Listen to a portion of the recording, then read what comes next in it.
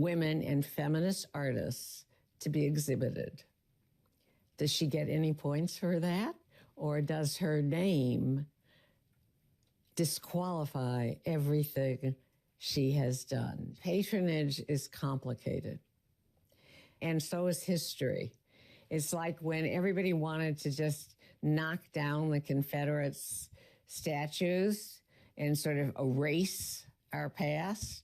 I'm like, what if we let Black people, African Americans, come and write their stories on the statues so that we would see multiple points of view simultaneously, the point of view of the oppressor, the point of view of the oppressed. I want to end, Judy, with the future. I'm curious if you imagine, you know, what art will look like. We're living in this strange time of artificial intelligence. You know, I'm wondering if you imagine that AI will demand room for itself in the art world. I'm wondering if the opposite will happen and the infinite possibilities of computerized art will teach us to embrace craft and imperfection. My answer is going to be really short. Okay. Many, many years ago, Bruce Nauman and I had a conversation about, we were in our 40s, about how art schools were getting rid of drawing. And we agreed that when you're a young artist full of bravado and energy, you can go a long way in your career. But when you get into your 40s and your ideas get more complex, if you can't draw, you come to a standstill. And I am somebody who believes in the hand. And I believe in the connection between the hand and the heart. And that's my answer. Well, your hand and your heart and your imagination have changed other people's hearts and their imaginations. I'm really glad you've been here to talk to me about it. Really, really enjoyed it. Judy, Chicago. Thank you very much. So You're very smart.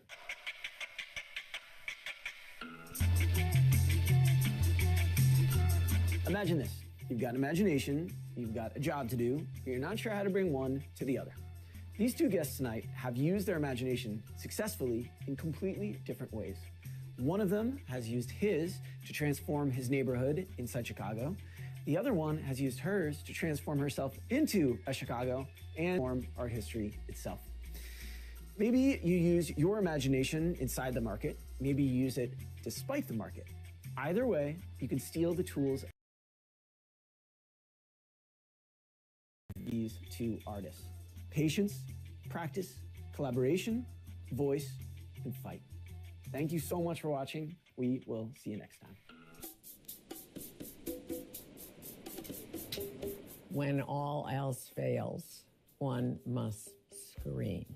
Well, as we look at what's happened to our world, it makes me angry that more people aren't screaming. There have been times in the workplace when I've said that things were good when they weren't good. Sometimes because I was trying to maintain staff morale. Sometimes I was trying to be optimistic, like this is gonna be good, even though it's not good today. And then there have been other times where I've known that the person I was talking to had such a fragile ego, and you gotta be sensitive when you work with other creatives. That's enough already, guys. Now, come on. Come on. Oh, wait, the mic. I know.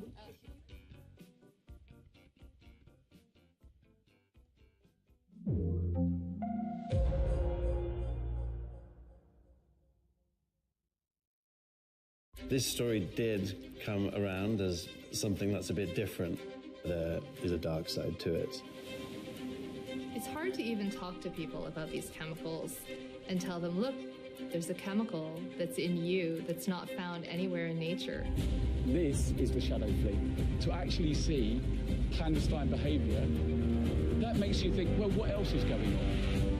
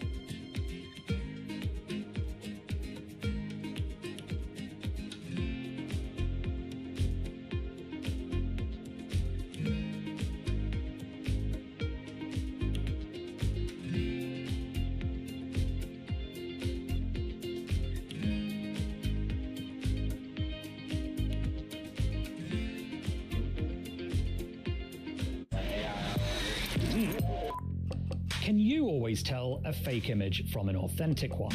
Deepfakes are undoubtedly one of the most challenging risks posed by artificial intelligence. These are the images, audio recordings, and increasingly videos, which look convincing enough to fool all but the sharpest amongst us. What's really interesting is that fake images, even the convincing ones, aren't new inventions. No, like that Loch Ness Monster picture. Or one of those creepy double exposure photos of a sad-looking Victorian ghost. Right, but their sophistication is rapidly advancing. And many experts say that political disinformation campaigns using deepfakes are not only happening, but set to become a far bigger problem. So, on this episode of AI IRL, we're going to hear things like this. Is how do you have a society, how do you have a democracy if you can't agree on basic facts? We can disagree on what to do with the facts, but we should not disagree on actual facts. And this. Should it be an independent body? It depends. Who gets to be in that independent group? Are they appropriately speaking for what, everybody in the world? As we try and answer the questions, what's next for AI and disinformation? And is it about to get a lot worse?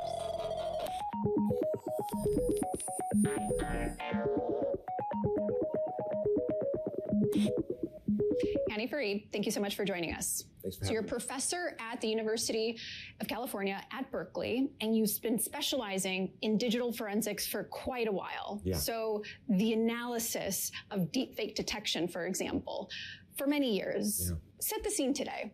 Yeah. What is the state of disinformation pre-ChatGPT and post-ChatGPT? Good. So first, I think it's important to understand that disinformation is not fundamentally new.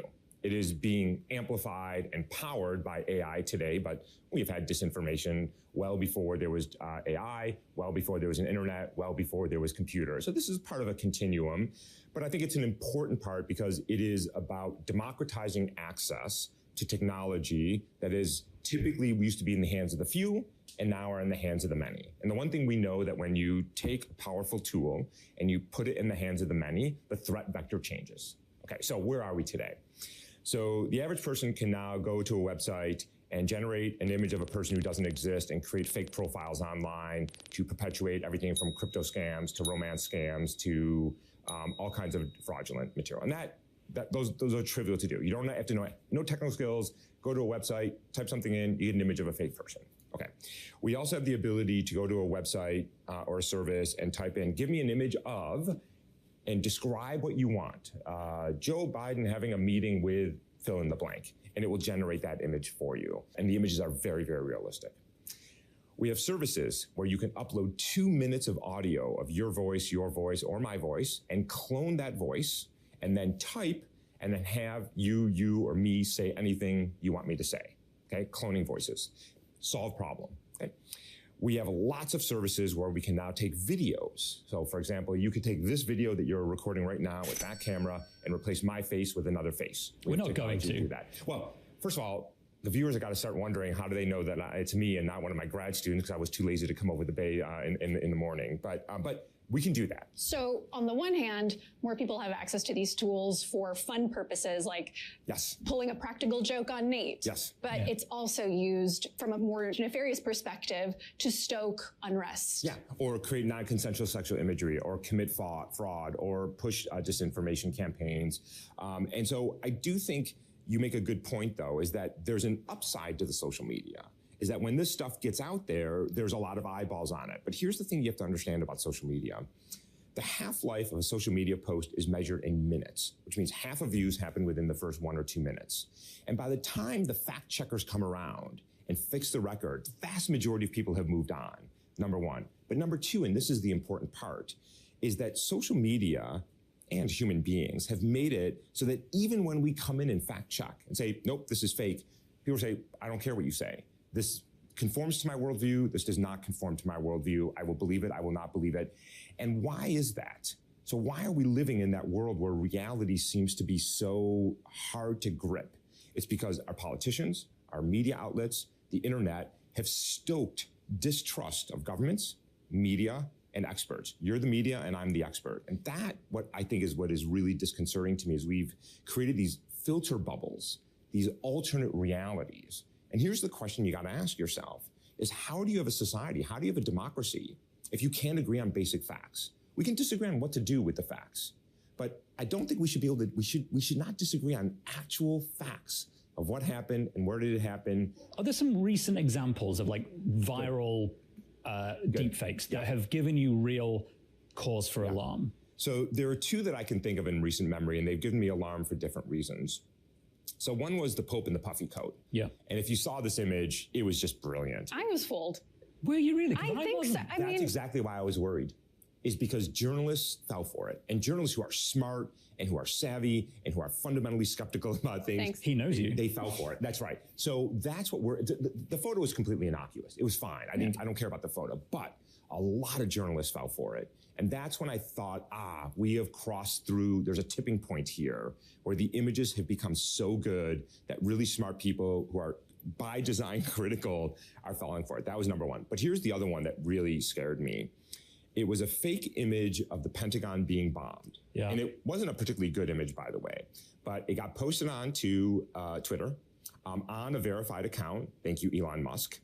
It went viral because it looked like a news organization, got retweeted, reshared. The stock market dropped $500 billion in 2 minutes from a crappy fake image. How do you square off that we can move so quickly on the technology that can create deep fakes, but we're so slow to create the technology to combat it? Who's leading which camp, and should it be that way? Well, you can make a lot more money from the creation of it, right? Follow the money. Like that's all it is. Defense doesn't pay. Offense does. Creating fake stuff is good. You can make a lot of money. It's creative. You can make things more efficient. There's not a lot of money in creating defenses, right? Think about the people creating malware and spam. Here's a scary factoid for you. VC funds invested $180 million in this deep fake detection technology last year. And that was up from only $1 million in 2017. This year, it's at about $50 million. How much is it going to take? And by the way, compare that to how many billions are going into the generative side of things from ChatGPT, OpenAI, and all these other companies. So I think that's right. I would say it's about 1 to 2 orders of magnitude difference. And by the way, you raise a really good point, is that follow the money.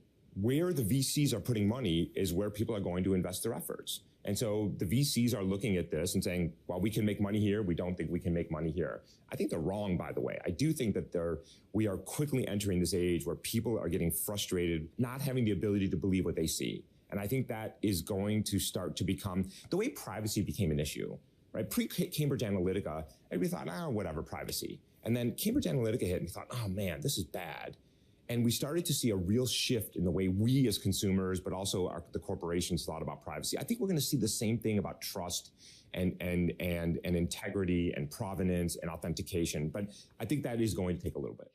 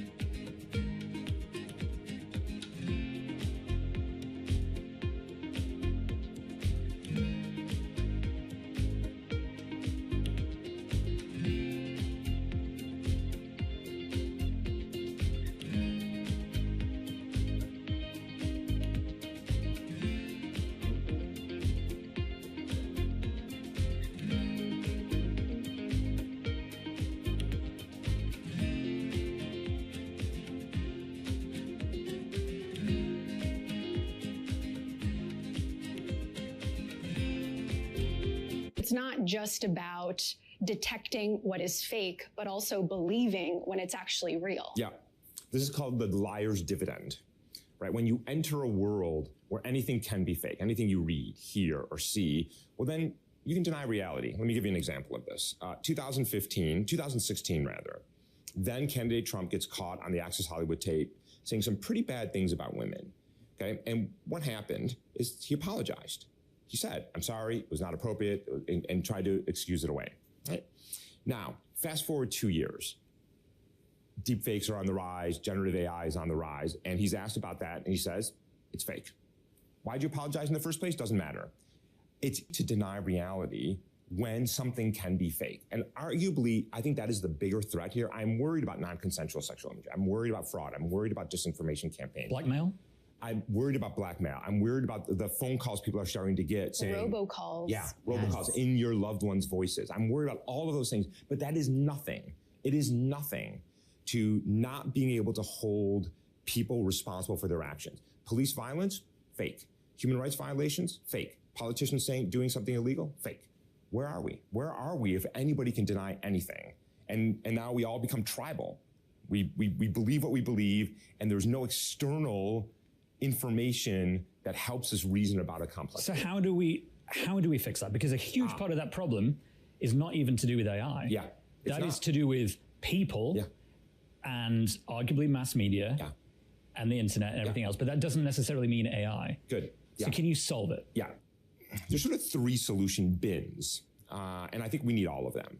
So one is technology so that when I take out my phone or a camera and I record police violence or human rights violations or a politician speaking, it should, on the device, authenticate where I am, when I was there, and what I recorded. Okay, and so the GPS, hardware itself, GPS, date and time, potentially my identity if I want to give up my personal information. They're already adding that into like the EXIF data in a JPEG, right? So correct. Here's the second bin that's related to it. If you're an OpenAI or a Midjourney or Stable Diffusion or any of these companies that is generating this content from text, image, audio, to video, you should be doing the same thing, which is watermarking and fingerprinting every single piece of content so that when somebody uploads an image of the Pentagon being bombed to Twitter, they will know instantaneously that this is synthetically generated. That's not to say it should be banned. There's nothing wrong with it, but it should be labeled. 2 more things. One is sort of my bread and butter, which is that, as you said, these technologies are not perfect. They will take a while to be deployed. They will get hacked. So now you need the passive techniques. Give me an image. How do I analyze this to determine if it's real or not? And then the 4th one and the final one, and I think we need all of these, is we need regulatory pressure. We need the government to say, there's a carrot if you do this well, and there's a stick if you do not do it well. That is the government's role. Think about product safety, cars, pharmaceuticals, transportation, the food we ingest, and the government says these things have to be safe. Why can't we treat the internet like this? Why don't we treat information the same way? Why don't I put a nutrition label on a piece of information the way I put a nutrition label on every single thing I buy from a store? Chowdhury, thank you so much for joining us. Thank you so much for having me. So you run a nonprofit called Humane Intelligence, and you also run a consulting firm called Parity, where you help companies like DeepMind, Meta, even governments on responsible AI practices and how to mitigate algorithmic bias. But I kind of want to take a few years back to when you saw this play out on the inside, when you were director of machine learning ethics, transparency, and accountability at Twitter. Yes. So I would love to kind of get into what you learned about the state of misinformation and disinformation while you were there. I think the biggest thing to understand is that it is a near insurmountable problem. The volume, the number of people inadvertently and purposely sharing mis and disinformation online is such an near impossible task to tackle. Could you maybe define the differences between misinformation and disinformation for those that don't know the difference? Right. So on one end, you get misinformation, which is almost like misdirection. So it often has a kernel of truth, but maybe it's shifting people to look at one thing and kind of saying, don't look at this other thing. Disinformation would be purely falsified information, something that's deeply untrue. In general, most of the information online that is false or fake traditionally has had some sort of seed in reality. My concern is that with generative AI, we can make much more convincing pure deepfakes, and anybody can make it. So we will see an increase in the kind of true deepfake technologies that will spread completely falsified information. And the other thing to think about is also the actors online who are sharing it. So of course you can have bots, you can have malicious actors, people who are purposely sharing it, but actually a very big percent of the information online that is fake is often shared by people who didn't know any better. And we've talked about people. I mean, this is a bit, I suppose it's a bit controversial, but is part of the issue that people are the problem? I mean, I know it's kind of a contrary opinion, but we talk about blaming tech companies for making and spreading this stuff, but should we maybe be doing more to educate people into not believing it in the first place? I think that is certainly going to be a step we will have to take in a generative AI world. I think we are sufficiently trained to not believe everything we read, right? You know the phrase, don't believe everything you read on the internet. What we are not sufficiently trained to do is look at images and video and listen to audio and have that same level of critical thinking. In general, if we see a video that looks real, for example, a bomb hitting the Pentagon, most of us will believe it and we won't question it. If we were to see a post and someone said, hey, a bomb just hit the Pentagon, we are actually more likely to be skeptical of that because we have been trained more on text than video and images. So I think you're correct. I think there is this level of education that people need. So talking about some of these companies, and obviously you've worked at one of them, but there are many, so we'll talk in general terms here. Do you think that they actually can control this? So there are ways in which they could take action. For example, DeepMind have introduced something called SynthID, which is a technical watermarking of any photo. And there's a way to analyze the photo, no matter how it's cropped or changed or altered or filtered, that you can tell if it's deepfake or not. Even if you take a photo of the photo? Oh, I'm not sure if you take a photo of the photo. Because this is one of the issues, right? Yeah. You know, like if you take a photo of a photo, it's a brand new photo. So you need to be able to analyze something that survives the route through compression and transmission and everything else and degradation that you get from compression. Right. That's a great point, because often we think of these very high-tech ways people will break things. But to your point, most of the best hacks are incredibly low-tech. So I think you're spot on. I have no idea if SynthID works if you take a photo of a photo. So when it comes to flagging things, and even take content moderation, really at the core, that's at the core of controlling what comes online and what doesn't. Should there be an external government agency or just independent body that oversees this rather than it being controlled internally at the company? And this is the ultimate discussion. And the phrase I've been using for all of this is, the question to answer is who gets to be the arbiter of truth. And it's such a difficult one to answer. Should it be an independent body? It depends. Who gets to be in that independent group? Are they appropriately speaking for everybody in the world?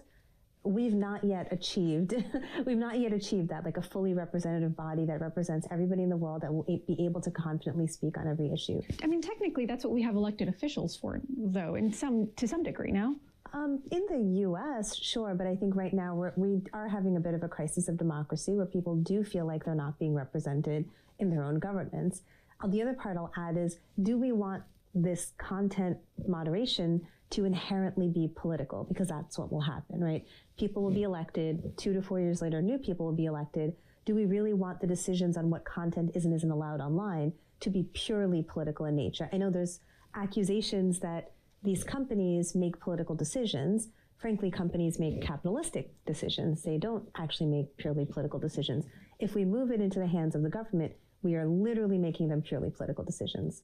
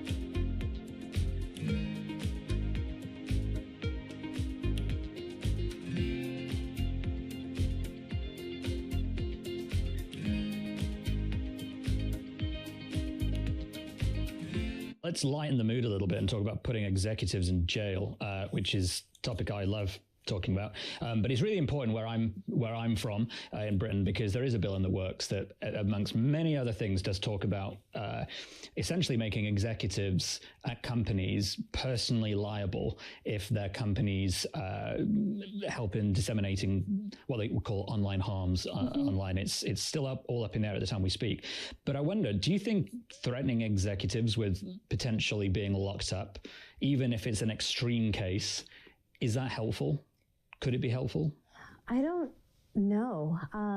I think it is what we want as human beings to have a single person to blame. We want there to be a good guy and we want there to be a bad guy, frankly, right? Like, just in general, as human beings, we love to have hero culture, and when hero culture means we have villain culture. Frankly, a lot of these people are also larger than life and, comically villainous people. That being said, to what extent is throwing Mark Zuckerberg in jail going to fix the problems of social media writ large?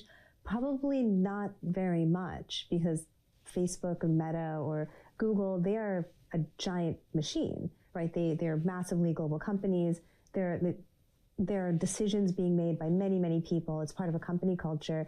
Putting one person in prison may be almost theatrically a pleasing thing to do for some folks, but I don't think it would actually solve a big problem. It's like it's the nuclear deterrent. It's the equivalent of a nuclear deterrent, right? It's there as a potential threat that forces a different general way of behaving, even if the actual, launch button or the prison sentence never actually happens. It's interesting. Yeah, I mean, it's interesting if we think about it maybe game theoretically, right? So I can't help but be a quantitative social scientist sometimes, and I like to think of things in terms of what are people's incentives. So the question is a social media company incentivized to spread mis and disinformation? Actually, they're not. They don't want that because it makes them look bad.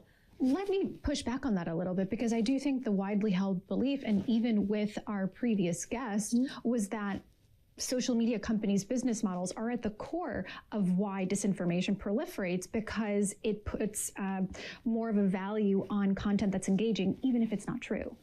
So what I'd say is the cost of identifying misinformation, as I mentioned, is so massively expensive. Balancing that with making sure people have an experience they want is a very difficult thing to do. So is an engagement-based model leading to problems of radicalization, misinformation? Yes. Are social media companies actively trying to sow misinformation? No, they're not. And that's what I'm getting at, versus, let's say, somebody who's actively trying to do a bad thing. So for your prison example, if the CEOs of these companies were actively trying to spread misinformation, then I'd say, yeah, you know what, throw them in jail, they're bad people. I think on the other end, it's recognizing that this is an incredibly difficult problem, and what is the level of transparency and access to these models, or understanding the impact of these models that we may need that is maybe different from what we have today. So I look at the Digital Services Act in the EU, which is really fascinating. So their audit methodology is based on having these companies prove to an independent technical auditor that their models aren't, for example, influencing free and fair elections or violating fundamental human rights online. So I'm curious about your former team at Twitter, also known as X now, how they feel about going back into content moderation work at other tech companies that are now jumping into AI, where this role is also going to be critical. Yeah, so to start, Twitter and X are two totally different companies in my head. Companies are driven by the culture and the people who are there. They're two totally different places, but I take your point. Well, I think the people who are drawn to this work, whether it's trust and safety, ethical and responsible AI, which is the work my team did, we're drawn to the mission and we're drawn to the meaning of the work. We understand it's going to be hard. We understand that sometimes we can't solve problems, and frankly, we can't save the world. But I think that there's a fundamental good feeling we have about at least trying our best and being part of the solution. So I found that every single one of them wants to continue work.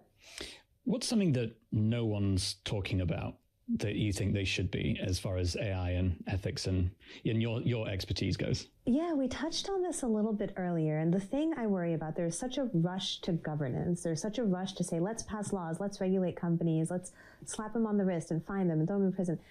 I think we need to take a step back and think about what we are doing with these new laws that may create new paradigms of government overreach into private companies in an almost abstract sense, right? There's a reason why government and private companies in countries like the United States tend to be very separate. We may not always like the outcomes of that, but let's be clear, the opposite, like the extreme opposite, is a purely state-run economy. So we want to say things like, for example, the government should compel tech companies in the US not to sell to enemy states. Do we really want the government to be able to tell for-profit private companies where they should or shouldn't be selling their goods and products? I mean, we did sort of see that with the previous US administration and Huawei, and basically saying you can't buy these companies' products and you can't sell your components to them. And that resulted in that company getting a lot better at developing its own stuff. And there's a risk that maybe backfired in some people's eyes. It's sort of tangential to the conversation about disinformation, but it all supports your argument. Right. I mean, it all just ties into the like sort of let's be careful of where we're shifting this power. Like right now, I think a lot of people feel that tech companies have an oversized amount of power. I think that's a fair thing to feel. Now, I don't want to rush into saying, well, then the government should clearly be taking some of that power away. Well, what about maybe developing a world of independent auditors and independent actors? That's what we do with my nonprofit, Human Intelligence. We're trying to build the independent community of people who are critiquing technology and actually helping drive and shift it towards benefiting human beings, right? So the term fiduciary duty got to mean something to a lot of us at Twitter last year. And I carry that lesson forward when I think about companies who want to do things for good and what it really means.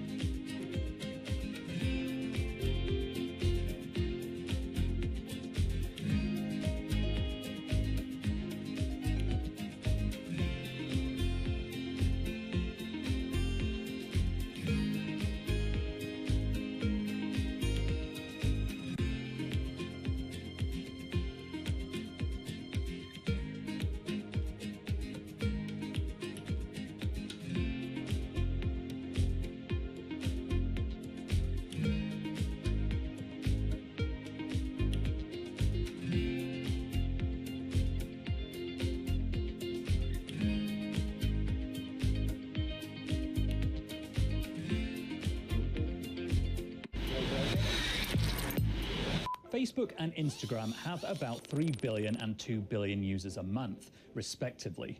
No single country in the world is home to that many people, and it's why Meta, which owns them both, attracts fierce scrutiny from governments and critics. And that was before terms like generative AI became commonplace. But for years behind the scenes, Meta's been building a vast network of AI researchers, and it's used what they come up with to show people content and ads it thinks is going to keep people clicking. That's not always worked out for the best. The company's long been accused of having an outsized influence on the spread of disinformation and social unrest far beyond the shores of its Californian headquarters. And that's led people to question whether switching on even bigger, faster, smarter forms of artificial intelligence is actually good for the world. Meta says it is, and its boss, Mark Zuckerberg, must know what's at stake if his company gets it wrong. So, on this episode of AI IRL, we're speaking to Sir Nick Clegg, once a nearly 20-year veteran of British government, now the man Meta's got in charge of convincing the world's public that his employer is doing the right thing for us all.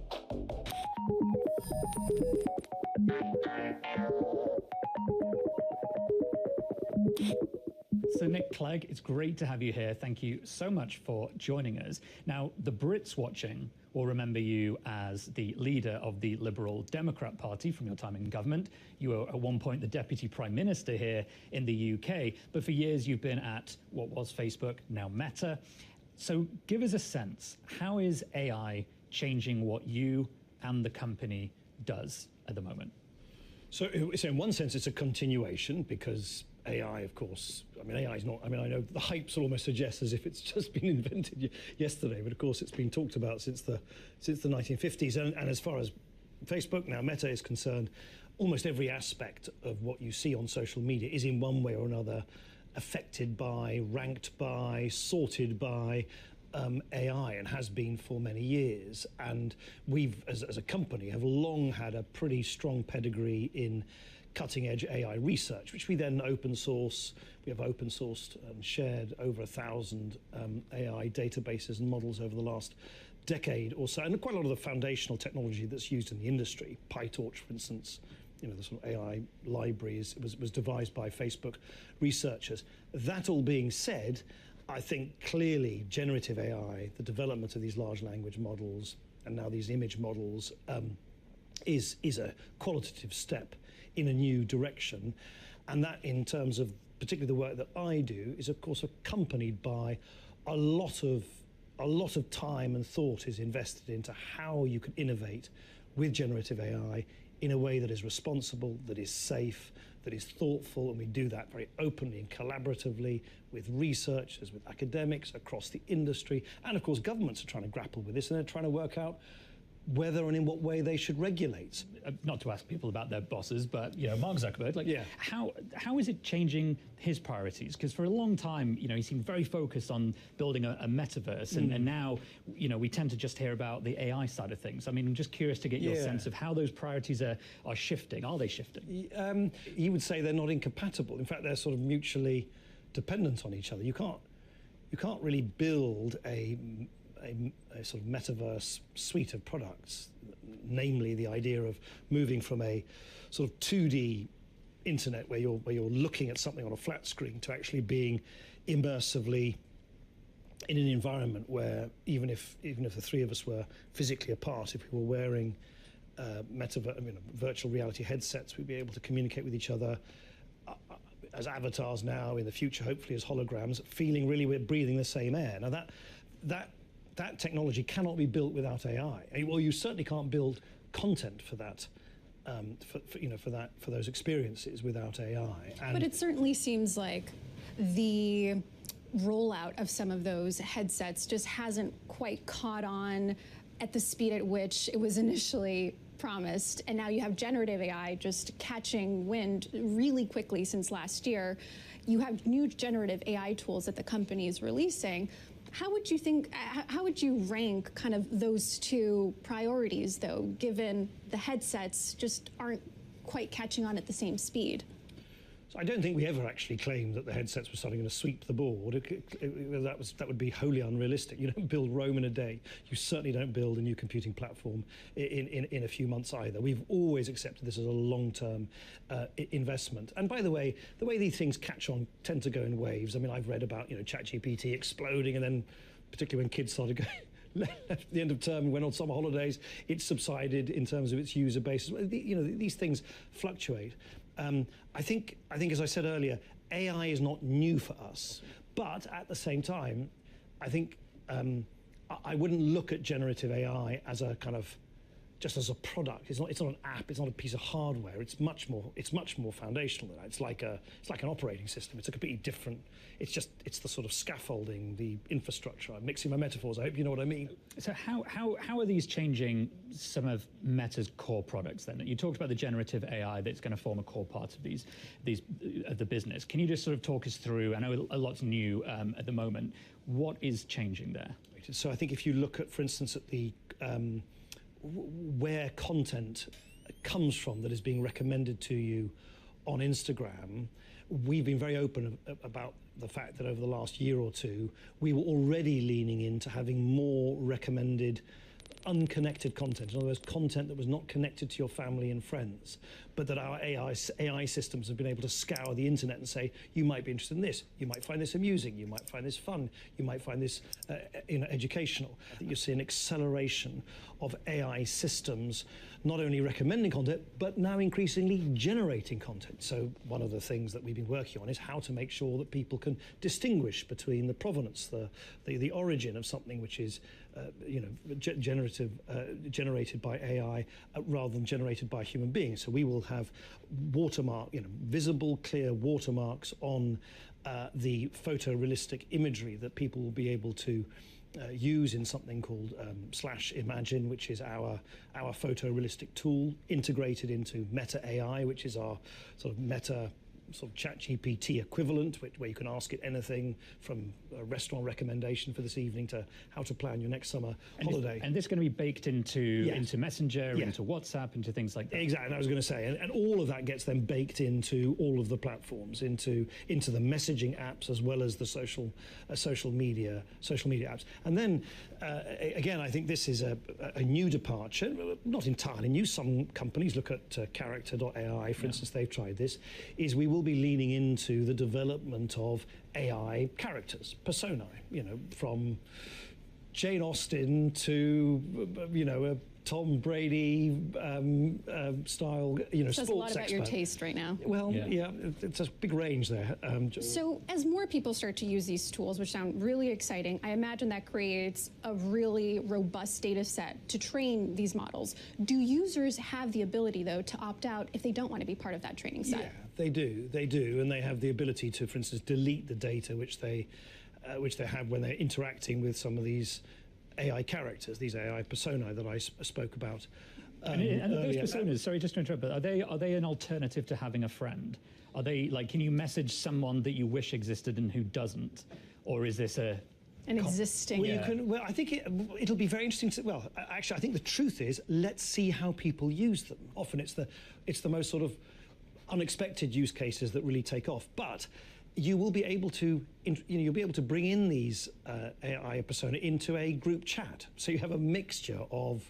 So if you're a group of friends who are organising a holiday, you'll be able to all together chat with one of these, with the travel agent who is an AI persona, who'll be able to give you recommendations in that chat group. And for these product development roadmaps, like how early in that process do you personally get brought into those in terms of making sure that what's being considered by engineers, by developers, actually tick the boxes that obviously regulators and governments and people worldwide need ticking before they are adopted by millions of people? Right at the outset.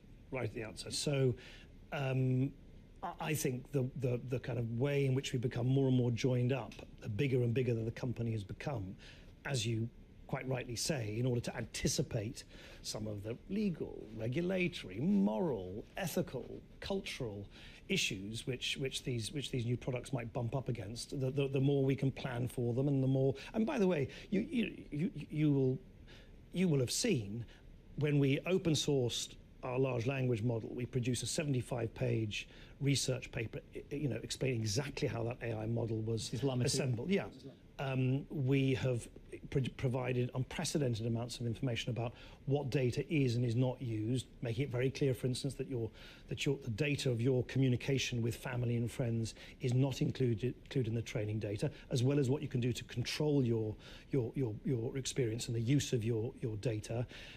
And I think that is all to the good. The more open we can be about how these new technologies operate, the more open we can be about what the risks and the benefits are, what the controls are for users, and also how we need to work with others. We've had thousands of hours of red teaming, stress testing to make them as safe as we possibly can. We can't guarantee that they won't spew something inappropriate or something, unwelcome at any point, but we can keep retraining it. And we try and do that as openly as possible with other folk in the industry.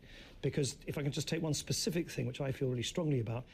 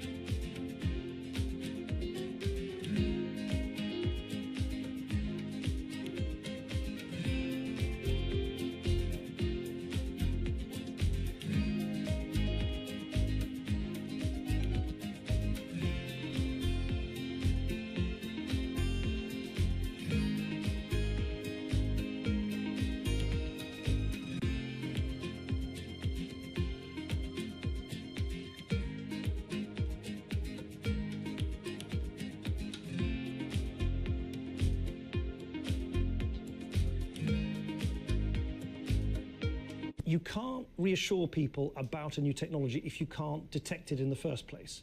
That requires high levels of industry cooperation, which is not yet fully mature, but it's something we're trying to lean into through something like the Partnership for AI, for instance. The way you're innovating responsibly, it sounds like, has a lot to do with your open source philosophy, which not every AI company out there is adopting. Some are closed source models. And this came up in talks in Washington where leaders were, just a few weeks ago talking about why they adopt a certain stance versus another. Why did Meta decide to go in this direction, especially because critics would say perhaps open source models can actually make it harder to police and then hold that company accountable? Yeah, we just see it. We see it very differently. Firstly, I should stress, one shouldn't get theological about this. There's space for closed models and open models. And by the way, we don't open source some models and tools where we think it would be ill-judged to do so. Just over the summer, there was an AI tool that our researchers came up with, which can take literally a snippet of your voice and then extrapolate it absolutely perfectly. And of course, that would be irresponsible to open source instantly. I totally understand, and I really don't mean this critically, I totally understand why for other companies, it is a competitive advantage to keep it as a proprietary property, which you then charge basically people to access. We just literally flip that round. We think that the more people use our generative AI tools, the more they will innovate and we'll be able to incorporate those innovations into our own products. So, we're a company, we're not a charity, we're not doing this just for sort of charitable purposes, though I do think it has a tremendously positive effect on democratizing technology. Just imagine what it must feel like if you are a country in Latin America, Sub-Saharan Africa, or in other parts of the world where you just don't have any of the private or public entities that have either the money, because you need a considerable amount of money, or the very significant GPU computing capacity, or the data to build any of all of these things. So we think in the long, well, not even the long run, actually, relatively quickly, shared technology tends to be safer technology. One of the, just moving things on forwards a little bit here, There's a really interesting bill that's working its way through Parliament here in the UK as we speak. And one of the things, it's called the Online Harms Bill, and one of the things that it deals with, obviously, is, as you know extremely well, is online harms and keeping social media companies responsible online. And there's an interesting line in it that essentially threatens leaders of companies with prison, essentially, or punishment for failing at their companies to keep their companies from causing online harms. And I'm just curious to get your sense of whether that is an appropriate threat, do you think? Is it overkill? And do you think holding execs personally liable could be helpful? So I think this issue of liability, which of course is not new, you see it in the banking industry and pharmaceuticals. Sure. It's not. I really do think the devil is in the details. You know, it clearly would be both unworkable and absurd. Yeah. You know, the notion that that Mark Zuckerberg could go to jail. Well, not that. That the United Kingdom is going to lodge an extradition request to the authorities in California because there's one piece of content they don't like which has appeared on, in Instagram in the UK. That would not. Well, to be fair, that's not actually what the bill, as my understanding, says. It says something quite different, which is if there's systemic and repeated failure to even cooperate with the regulator in question after repeated requests and I think then even a court order, at that point, executives become liable. It seems to me that is not a wholly unreasonable approach to saying in the absolute extreme case that a sort of rogue company refuses to engage with, refuses to cooperate, doesn't make any even best efforts, even after the regulator has gone to court. I think it's somewhat difficult to then suggest that is. The line I picked out was the individual has failed to take all reasonable steps to prevent that offence being committed. The offence being online harms, like it's all steps. No, I don't think it is that. I think if you, to be fair to the bill, though I'm not a legislative lawyer, but I think to be fair to the bill, it is much more heavily caveated than that. Having said all of that, I do think all democracies, including the United Kingdom, always need to be very mindful that where they legislate is where other, sometimes less scrupulous jurisdictions might choose to follow. And so one of the things that I sometimes feel is lost in the debate in a place like the House of Commons is that if you overdo it in legislation, then it's very easy for the Iranian authorities or the other less scrupulous authorities say, well, if they're doing a version of this in legislation in democracy A, then why can't we do it in our country B? And that's one of the things I somewhat worry about sometimes, which is that the debate around controlling content online, which of course I understand the political instinct because it's all about exercising political sovereignty over things that your citizens see, can often almost accidentally aid and abet those people who actually want to censor speech around the world and pressure private companies to do their bidding. And that's why one needs to, I think, tread extremely carefully in taking on powers like the one that you've just cited.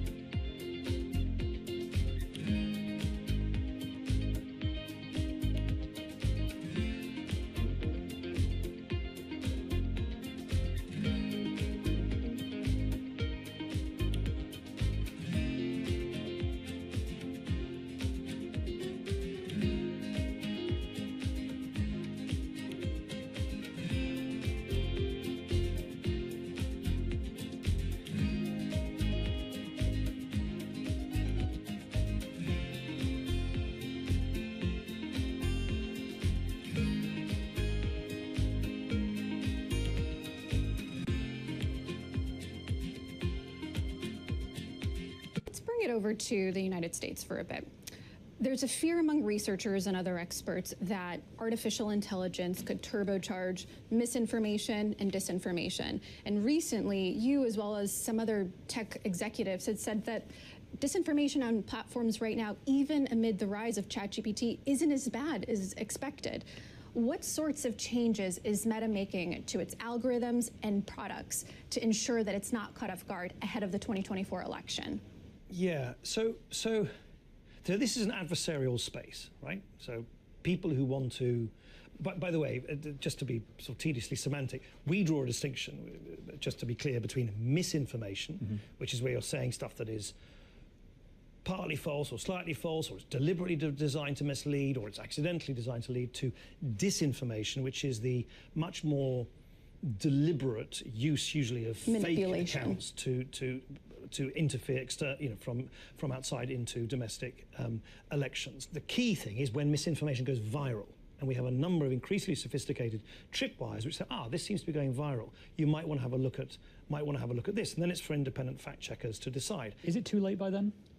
Would it be better to catch them before it gets spread? Well, how do you do? You can't vet what someone posts before it's posted. So the speed at which you do it is crucial, and that's my point. AI has allowed us to become faster and faster and faster. At flag or identifying potential viral content which might need to be scrutinized, and of course that's our job. And that's why we've invested $16 billion, I think, over the last 5 years. We have thousands of people working on this. I keep reading about, oh gosh, we're letting our guard down. No way. We are putting a huge amount of time and effort into preparing for these rash of elections we have next year. India, UK, possibly US, Mexico, and so on. I think 2 billion people or thereabouts are going to voting booths next year.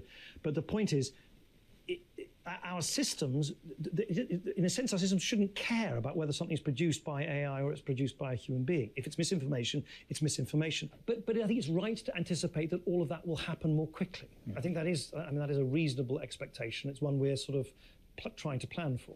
Layoffs in the tech sector really rattled trust and safety teams, which includes a lot of the content moderators that deal with disinformation online. How has this affected the teams at Meta that are charged with ensuring Meta's AI models are in fact developed responsibly? So we continue to have, I honestly don't know what the precise tally is. Of course it varies over them. We have around 40,000 people working on safety and integrity in our company. But crucially, the answer to your question is yes, absolutely.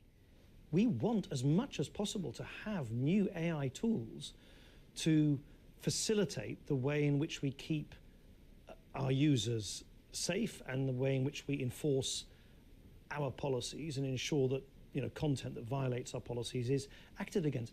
Because it doesn't matter if we employed 400,000 or 4 million. It still would never, and you can't solve this problem by just employing more people. And I would strongly urge people not to regard this as just as a sort of headcount issue. Honestly, a few hundred or even a few thousand people here or there is not the issue. The issue is one of technology. We won't always be perfect. There will always be parts of the system that don't operate as they should. But is the answer in the long run AI-fueled technology rather than, a few extra people here or there? Yeah, absolutely, undoubtedly, yes. So where does algorithmic bias factor into that? If these are, largely what the company's going to be relying on to detect misinformation and disinformation? So you mean bias in AI systems? That's right.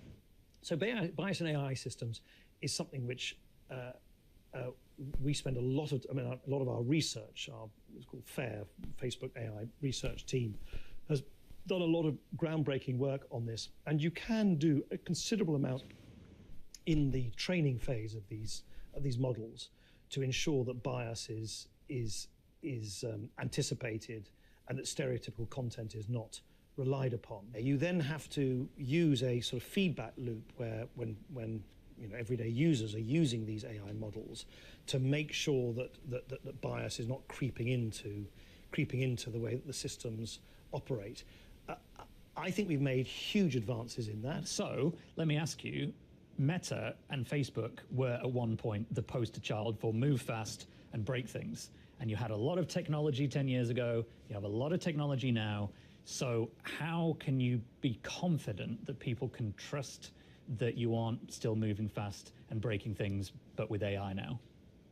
I think transparency and accountability.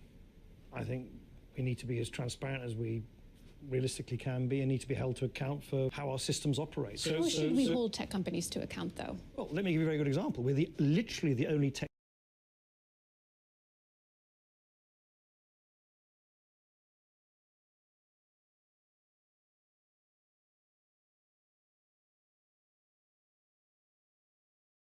categories of content which, under our community standards, we don't want to see on our platform, and we're completely open about how good we are against terrorist content, hate speech, bullying, harassment, IP fraud, you name it, all of these different categories, and we stipulate where our systems have detected that content before any human being has reported it to us. And more than that, we get it independently audited. So EY audits it, because you're not going to believe our homework. And to give you an example of the progress, exactly the issue we've just talked about, hate speech, the prevalence of hate speech now, according to the latest audited statistics that we've published, is down to 0.02%. That means for every 10,000 bits of content, if you were scrolling endlessly on Facebook, two bits of that those 10,000 bits of content would be hate speech. And that is down by about 50–60% on where it was 18–24 months ago, for one reason only: because of AI, because our AI systems have got so much better. Well, I think that is a very optimistic point to leave this on. Nick, it's been a great pleasure. Thanks so much for taking the time to come in and talk to us today. Thank you. Thank you.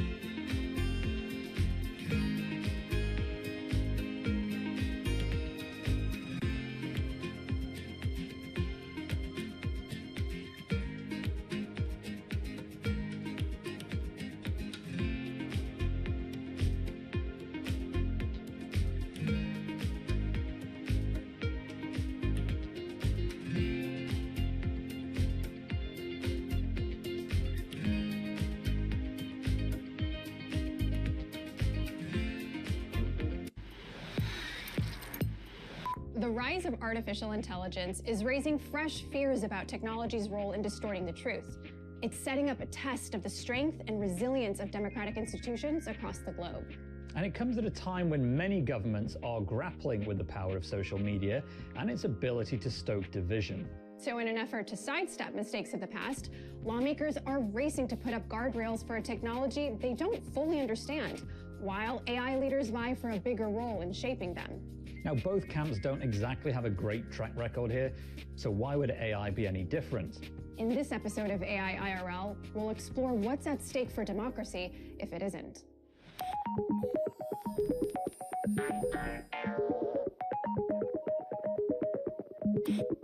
Congressman Ted Lieu, thank you so much for joining us. So you're a representative of California. It's home to some of the biggest companies leading the AI boom. And it's an exciting time in technology, but also a somewhat precarious chapter in society. You know, we saw how social media undeniably played a role in eroding the public's trust in institutions. What risk do you think AI poses to democracy? As a recovering computer science major, I am enthralled with AI. It is going to move society forward. It already has. There's already some big risks that we also see, and we have to mitigate those risks while reaping the benefits. So in terms of democracy, AI is very good at doing fake videos, fake voices. If you give an AI algorithm half an hour's worth of your voice, it will sound just like you, Jackie. If you give it 2 hours worth of your voice, your family members can't tell the difference. And then you can see how that could be quite disruptive to democracy and just to regular scammers in everyday life where people might get tricked by AI. How worried are you? I'm somewhat worried because when social media first came out, people were fascinated by it, they took it seriously, and then over time they realized, oh, we shouldn't trust everything we see on the internet. And that's what I want people to see with AI and the internet. They need to have some skepticism and not trust everything that they see and do some double checking. I mean, it's not new that legislation plays catch up with technology a lot of the time. We saw that with, even over the last 20 years, Napster, more recently, look at something like the Cambridge Analytica scandal with Facebook, Meta now. And I wonder, should we believe that AI can be any different in terms of how legislation can help? So my view is AI is like the steam engine, which was quite disruptive when society first saw it work. It's going to become a supersonic jet engine in a few years with a personality. And I don't think we're ready as a society or as a government to see all the amazing benefits of AI, but also the disruptions. For example, in terms of the labor force, AI is simply going to eliminate a number of jobs or make a number of jobs more efficient. Well, what do you do with that? Do you go to a 4-day work week?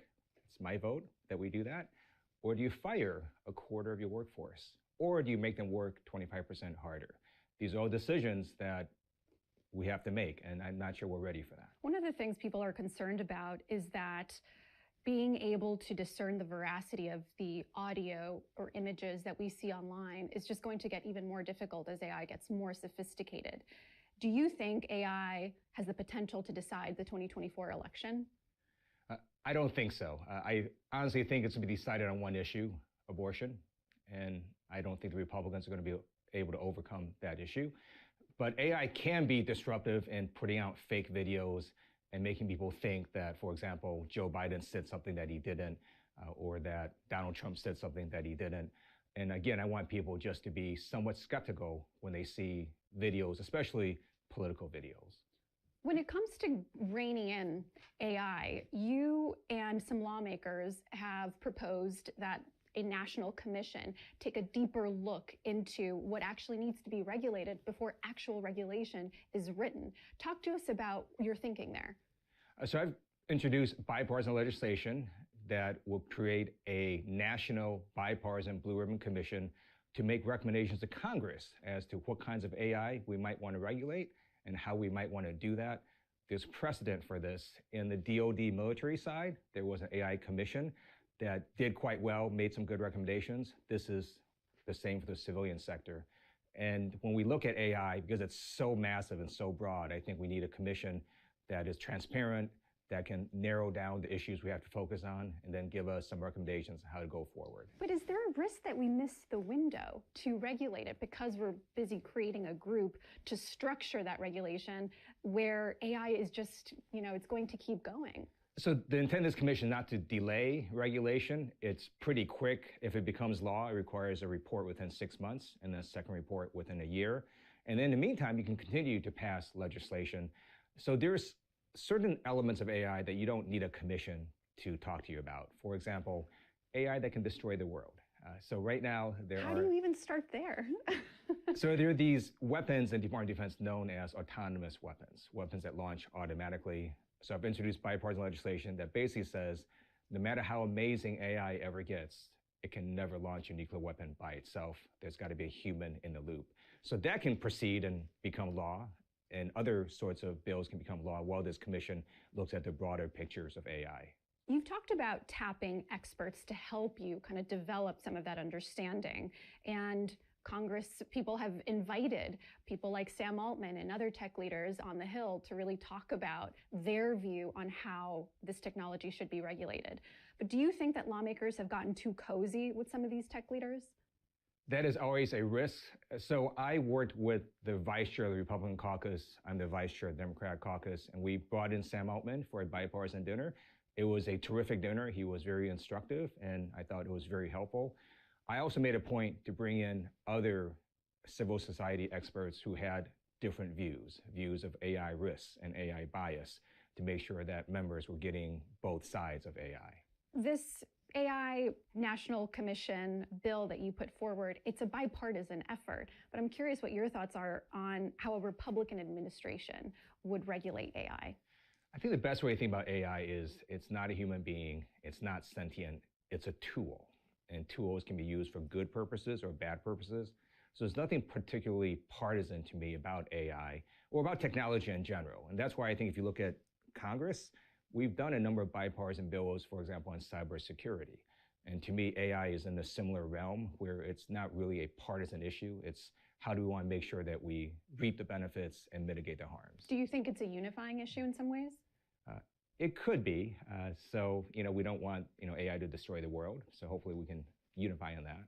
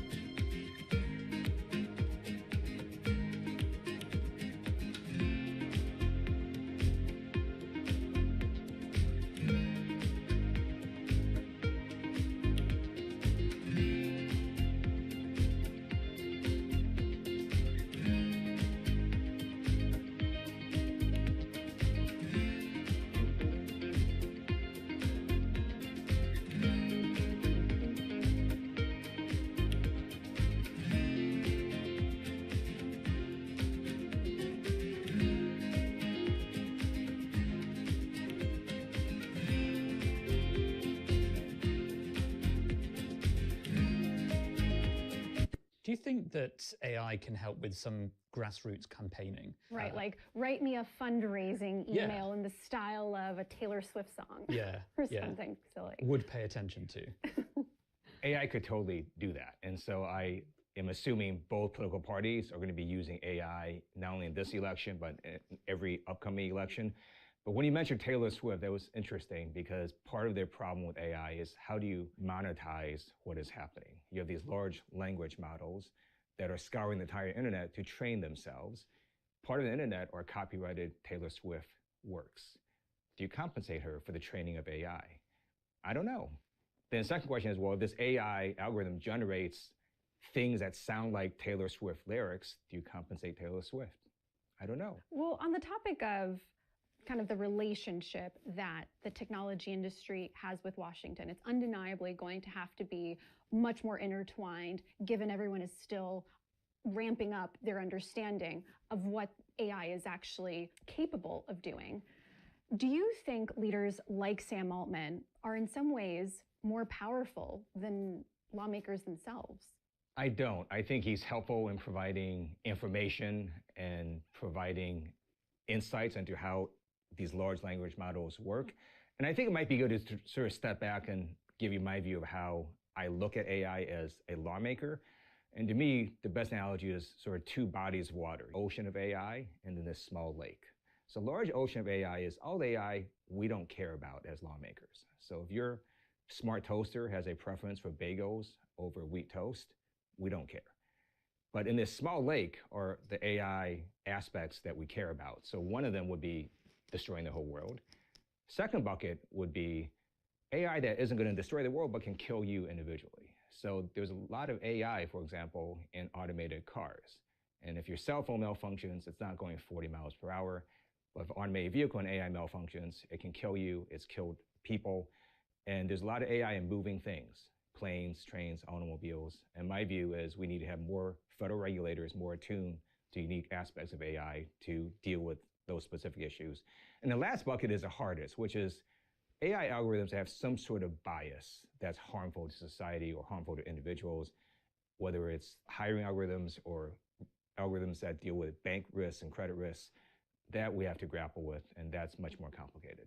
Moving forward, do you think artificial intelligence will fortify democratic institutions or erode them? I have no idea. And I think... I love an honest answer. I really love an honest answer. That's a great question. I don't think anyone predicted how social media was going to look like decades later. I do know that most people aren't particularly happy with how it turned out, which is why I think you have more of a movement in Congress to try to regulate AI, because no one wants AI to look like social media decades later. So you definitely think some regulations should be in place before the 2024 election? I do. So for example, one of those is disclosure. I support legislation requiring disclosure of who pays for social media ads. If you watch a federal TV commercial, at some point if I do a commercial, it's going to say, I'm Ted Lieu and I approve this message. Well, in social media ads, you have no idea who paid for it. So for example, now if Russia is going to pay for an ad supporting Donald Trump, at some point it's going to have to say paid for by the Kremlin. And so people will know, oh, that ad was paid for by this organization or this country. Nandira Sambuli, thank you so much for joining us.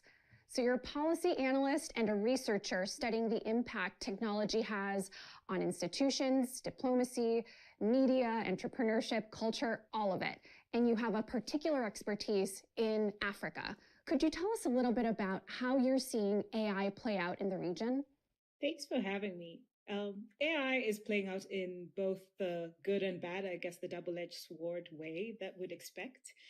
On the good side, we are seeing exciting innovations in use of voice in Rwanda, in Kenya, in Uganda, where we're seeing local languages being captured in voice databases that are then being used for service provision. In the case of Rwanda, I've heard from the government that they're using that voice that has been recorded through AI projects with civil society to expand service provision to local communities, which is exciting. On the other side, we have the usual markers. Disinformation is propagated faster by technologies that are able to be, co-opted for such purposes. In Kenya, for example, during our last election, we had a very familiar situation where obviously bots or disinformation for hire accounts were proliferating and actually sullying the information environment. Are there any specific countries, you mentioned Kenya, for example, are there any other kind of country level examples that you can give us around how AI makes its way into democratic institutions? I think writ large, any country on the continent that is leveraging social media is the first entry point. So Kenya, Nigeria, South Africa, practically most countries on the continent do not face wanton internet shutdowns during moments like elections. We have seen a variation of these tools sort of being leveraged either by politicians or other groups that have been interested in trying to sully the information environment. And it hasn't just been tied to elections. We have seen anti-LGBTQ messaging really proliferate. We have seen messaging against or trying to sort of intimidate, pro-rights groups. We've seen, and some of that has also not just been from the continent. We've seen, I think there's a case of in Kenya and a few other countries, Spanish-affiliated right-wing groups that were leading these anti-abortion messagings that were proliferating everywhere. Then we have the case where it's particularly, very prevalent on the continent, and I think across all countries, with what we call dark social. So groups like WhatsApp, where these messages are then taken and we can't see the effect of that. And I think the most interesting one was even just the speculation of use of AI in Gabon during the 2019 elections there, where there was a rumor that there was a deepfake video of the president who hadn't been seen in public. He had issued an address to the country. And that in itself, the speculation around whether it was a deepfake or not, led to a coup attempt then. So, I mean, of the countries in Africa that are using AI, which are equitable? Equitable AI, the elusive search for equitable AI.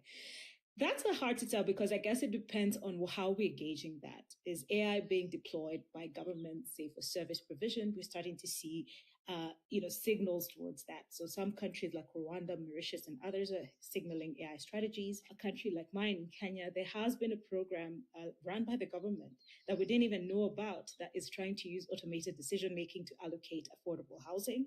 So on that level, we're starting to see that how transparent, how accountable, how equitable these systems are in administering what they're supposed to do remains an urgent task for us to sort of audit. When do you audit? Do you audit after the effect? Do you audit before it's deployed, during? All these are mechanisms that we have to develop in real time and have very contextual conversations around. In the space of social media, obviously, it's not equitable because many of these companies, I think actually all of them are not equitable, they're not accountable to our regions.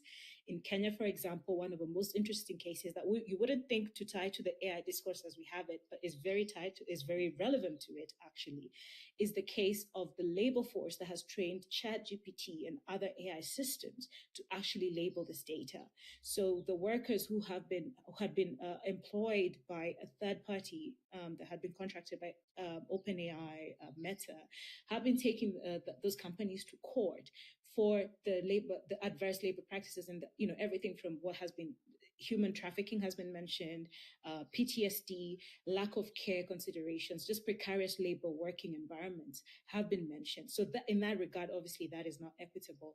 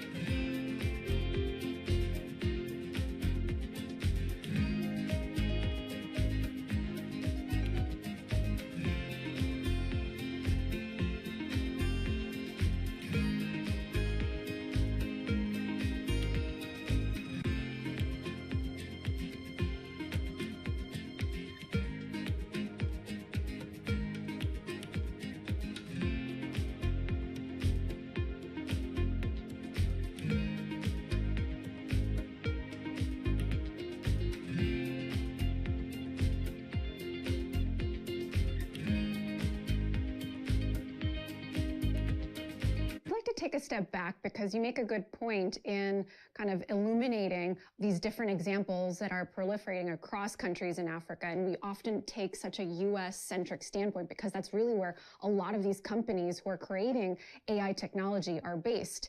And you've said that Africa's digital transformation is really a frontier for the geopolitics of digital technologies broadly. How are you seeing this play out with AI, and what can the U.S. learn from it that perhaps we're just underestimating? Africa and perhaps Asia and Latin America currently are in an interesting position where everybody, that is the US and China writ large, are trying to get them to fashion their transformation pathways to their image. So you have either the kinds of technologies you're told you can use. I think Huawei was familiar in the US context, being banned in US. That argument to African countries is moot because that company and Chinese technology has been the backbone of the infrastructure that has connected us today. But at the same time, while they have the hardware element locked, the social media, the application layer is predominantly US companies that we're leveraging, and then the entry of TikTok.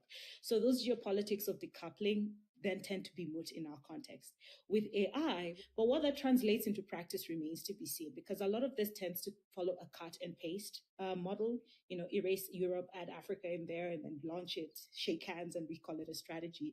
But is it representative of not just the governments, but other stakeholders who are supposed to buy into it and be guided by that in AI adoption? So there's a lot of that wrestling and jostling, I should say, that informs a lot of what is called African digital policy making.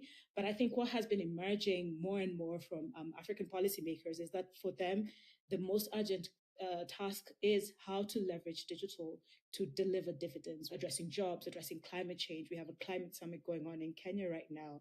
The big question would be, if you say AI, what does that have to do with the climate urgency that we have to do? So those practical questions still color and bring an interesting pushback to the typical geopolitical conversation on technologies. There's one interesting thing one thing I find particularly interesting about Africa as a continent is the number of languages and regional dialects that are spoken by people, often by groups that aren't very large. And although we sort of briefly touched on this at one point, I wonder if you think AI could help either bridge the gaps between communities or languages spoken, whether that's to help spread information or just, in general, help people feel better informed about what's going on around them. More represented. Yeah, exactly. Oh, absolutely. That's where I can definitely, smile and give a positive outlook, because the diversity of languages also means diversity of knowledge, wisdom that hasn't been, captured, that can help us, reorder the world. AI technologies like the Common Voice project that Mozilla and others have been running can help us capture that knowledge, again, with the conditions that this is not just for extracted for some company somewhere to go and sell some intellectual property limited sort of like, bounded instrument, but will actually help us build a new commons that is more representative of the world and representative of a majority of a people who have not informed how the world is ordered today. To shift it back to the United States for a bit, one of the fears swirling around AI right now is that it could further erode the public's trust in institutions here, especially as we have a democratic or an election coming up in 2024. Do you think in some of the countries you spoke about, do you think that AI can actually help empower people to participate in the political process? I think it can, but again, it's not just about the technology itself. I think AI is just the latest iteration of technologies showing us that the intrinsic motivation driving their use, their adoption, and their iteration is what determines that outcome. So, for example, it turns out that, the popular chatbots, ChatGPT, Bard, and others are so easily hackable to actually drive a different agenda from what is bounded as a response mechanism. If we tell people rely on, a chatbot to let you know about the electoral process, if that is hacked and it feeds them misinformation, you've sort of fed them to the wolves. And, working that back could be, it could be difficult. And oftentimes we don't think about that.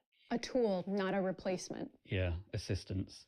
And I mean, on that note, do you think, as far as Africa and African countries are concerned, do you think it's the democracy that needs to change or technology? Both. Both. They both need to change. The challenge we're having, and this decade is really laying it bare for the continent, is the tick box has always been elections, and we're seeing that the more and more other, countries are having elections, the less and less democracy dividends are being delivered. Nigeria just had its own moment. In fact, just today, as we're speaking, they're waiting to find out the rulings from a tribunal that was set up to assess whether it was a free, fair election. And we're seeing a lot more of that. Western Central Africa, we're seeing coups happening post-electoral processes or democratic processes. There's a lot of, grievance there, and we need to listen to that. A lot of that has been argued that as a young people who are discontent with the way the world is ordered, there's a valid point there that we need to assess. Not to talk down to, but to really understand where these grievances are. I like to say, when we think about the world today, for a younger generation on this continent, they're living in an age, cans have been kicked down the road and they're starting to face them even before they've found their way in the world. Will technology help them make sense of it, or will it actually aggravate and give power holders more tools to control them? These depend a lot on how we order the society. So both things have to be thought of in parallel. And I like to say, we can walk and chew gum at the same time. I mean, very last point then from me is we have seen, as you say, a number of military coups in Africa in recent times. Is AI something that's playing a central or even a peripheral role in those, whether for good or to counter them? Well, certainly where bots and disinformation for hire accounts exist, they have been used to pass certain messages or seed certain messages in certain communities. I mentioned Gabon, where there was even the illusion of a deep fake. It was analyzed later and found not to be a deep fake, but that was after a coup attempt had happened because it was believed to be so. That message had already spread. So it was too late. It was too late. I mean, now that, that we can fact check after the fact, but if people were willing, there was a readiness to believe that speaks to other, discontentments that, the perfect opportunity arose to feed that. I wouldn't want to make it a causality, but there's absolutely something there that speaks to the fact that the way AI works is delivering in the way that society is already primed for it to operate.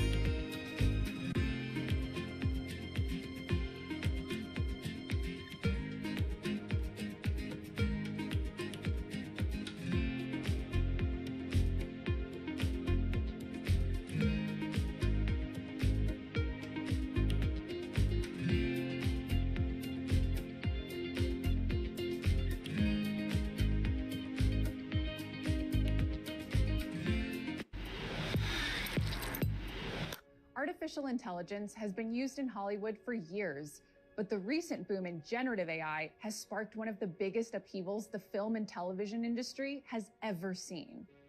The latest technology can generate scripts and replicate faces and voices of actors without them ever stepping foot on set. It's raised alarm among creatives who are concerned about how their work will be used and whether AI will render them obsolete. Proponents argue AI can bolster creativity, not diminish it, by automating mundane filmmaking tasks that require more time and money when left to humans.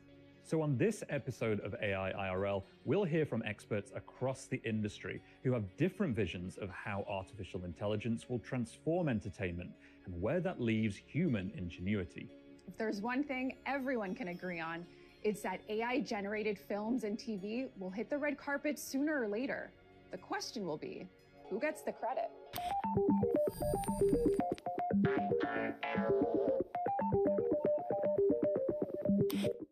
Duncan Crabtree, Ireland, thank you so much for coming on the show. It's a pleasure. Thanks for having me. You're the National Executive Director and the Chief Negotiator for the Screen Actors Guild. AI has emerged as a key issue among Hollywood actors and other creatives, but it's been used in the industry for years. What is it about generative AI that poses such a threat? Well, I think really it's the fact that the capabilities of generative AI really haven't even been tapped. The surface hasn't been scratched yet on them. And the idea that, that there could be an AI tool that could help do traditional editing a little more efficiently or provide some additional capabilities there is one thing. The idea that you could have an AI tool that's used to create digital replicas of performers and then actually convincingly create performances that appear as if they did them when they had nothing to do with them whatsoever, that is a sea change in the capability of this type of technology. And it's one that our members are hugely worried about, and rightly so. And frankly, all of us in this society should be worried about this kind of capability. I mean, just to be super clear, just for anyone who's not aware of the technical requirements of doing something like this is the idea of essentially capturing an actor's likeness, potentially their performance style and their voice, and then saying, well, we've got that now, that's in the system. We can just essentially reuse that for whatever we want in future. That's exactly right. And in fact, lest anyone think that this is some sort of, overwrought concern or something that is just speculation, the studios and streamers literally proposed that they should have the right to do that in this negotiation. On July 11th, they gave us proposals in writing that said that background actors should be able to engage them to work for one day, pay them for one day's work, create a digital replica of them by scanning them, and then have the right to use that digital replica forever with no further consent and no further compensation. And they made a similar proposal for principal performers, that's like speaking part performers, for any kind of franchise. Well, how about Indiana Jones, where Harrison Ford was de-aged using AI?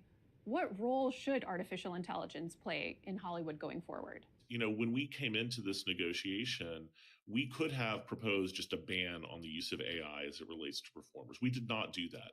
We came in with 4 very complex and nuanced proposals that were designed to really let the industry use AI as long as it was being done with informed consent on the part of the performers affected and fair compensation for whatever's being done. So when we talk about things like de-aging, other types of uses, that's absolutely fine if it's done with the consent of the performer. And that's something that certainly, if using that example for the Indiana Jones movie, obviously they planned that out. That wasn't some sort of last minute surprise that they were going to use de-aging technology for that. And from what I understand, that was discussed with and approved by Harrison Ford.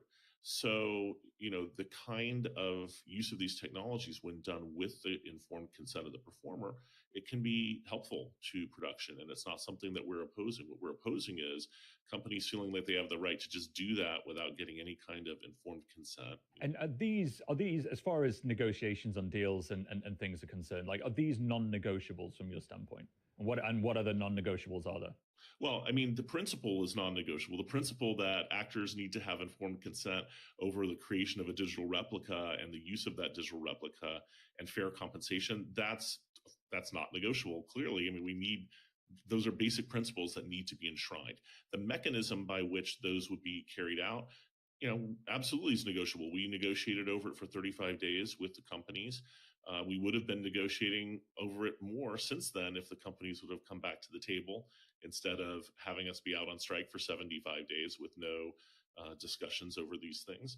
So, we don't come to negotiations saying, there are conditions on these negotiations or this and that are non-negotiable. Having said that, if the principles we're talking about are enshrined, we are very open to discussing the mechanism by which that happens, and we have been. In terms of like the history of technological impacts on cinema and Hollywood, where does AI in this current debate sit in terms of severity? Is it unprecedented? So these are, in our view, existential issues, and they're issues that we really have to address now, because given the developments in generative AI over the last 12, 18 months, we certainly can't wait another 3-year contract cycle to address them. We can't even wait a year to address them. I had 14-year-olds come up to me on the picket line at Disney saying how concerned they were about not being able to have a career as an actor because they felt like AI was going to take away their jobs. I mean, when 14-year-old performers are saying this to you, you really have to listen. Unprecedented times, Jackie. Definitely. Do you think AI will continue to be a sticking point in negotiations going forward? We did make some progress during the first part of negotiations, but as I mentioned before, there were proposals put out right at the end of our negotiating period that were really inconsistent with the idea of informed consent and fair compensation. And so the only AI deal that we're going to agree to is an AI deal that reflects those principles. How it's implemented, still some bargaining to do, but those principles must be enshrined in the contract. Do you think we're going to get replaced, Jackie? I hope not. Yeah, me too. Well, Duncan, thanks ever so much for joining us. Thank you. Absolutely. It's my pleasure. Thank you for having me.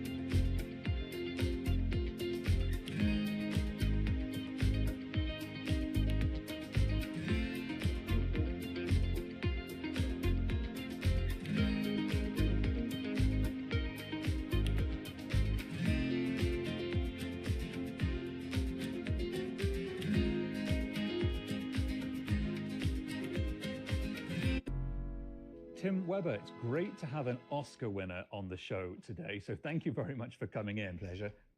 You're a visual effects supervisor, chief creative officer at Framestore, which people will remember from Harry Potter, Gravity, of course, the Avatar films. You've been behind a huge number of blockbusters over the years. So let's start big. What has the generative AI boom done for the visual effects industry? I think the first thing it did is worry a lot of people initially, because everyone looked at it and it could do such amazing things that were so impressive in short clips, in demos, that we all thought, it's, our jobs are going. But quite quickly, we looked at it and realized there were lots and lots of limitations, and it wasn't going to totally revolutionize the world immediately, but it is still going to have a big evolutionary effect, almost revolutionary effect, I'd say. It has a lot of potential in a lot of different areas, and when it does apply to a certain process, it makes a big change. It typically can speed certain things up by factors of 1,000. Yeah. So what are some examples of things that we might have seen on screen that has used some of the more advanced AI tools? I mean, there's the obvious stuff where faces have been replaced with someone else. A stuntman has an actor's face put on them, using the deep face technology that we're all quite familiar with. But it is used, we developed a piece of AI technology that enabled us to, when we build a virtual creature or a virtual human being, we build them from the inside out. We build skeletons and then muscles and then skin, and the animator will move the skeleton and the computer will work out how the muscles move and how the skin slides on top of that and how the light reacts to it. Now, the process of doing that could take sort of 40 seconds. You make one move of the skeleton and it could take 40 seconds to update all of that. But we were able to accelerate that process to make it almost immediate. And what that meant was an animator could move a character in some way, and they could see a genuine representative of how it was going to look in the final image, because all of the subtle details would change too. Where does AI play a more intensive role, and where does it have more of a potential to kind of take off some of the more labor-intensive tasks? Where it is taking off now, I would say, is in the early stages of working out. At the very beginning of a project, for example, we do concept design and we draw up how the director wants it to look. Now, tools like Midjourney can create images very, very quickly from scratch. But even there, they're not good enough to create our final image, but good enough for people to go, I like that bit and I don't like that bit, or I want it a little bit like this. The initial inspiration. The initial inspiration, yeah. Thought provocation, yeah. We used to do it by searching the internet for existing images, and it was hard to find something even close. So AI in that space gets us quite a bit closer, but still a long way from what the concept artists can do when they can, juggle something into exactly what the director is after. Hollywood actors and writers have been in intense negotiations with studios, and artificial intelligence has emerged as a key point of contention, specifically because they're afraid that their work, their image and likeness might be used to eventually put them out of work. Does a similar threat or concern exist among visual effects artists? I think it will, there's a lot of people in our industry worried that they're going to be out of a job, and I think the job market will change, but it won't put people out of a job. And I personally, I believe the same is true in writing and acting. I think it changes the way things are done a little bit, but you can't currently. The more I look into it, the less I worry that it is going to replace us. It so still needs the human input. One of the things I always think back at when I think of examples of amazing technological moments in film is Toy Story, back in 1996. Is there a feeling that we're at a similar point now, or is the hype kind of getting away from us? Well, I think it'll be interesting. One of the amazing things about Toy Story is they took technology that was still quite nascent and they created a new form of films, computer animated movies. At the moment, there is no Toy Story equivalent for AI, and I think it might take a while, and it may never happen, because one of the things about AI is it is used, as I've sort of described, in a number of different areas to help speed up little bits here and there. It's not like a whole new way. I mean, if we get generative video where you can do voice prompts and you can control the video and it will look sufficiently good quality, possibly there may be something new out of that, but I think that's a long way away. In the case of visual effects, will it always kind of require this additional layer of technical expertise? I think, and I'm talking about visual effects at the high end. What where we work is right at the high end. I don't see that can happen at the high end. You want to be led by a master storyteller, by a Steven Spielberg, and it takes them years and teams of experts to help them craft their movie. The movie that will be crafted out of AI, and look at what ChatGPT creates. It assembles all the words from the internet and spews out something that is plausible and is often useful and often correct, but not always correct, but is often very useful. But for it to, that is different to being a perfectly crafted, original piece. Using your imagination a bit, what are you most excited about when it comes to artificial intelligence and its potential to transform VFX? I think there's a number of things to be excited about, but one of the big ones to me is how it can bring VFX to wider areas. It can, because you can render very quickly, it could allow us to create what I'm going to call a volumetric movie. So, say you're watching a movie, but one where it's like a 3D movie, but it's more genuinely 3D. It can encompass you, and as you move your head, there's three-dimensionality to it. It's not just stereoscopic vision. So that doing movies, it would be all the more powerful. As an Oscar winner, someone who's received an Academy Award, do you think there's a future where an artificial intelligence and I'll say itself, could be worthy of winning the award rather than a human being?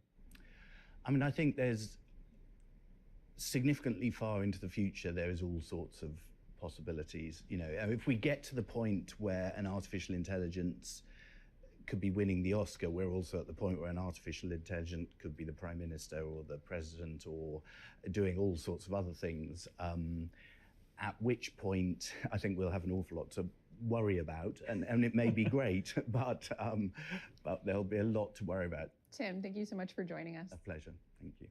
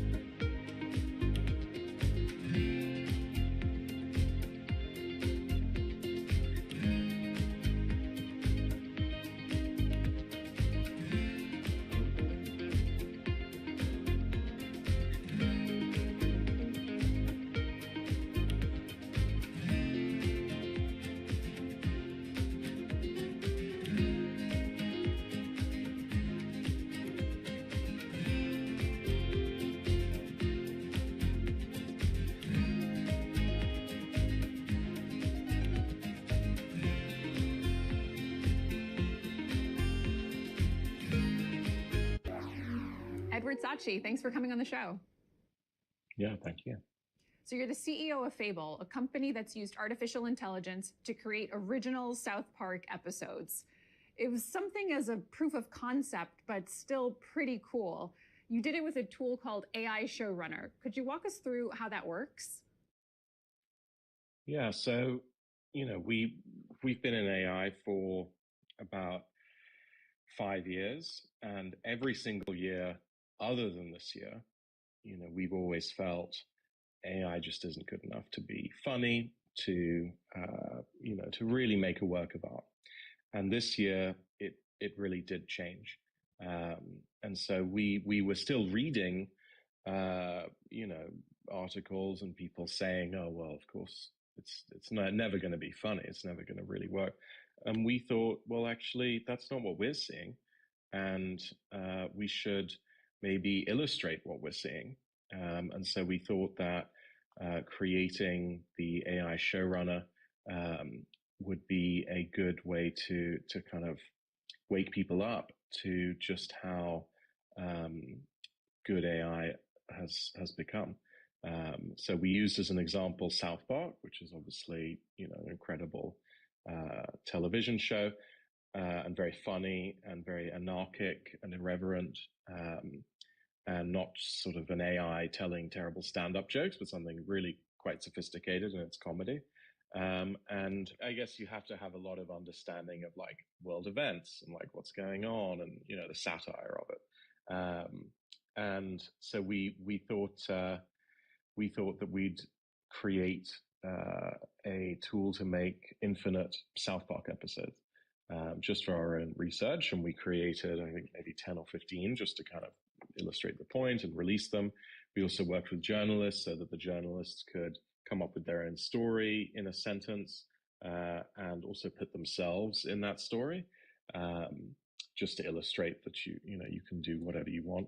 And yeah, I think people were both very angry that we did this during the strike, and very shocked that they laughed. You mentioned the writer's strike just now, but before we talk about that more, do you know if Trey Parker and Matt Stone, the creators of South Park, saw any of the episodes that were made? No, I don't. And, we're huge fans of theirs. But I do think that, the episodes were hopefully helpful to the conversation around the strike, so that more controls can be put in place around AI. Right. And do you think they were then? Do you think that something like what you did was helpful in moving this debate forward? Well, I think in any negotiation, more information is better, because you can negotiate not in a fog of war, but in a real sense of understanding. And the timing of the strike meant that it was happening at a moment when there was a lot of fog of war around what is AI going to be used for. There were reports of studios literally scanning extras and then saying, we now have the rights to your scan forever, which is completely disgusting and insane. And so there was a lot of worry. And also there was some complacency around, well, of course, AI can't write anything good. And so I do think that giving more information means a stronger hand for the negotiators to say, we want to have AI only used with the permission of the artists, and not producers saying, okay, well, why don't we get rid of everyone? It'll just be us, the producers, talking to our computers, and we'll be so profitable. We've got to make sure that that doesn't happen. Okay, but the South Park episode wasn't just a stunt. You're actually producing an AI-generated TV show called Thistle Gulch, and it's sort of like set in a simulation of a Western town where AI characters are exploring the Wild West. What kind of effort does a project like that really take when you're using AI? Yeah, our goal is to make AI people. And so that's why we build simulations. And in the process of building that, we realized that actually having a sort of reality TV of what's going on in this simulation, a little bit like the Truman Show, would be really cool, and that you'd get great results. So we didn't just create the ability to make episodes of South Park. We actually made a simulation of the town of South Park. And those episodes represented things that were happening in South Park. And then with Thistle Gulch and with some of the other simulations that we're building, you'll be able to see both inside the simulation and also get reality TV episodes of what's going on with your AIs. Just as in the Truman Show, you got those episodes coming out of that fake world that Truman lived in. Let's talk about the profits behind making an AI-generated television show versus if you were doing it the traditional way. Yeah, obviously the costs are much lower. I think the exciting thing for us with Showrunner and allowing people to make new episodes of simulated shows is that creators could actually start to earn money. That's our key metric: is how do we get the top creators, so the top 5% who create really good new episodes of shows? How do we make sure that this is financially good for them?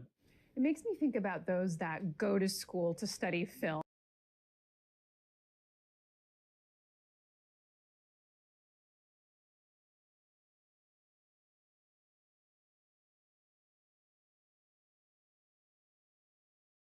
Is the creative element? Where's the human component in creating shows if AI is making it super easy? Where do you see that going in the future?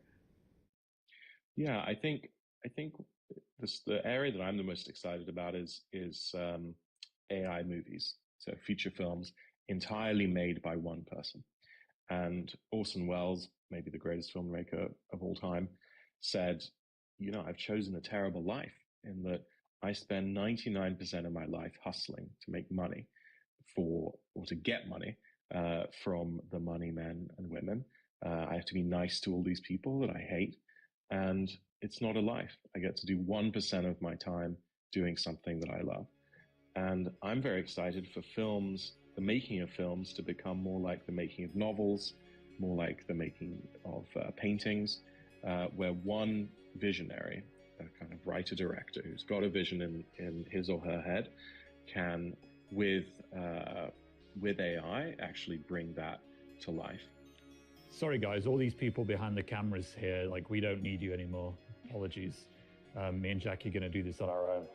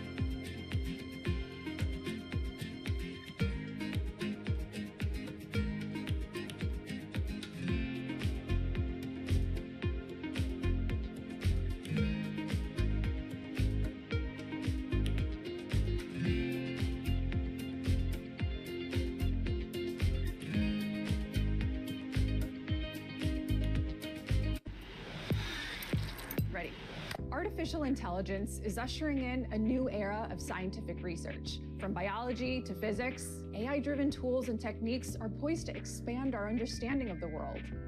Forms of artificial intelligence have been used in science for years, but the rise of generative AI is unlocking greater speed and accuracy. AI-driven simulations have the potential to streamline the search for new drugs. And in genomics, algorithms can sift through genetic information, identifying patterns and disease markers that would have otherwise taken years to uncover through human efforts. And it can help with hypothesis generation by analyzing papers, suggesting new research directions, and even predicting potential outcomes. So in this episode of AI IRL, we'll explore what having an AI assistant in the lab will look like, and what science moonshots AI will bring closer within our reach.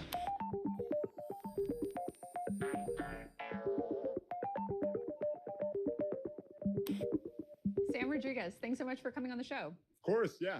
Great to be here. So you're a scientist and an entrepreneur that's spent his career developing new technologies that help neuroscientists better understand the brain. You also just started a new organization called Future House that's backed by ex-Google CEO Eric Schmidt that's dedicated to science moonshots using AI. Why don't you talk to us about some of the breakthroughs you're hoping to achieve? What we're interested in doing is building an AI scientist. Okay. And, essentially what that means to us is building an AI to which you can delegate some of like the tasks of science as scientists. So I'm a scientist, right? Like you said, I've been a neuroscientist, a bioengineer. I actually started out originally as a physicist. Throughout all these different areas of science, basically, you encounter situations like, for example, maybe you have an idea, and you really want to know, like, has anyone done this before, right? Has anyone studied this before? Has anyone tried, building this device or like conducting this experiment or whatever? And, you literally like cannot go and read the entire literature on your own, right? Or like, another example, you collect some data set and you have like 100 different ideas for how to analyze it. And you literally don't have enough capacity as one person to go and like analyze your data set in all the different ways that you can imagine doing it. Science is like really bottlenecked by like, our ability to go and do these tasks. And so our idea is that actually we're getting to the point where we're going to be able to build AIs that can like do science themselves, that can assist us with tasks like analyzing data, like going and searching literature, et cetera. And that this will lead to a major speed up in the pace of research throughout science. And so we're really focused on biology, but I think that the impacts here will be everywhere from like, physics, chemistry, like climate, energy, like basically all areas of science are going to be touched by the AI scientists that we're trying to build.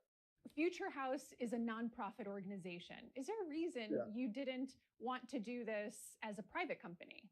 Our 10-year mission is to accelerate the pace of discovery and to make cutting edge access to cutting edge scientific expertise like available worldwide.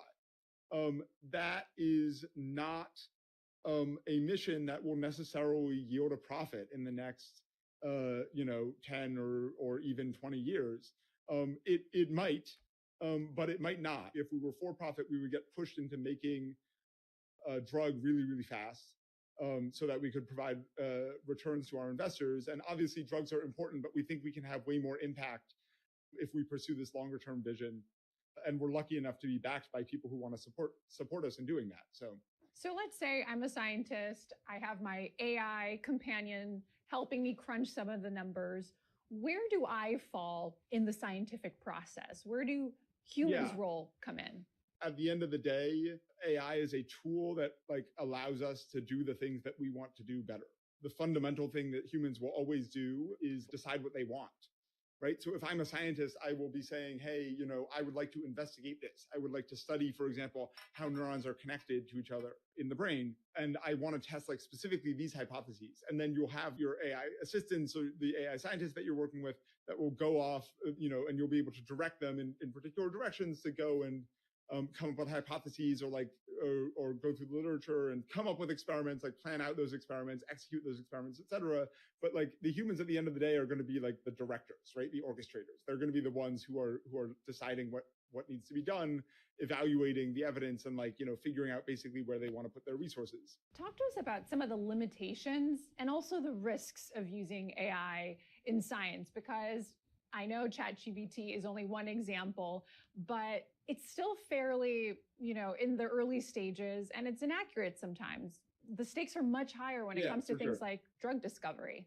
Oh yeah, and I think that the inaccuracies that you need to worry about, it's like whether these tools can be used for antisocial purposes, right? Whether people can use them to come up with bioweapons and things like that. Huge, really serious risks here, and these are things that we think about a lot. And so I think the main thing is making sure that you have partnerships and dedicate a lot of resources whenever you build a new AI-powered tool to testing how it can be used nefarious or otherwise ill purposes, making sure that you put safeguards in place so that it cannot be used in those ways. When it comes to bioweapons, that sounds terrifying. How big of a threat is it right now with AI in its current form? It's difficult to make bioweapons for the same reason it's difficult to make drugs, actually, that we really don't understand human physiology. We lack a lot of basic information about human physiology. And so therefore it's very hard to cure disease. It's also very hard to develop targeted weapons that can mess with your body. So I'm not meaning to minimize the risk, but I think that this is not something that I am personally acutely worried about in the near term. So it's not like someone in his garage has the potential of building a biological weapon. Yeah, I think at the moment that is highly unlikely. We have a long way to go before we're at the point where someone could use the AI to build a biological weapon in their garage in a way that they could not do without the AI, right? So already, you can search Google and you can, try to figure out how to make a biological weapon in your garage. And people could do that before they had ChatGPT. And there are people studying right now whether ChatGPT makes it easier or not. I think that there's a long way to go before it becomes really, easy enough that it's really scary. And I think that's really useful because you help us paint that picture that this isn't about throwing an AI at a problem and suddenly solving a question that we couldn't solve before, but it is about speeding up the process that is involved in trying to answer that question. And I think that's really useful to keep in mind, right? And that's what we're talking about almost with the bioweapons. It's all part of that same argument that we have so much to do. AI just helps us get through some of that stuff, not actually solve the problems. It helps us get through it, and it will help us get through it much faster. Building an AI scientist will not just help science, it will help AI also. What is the next frontier?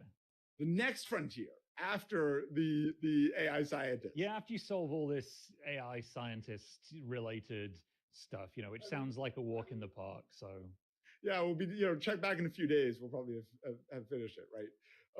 Accelerating discovery research, after we have access to an AI scientist that will make science move much faster, we need to understand how fundamental biology works so that we can cure diseases.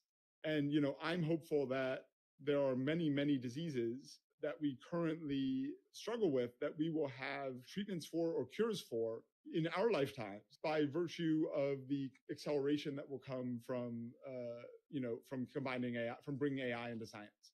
So that's thing number one. And then thing number two is on the other side, once we have an AI scientist and people are able to benefit from access to that expertise, I really hope that the quality of medical care, for example, will get much, much better worldwide.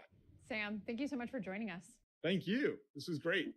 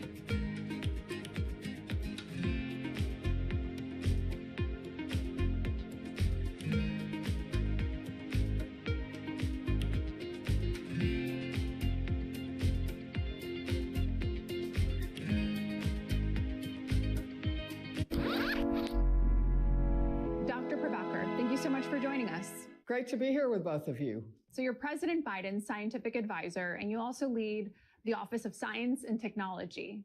You also spent a lot of time at DARPA, which is the federal agency that developed technology like GPS and the foundations of the internet. Many people don't know that. And that's because government today isn't exactly known for being at the cutting edge of technology. Can the rise in AI mark a change in that, where government plays a bigger role in driving innovation versus playing catch up to the private companies that are developing it? Well, AI is changing a lot of things right now, and that's why President Biden's been extremely clear that it's one of the greatest opportunities of our times, and it's going to come with risks that we have to manage. And the work that's underway, the White House has been driving a lot of forward action here in this area. That work is about managing risks, but it's also about seizing the opportunities. And some of those big opportunities from AI are about the research that continues to be funded by the federal government. So do you think that government can be a driver of innovation in this new age of AI versus just relying on private tech companies to come up with that technology? Well, we're seeing a surge, and we're very happy that that surge in AI technology has come from American companies. It builds on the shoulders of many, many, many decades of publicly funded R&D, and now what the companies are doing on top of that. So I very much see it as a system where all the pieces have to work together. I spent half of my professional life in public service, but the other half in commercial technology, and every big thing this country has ever done has taken all of us, and that's certainly going to be true for seizing these opportunities from AI as well. What are some of the moonshots that the U.S. government is currently working on that could incorporate AI in advancing them? President Biden likes to talk about this being the only country in the world that can be defined in a single word, and that word is possibilities, and that's what science and technology is all about. So I'll mention a couple of areas. One very important area of focus is changing health outcomes. And in this area, the President and the First Lady last year reignited their cancer moonshot. It set an extremely aggressive goal of cutting the age-adjusted cancer death rate by half over the next 25 years. That's about double the rate of progress that we've been making on cancer. The other goal that went with that is to change the experience of people and their caregivers and their families as they are all going through this cancer experience. And if you think about it, who isn't touched by cancer? This is one of the most foundational things, and an area where everyone in this country can pull together for a moonshot goal that really, really matters. Well, how are we going to do that? Well, to do that, we need to prevent more cancers. We need to detect more cancers quickly so that they can be caught. And we need better treatments for when cancer does move forward. And in every one of those areas, from public health to developing new drugs to tailoring clinical care for an individual, every one of those is an opportunity for AI to help accelerate progress in some very dramatic ways. So that's one huge example. I could tell you a similar story about dealing with all the effects of climate change as they're coming, modeling extreme weather and helping the country be more prepared for resilience. Could you expand a little bit on your outlook on how that could be achieved? Well, let's step back for a minute. What these AI systems are so powerful that they can seem magical, but really what they are doing is statistics at an extraordinary scale. So large language models that led to chatbots are about training these systems on human language so that they can build statistical estimates of answers to your prompts. When you're thinking about something like weather, that's another very, very, very complex system. Think about how huge the atmosphere is that surrounds the world. Think about how complex the calculations are when we run simulations to try to estimate how the weather will progress in the short term. And then think about how hard that problem is when we're thinking about climate effects over many years and many decades. That is the complexity that AI helps wrangle because of this new approach of training a computer on a lot of data so that it can build better estimates of what could happen in the future. And harnessing that power is going to lead to some very practical advances, we think, in both understanding weather better, but also understanding long-term climate effects. That's what's going to help us be more prepared and more able to deal with what's coming. And obviously, the US is a huge key driver in developing AI technologies. But I'm curious, as a non-US citizen, who do you see elsewhere in the world doing interesting things? Well, this is a global technology. First of all, again, AI, it seems like magic, but it really is human beings and corporations that are building compute, that are training it on data. They're using algorithms that are developed in research communities and widely shared. And so the ability to build AI of various sorts, it happens around the world. And in fact, I think that's good because there's so many applications globally that we'll want to pursue. But of course, it does mean that it really comes back to the question of what kind of a future we're going to build. And, if you think about it, it's such a powerful force right now. Every country around the world is using AI to build a future that expresses their own values. And I think this is why it is so important that like-minded countries with democratic values and norms come together and agree about how we're going to build the rules of the road for AI. You're advising President Biden on this new age of artificial intelligence. How is the Biden-Harris administration thinking about AI? The starting point for this administration is what the president talks about every time he talks about AI. He sees its power and its potential. And every time he talks about it, you can hear his optimism about all the things that it's going to bring. And he's very clear-eyed that that doesn't come for free and that managing its risks has to go hand in hand with it. President Biden frequently talks about the fact that we're at a pivotal moment in history in which the choices that we make in the next few years are going to shape many, many decades ahead. AI for him is very much part of this moment. And that's why you've seen this administration move out so actively with urgency, starting by listening to all kinds of communities. We talked about the work that we've done with industry, but also we've had very active engagement with civil society. Dr. Prabhakar, thank you so much for joining us. It was a pleasure. Thanks for having me.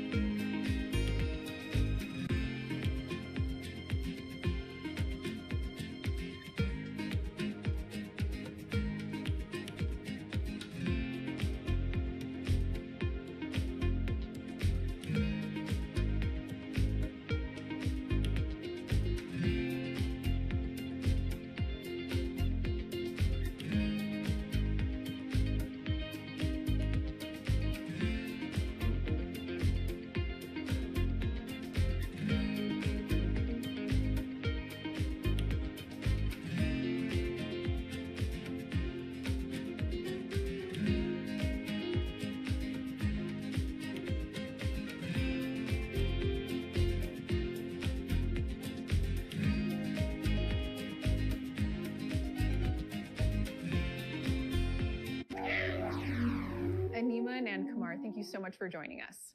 So you're a professor at Caltech and you're senior director of AI research at NVIDIA. Which actually makes you the perfect person to answer a question that we've had, which is really broadly, how is AI changing, or has it been changing the scientific process over the last couple of years? Let's begin with that. Yeah, this is such an exciting time. Thank you for having me on this show. And, the world has seen ChatGPT and the power of AI when it comes to language models. But to me, that's just the beginning, because beyond language, we can think of all kinds of scientific processes. And by understanding that through AI, we can do everything better, faster, cheaper, more accurate, and really be able to come up with new inventions and discoveries. Let's dig into that. What does an AI-enabled lab look like? Yeah, to me, like AI will completely transform the scientific workflow the way we know it.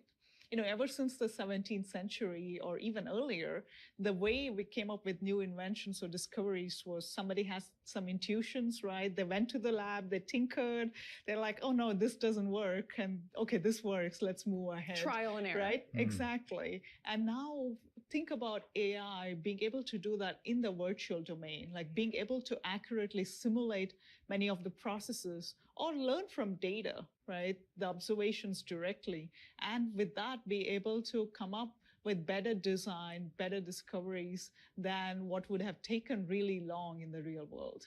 What's changing the most right now? When you look at the landscape, is there any particular field that you see evolving much more quickly than any other field? I mean, one thing that we're working on heavily is the ART2 project at NVIDIA, where our goal is to build very accurate digital twins of this planet. Be able to predict not only short-term weather, but also long-term climate change eventually. The digital twin of the Earth, what is being twinned? Yeah, all the processes on this planet. Think of like the atmospheric processes of convection currents, storms, right? Even really like fine scale features of cloud turbulence, what's responsible for hurricanes, for instance, how would this hurricane paths change, and can we come up with the right risk assessment? Because these are chaotic systems. These hurricanes can go in so many different ways. Can we really hone in on what is the risk to different human populations based on what we see today? So these cheaper and faster weather forecasts with AI will also enable us to create better probabilistic assessment of extreme weather events. Let's talk about some of the other fields that AI is making transformations in the scientific process. For example, genomics or even drug discovery. What's going on there? Oh, it's such an exciting time there because, the same kind of generative AI that we see for language, you can replace the letters of the English alphabet instead with nucleotides. ATGC, if you recall what makes up our DNA, right? And with that letters, you can now ask the language of the genome and have a model learn that. So if there are tasks that artificial intelligence can make more efficient or even replace humans in a lab, what's kind of the vibe in the scientific community? Is there as much fear as there is in other industries that AI could take their jobs? I mean, I don't think it'll happen anytime soon, and maybe never, because humans are such creative beings, right? We're always thinking of the, next unknown question, right? There's so many deep mysteries of the universe. There's so much we still need to understand, and AI is a tool. This will enable lab scientists to rule out a lot in simulation before they can go and do their experiments. So they only need to do a few. But then I feel like there'll be always things that'll be still unknown and to be conquered. There's a lot of, I don't want to use an unpleasant word, but there are a lot of people who don't believe in things like climate change. And there are a lot of skeptics who believe that science is out to get them, or that, we're all just sitting here lying. Is there work being done that you think could actually win over some of these skeptics? Is there a way to demonstrably show them? Yeah, I do think all the work we're doing will help towards this because, this is not some model that's in some supercomputing facility, right? Not available to the public. I mean, you can download this and go try some of this yourself. Just like a video game, you can play the game of climate change one day, right? Quantum physics. So everything becomes accessible. At least my hope is, chunk of the community that is curious will have resources online that is much more open, so they feel like they can participate in that. If you think about the scientific journey that humanity's been on over the last 300 years, it's been quite good. Just take us 10 years from now. Like, how different will things be? I think the whole process of scientific research and development will be accelerated many, many times, right? Even orders of magnitude in some areas. And that'll just mean that we can quickly rule out things that don't work and hone in on things that work. Certainly, drugs designed by AI, they're already coming into trials, and that'll just increase fully. Personalized medicine for cancer and all of these, where we really haven't been able to understand, right, for various different targets, how to quickly design drugs. This can make it much faster and also cheaper, because right now so many of these treatments are too expensive to be done at scale. So it'll make this democratized and cheaper. And yeah, I think this will hit every area. I don't think any area is immune to this. I think it will be interesting, won't it? 10 years' time, if it takes the average drug 10 years to come to market, and if AI systems right now are coming up with some of the potential candidates for a future successful drug, then in 10 years' time, are we going to see a waterfall of new drugs? I mean, it may not be a huge number, right? Because you can't test all of them. It'll be more targeted. It will be personalized. It will actually work. Exactly, effective. Thanks so much for joining us. Thank you. It's Thank been you, Maud. fascinating. Yeah. Thank you for taking the time.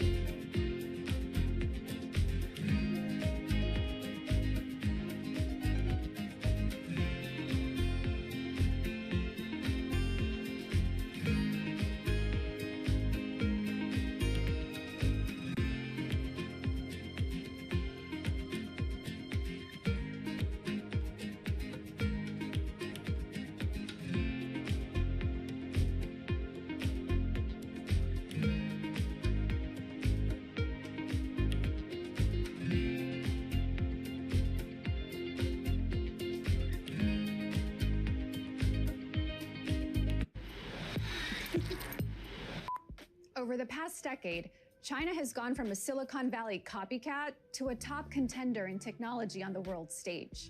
Its ascent is peaking at a time when geopolitical tensions with the US and Europe are intensifying, and the rise of artificial intelligence has sparked a new arms race. The US is rushing to curb China's influence in AI while balancing the need to regulate the powerful technology within its own borders. How America manages these competing priorities will have implications for where the balance of power in tech will shift to next. On this episode of AI IRL, we'll explore how China's playbook went from imitation to innovation and discuss what's at stake in the competition between these two superpowers.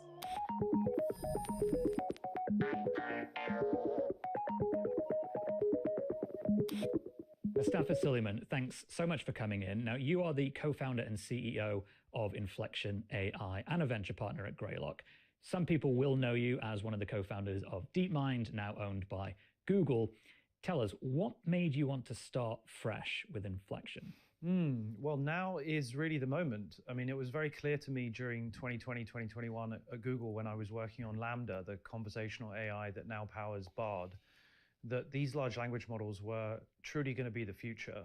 And I wanted to start a company to build personal AIs, an intelligence that is completely aligned to your interests on your team and really functions as a personal assistant or a chief of staff, one that knows you intimately and over time can actually help you with practical tasks like scheduling, prioritizing, planning, and those kinds of things. And that's what you're working with Pi. Exactly, yeah. Pi stands for personal intelligence, and we see it as your personal assistant, essentially. How do you feel about the concentration of power in technology right now among the big companies coming out with their own AI models? Microsoft, Google, Meta. Well, I mean, I think you're right to point out that the big companies have the resources and the people and the compute infrastructure to be able to adapt and compete faster than ever, right? And that is a very impressive, reality of how technology works these days. It requires a huge amount of compute.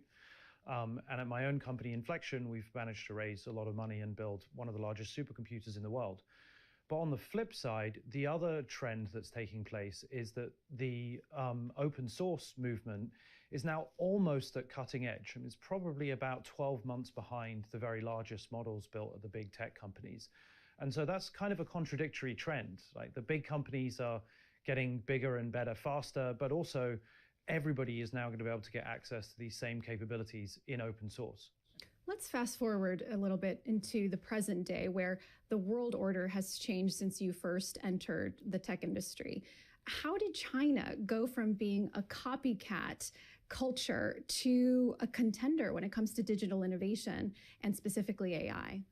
Yeah, I mean, China is more than a contender. I think in many respects, it's one of the leading players now. I mean, they've always been incredibly creative. And I think that we may have sort of overstated the extent to which they were simply copying, what we were doing. And I think it's important to remain humble about the fact that, these ideas are going to be widely available to millions and millions of people. And, in many respects, all of our cultures are, equally creative, and they've been able to take, tools and ideas that are available both in open source, in the academic literature, and move them forward, innovate at the cutting edge. They've produced a lot of very good papers, contributions to the academic conferences that have been peer reviewed. So, I just think overall it's better to take an approach of humility, acknowledging that, they're also going to be a really significant player in this field over the next few decades. How would you rank the United States in terms of technological prowess in that world order? Well, I mean, there's no question that we, in the US and in the West more generally are currently in the lead. I mean, we have the very best, most innovative technology companies and technology hubs. There's, without doubt, Silicon Valley is leading the pack.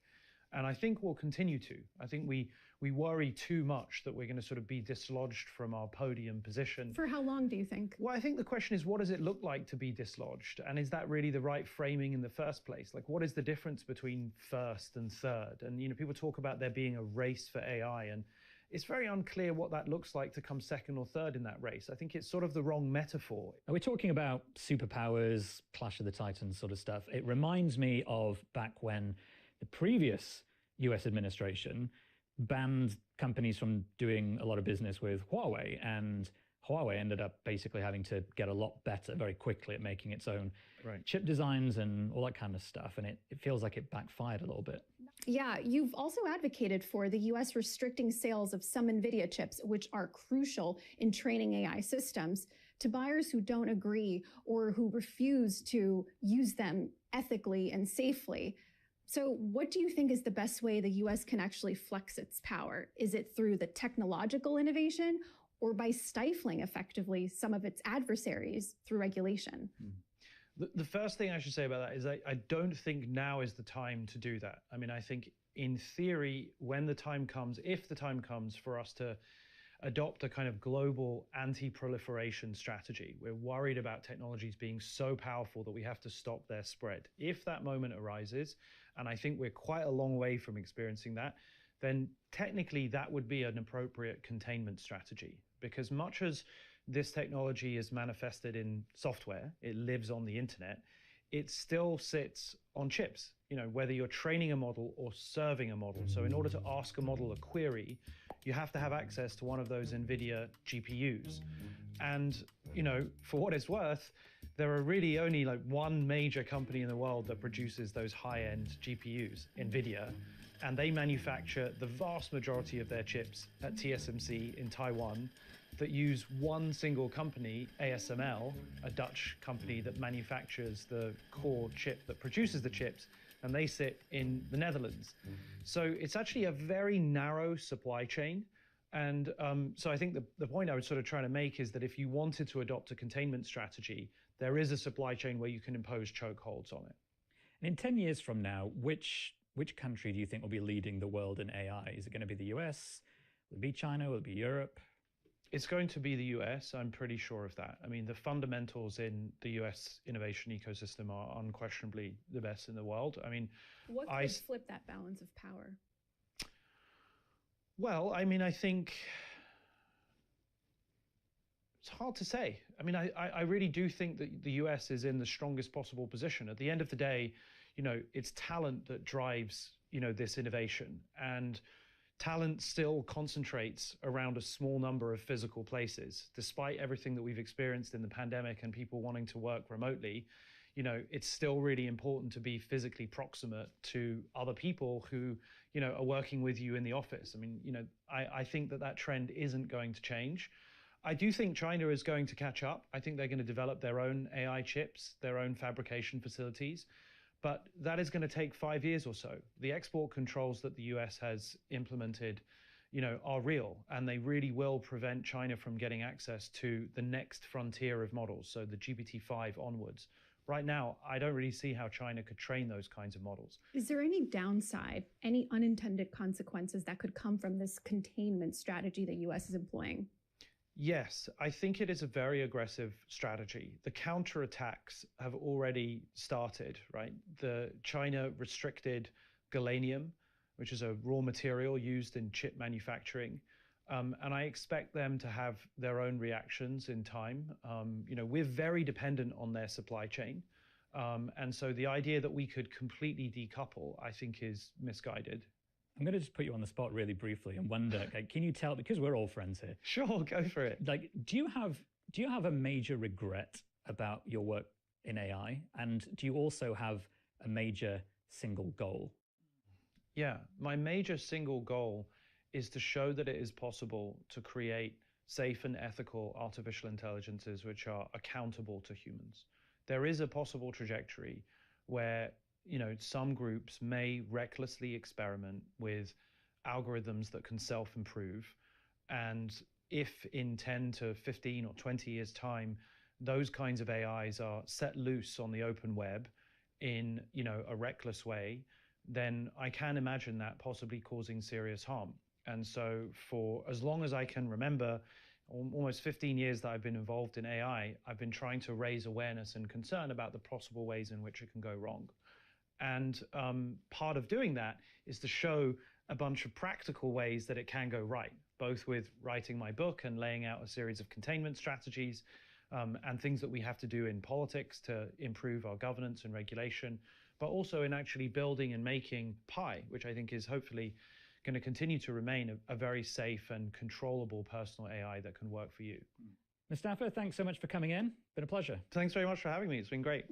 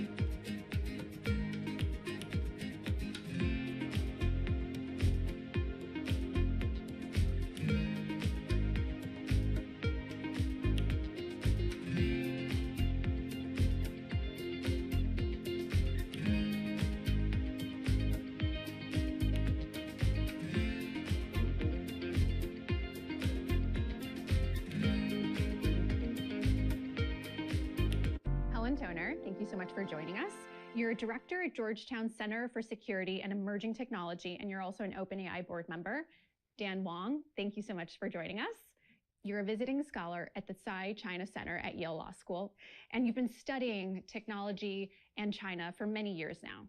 And we've just heard from Mustafa Suleiman, and he thinks that China's emerged as one of the biggest contenders in AI. So Helen, I'm just curious to start with, do you think we're overestimating China's capabilities? It's certainly true that they're a big player. And it's also true that we shouldn't underestimate them and that we have a bit of a history of underestimating China's ability to innovate. I mean, I think 10, 15 years ago, the story, at least in Washington, D.C., where I'm based, was, yeah, China can't innovate. If they're producing things that look like new technology, it's because they've stolen them. I think that's clearly no longer true. At the same time, I think it's also very possible to overestimate them. And sometimes I think I see that as well. So are they a serious competitor? Yes. Are they eating our lunch? No.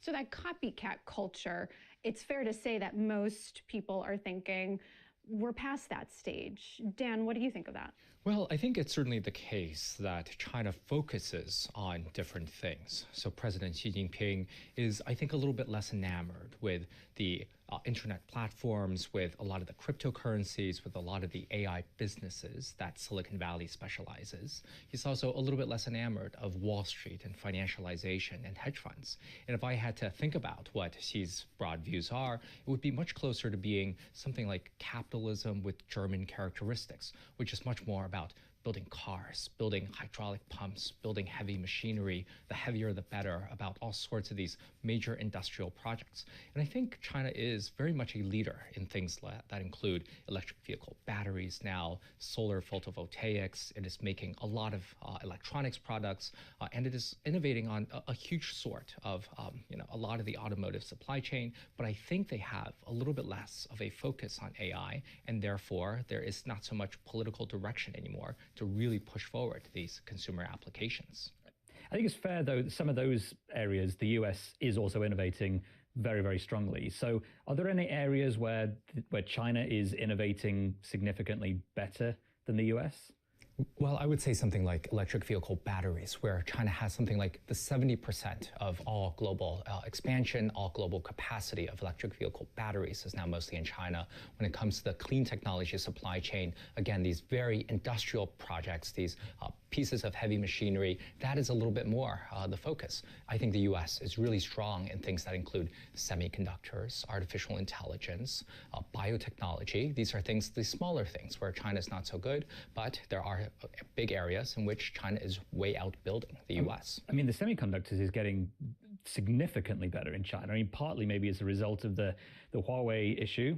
Helen, what's your view on the semiconductor side of this? So China's definitely been investing for decades in trying to have their own independent semiconductor supply chain, and they've been making some progress. The thing to know about semiconductors is there's a huge range of sophistication, from the really basic semiconductors, computer chips that go in basic devices, your smart fridge, your car, up to the kind of more advanced chips that might go in a brand new iPhone, up to very advanced chips that go in kind of the data centers, gigantic warehouses full of computing, which is what you're training advanced AI systems on. So China has made a lot of progress on the more basic end of the semiconductor sort of scale, and is still really struggling to hit the most advanced end. And that's where, it's not even, you can't even say the US is, alone able to create those advanced semiconductors, but what you have is an incredibly advanced global supply chain. Many describe artificial intelligence and its development across these two superpowers as an arms race. Is that framework misguided, do you think? I think it's a bit misguided. I think you really want to look at what kind of AI are we talking about and in what way might it be a race. I think the place where it's clearest that it makes sense to think in a competitive framework is in kind of military domains. So, it's just true that the US military really wants to make sure that it is keeping pace with, and ideally a little ahead of, the Chinese, or a lot ahead of the Chinese military in terms of what technology they have. Dan, Washington has taken some steps to curtail some of China's ability to get their hands on the cutting edge chips that really power these AI platforms. What's your take on that? Is that an effective strategy, or will China just find a way to build their own? I think that China is going to try to figure out a lot of the way to build their own. A lot of the chip makers now have been under very significant stress from U.S. sanctions dating back to about a year ago now, released by the Biden administration, that is really stopping their ability to access not just the high-end chips, but also the semiconductor production equipment as well. And I think in general, it's really difficult to distinguish between what kinds of technologies should the U.S. really not want China to be able to develop, and where is it fine. So, you mentioned, clean technologies before, where China, if you're looking at, manufacturing solar panels, as you mentioned, EV batteries, a lot of other areas, China is doing amazingly at that. And what you're starting to hear in some, U.S. policymaking circles is that maybe that's a bad thing, that China is making a lot of kind of clean technology stuff.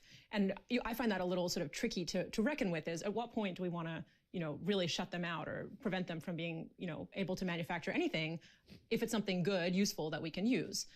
Of course, if it's technologies that we think have really significant military value, I understand, but then it starts, the lines between those categories start to get very, very blurred. It seems like these tensions are just ratcheting it up even higher as time goes on. With each administration, they're intensifying. So to your point, if we do need these other technologies, solar technology for this transition into a greener future, I mean, what kind of happens next? How much do we place on kind of the AI arms race that could then potentially work against us in climate change?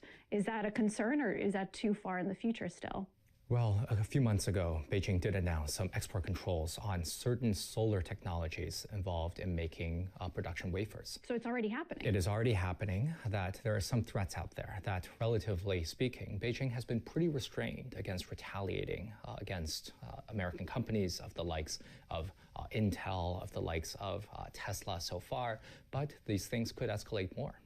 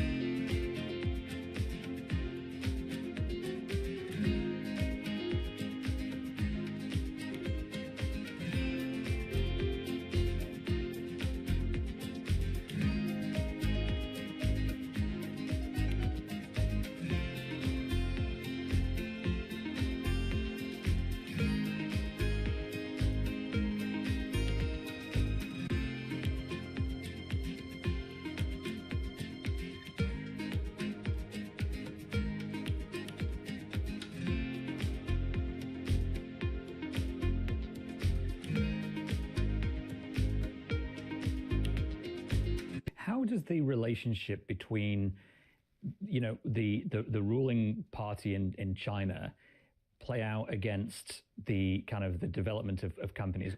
I think the Chinese system is definitely more top-down when it comes to AI development. You see less kind of individual tech companies like OpenAI or Google taking the lead, and more these kind of multi-institution partnerships, or maybe you have a university and a tech company and a government, department all collaborating on big AI projects. That's much more common in China. At the same time, China is a huge country, so there's a limit to how much the government can achieve from the top. So a lot of what you see is sort of Beijing providing direction, providing ideas, providing sort of signaling of this is what we in the central government would be excited about. Dan, how would you compare how the Chinese government is handling AI with its people versus how they handled social media? Well, I think President Xi Jinping doesn't necessarily view AI right now, a lot of these ChatGPT-like applications, as some of the most economically productive things that are coming into our society. So I think that President Xi looks much more at AI like he would at Facebook or Twitter, now known as X or whatever it is. These are platforms like TikTok that, if you're asking me, is something like TikTok or Facebook really increasing my personal productivity? Well, I would say actually it is really horribly detracting from my productivity. And so I think that a lot of these AI platforms right now create speech issues. When an ordinary Chinese person sitting in Beijing or Shanghai asks AI, well, what happened in 1989? Well, what do you think of socialism? What do you think of President Xi's performance? These AI tools are having a lot of challenges actually answering socialist correct values that are in line with the government's ideas. And so these are major speech platforms, first and foremost, and perhaps not really the economically miraculous thing that raises our productivity growth at the very moment. Now, it might happen later on. Right now, I think the party views it as somewhere between economically not that useful and potentially very socially destabilizing. So from a consumer standpoint, AI is almost, it can potentially create more problems for the Chinese Communist Party. But then if you look at it from like a surveillance standpoint or military type of AI applications, that's kind of in a different camp. Is that right? Yeah, that's right. And I think they're definitely, one area where China is, I would say, leading in AI is on surveillance. They really have leaned hard into facial recognition, voice recognition, even gait recognition. So how you walk in a crowd, can they pick you out by that? I think in the West, there's been some development of these technologies, but with a lot of criticism from civil society, a lot of hesitation, sort of, I would say, like very yellow light. And in China, it's been blaring green light. On the topic of WeChat, when we spoke ahead of this, I think we touched on the fact that there are some generalized misunderstandings about China's approach to social media and data and AI. AI relying on huge amounts of data, and the perception is that because of things like WeChat and similar things in China, that there's this huge pool of data that the population in China is very happy giving over and is used to giving over, and therefore is just sitting around waiting to be exploited by AI. And I remember that you made a pretty significant point. It's like, that's probably not really the case. And people think that's the case, but it isn't. So I wonder if you could touch on that. Yeah, I think people have this perception that because the Chinese government is very controlling and has a lot of access to what's going on in Chinese citizens' private lives, that means that there's these beautifully curated, extremely complete, large databases of information that can be used to train AI systems or to do other things. But for anyone who's ever worked with data, you know that, cleaning data, structuring data, making sure that the right information is flowing in the right places is incredibly challenging. So it's both true that the Chinese government can get very detailed information on the private lives of its citizens if it chooses to, and also true that it's incredibly messy the way that works, and incredibly difficult for any given actor to get access to something. So for instance, a company trying to train some AI model using data is actually subject to a pretty significant data governance setup in China, data governance regulations that make it really challenging to use customers' data for things it wasn't already designed for, or that you didn't already get consent for. Which we learned from Cambridge Analytica scandal just as one case, and there are many others. That is not the case in the US. It's not the case in Europe. There's a lot going on. The EU's AI Act is pretty widely praised by some people, not everybody, but it's quite broad and far-reaching. But that's not the case in China, in terms of what you're saying. So China's setup is now more similar to the GDPR that exists in Europe. So around kind of protecting consumer data and giving people the right to opt in to different.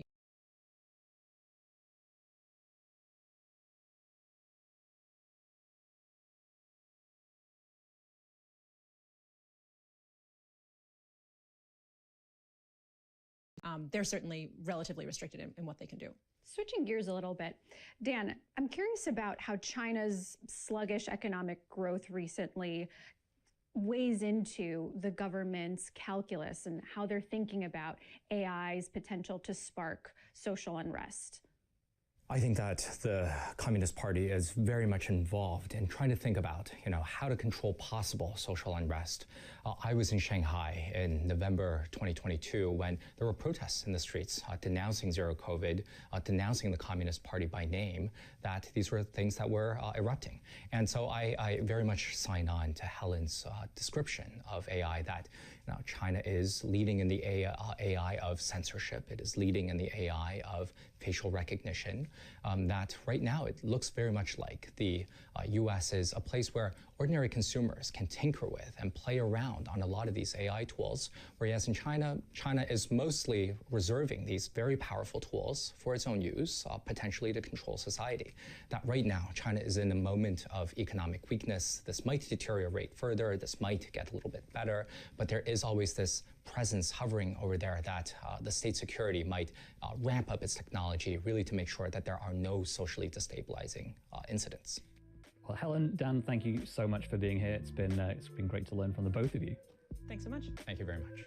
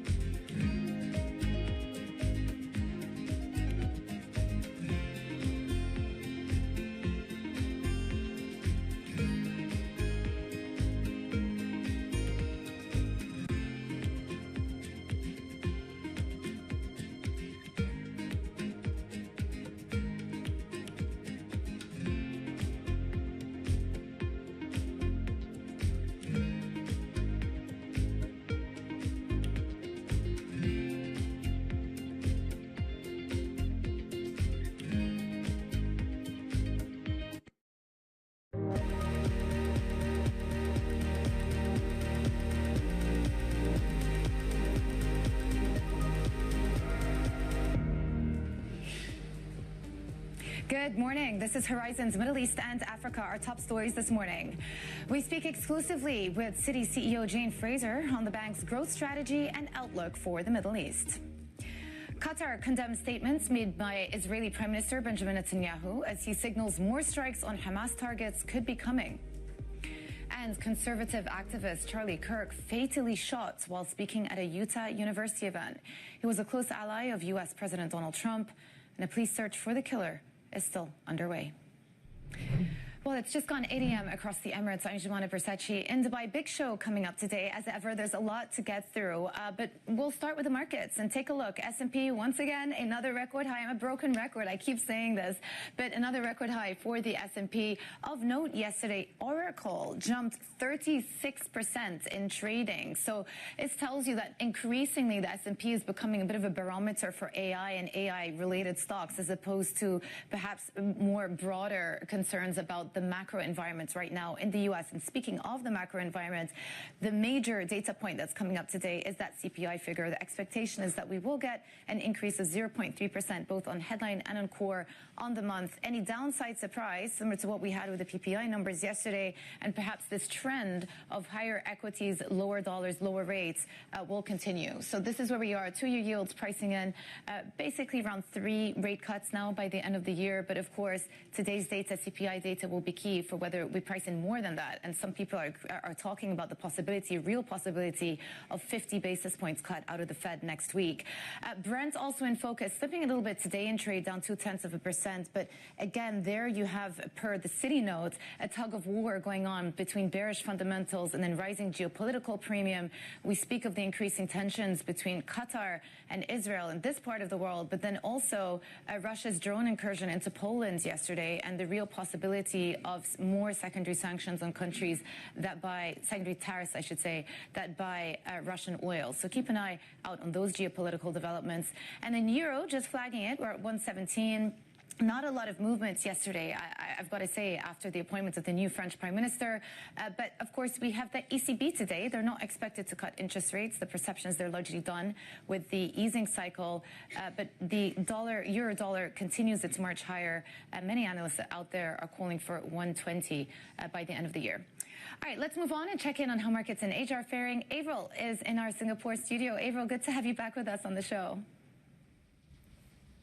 Hey, Giovanna, good to be back. Now, we're looking at this setup on Asia stocks going into the US CPI print. It's pretty flat on the region's benchmark, but don't forget, this is following on from 5 sessions of gains already, and all things considered, this is a really solid performance. You have the AI undercurrent, right, from Oracle, OpenAI, $300 billion contract, so that's good for AI stocks overall. TSMC is getting a boost. That's what's lifting the TAIEX today. Then you have the Nikkei being lifted by SoftBank after its bets on the financial services firm Klarna paid off after that stock popped, I think 15% in its trading debut. You have the Kospi yesterday reaching a fresh record today, initially extending gains to about 0.9%, but paring some of that at the moment, following on from the president in South Korea stopping short of dropping a tax hike plan. So that's some of the undercurrent there. And then there's even a positive spin for when you look at these declines you see on the Hang Seng, because this is coming with some of these Chinese firms engaging in a lot of fundraising activity, right? Baba, $3.2 billion offering of convertible bonds. This will be in ADR. So you see some hedging on the way. That's normal. Indeed, some of our strategists have already highlighted if we see the Hang Seng close less than 2% down today, that would be a good outcome to traders. So all in all, this is a setup going to US CPI. Not too shabby, Giovanna. Not too shabby at all, Avril. Thank you so much. Avril Hong in Singapore.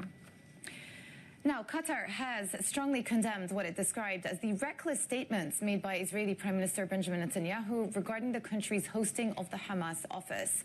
In a video statement, Netanyahu signaled more strikes on Hamas targets could be coming, threatening all nations who harbor what he described as terrorists. Joining us now is Robert W. Jordan, former U.S. ambassador to Saudi Arabia. Thank you for joining our show. There's been a notable deterioration, not just in action, but also in rhetoric between Israel and Qatar over the last 2 days, following the attack, very strongly worded statement coming out of the Prime Minister. Then the Israeli Prime Minister yesterday responding, insinuating that more strikes could be forthcoming. Let me just ask you specifically within Israel and Qatar, why has there been such a notable deterioration in the relationship, with Israel now essentially saying that Qatar is a country that harbors terrorists? It's quite odd, Jemana, because it's not like Netanyahu woke up yesterday and suddenly realized that Hamas representatives were in Doha. This has been well known for a number of years, and in fact, at the invitation of the United States, Qatar was willing to host their representatives so that negotiations and diplomacy could be undertaken. So this is quite shocking, I think, that suddenly Netanyahu has changed his tune here. I think he's getting desperate. He has failed to deliver on returning the hostages. He has failed to have any kind of coherent plan for what to do about Gaza. He's contemplating annexing the West Bank. And so we're seeing, I think, a fraying of a wartime environment and leadership here. And this is lashing out at a target that has been known for many years to exist in Doha and to exist there for good reason. Okay, so, I'm going to quote you. You say that Netanyahu is turning desperate. And I was reading just since Monday of this week, Israel has actually engaged in bombing and campaigns on 6 countries around the region. It hasn't just been Qatar. It's been Palestinian territories. It's been Lebanon. It's been Syria. It's been Yemen. It's been Tunisia, Qatar. What is the end game for all of this? Where is the off-ramp for the Israeli prime minister here?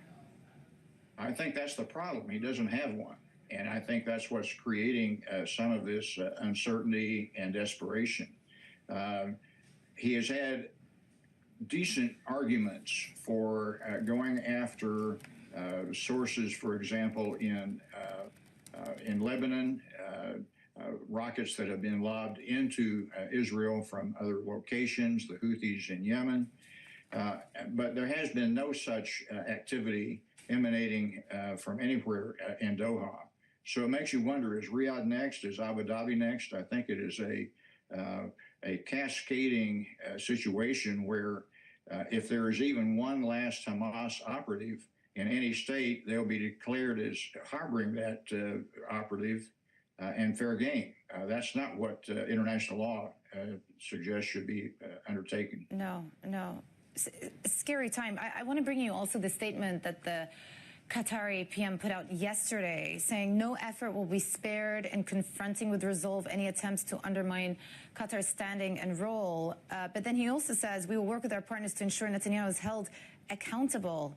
In what way can Netanyahu be held accountable by Qatar and partners? Well, that's an interesting statement, and I think he went on to say they're going to consider a collective response among the Gulf Cooperation Council states. There may well be a move to encourage the UAE, for example, to withdraw from the Abraham Accords. There may well be a freezing of relations. There may well be an effort in the United Nations Security Council to engage in some kind of sanctions. So we may well see something like that. My guess is they haven't decided what it will be, but there is a menu of options available. None of them, frankly, are conclusive or perhaps even effective against someone like the Prime Minister, but he is a target now of considerable international disapproval and condemnation. I think that probably is something that he may not be caring about so much right now either. It's his domestic position that he cares about. My colleague Sam Dahed overnight put out a piece saying that Arab states' assumption that U.S. security guarantees are going to hold up are being tested because of what has transpired this week.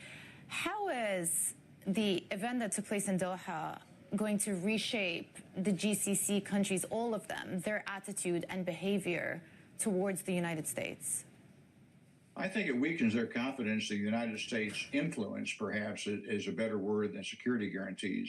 I think it's been pretty clear that the Trump administration has given Netanyahu a blank check.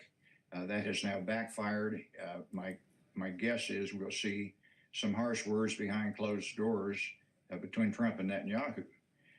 But the absence of American leadership on Gaza and so many of these other points seems to have resonated now with the Gulf states. They are worried. They've been worried since 2019 when there was no response to the bombing of Abqaiq in Saudi Arabia. So this is something that they will continue to talk about, fret about, but they don't have a lot of options.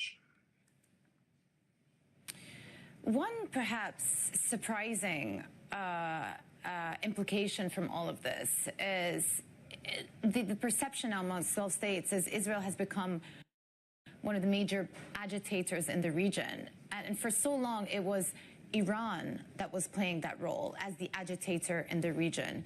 Do you think there is a possibility that this may actually push some of the Gulf states closer towards reconciling with Iran? Could that be one of the indirect consequences of Israel's actions over the past couple of weeks? That's a very good point, and I think there is that chance. I think we're seeing great concern, particularly, for example, in Saudi Arabia and their Vision 2030 program, similar programs in the other Gulf states. Conflict and uncertainty are the enemies of foreign direct investment. They are desperate for foreign direct investment in these countries. They have to have a strong support from the international community. But if things are going to get blown up shortly after they're built, there's no one who's going to invest. The international community is going to be very concerned about the possibility of continued violence, continued instability, which is very bad for business. Yeah. Definitely a very crucial, pivotal, and moment of anxiety for the region. Robert W. Jordan, former U.S. ambassador to Saudi Arabia, thank you so much. Well, the search is still underway for the killer of U.S. conservative activist Charlie Kirk after he was shot at an event in Utah. The 31-year-old was speaking outdoors when he was fatally shot. And Kirk's shooting is the latest in a spate of political violence in the U.S. that's drawing an outpouring of shock and condemnation from Republicans and Democrats alike.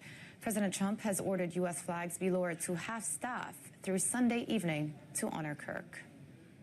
It's a long past time for all Americans and the media to confront the fact that violence and murder are the tragic consequence of demonizing those with whom you disagree day after day, year after year, in the most hateful and despicable way possible.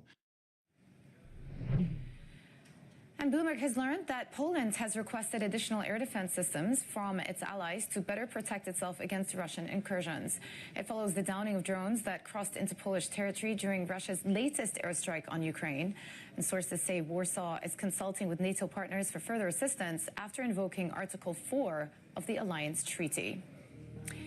And still ahead, an exclusive interview with Citi's CEO Jane Fraser, where we'll discuss the bank's growth strategy and outlook. But first, Challenge Capital tells us why they recently increased their EM debt allocation. More details next. This is Bloomberg.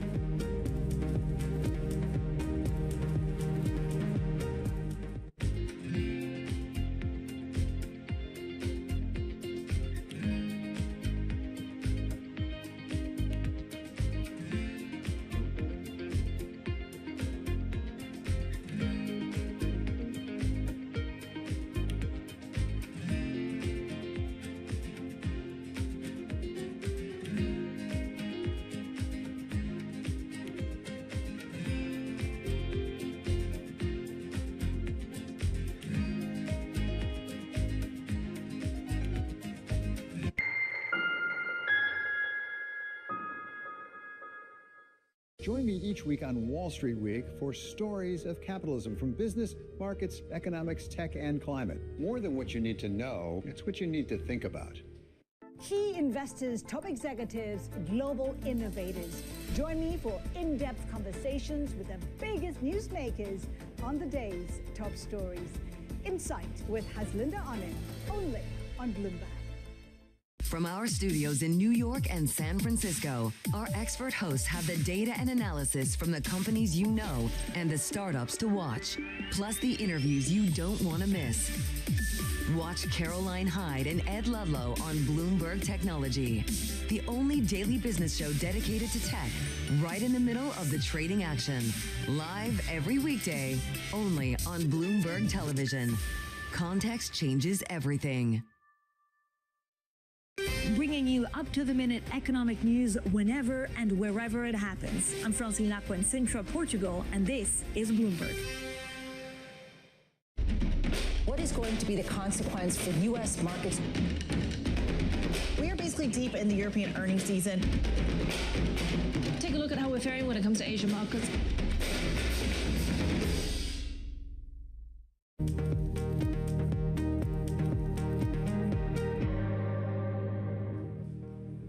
Welcome back to Horizons Middle East and Africa. I'm Jumana Bersetchi in Dubai. UBS Group CEO Sergio Armati says the impact of tariffs on the U.S. economy and inflation remains unclear. The true issue on tariffs will be seen on consumers. In the U.S., we will need to see exactly if there is an inflationary aspect of tariffs. And is that still unclear at this point? I think it's unclear. In the U.S., we still believe that growth will be there, but the inflation questions and how it plays out into the central bank policies remains open. Well, joining us for more on the global market outlook is Haig Bathgate, CEO at Challenge Capital. Good to have you with us on the show. Big day coming up today with CPI data in the U.S. Yesterday, we got perhaps a little taster of how the market could react to a downside surprise with that negative PPI inflation print. Do you think if we get a downside surprise today, so anything sub 0.3% month on month, that 50 basis points could be on the table for next week? Yeah, I think so. The only thing is it's so politically motivated at the moment, isn't it? Because Trump's been sort of berating Powell now for months. But he has the justification this time. He does, yeah, absolutely. No, I think the interesting thing with the jobs data, and obviously the US has a double mandate, so it's inflation and full employment. I mean, the interesting thing is that how is all the other economic data held up so well given the revising in the jobs numbers? So I think that's what the market's going to be looking at. Are we going to get some corroboratory evidence to say, look, the job data has been worse, and is the other data now going to follow suit as well? Yeah, it's interesting. I think Morgan Stanley put out a report yesterday suggesting that the data is backward-looking, and you probably reached a trough in the labor market at some point in the summer, but that at this point onwards, we're actually going to see signs of things picking up again in the U.S., which is interesting because it tells you that perhaps there is a reason stocks are behaving so differently to bonds in this environment. Bonds are being backward-looking, whereas stocks are looking forward to future growth. Yeah, and of course it's very mixed picture, isn't it, on the stocks? So AI stocks are driven by quite different dynamics than the wider economy. So, yeah, like it's a super interesting time, and you know, if Powell thinks that the economy is going to start resurging again, then obviously he's going to hold off doing the 50 basis point cuts.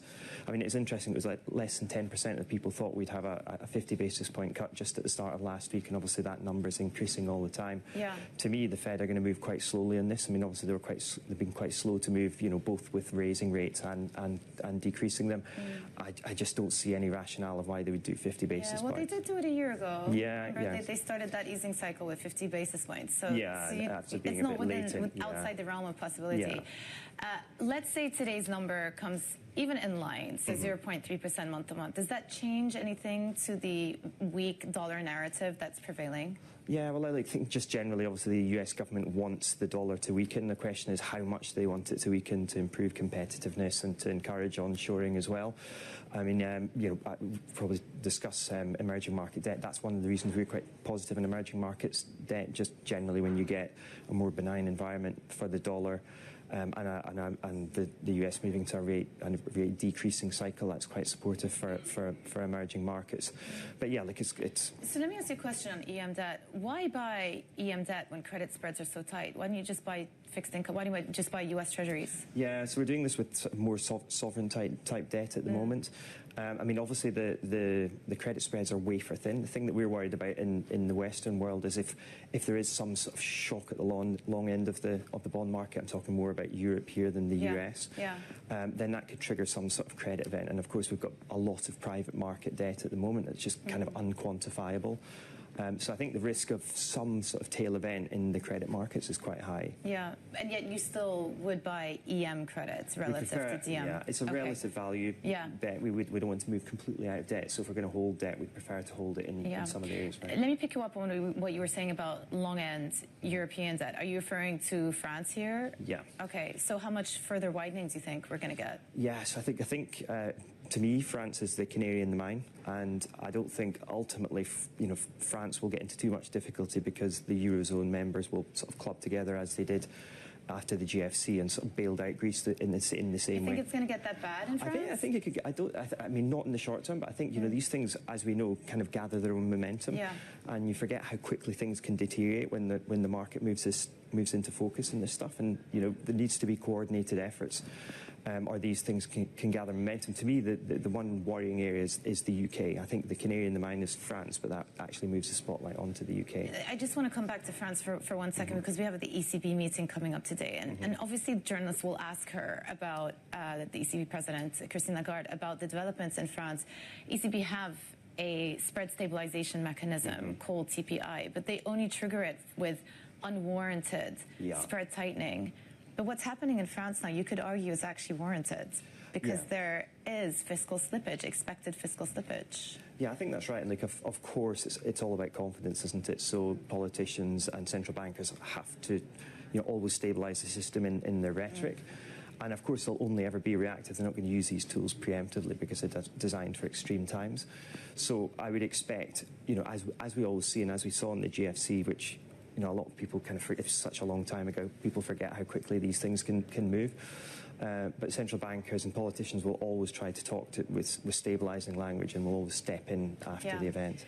Let's turn back to the UK. The autumn budget is going to be obviously on so many people's radars. But I wonder whether the bigger issue in the UK is not necessarily whether the books can be consolidated or whether politicians can make those difficult decisions, but whether the UK can actually grow sufficiently to start reducing, the size of the debt to GDP, because you have a productivity problem in the UK, and therein lies the issue. Yeah, I mean it's the perfect storm in a negative way in the UK at the moment. You obviously got now the Labour Party worried about, in the same way that the Tories were worried about their vote being split with reform on the left. Now you're having exactly the same thing on the right. You're having exactly the same thing on the left now with Corbyn, which means you're going to pander to the minority. So you've already saw this with the welfare bill being voted down, and now with Angela Rayner going as well. There'll be concerns that you're going to have to appease the far left elements of that party. So I think things go from bad to worse, and as we know, and this has been covered very extensively, the redistribution effect when you put it back into public sectors it creates more productivity problems. So to me, and the markets will obviously be the ones who smoke this out because the politicians aren't going to preemptively deal with this. Oof, yeah. Depressing in the UK. Hey, thank you so much. Good to chat to you. Hey, Bathgate, CEO at Challenge Capital. Well, coming up, with the ECB all but set to hold today, we get the details of what policymakers are contending with in the euro area. We're live outside the ECB in Frankfurt for a preview, but a bit later on in the show. This is Bloomberg.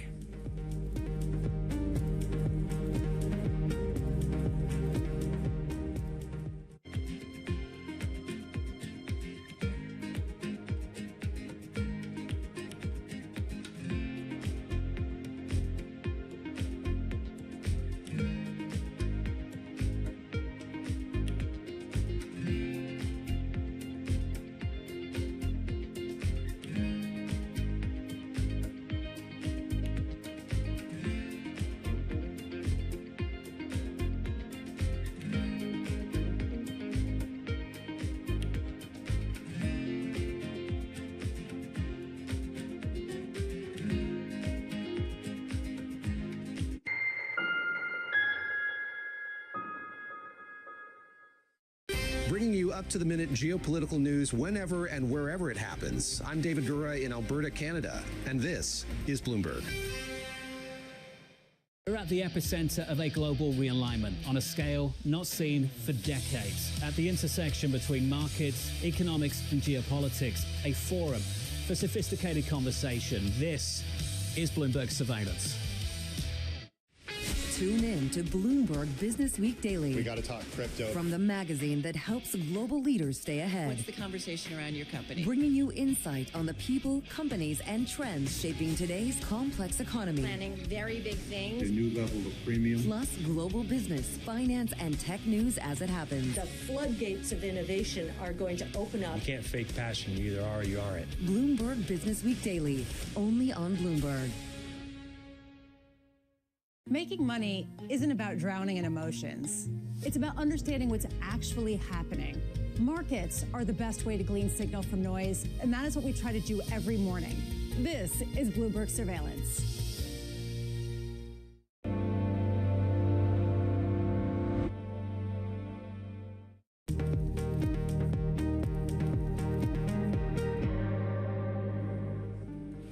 Welcome back to Horizons Middle East and Africa. I'm Jumana Bersachi in Dubai. Ghana's President John Mahama is celebrating early economic wins. In his first press conference since his election, he highlighted faster growth, easing inflation, and a stronger currency. Mahama said Ghana won't rush back to global debt markets, preferring to consolidate the economy first as the IMF program winds down in December. Botswana is launching a new sovereign wealth fund aimed at building a fiscal buffer for the mineral-dependent country. The fund will also oversee key state-owned enterprises, which officials say will be restructured to become profitable and create jobs. No details were given on its size or investment strategy, but the move follows criticism of Botswana's older Polar Fund, which lacked clear rules on deposits and withdrawals. And coming up, Citigroup CEO Jane Fraser joins me in the studio for a wide-ranging conversation. We'll speak about the banking giant's strategy for the Middle East as it targets the deep pools of money here. Do not miss that exclusive interview that's coming up next. This is Bloomberg.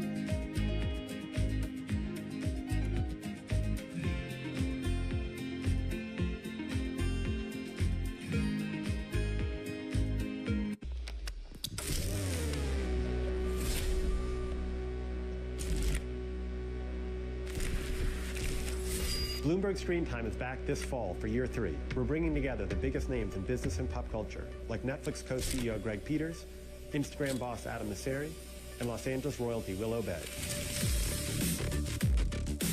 We're going to talk about how sports is eating entertainment, check in on the state of the movie business, and get an update on LA after the fires from Rick Caruso and Irving Azoff. You should expect newsy interviews from industry leaders, meaningful business networking, and of course, great food. We'll feature some of the best chefs and food trucks from my hometown of Los Angeles.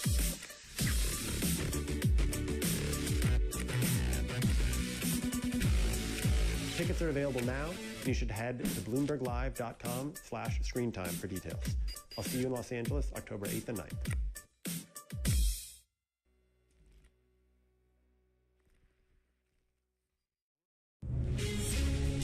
From the beating heart of global finance, economics, and politics, and wherever newsmakers are moving markets, Bloomberg brings you conversations that allow for deep discussions and important insights. What do you think the future is for inflation? Is this a new normal? Are markets too optimistic? How do you worry about the things that are outside your control? How does the current fighting completely stop? I'm Francine Lacroix, and this is The Pulse, every weekday only on Bloomberg. The countdown is on. Everything you need to get the edge at the end of the market day. Get ahead of tomorrow's trading with The Close. Weekdays on Bloomberg. Context changes everything. Bringing you up-to-the-minute energy news whenever and wherever it happens. I'm Jumana Bersachi in Vienna, and this is Bloomberg. The Middle East and Africa regions are home to some of the biggest deals and fastest growth in the world. Vibrant resources and high-yield investment opportunities abound. I'm Jumana Bersachi. Join me on Bloomberg Horizon's Middle East and Africa for the stories, newsmakers, and insights shaping the decisions of traders across this exciting region. You had heightened levels of volatility. There's still room to maneuver. We do see opportunities. It allows you to increase significantly your net income. Every trading day, only on Bloomberg.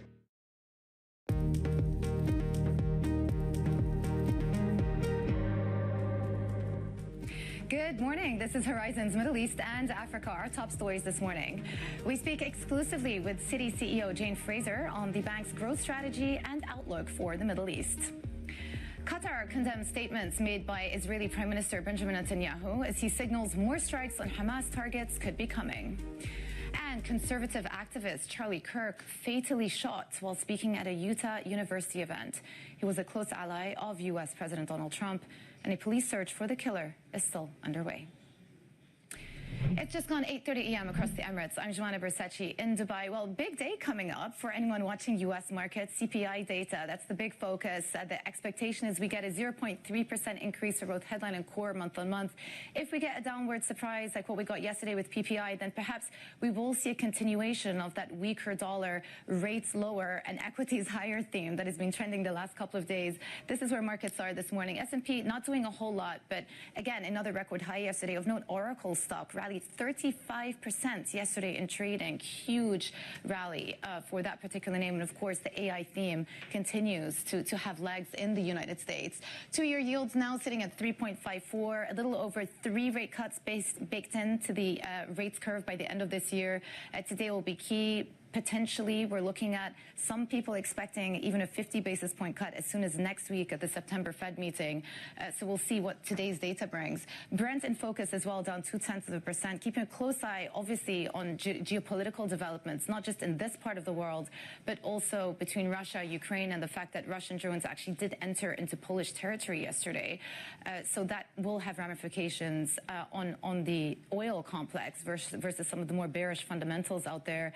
And then Euro in focus as we head into the ECB meeting today. Let's not forget there's another central bank meeting. They're not expected to cut interest rates, but I suspect the ECB President Christine Lagarde will be fielding a lot of questions around the latest political developments in France and the spread widening that we've been seeing there. Okay, let's check in on how markets in Asia are faring as well. Avril Hong is in our Singapore studio. Avril.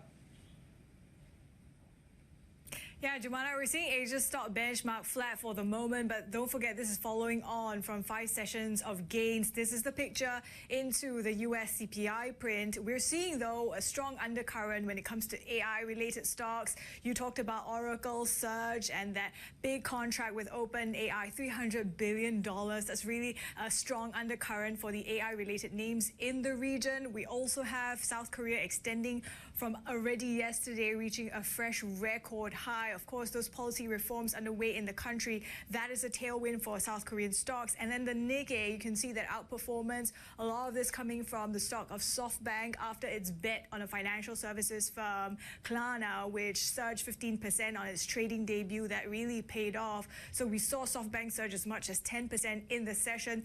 In Hang Seng, we're seeing some of these Chinese tech names, including Alibaba. It is a bit softer today, but not to worry because this is against the backdrop of Baba engaging in fundraising, $3.2 billion offering for convertible bonds. So you see investors hedge some of that for the moment. Our strategists have pointed out that if the Hang Seng closes less than 2% lower, that would be a positive outcome that traders see. So this is what you're seeing in Asia stocks for the moment, Jumana. Yeah, it certainly feels like Alibaba has been the stock to watch over the last couple of weeks. Avril Hong in Singapore, thank you so much. Well, let's turn to this region and Wall Street's increasingly greater focus in the last few years to target the deep pools of money here. That's as Middle Eastern countries push ahead with multi-billion-dollar investment programs to transform their economies and diversify away from oil. One of the firms expanding in the Middle East is Citi, which has been on a global hiring spree to bulk up its services to the ultra-wealthy. For more, I'm really pleased to welcome Jane Fraser, CEO of Citigroup, to the show. It's so nice to have you here in the region, Jane. Oh, thank you very much indeed. It's wonderful to be back. And it's particularly lovely to be here. Thank you so much. So, there's plenty of interest in the Middle East region. Maybe just talk to us about what growth opportunities you see specifically for Citi and in which areas. Is it wealth? Is it advisory? Give us more details. I have been increasingly coming to the region with greater regularity since I became CEO. And that, I think, is a reflection of 3 distinctive traits that the region has. The first is the long-term vision. If you are looking for a sense of clarity of direction as to where the region is headed economically and a more holistic view, you have that long-term vision and leadership here. The second element is just cohesion. There is a cohesiveness around the view that a rising tide will lift all boats. Yeah. And you hear that when you talk to the leaders of businesses and in the government. And then finally, the fundamentals. If it's energy, if it's oil, if it's talent, and strong technical talent, all of these different pieces come together. And I think that is driving a lot of interest, not only from countries that have typically had a long history in the Middle East and indeed in Africa, But India, China, a huge amount of dialogue there. Yeah. And would you say that those, three verticals that you just highlighted are most revenue additive for your advisory business or your wealth business? Is there any particular business that you think will grow more? We're watching our clients be very active across the board, and so really firing on all cylinders. Yeah. As you'd expect with everything that's happening in the world, there's been a lot of engagement around supply chain reconfiguration, a lot around hedging. There's been a lot of dialogue around financing, and the piece that's been very active has been M&A. Yeah. A lot of corporates are on the front foot now that we've got a lot more policy clarity, as the tax policy and the tariffs and deregulation have been coming together. It's interesting that you say that on the M&A side, because there is a lot more competition. What you're hearing is that margins get squeezed on some of these deals. How do you stand out in that environment, or are there any particular clients that you're targeting in that space to differentiate? The area that we've been seeing a lot of activity has been cross-border, at which Citi is very advantaged. We've been in the UAE for over 60 years now, for example, many Asian markets for over a century. So there's an advantage just of the depth of relationships and understanding we have here. But it's technology. AI, digital asset space.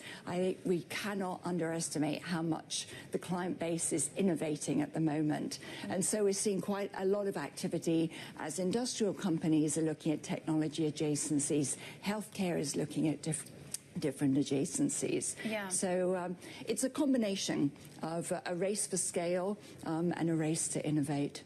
And let me just ask you on the wealth side, HSBC, for example, have had to pull back from some of the ultra-rich clients that they cover in the region. Do you sense that there is an opportunity here to pick up where your competition has had to pull out? Yeah, we have been growing very rapidly in wealth management in some of the major offshore centres. And I am particularly excited about the opportunities here because we're seeing the Middle East, Abu Dhabi, Dubai in particular, as well as Saudi, getting a lot of attention from India, from China, from some of the wealth that's being created in Africa, as well as the traditional areas, and indeed here in the Middle East, because there's a vibrant private sector and a lot of wealth creation. Citi is the bank for progress makers, less so for the retired doctors and dentists internationally. And I think because of that, we become a natural magnet for talent and a natural magnet for clients. Do you have a target in terms of how many personnel or headcounts you're looking to increase by in the region, or possibly even balance sheet commitment? We don't have a particular target, but we know that we're growing. And for me, it's really making sure we have the right apprenticeship models in place, we have the right culture in place, and that we're a home for women and men from all over the world that are excited to be part of everything that's happening here. We spend a lot of time on this show talking about what the region and Africa also can do to attract FDI. What role do you see for Citi in helping to facilitate that process? We've just had a couple of very exciting different conferences. We had one in Japan where we had many of our African colleagues over in Tokyo and presenting, and there was a huge amount of interest in Japan about investing into Africa, and this could be into Egypt or into Nigeria, Kenya, throughout the region. Similarly, we had another session the week later in São Paulo in Brazil, and another area where there was an enormous appetite to look at Africa and start making more of the FDI there. I'd say it's not at the stage where we're seeing huge flows yet, but the level of interest has been enormous, the level of engagement, and we're anticipating quite a lot of activity coming off it. We're just very well placed as a bank that is everywhere to make those connections, but it is exciting to see it happening. So let's talk about the stock price performance. The Citi stock is up 38% this year. You've outperformed your peers. Do you feel vindicated that the market are finally coming round to your restructuring story? Look, we are a bank on a mission, and the mission is delivering results. So we're excited about what lies ahead. We can see it in our banking business. Services, which is our crown jewel, just keeps going from strength to strength. It's been a very active market for us, particularly with corporate clients, not only FIs in services. Wealth has been growing well, and the US consumer is resilient. So I think with the focus we've had, the mission that the whole firm is on, and the clarity we have, it's been helping drive record business performance. It's been attracting talent, and it's been delivering. Is the transformation over? We're at the back end of the transformation, so it's good to see that. We're happy to get the last pieces done. We're operating mainly at the target states. But when you step back from regulatory transformation, the AI transformation is just beginning. And so when we're looking at the digital asset space, blockchain, when we're looking at what's happening in AI, it's very exciting. I don't think any of us quite know where it ends, but... Do you see AI fundamentally transforming productivity of the bank? Yes, I do. We have a set of tools that almost all of our 240,000 employees have around the world access to. I use it myself every day, helping with summarization and helping me be more productive. And that's helping our coders, it's helping compliance, it's helping with HR queries. But then you've also got a lot of top-down use cases. I think the future is agentic, though. That is when we're going to really see the game changer, and we're just scratching the surface there. I want to ask you about your outlook for the U.S. economy. The feeling is we may actually be seeing a jumbo cut next week out of the Fed. What is the House view on the slowdown that we're seeing in the U.S. labor market? Are you anticipating a recession or just a slowdown in the U.S.? No, one is always surprised by the upside and the resiliency of the US. So let's look at what's gone on. Is you've got to look at the collective impact of the tax policy, what's been happening with tariffs, and indeed the increasing deregulation that we're seeing. And they work together as a package. I think the most important piece for a corporate: clarity. We hate uncertainty. We like clarity. And our client base now is really starting to act with more confidence now that we've got clarity on those three fronts. So active in the capital market arena, in financing, much more active in investing, less sitting on the sidelines. And M&A has been very, very active indeed, as we talked about. And on the consumer side, pretty robust spending through the summer. And we saw that really across all categories, helped a bit by lower gas prices.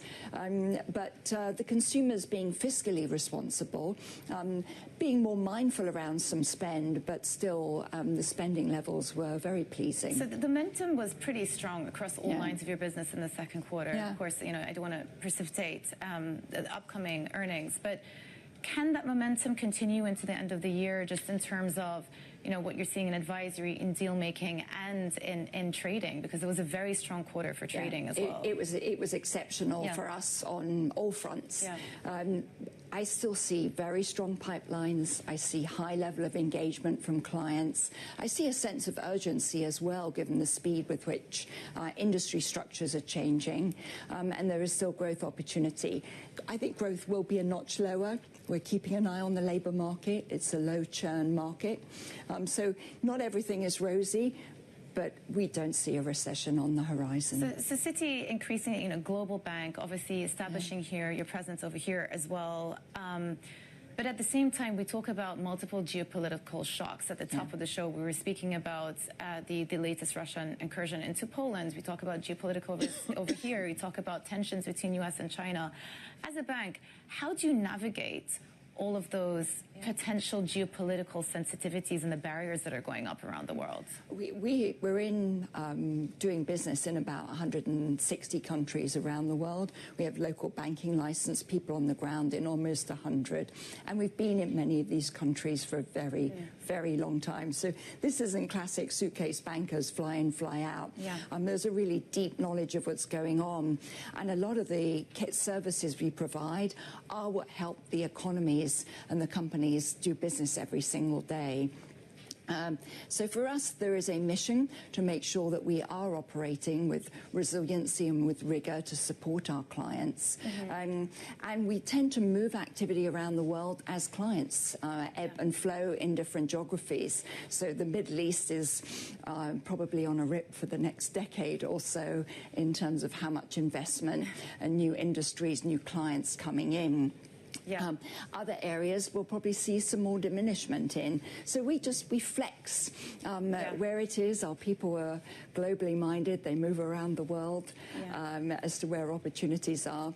And it's a moment where Citi shines, where there is volatility. The clients need us. Well, Middle East, a rip on the next decade. That's a good headline, Jane. I do want to bring it back to an article that Bloomberg published a couple of weeks ago that Citi had hired an external counsel to look into some allegations that were made against your global head of wealth, Andy Sieg.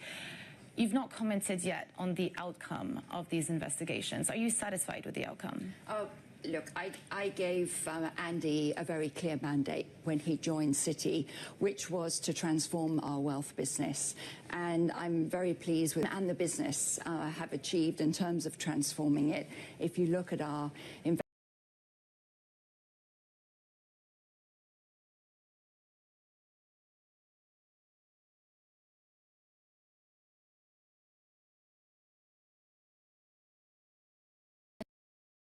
year, they've really outperformed. They've been very strong. We have a terrific team, and I'm very comfortable with the direction that we're going. And just in terms of some of the allegations that were made, you know, some of the allegations included, you know, intimidating, publicly humiliating executives. Obviously, these are very grave, many of them women. How do you reconcile some of those allegations with the culture that you're trying to build within Citi, your own values that you want Citi to espouse? I'm very comfortable. We looked into the matter seriously, and I'm very comfortable with where we came out. We set ourselves with very high standards on all fronts. We hold ourselves to them. And I'm very proud of an exceptional team that we have in wealth, almost half of whom are women on the senior leadership team. They're an exceptional group from within and with outside the bank. Do you think there's been a change for the better in terms of broader Wall Street culture? I do. From when I first started working in the 80s to now, it's wonderful to see a greater diversity of backgrounds, greater diversity of nationalities. And I look at it within our own bank. We've got a leadership team from all over the world, and that's something we're very proud of. Good people.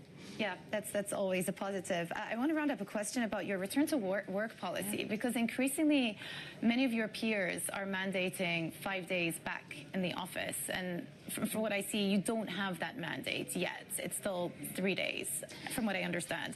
Are there going to be any changes on that front? And what has been the feedback so far to this hybrid working model? Yeah, look, it depends what job you're in. If you're on the trading floor, as you remember from your days, you need to be on the floor 5 days a week.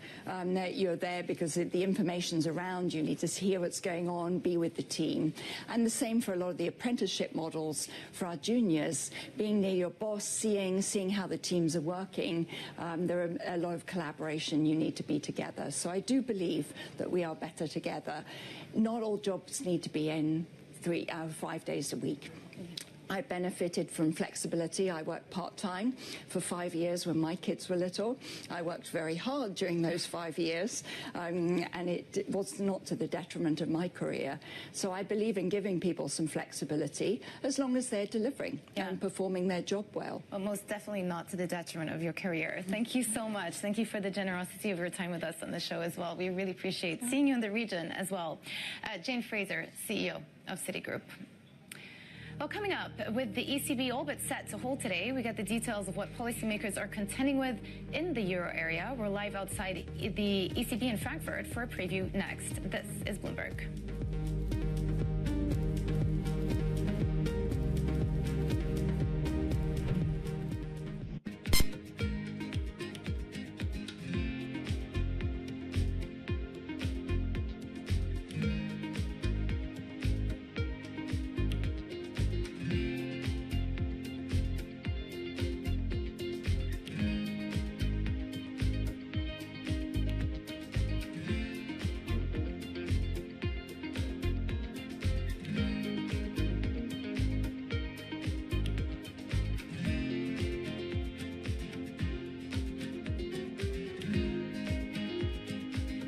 Okay, ready?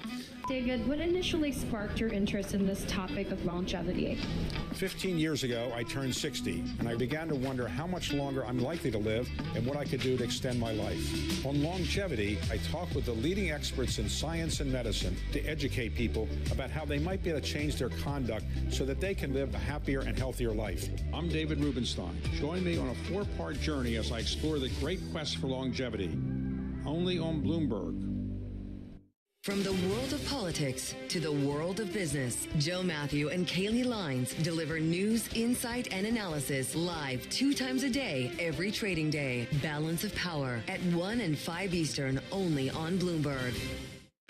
Bringing you up-to-the-minute economic news whenever and wherever it happens. I'm Jennifer Zabasaja in Cape Town, South Africa, and this is Bloomberg. From our studios in New York and San Francisco, our expert hosts have the data and analysis from the companies you know and the startups to watch, plus the interviews you don't want to miss. Watch Caroline Hyde and Ed Ludlow on Bloomberg Technology, the only daily business show dedicated to tech, right in the middle of the trading action. Live every weekday, only on Bloomberg Television. Context changes everything.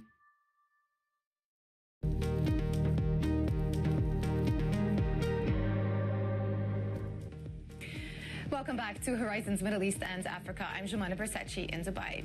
Oracle shares continue their surge in the U.S. amid a report that a computing contract between the firm and OpenAI is said to be worth $300 billion over 5 years. That is according to the Wall Street Journal. Bloomberg had earlier reported both firms reached a deal for 4.5 gigawatts worth of data center capacity, and that's enough energy to power millions of American homes. And we'll be watching Alibaba stocks this morning after the firm moved to raise $3.17 billion through an offering of zero-coupon convertible notes. The offering is set to be the largest this year. Now, according to the terms of the deal seen by Bloomberg, the notes will convert into American depository receipts, and Alibaba plans to use the funds to scale up its data centers and expand its international commerce operations. And the ECB is expected to hold today when it meets as policymakers exercise caution in the face of inflationary risks, as well as trade and geopolitical shocks. For more, Bloomberg's Lizzie Burden joins us now from Frankfurt. Lizzie, nobody's expecting an interest rate cut, and actually the signals coming through from ECB policymakers is they're mostly done with the easing cycle. So where are the fireworks going to come from today? Well, I hope there will be fireworks, Jemana. I can't promise them exactly because, look, the party is maybe just starting for the Federal Reserve, but it's pretty much over, it seems, for the ECB. We've already had this string of rate cuts, and as you say, a hold expected today because the Governing Council wants clarity when it comes to the economic impact of Donald Trump's trade war. And the recent economic data has done a lot to quieten the concerns of the doves on the Governing Council. You've got inflation at 2.1%. You had this upside surprise for Q2 GDP, unemployment's at a historic low. And so in Christine Lagarde's words, the euro area economy is in a good place. That is why most of the economists we've surveyed don't see any more moves before the end of the year, and markets are just pricing a less than 1 in 3 chance of another cut by the end of the year. What will be potentially a bit more exciting are the forecasts, because this is the first batch since that trade deal was struck between Washington and Brussels, and 15% tariffs is bang in the middle of the base scenario and the severe scenario that they set out. So yes, having a trade deal will, you'd think, alleviate some of the uncertainty, but on the flip side, having tariffs is inevitably going to weigh on demand. So you may see, because of the recent data, an upgrade to the forecasts on GDP and inflation in the short term, but a downgrade further out. Yeah, not just the forecast, but maybe we could get a few French fireworks in the press conference. No doubt she will be asked questions about the most recent French spread widening. What are we expecting there, Lizzie? No doubt, because of course Christine Lagarde once upon a time was the French finance minister, so I'm sure she will be asked what happens if that oats bundt spread continues to widen. Would the ECB intervene?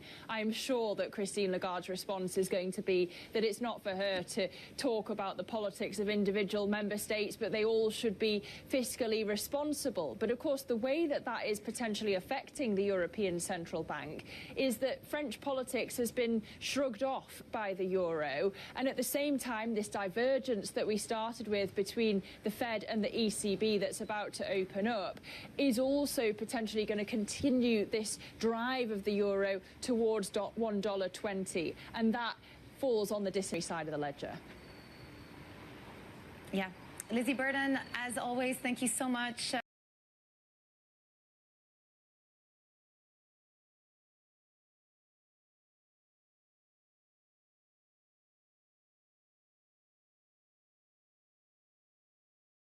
UK, you've got to wonder for the euro, though, what is the more important event today, whether it's the CPI data in the US, that's 15 minutes before the decision, or the actual decision itself. Yeah, we will find out later today, obviously. Heading into that CPI data, we've got equities, US equities, S&P, all-time record high today, not doing a whole lot, trading slightly in the green, unchanged actually now. NASDAQ also not doing a whole lot either. So trading sideways today after a very strong day yesterday, yet again. And Oracle was one of the stocks that really outshone everything else, rallying 35% in trading. So that is the picture. And of course, we're keeping a close eye on any pricing change in U.S. Treasuries as well, with a little over 3 rate cuts now priced in the front end of the U.S. yield curve. 2-year yield sitting at 3.5-year, 5.4, and then 10-year at 4.05. It's been a strong rally in fixed income this week. And that is it for Horizons Middle East and Africa. I'm Joanna Versace in Dubai. Stay with us for Daybreak Europe. This is Bloomberg.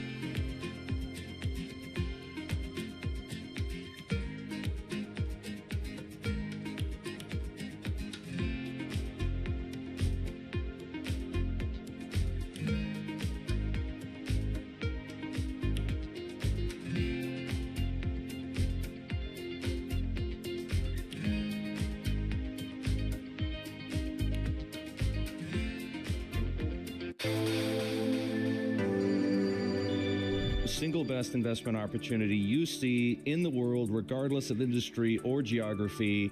Why? Across all these different opportunities, what we really like is data centers in the U.S. And the one thing that we know is that AI is just going to create this enormous demand for data and this even growing opportunity for cloud computing. So for us, owning data centers for 20, 30, 50 years, we're going to have a limitation on power in the U.S.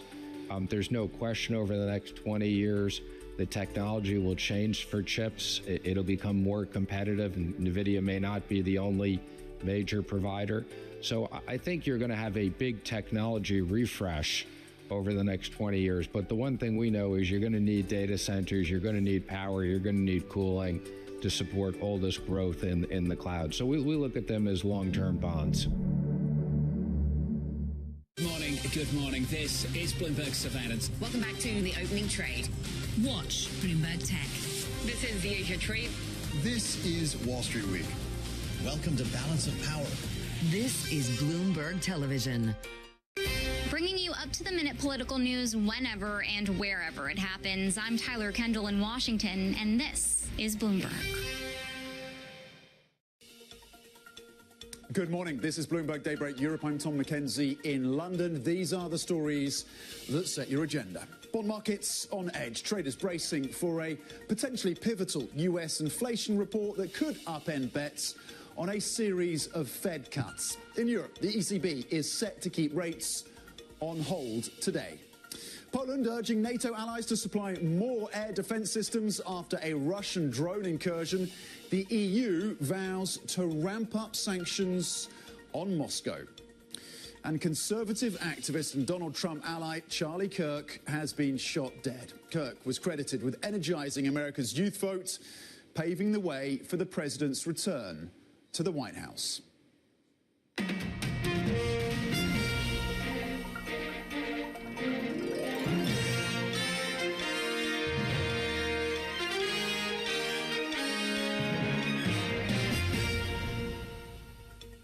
Good morning. So the market focus after producer prices and wholesale prices in the US came in softer than expected now switches, of course, to the CPI print consumer prices out later today in the US as markets continue to fully price in a 25 basis point cut from the Fed, of course, on September the 17th. But it's beyond September now that the markets are looking and what the inflation data of today does to the cadence of potential cuts going forward beyond September.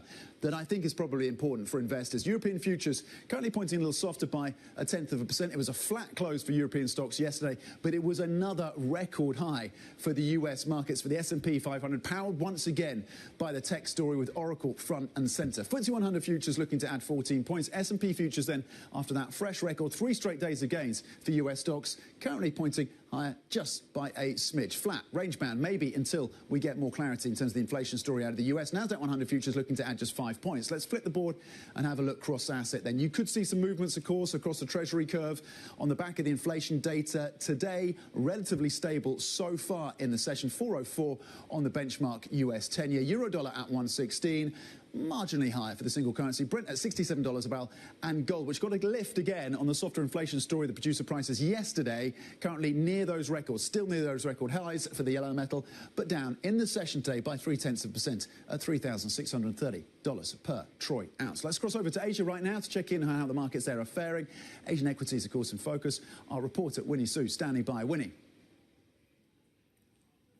Yeah, we're seeing Asia market pretty flat today, especially seeing a bit of a cautious optimism ahead of the US CPI data. And remember, that's really coming off 5 straight days of gains, and we see the MSCI Asia now hovering still around that record high levels. Now, let's take a look at the Hong Kong shares, actually erasing a bit of the earlier losses when it comes to the overall HSCEI and also the Alibaba shares. Let's take a look at the shares in Hong Kong now. Flip the board, and we can also see that there is some volatility when it comes to how Alibaba came up with that 3 billion convertible bond sales. A bit of a worry around how investors might see the ongoing competition with its peers, but more optimism around how the company is raising funds to support its AI and cloud business. And also a bit of a pressure when it comes to the drug makers, especially after the U.S. came up, the concerns around how the U.S. might come up with some restrictions around its licensing deals. And remember, those have been the key drivers for the biotech sector so far this year. Now, we look at the bright side of things. Technology shares still driving the rally here in Asia. You see the TAIEX benchmark and TSMC both extending record highs after TSMC came up with that positive surprise when it comes to its August sales. So it's really showing how the AI demand is still the overarching theme here in Asia. Look at Japan, similarly, SoftBank, Advantest also up, extending those gains. So the AI optimism continue to be the big theme we're watching in Asia here. Okay, the handover after the strength, of course, in the US with Oracle shares jumping more than 30%. Asia equities reporter Winnie Su, thank you very much indeed on the Asian markets and the focus again on tech in that region as well. Now to the macro and back to the bond story and the inflation story, of course, because bond traders are bracing for a high-stakes US inflation report that has the potential to dent their wagers on a series of deep Fed cuts. Let's bring in Bloomberg's Valerie Teitel, watching all of this very closely. Val, am I right to frame this as a question less about September the 17th and the next decision from the Fed and more about what happens next in terms of how this inflation story today ties into thinking for the Fed? No, I think you set it up very perfectly there, Tom. It's all about how today's print can affect the dovish shift from the Fed that we're expected to get next week.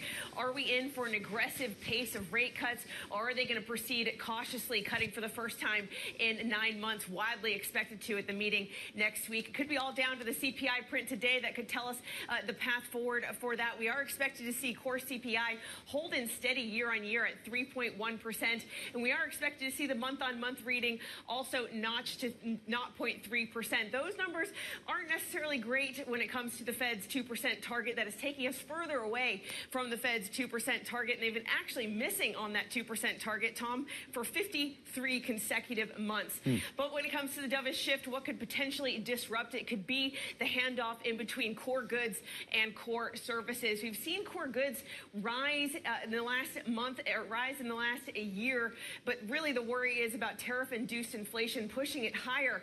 However, core services, it has been on a deflationary track, but perhaps today a hot reading on core services CPI could start to play into the hands of those more hawkish on the Federal Reserve, talking about how a turnaround in core services is not something necessarily tariff-related, but can tell us that financial conditions are too loose and we shouldn't be cutting rapidly into that. With all that in mind, it's all going to be down to how the bond market takes this. Those two-year yields, ever since Powell had that dovish shift at Jackson Hole, are markedly lower, 25 basis points lower in the front end since that Jackson Hole speech from Chair Jerome Powell, who put our attention squarely on the loosening of the jobs market. It could all be down to the front end pricing today. We are currently pricing in still a 10% chance of a jumbo rate hike next week, but it would have to be a very cool CPI print and able to push that pricing further. Tom. Okay, watching the front end of the US Treasury curve then, Bloomberg's Valerie Teitel on what to expect in the preview around that inflation print later today out of the US, central, of course, for these markets. To geopolitics now, Bloomberg learning that Poland has asked allies for additional air defense systems and counter-drone technology to better protect its land from Russian incursions. The request coming after the NATO member, of course, shot down drones that crossed into its territory. For more, let's bring in Bloomberg's Oliver Crook. Ollie, will this prompt then the US to send its Patriot system to Poland? And does the US have enough to do that?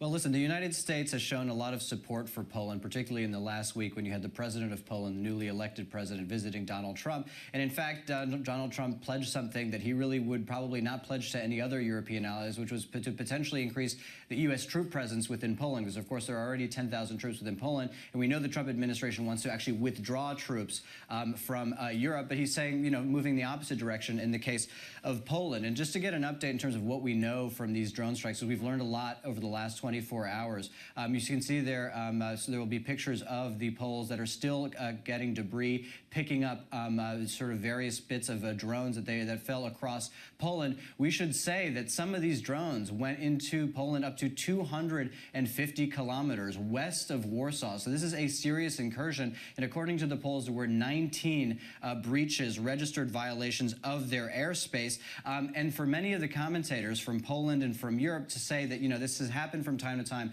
violations of Polish airspace, but the volume at which it happened, this is really something that is unprecedented, A, and B, difficult to see how it could be entirely by accident. The Russians, for their part, have given a lot of mixed commentary on this. There were some early sort of messages from some of the military personnel in Russia. Then eventually the Kremlin spokesman, Dmitry Peskov, came out and basically refused to comment on the incident. But for the Poles, as you can imagine, Tom, this really drives home the threat that exists in the east. They're calling for more Patriot defense missiles, a drone wall to sort of be assembled on the eastern flank of Poland. And of course, this is a conversation you have fairly frequently on the Baltic. But we should also say this does not stop here, Tom. We've had Donald Tusk, the Prime Minister of Poland, speaking more openly in recent months about the possibility of Poland either developing, you know, some kind of nuclear arsenal or having access to nuclear deterrent. This is very present in the minds of the Poles and just driven home once again over the last 24 hours.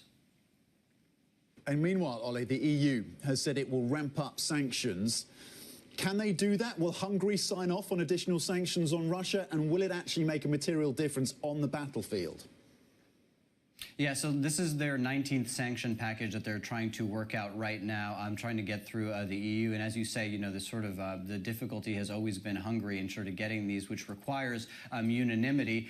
The difference that you have now is well, the French and the Germans are really sort of spearheading, trying to get a lot more sanctions on some of the biggest Russian oil majors, Lukoil, Rosneft, targeting the shadow fleet. But as we know, Tom, this has been the sort of goal since the very beginning of the war. There has been some success, but there's really reaching diminishing returns. Where things get interesting is now you have much more active consultations between the EU and the Trump administration. As we know, the Trump administration has had very sort of little desire to coordinate with European allies in the past. That is currently happening. But as we know, sort of from over the last 24 hours, Trump himself had basically put an offer on the table to the Europeans, said, listen, EU, if you sanction China and you sanction India, you put tariffs on them for buying crude oil and fossil fuels from Russia, we will follow you into that. That is probably a little bit too rich on the risk appetite for the Europeans to follow, but at least it begins a conversation with the Trump administration in terms of how to create an architecture to constrict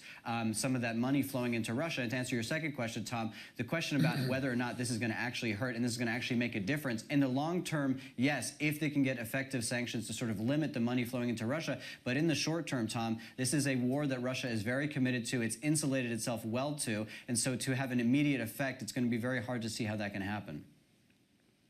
Okay, Bloomberg's Oliver Crook, thank you for that important update and the continuing fallout, of course, of that drone incursion into Polish territory.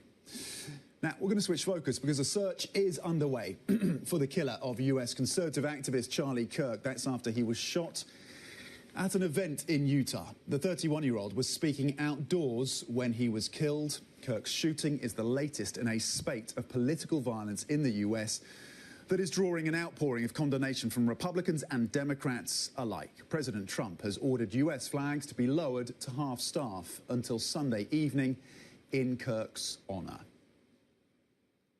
It's a long past time for all Americans and the media to confront the fact that violence and murder are the tragic consequence of demonizing those with whom you disagree day after day, year after year, in the most hateful and despicable way possible.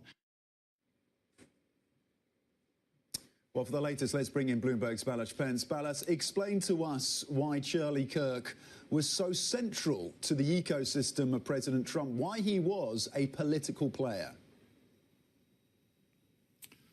Well, good morning. As we saw, he was very important to the president, and there was a personal side to it. They were personally close. Charlie Kirk was friends with several people within Trump's orbit, within his closest circle, really, but he was also a very effective political operator, and in that role, he was able to connect the president's message with a lot of young people in America. He was only 31 years old when he was killed, but he has been active in politics since he was a teenager. He started Turning Point USA when he was 19 years old, and that organization has become a very important way of taking the president's message to young people in America. It had a very important turnout, the vote operation, and it has also become a very powerful lobbying organization as well. And let's not forget, Charlie Kirk was a very key face of the MAGA movement when it came to its online presence, when it came to social media. He was famous for exactly the type of events that happened when he was killed, where he would debate people from the other side of the political spectrum. He was known to be a firebrand, someone who was very pugnacious, which of course made for great social media content and was a way for the president to connect with what has become a very important demographic in his voter base. Okay, Bloomberg's Balazs Pence, thank you very much indeed for that update and the context as well. A story we will continue, of course, to follow, and the fallout as well, the political reaction.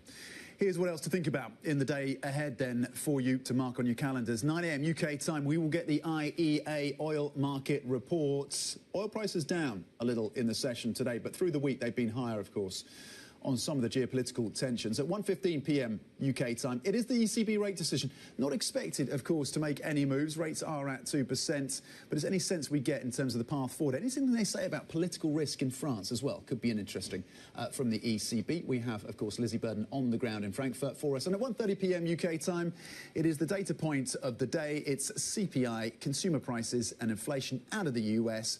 To what extent does it shape market views on the Fed steps, arguably post September the 17th, or does it reinforce maybe the needs for a bigger cut? And you can get a roundup of the stories, of course, you need to know to get your day going. In today's edition of Daybreak, terminal subscribers can go to D8YB Go on the terminal. Coming up, leaders of Gulf nations question the value of American security guarantees after Israel's strike on a Hamas meeting in Qatar. We will discuss the implications of the airstrike on Doha, plus the CEO of Cusp AI talked to us about the future of material discovery using AI after the startup secured $100 million in funding. They have the backing of names like Jan LeCun, Jeffrey Hinton, and investment support from the likes of NVIDIA. That exclusive conversation later in the show. This is Bloomberg.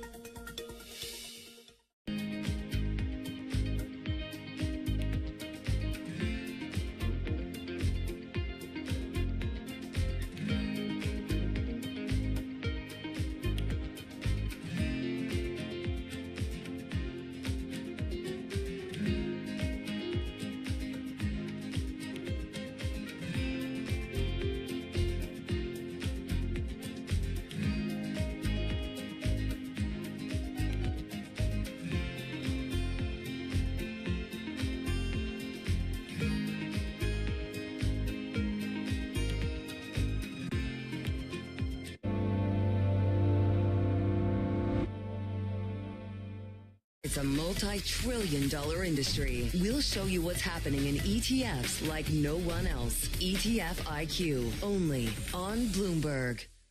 Key investors, top executives, global innovators. Join me for in-depth conversations with the biggest newsmakers on the day's top stories. Insight with Haslinda Anand, only on Bloomberg. Tune in to Bloomberg Business Week Daily. We got to talk crypto. From the magazine that helps global leaders stay ahead. What's the conversation around your company? Bringing you insight on the people, companies, and trends shaping today's complex economy. Planning very big things. A new level of premium. Plus global business, finance, and tech news as it happens. The floodgates of innovation are going to open up. You can't fake passion. You either are or you aren't. Bloomberg Business Week Daily, only on Bloomberg. What is going to be the consequence for U.S. markets? We are basically deep in the European earnings season. Take a look at how we're faring when it comes to Asian markets.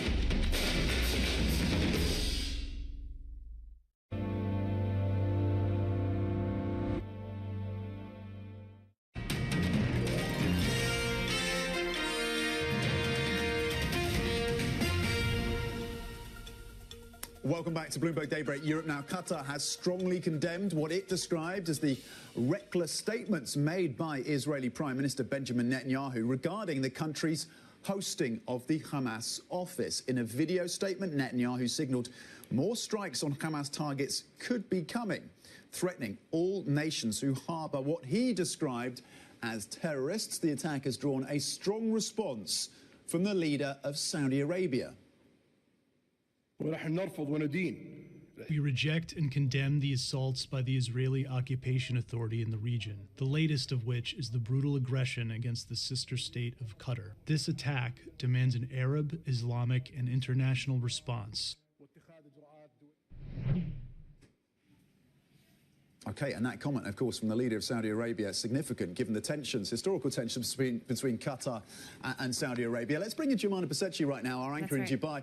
Jumana, a strong criticism then from Qatar and some of their neighbours in response to Israel's justification for this attack. a market deterioration on all fronts vis-a-vis the relationship and the approach that these GCC nations have vis-a-vis Israel, and also, I should say, with the U.S. as well, the United States. But let me just start on the first point. Yesterday, you mentioned in the introduction that the Israeli Prime Minister put out a video statement saying that Hamas officials could be targeted on any country, anywhere, signaling that more strikes could be forthcoming. So obviously, this is a statement of major concern to other countries that have also been acting as mediators with these ceasefire discussions, not just exclusive to Qatar, but also the likes of Egypt, and also, I should say, NATO member Turkey as well, keeping a close eye on the information that's coming through from Israel. So the reaction to that, once again, was quite irate out of the Qatari PM. He also then put out a statement saying that what the Israeli Prime Minister said was reckless, and that Netanyahu should have been fully aware when Hamas took office in Qatar back in 2011, 2012, that it was done under the implicit support, with the implicit support of both the United States and Israel, because there was a perception that there needed to be an anchor country in the region that could lead some of these mediation talks and that was going to move them, and that back then, obviously, that was the concern, out of the realm of Iranian influence. So that was the historical context to all of it. But then you fast forward to today, and the setup is very different. And I think many countries around the region, our colleague Sam Dared put out a report on this on the terminal, are questioning the value of these U.S. security guarantees, not least because Qatar is home to the headquarters of CENTCOM, the largest airbase in the region. President Trump said he was not given advance enough notice in order to preempt the attack or give Qatar notification that an attack was forthcoming. But many of the countries in this region are actually reevaluating the strong ties that they have with the United States, especially when it comes to security guarantees, and perhaps may have to reconsider some of them and even look eastward to deepen relations. Okay, the broader significance of this attack. Jemana Besetchi, anchor, of course, of Horizons Middle East and Africa. Thank you for that context, Jemana. Now, to Mexico and the trade tensions with China this time, planning Mexico to impose tariffs of as much as 50% on cars and other products made by China and several Asian exporters. The move would align the country more closely with the US as President Claudia Sheinbaum prepares for talks over North America's free trade deal. Coming up, to hold or not to hold? I think we have the answer. Will the ECB defy expectations and not leave rates unchanged today? That seems highly unlikely. We preview the decision next. This is Bloomberg.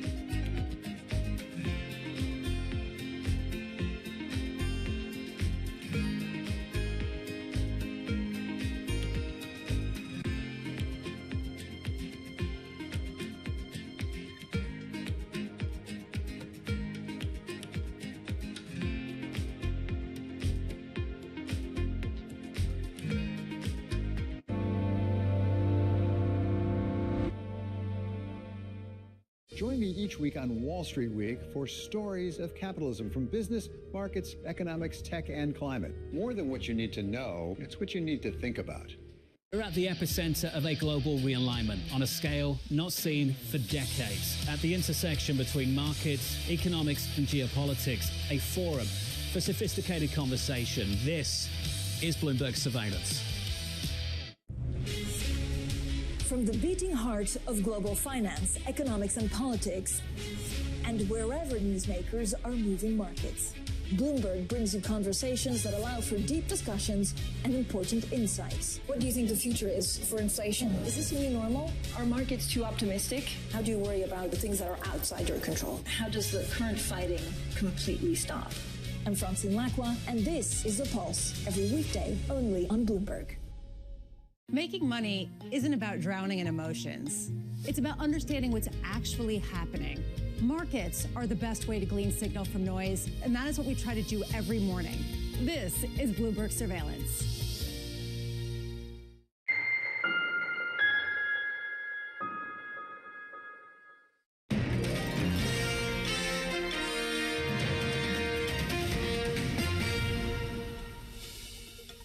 The European Central Bank is expected to leave interest rates on hold at their meeting today. This as policymakers look for evidence the economy can endure President Trump's tariffs and, of course, renewed political turmoil in France. For more, let's bring in Bloomberg's Lizzie Burden, who is on the ground for us in Frankfurt. Lizzie, what are you going to be watching for? What are the factors the ECB board are weighing up?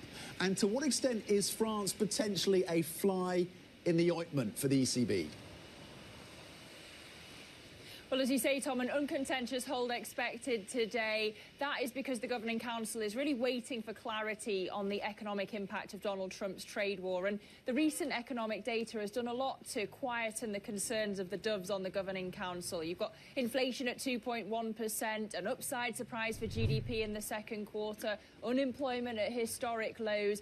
As Christine Lagarde puts it, the euro area economy is in a good place. And that is why markets are priced 3 chance of another cut by December. The excitement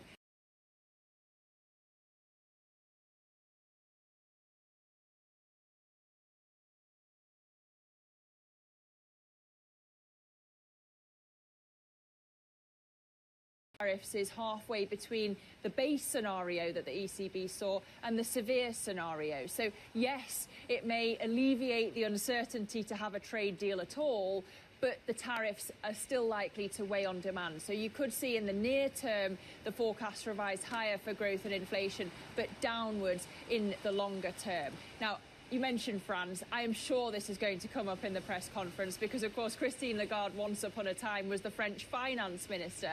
Would the ECB intervene if the oats bunch spread were to widen? I'm sure her answer is going to be it's not for her to comment on the individual politics of a member state, and indeed they should all be fiscally responsible anyway. But the way that this could also be asked in the press conference is about the impact via the euro, because of course the single currency's managed to mostly shrug off French politics so far, but it's climbing towards $1.20 also because of this expected divergence between the ECB and the Fed. And what's interesting, apart from the fact that that could be on the deflationary side of the ledger, is that while I'm here in Frankfurt, Tom, we've got US CPI dropping right between the ECB decision and the press conference, and that could do more to move the euro than this decision here today.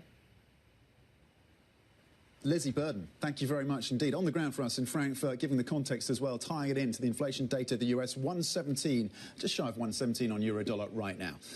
Now, Peter Mandelson, the UK's ambassador to Washington, has been answering questions about his friendship with the late sex offender Jeffrey Epstein after the publication this week of a 2003 birthday book in which Mandelson called Epstein his, quote, best pal. Bloomberg News has obtained more than 100 previously unreported emails between the two men, casting new light on their relationship and showing that it was deeper than previously known. Mandelson has yet to respond to questions sent by Bloomberg. This is the Bloomberg Big Take. It is very much worth your time on Bloomberg.com and on the terminal. Coming up, bond investors bet on a cut from the Fed and that hold, of course, from the ECB. We speak to MSF Investment Management's fixed income CIO. That is next. This is Bloomberg.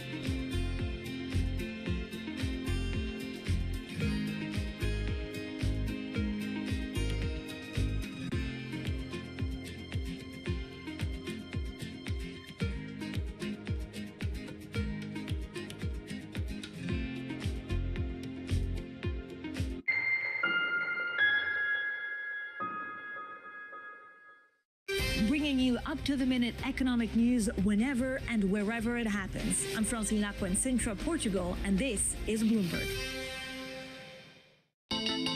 The countdown is on. Everything you need to get the edge at the end of the market day. Get ahead of tomorrow's trading with The Close. Weekdays on Bloomberg. Context changes everything.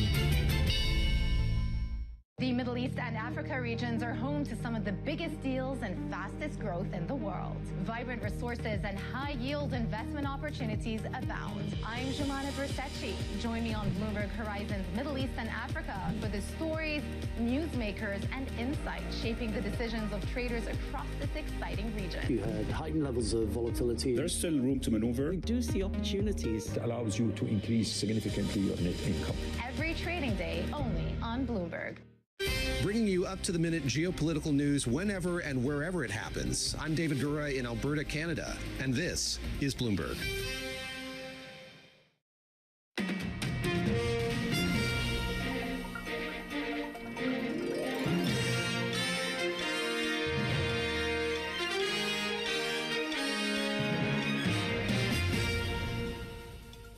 Good morning, this is Bloomberg Daybreak Europe. I'm Tom McKenzie in London. These are the stories that set your agenda. Bond markets on edge, traders brace for a potentially pivotal US inflation report that could upend bets on a series of Fed cuts. In Europe, the ECB is set to keep rates on hold today. Poland urging NATO allies to supply more air defence systems after a Russian drone incursion. The EU vowing to ramp up sanctions on Moscow. And conservative activist and Donald Trump ally Charlie Kirk has been shot dead. Kirk was credited with energizing America's youth vote, paving the way for the president's return to the White House. Okay, let's get to the markets right now. Equity markets in something of a holding pattern. You can say the same thing about US Treasuries as well. In the lead up to consumer prices later today out of the US, producer prices coming in a little softer than had been expecting and reinforcing those expectations that the Fed will go, of course, on September the 17th with its first cut of the year. How far, though? Is 50 basis points potentially something that is in the cards for the Fed at that decision? European futures pointing very modestly higher after a flat close yesterday. FTSE 100 futures pointed to gains of 18 points. S&P futures largely unchanged after another record high. 3 straight days of gains for US stocks right now. It was the tech story back in focus with a more than 30% surge in the price, or at least the stock, of Oracle. Nasdaq 100 futures currently flat as well. Let's split the board and look across assets. US Treasuries largely unchanged in the session. There's been a lot of work done at the front end of the curve with yields down, of course, on the 2-year. 405 right now on the 10-year. Euro-dollar at 116, just shy of 117. Brent a little softer on oil prices, down 0.3%, and gold as well, down 0.3%, but still near those record highs. Let's get a closer view and a deep dive in terms of how to think about the Fed, about inflation data, the ECB, and how to position when it comes to fixed income, and bring in Pilar Gomez-Bravo, Co-Chief Investment Officer for Fixed Income at MFS Investment Management, joining us bright and early around the desk. Pilar, thank you for joining us. I want to start on the inflation story of the US. We had the producer prices coming in softer than many had expected yesterday. Today, of course, CPI. What is your take in terms of whether or not inflation is the element that constrains what many expect to see as a more dovish Fed in the months and quarters ahead? Yes, hi. It actually is still a factor. I think that we've stopped talking as much about inflation because the focus has been on labor and the payroll number and obviously the revisions. But the reality is I think that we're underestimating how much inflation still matters for the Fed. And maybe that is an argument for a more gradual approach to cutting rates. A lot is already priced in. We do expect a cut. I think that's priced in by the markets as well. I think the question around the 50 basis points, however, does depend on inflation. The path for a 50 basis point cut in September would be really driven if you do see the leeway from inflation print that is mild. What kind of inflation print would you need to get to lock in 50 basis points? I mean, I think if you get something closer to a 0.2 instead of a 0.35, which is kind of what's consensus, maybe that gives, together with the labor number, something that would point to that. I mean, I think that we have a great research team. And I think when we went through our macro-micro meeting yesterday, when we heard from all the analysts that talked to all these companies, there wasn't a semblance that they were going to be significantly increasing pricing across a multitude of sectors are going to mitigate the improvement of tariffs. So it's not a done deal that we're going to see a huge increase in inflation as a result of tariffs. However, the threat is there, and it's fair for the Fed to tread lightly, despite the political interference that they're obviously subject to. And therefore, I think that two cuts from the Fed this year is fair. 3 are priced in, and a lot will depend on inflation because we know the labor numbers are getting weaker, and there's no firing, but there's no job hirings either. So we're kind of in a stagnant place in terms of labor. Okay, so 2 cuts this year would be fair. Markets pricing in 3. How do you want to be positioning along the curve then? Is the 2 year still looking attractive, or is the opportunity there closed? I mean, I think 2 years across the world are pretty stretched. Right. They've already kind of priced in most of what the central banks could do, including the ECB, which we'll talk about. So I don't think that unless you get a really kind of calamitous print from labor, going forward over the next couple of months, you're going to see a bad one in October. Unless you see, obviously, inflation much weaker, that it would justify much more aggressive pricing in the near term for Fed cuts. Fed's cuts priced are around 3% terminal. We'll see if we go below that. But to go below that, you need to be much closer to recession. And we just don't see in the next 6 to 12 months a significant risk of recession unless there is obviously a much more uncertain environment due to administration policies. No ECB change expected today. In fact, markets are not fully pricing in another 25 basis points between now and July of next year. What do you think pulls the ECB off the sidelines? Are they done? Can they claim victory, or is there something, whether it's tariffs or France, that pulls them back in? Yeah, I mean, I think it's still a tricky situation. I think clearly the consensus is for no cuts, and therefore it seems a little bit more boring than the U.S. However, I think the tilt is going to continue to be mildly dovish, mainly because we still don't know yet some of these effects around tariffs and uncertainty and how that's impacting. There is no strong demand pull that we're sort of seeing from domestic consumption in Europe yet. But again, at the end of the day, they can't claim victory around inflation. I think that we're going to sort of see an up tilt in sort of those inflation forecasts to a 2%, so they're not going to be anchoring lower. I do think that there is potentially a case for an insurance cut in December, just to make sure that you're leaving the economy in the best position possible, given some of these uncertainties. But with fiscal next year in Germany, with the strong euro, but potentially the U.S. cutting rates and therefore competing around the inflationary impact of that, I think that probably the market will start pricing hikes next year. What do you do? Hikes next year being priced for the ECB. Interesting. As we think about. As in, like the market will start pricing at the end of next year. Hikes coming. Okay. Yes, hikes coming at the end of next year potentially, and that could be the pricing mechanism for the markets. When we think about what do you do with France, with yields on the 10-year getting close to, in some instances, topping, at least at one point this week, topping those of BTPs over in Italy. Is there a buying opportunity in France? How are you looking at France right now? I mean, we're underweight France, and we follow the advice of our strategists there and agree. And frankly, I think a lot of people are underweight France, so I'm not quite sure that there's a huge amount that are betting contrarian-wise yet there.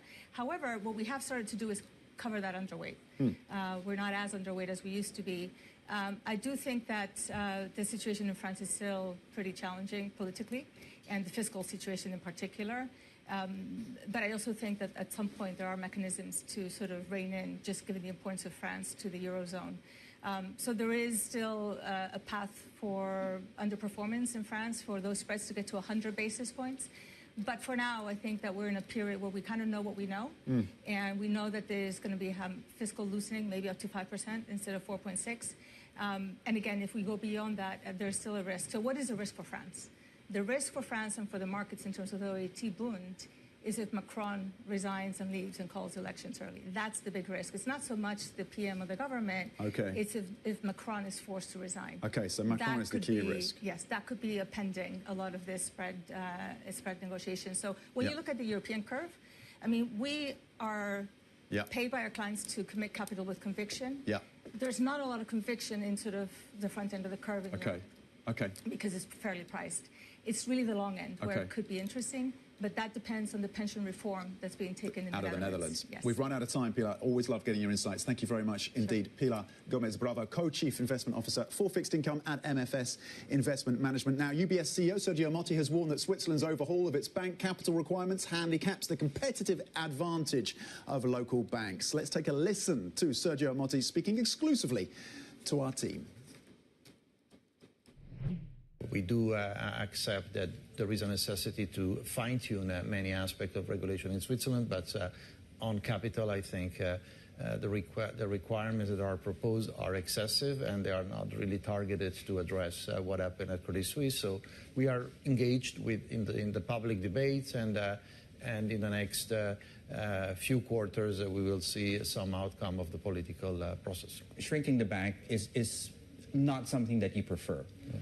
You know, that the franchise is Swiss-based and your global franchise gives you that competitive advantage. The reason I frame it that way is I wonder, and risking oversimplifying a complex issue here, does the regulation in some way handicap the Swiss competitiveness when it comes to banking? Well, of course, when you have a proposal that would see our bank having to hold, 50% more capital than your competitors, then of course you would have an impact on that. But it's difficult for me to see a successful global organization that is very close to clients, that is very resilient and strong in terms of capital, embracing a strategy of shrinking as a good way to succeed in the future. So to keep our global footprint. And the message you would give to investors, clients, employees that, here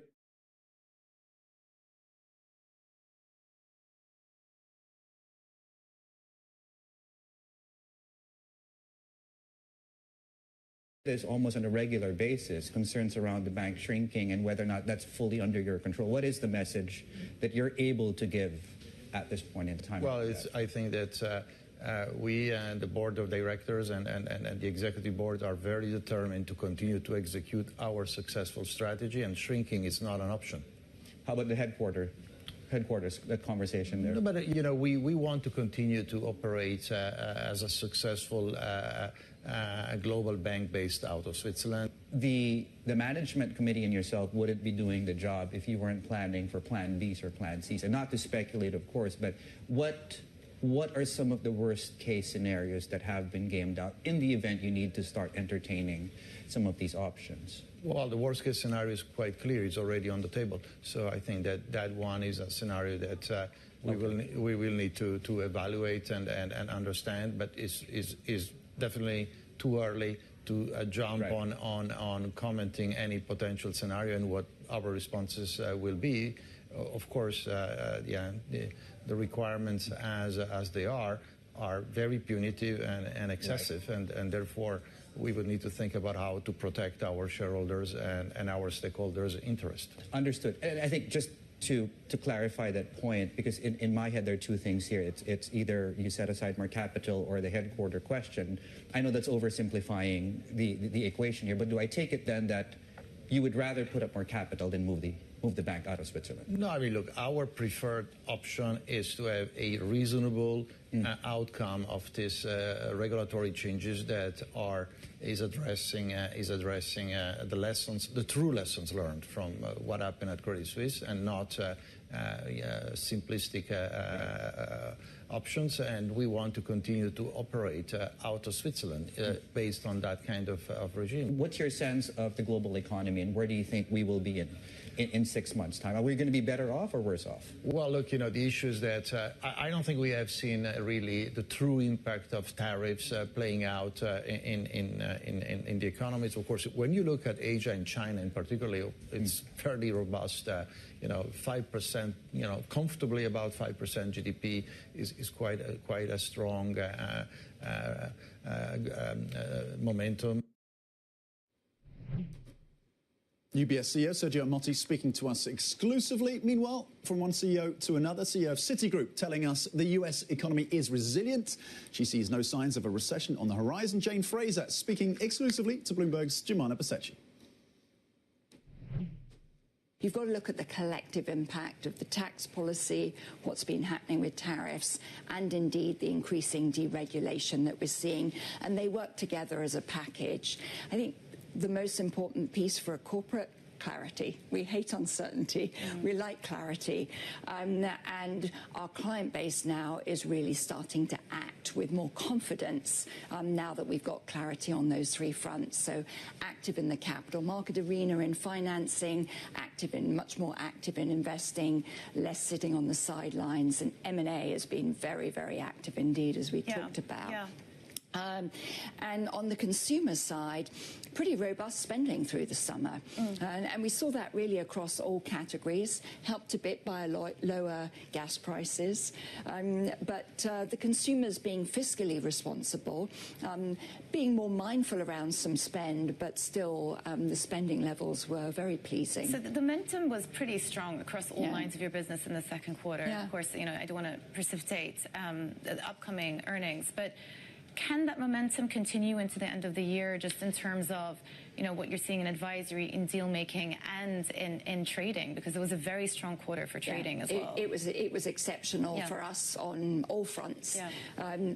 I still see very strong pipelines. I see high level of engagement from clients. I see a sense of urgency as well, given the speed with which industry structures are changing, and there is still growth opportunity. I think growth will be a notch lower. We're keeping an eye on the labour market. It's a low churn market. So not everything is rosy, but we don't see a recession on the horizon. Jane Fraser, the CEO of Citigroup. Coming up, we're going to speak to the co-founder of Cusp AI about how his company could revolutionise how materials are discovered. They just raised $100 million. That interview is next. This is Bloomberg.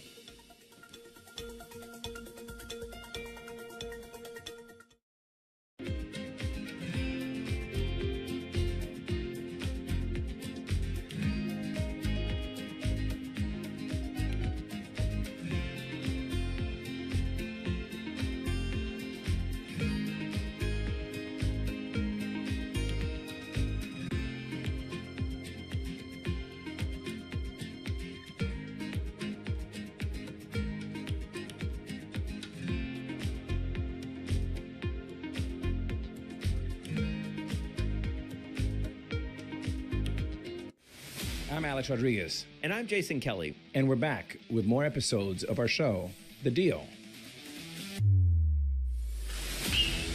The theme of this season, On the Road.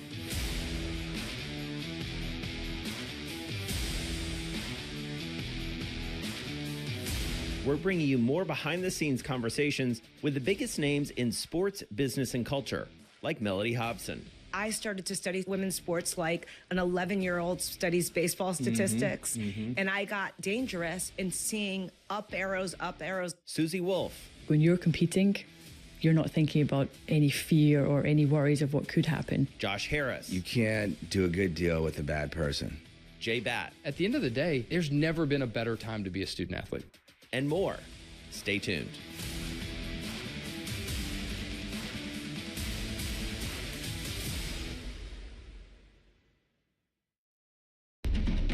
Astonishing day for US technology. It's shaping the region's technology ecosystem. Asia's biggest tech news and innovation. Bringing you up-to-the-minute energy news whenever and wherever it happens. I'm Joanna Bersecci in Vienna, and this is Bloomberg.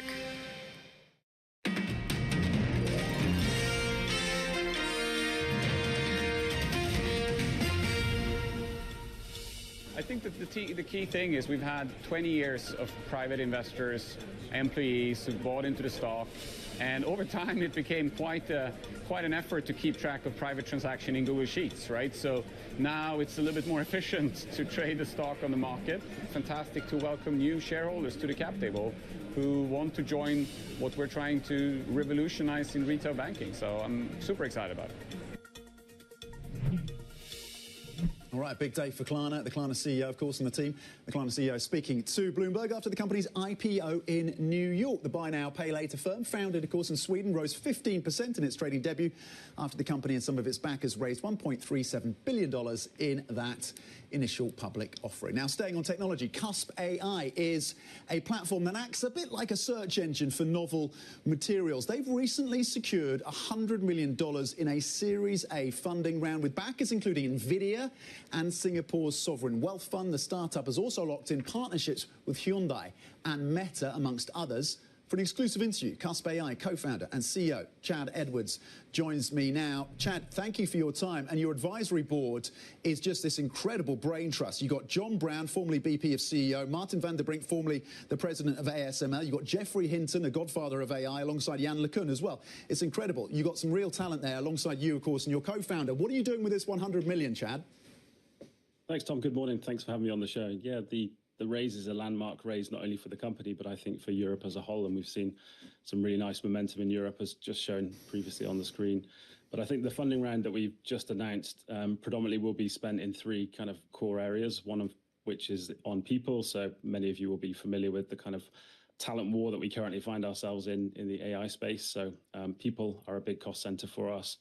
Compute, obviously, we're training fairly large models on fairly large data sets, so the usage of GPUs through our cloud partners will be a second sink. And then third and foremost is the experimental component of our work. So, of course, we are making materials, we're designing materials, and in order to do that, you have to physically synthesize those materials. And so we have labs across the world that we're working with that actually physically make those materials for us. So they're kind of the three cost centers that we have for the funding. Yeah, that makes sense. And Chad, to be clear, this isn't theoretical. You are putting this into practice now. Your models, and you use multiple models, you have come up with some novel materials, right? And what is the commercialization around that? Yeah, absolutely. So in January, we kicked off a project called Project Skyvault, which was an attempt for us to go from a customer prompt, i.e. what kind of material class they were looking for with which properties, all the way through to synthesized material, and we were able to do that in just under 6 months. So those materials are now in final evaluation and testing with some of our partners in the United States. But that was kind of a first dry run through the entire platform, just to show that this isn't an academic exercise, but actually we can really go through the end-to-end process that we've described. In terms of the commercialization journey, of course, this isn't an overnight project. We're really tackling some of the world's hardest problems, and so these won't be solved overnight. And of course, getting a material to market involves a whole bunch of kind of regulatory steps that we have to follow and procedures. And so you can imagine that within the next 2 to 3 years, we hope that we'll have our first, materials in the market generating fairly significant royalties for the company.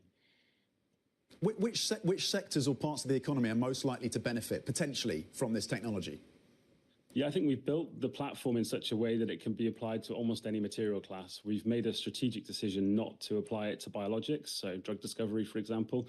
There's an awful lot of noise and excitement in that space already, and I feel like the materials side is far more untapped, and therefore we've decided to really focus strategically there. In terms of the specific sectors, I mean, we kind of have created a portfolio of different material classes for ourselves with different partners.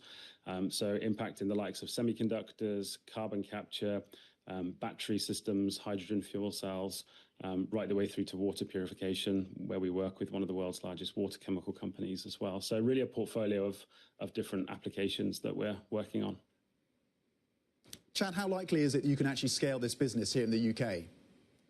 I think it's extremely likely. I mean, every day I almost hear from investors and people around the business, hey, Chad, you're going to have to move to the US. And I'm very reluctant to do that. I think we can build generational businesses from here in Europe. And in fact, my last company in the quantum computing space is a prime example of that. And I want to do it again here with Cusp. I think obviously one of the predominant reasons that people do move to the US is the availability of capital. And with the fundraise that we have demonstrated here, we've shown that actually capital is a global topic and we can attract, with the right team and the right ambition, the right capital. So I think Europe has a really unique advantage in terms of the density of talent. And we've really attracted some of the best people into the company. And also there's a really nice concentration of good end users. So big companies like BASF's, for example, here in Europe, that are prime end users for our technology. So I'm reluctant. That being said, the US is an important market for us. And with this funding round, we will in fact, expand into the US. But it's not like I'm going to be packing up my family and moving there anytime soon. Okay, Chad Edwards, co-founder and CEO of Cusp AI, speaking to us exclusively on the back of that $100 million raise backed by the likes of Singapore's sovereign wealth fund, Nvidia, Samsung and Hyundai. Chad, thank you. There's a lot more coming up. Stay with us. This is Bloomberg.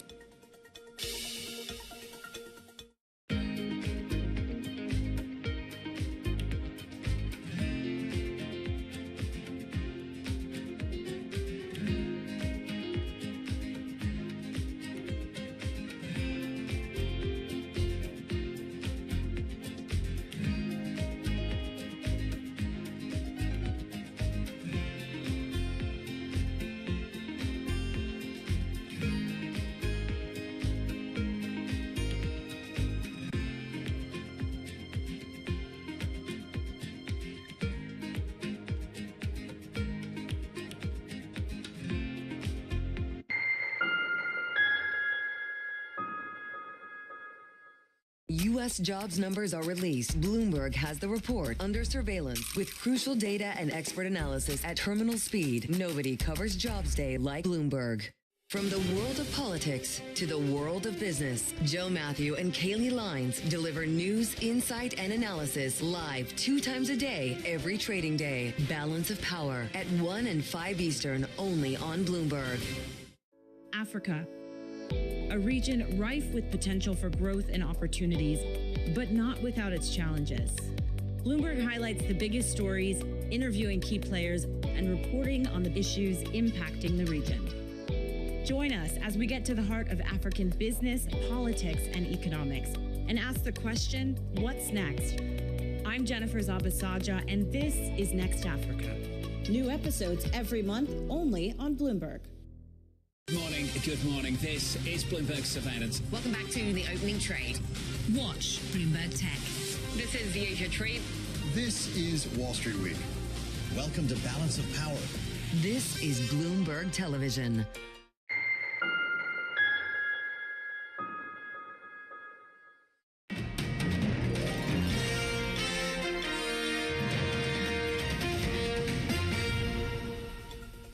Welcome back to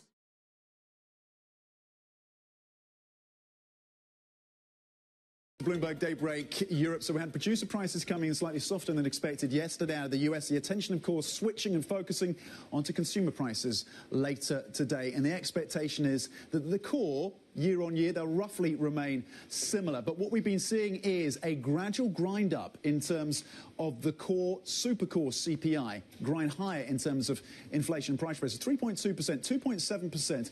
That is the headline CPI print. So you're still, of course, well above that target for the Federal Reserve of 2%. We know the focus has shifted to the labour market and the obvious weakness there. But does the CPI print of today change the market's views in terms of the cadence of cuts beyond September? Just a bit of detail and context there as we look ahead to CPI. Let's flip the board and have a look at the story of Oracle. What an remarkable, amazing day yesterday for this stock, jumping 36, 37%, and of course significant wealth in the tens of billions to Larry Ellison himself, who at one point yesterday topped the crown of Elon Musk as the wealthiest person on the planet. That was the move that we saw yesterday. This, of course, on the back of this very aggressive outlook in terms of the pipeline of demand from their cloud unit. That company closing in on $1 trillion of market cap right now for Oracle. We're going to bring you the ECB rate decision, by the way, at 1:15 p.m. UK time, followed, of course, by President Lagarde's news conference half an hour later. Any views, of course, on the euro, any views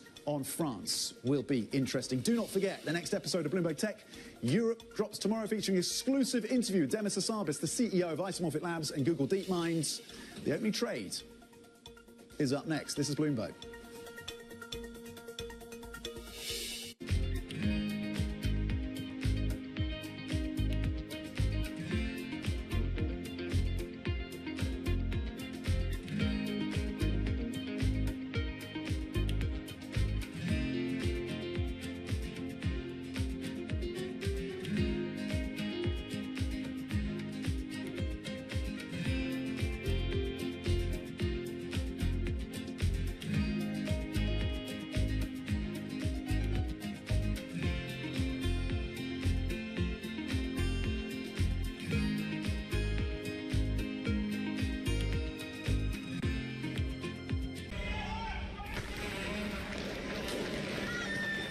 cidade estava sitiada, Isso é o começo, eu tremia, não sabia o que fazer. Foi a mais terrível que eu passei na minha vida. Eu temo, né, que o Brasil se torne, num futuro próximo, um narco-estado. Porque no final, tudo é dinheiro. People back home there, they are suffering. And someone is driving a Range Rover with their money. Where is my money? I think she's a scam up to now. It's some of the world's most desperate people who are getting ripped off. Repeat after me. I am a winner. I didn't know how big it was. I didn't really understand what I was getting myself into. If you tell me you have a vision of being $1 billion business, then you're going to have to do what it takes. And if you're not going to do that, everybody's going to suffer.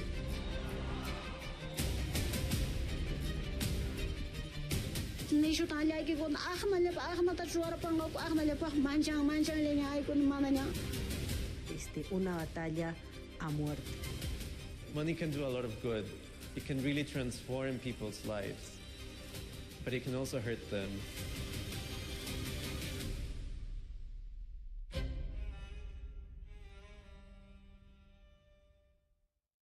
Key investors, top executives, global innovators. Join me for in-depth conversations with the biggest newsmakers on the day's top stories. Insight with Haslinda Onen, only on Bloomberg. Bringing you up-to-the-minute economic news whenever and wherever it happens. I'm Jennifer Zabasaja in Cape Town, South Africa, and this is Bloomberg. Good morning from London. I'm Anna Edwards alongside Guy Johnson and Valerie Teitel. We're an hour away from the opening trade. Here's what you need to know. Bets on Fed interest rate cuts hang in the balance as bond traders wait with anticipation for today's US CPI print, a day after factory gate prices unexpectedly drop. Meanwhile, the ECB meets, but is expected to be in no rush to lower rates again. With inflation at target and better than expected economic data, we're live in Frankfurt. Plus, global tech is on a high, with Oracle's bullish outlook driving shares to their best gains since the early 90s, while Klarna's stock price pops at IPO and Alibaba raises money. We start the hour with markets, frankly, going nowhere before the big CPI release out from the U.S. later today. S&P futures unchanged. Eurostoxx 50 futures essentially unchanged. Euro-dollar nearly unchanged at 116.90. And those 10-year yields out of the U.S. at 4.05 at the lows of the month as we head into the CPI report that could tell us how aggressive those Fed cuts are to come. The countdown to the opening trade starts right now.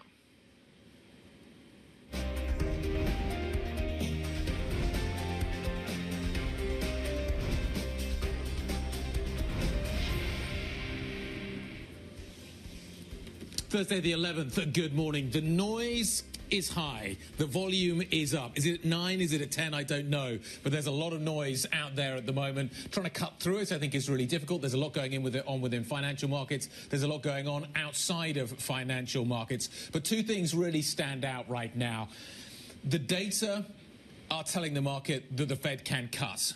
And as long as that kind of stays as is, we're good. That seems to be the narrative certainly coming through in terms of asset prices right now. And the other one is anything that keeps the AI train on the track and hurtling forward is good and keeps financial markets on track.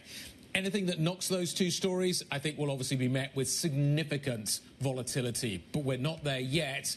Does CPI deliver it today? Yeah, that's right. The data drops at 1:30 p.m. London time later this afternoon. It just feels like one of those days that is going to be pivotal for what's to come forward, both when it comes to markets and when it comes to just how dovish this Fed shift that we're going to get next week could be. Remember, the Fed is looking very likely to restart this cutting cycle that's been on pause for 9 months. But the question is just how aggressive will they go? Will it be a 25 or will today's CPI print open the door to a 50 basis point rate cut? We are expected to see inflation remain sticky. That is what is priced in, at least when it comes to economists' expectations. Core inflation to stay at 3.1% and quite a juicy month-on-month reading for core CPI as well at 0.3%. Both those things taking us a bit farther away from the Fed's 2% target that they have been missing now for 53 consecutive months. And is it going to be the front end of the bond market that we're really watching for response here? Because as you were talking about bond yields coming lower, Valerie, and certainly at the front end, we've seen a lot of that. We've seen a lot lot of pricing in of Fed rate cuts. And if anything in the data suggests that the cuts will not be as big as the market has anticipated, is that the asset that we're really going to be watching to? I read something this morning that had the 75 in it. It's going to point that one out. But, well, in September? Yeah. Right, yes. And even if we don't get that, the market is pricing 75 by the end of the year. So what do we make of the PPI data yesterday? Because you can read it two ways. You can read it as good news, Fed can cut, inflation's not a problem, or you can read it as bad news, corporate profitability margins definitely being hit here, and that's where the pain point is coming. Effectively, this is a tax rise, and it is feeding through into the system. Well, you can read it one or two ways. I think it threw cold water onto the assumption that the hot PPI print of last month is going to eventually make its way into CPI. I think that's what it dented yesterday, and I still think it opens the door up for possibly a weak print today. But the PCE components of PPI, not to get too much in the weeds, were basically flat. They were as expected. So when it comes to the PCE print later in the year or later in the month, it's really more about what we get from CPI today. Still too early to get the full picture. You know, there was so much buying ahead of time when we feared the worst when it came to the tariffs, and that we saw a lot of inventory build as a result of that. And you just wonder whether we are really getting a full picture of who's going to bear the pain of this. Look at lumber prices, okay?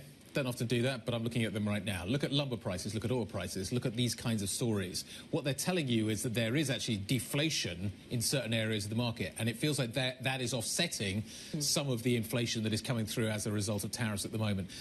Do we end up one way or the other, or do we end up reasonably balanced? I think is an open question. I think I'm sorry.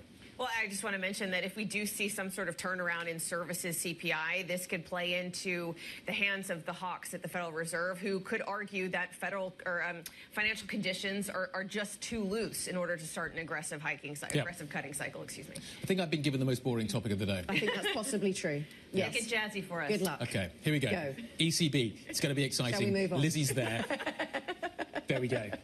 Nothing to see here. Moving on. No, Lizzie Bird would be really cross with us right now. She will, but there are exciting things to watch for. I mean, France will be in the background. When there's nothing else to talk about, what Christine Lagarde will want is plenty of other things to talk about, so she doesn't get asked about France about 50 times. Because that's the danger for her, she's asked about that. And what she really doesn't want to say is, we are not here to close the spreads, which is what was said back in 2020 and went down as a bit of a communications incident on the part of the ECB. Yeah, I thought it was really interesting just to look how flat the front-end pricing is for the ECB. We're pricing basically nothing for the next 12 months. Economists are split on whether the next move will be a hike or a cut, but that's not expected to come well into next year. But there's nothing to see here. Do we have none of our own ideas, those in the financial markets? Because maybe this is because our next guest is going to tell us that the ECB has been talking about being deliberately uninformative. And if that's their stance, we have nothing to say. We can't think of anything. The only thing I will add into the ECB debate is I think there could be a chat. If the Fed goes hard and cuts, does the dollar go down? And if the dollar goes down, does that push the euro higher? One would assume so. And that could provide some disinflationary impulse into the Eurozone. But that's not an ECB story, that's a Fed story. Yes, the ECB is still boring, but the Fed is interesting.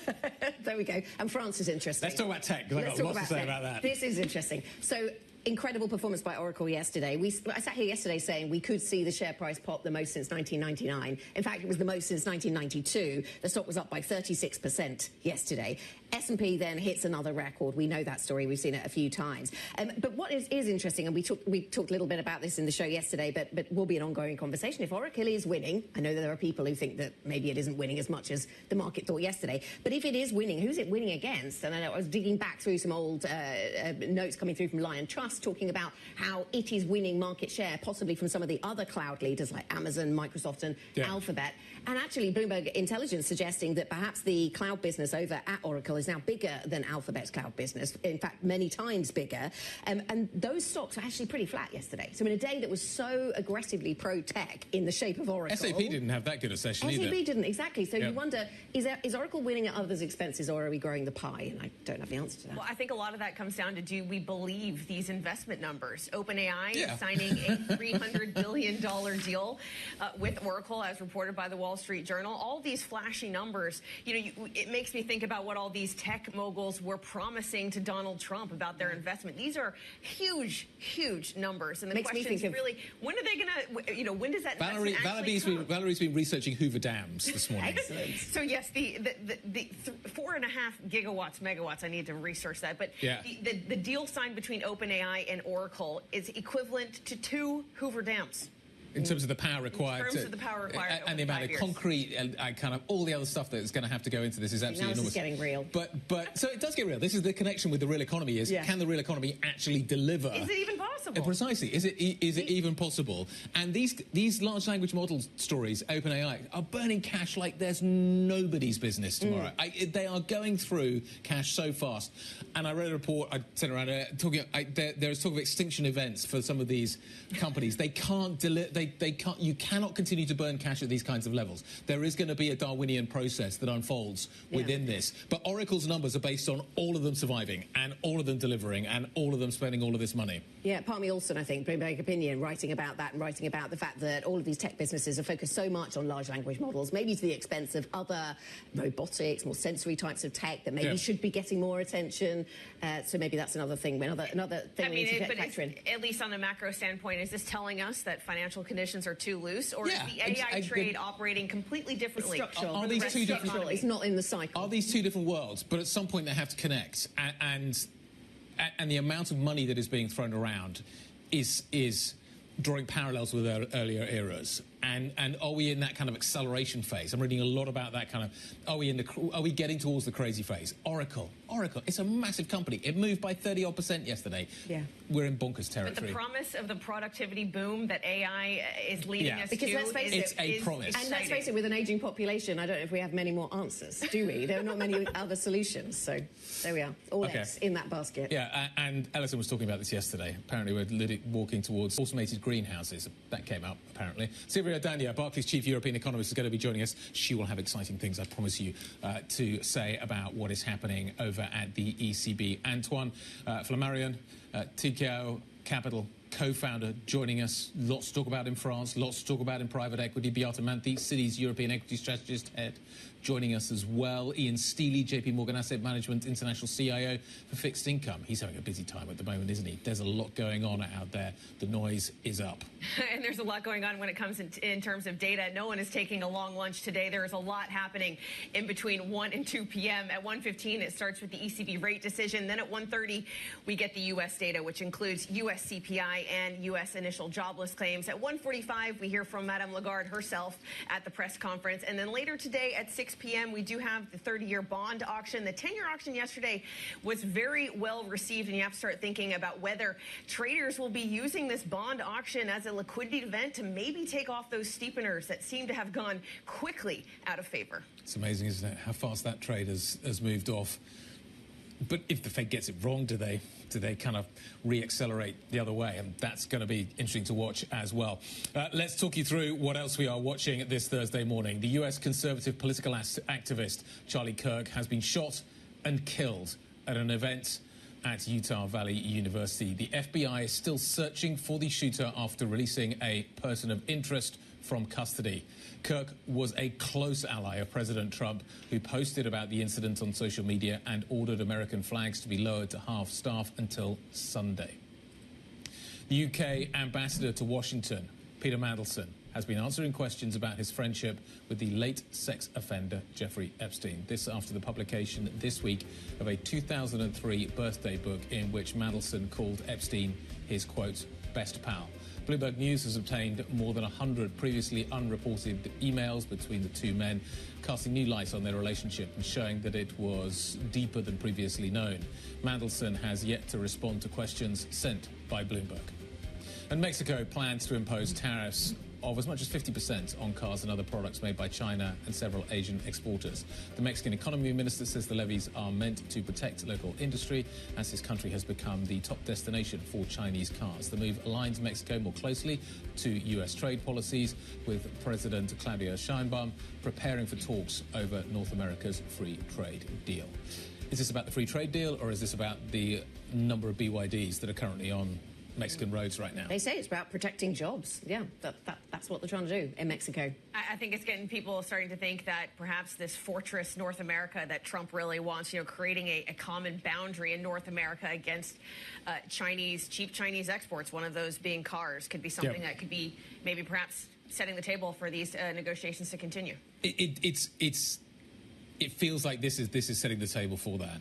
We're going to put, and the pressure is on Europe to do similar things as well in so many different areas at the moment. This is US trade policy, US foreign policy interacting at a really interesting level. And Europe thus far has kind of played ball, but... Yeah, we will be watching those North American conversations really closely. That NAFTA renegotiation, became something else, was a real feature of the first Trump administration, wasn't it? So we continue to watch that. Meanwhile, President Trump still faces, on the tariff front, difficulties with his Liberation Day tariffs, trying to get those through the legal system. And you were pointing us towards some analysis that suggested, if a court rules on this, if the Supreme Court rules on this, maybe it shuts it down, or maybe it opens up executive orders to a whole new world. Read the Gregg piece this morning. I get it is fascinating in terms of what will happen to US tax policy and the ability of the administration to basically dictate it on a day-by-day basis. It will also potentially undermine what is expected to be a fiscal expansion next year. Would tariffs outweigh the big, beautiful bill, fiscal expansion that we're expecting to be seeing, and actually you end up with contractionary fiscal policy in the United States? The Constitution apparently doesn't differentiate between tariffs and taxes. They are one and the same thing, and maybe that's the way we need to start thinking about it. Well, we know the Supreme Court is fast-tracking this court case against Trump tariffs on quite an aggressive schedule. Those hearings start in early November, so possibly we get a reading on this before the end of the year, which either opens or closes the door to more executive powers. Yeah, absolutely. One to watch there. Coming up on the programme, we will get back to some corporate news flow for you. The Spanish alternative energy company Iberdrola buys a 30% stake in Brazil's Neoenergia. We'll check on the Spanish company's stock at the start of trade this morning. Plus, we'll also follow European tech to see if shares get a boost from Oracle and Klarna's jumps in US trading yesterday. Maybe we dealt with that yesterday, but still it was a fascinating day to watch. Up next, we're live in Frankfurt to preview Christine Lagarde and the ECB decision today. How many questions will she be asked about France? If you have any questions for our guests, please join the conversation. IB plus BBTV Go. That is the way to do so. This is Bloomberg.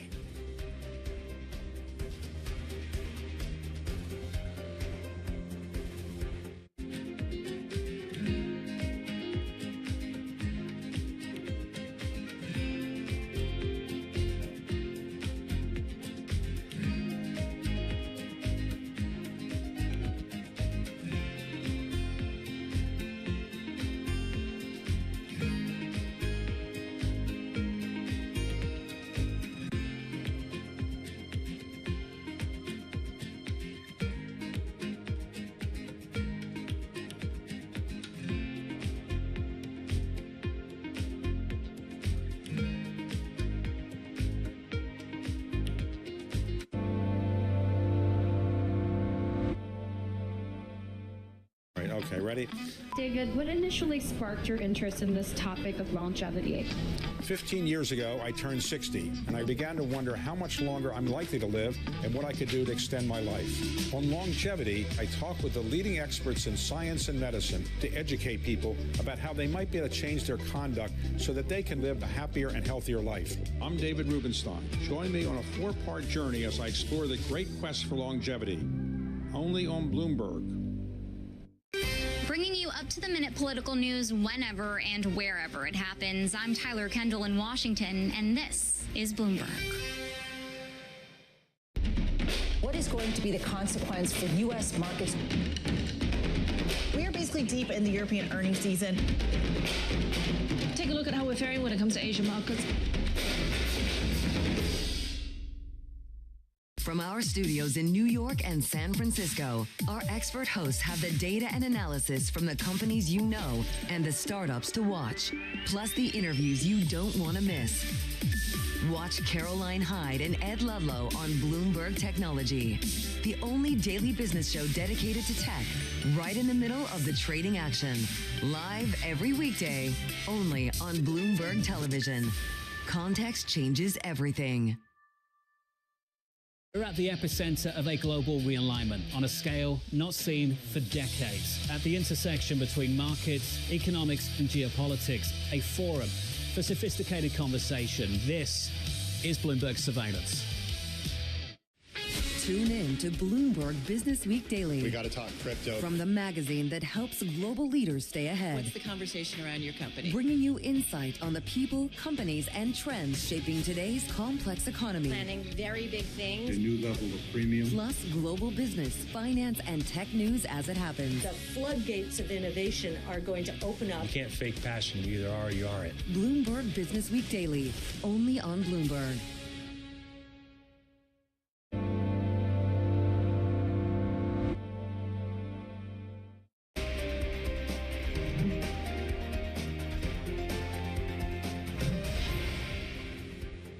I still see very strong pipelines. I see high level of engagement from clients. I see a sense of urgency as well, given the speed with which industry structures are changing, and there is still growth opportunity.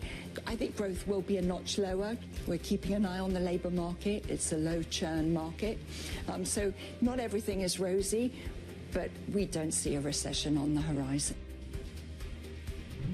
The Citigroup CEO, Jane Fraser, talking there about the US economy then, talking about not seeing a recession on the horizon, which is of interest. Let's go to a different geography, over to China, where we have a red headline on the Bloomberg terminal telling us that China is considering helping local governments with $1 trillion of bills. And this is all about trying to free up debt within the economy and trying to pay off some of the over-indebted parts of the economy. So China is preparing to tackle the significant backlog of unpaid bills owed by local governments to the private sector. And that's probably the key link. So if private sector is waiting for these debts to be repaid by local governments, then that sort of ties things up from an economic growth perspective. And so as a result, the government is considering asking state lenders to act on this. There you go. There's China, Val.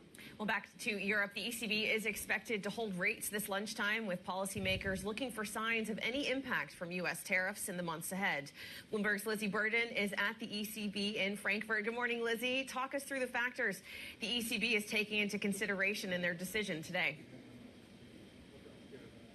Hey Val, well as you say, it's going to be an uncontentious hold today because the Governing Council really is waiting for clarity on the economic impact of Donald Trump's trade war, and all the recent economic data has quietened the concerns of the Governing Council. You've got inflation at 2.1%, an upside surprise for Q2 GDP, unemployment at historic low, and as Christine Lagarde has put it, the euro area economy is in a good place. So you've got markets pricing less than a 1 in 3 chance of another cut by the end of the year. Most economists we surveyed not seeing any more moves this year, and I'm sure that Christine Lagarde is going to be pretty tight-lipped on whether the next move is a hike or a cut. But what could be interesting, and Guy's been pulling my leg about this being a non-event, what could be interesting is the updated forecasts, because since the last set we've had the US-EU trade deal, and 15% tariffs is bang in the middle of the base forecast and the severe scenario that the ECB set out. So it may be that,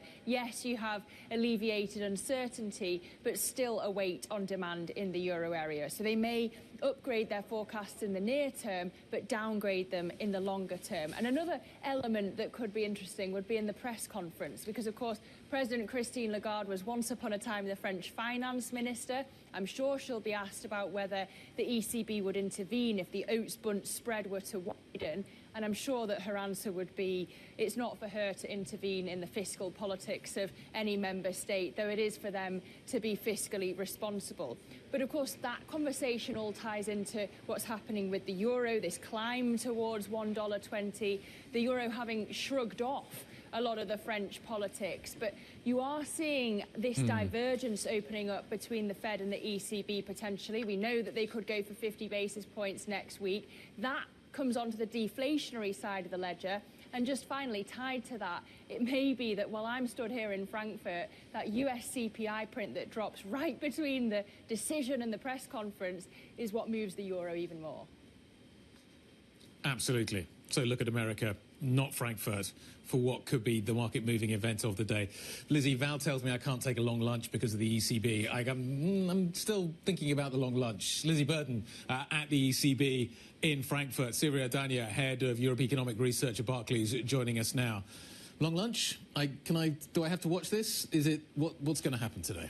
always interesting to watch, even when you think it's an uninteresting meeting. Maybe I'll have lunch while watching it. I think so. Well, we agree with Lizzie that the forecast is going to be one of the important points. And the second point, obviously, is always the communication. On the forecast, we have the near-term growth, but to downgrade maybe Q4 relative to their own forecast on the basis of weak economic data that might basically compensate for the strong first half. And then on inflation, it's interesting because we expect headline inflation to be revised up in the near term, but we still think that they will show an undershooting and also an undershooting of core inflation by 10 basis point 27. So for us, the ECB has not done, but we don't expect much in terms of communication. No, you say that they're going to be deliberately uninformative. That sounds as if we might have even less of a clue where they're going on the other side of this meeting. That's our baseline, right? This is what the ECB wrote in their accounts. Again, if that was the intention in the July meeting was very informative for the market perspective. So it is still not clear what the ECB means for being deliberately uninformative. Is it to leave the market pricing nothing? Is it the market to leave the market where it's pricing, on the day of the meeting, or 50-50? So in that case, we think from the forecast and the risk assessment is where the signal could come, right? The downside risk to growth is where we think the ECB might keep putting an emphasis on. And Sylvia, when it comes to questions about France, how do you think Lagarde will answer these kind of questions about the perhaps fixed income risk coming out of the OAT market? I think the standard answer that the president has recently given is that these countries need to stick with the recommendation of the European Commission, which means that the country needs to pursue a fiscal consolidation. The reality is that we expect France to do exactly the opposite, right? There will be a trade-off between political stability and fiscal consolidation. So we think that the government can stay in place, but watering down what was the proposal of the former PM. If there was a need to close spreads, and we're not there yet, would it come with conditionality? And do you think Paris would be prepared to accept any kind of conditionality? Look, the TPI clearly, I think, would not be the instrument fit for the task because it would be difficult to say that any spread widening would be due to speculation if there is a government that is not going to pursue even a minimal fiscal consolidation. Still, the TPI could be used, I think, to avoid contagion to other peripheral countries. So there is the OMT. The OMT will have to come with some form of conditionality, which then would require, as you say, first a change maybe in the government landscape. So perhaps it will be, definitely new legislative elections, and then from there we would see what happens. Sylvia, do you think the bond markets are giving a green light to Paris to do as you described, to preserve the government but water down the fiscal proposals? I think this is what the base case of the market is. I think the market is would be much more unsettled if there were new legislative elections because the outcome would be more uncertain. But I don't think people in market really expect a sizable fiscal consolidation from France. Okay. Sylvia, thank you very much. Sylvia Ardagna, Head of European Economics Research at Barclays. Lots to think about then when it comes to the ECB meeting, not least the fact that the CPI print drops. I hadn't quite registered the fact that the timing is quite so close. This is why you can't actually go for lunch, which is annoying. But you have to pay attention to the CPI. Yes, and I'll try not to be on a bus for 2 hours again today, which is what happened to me a couple of days ago. That would, limit. Bus, you can be on the bus, that's fine. I can, but you don't have quite as many screens as you do around your desk. That's the truth. Right, coming up on the programme, we'll stick with the subject of France, in fact. We'll be speaking to Antoine Flammarion, who's the co-founder of Tickmill Capital, about France's new Prime Minister, about the French political landscape, what that means for investment and private equity. Can he overcome the political impasse and rein in the country's debt? That's the Prime Minister, that is. That conversation next. This is Bloomberg.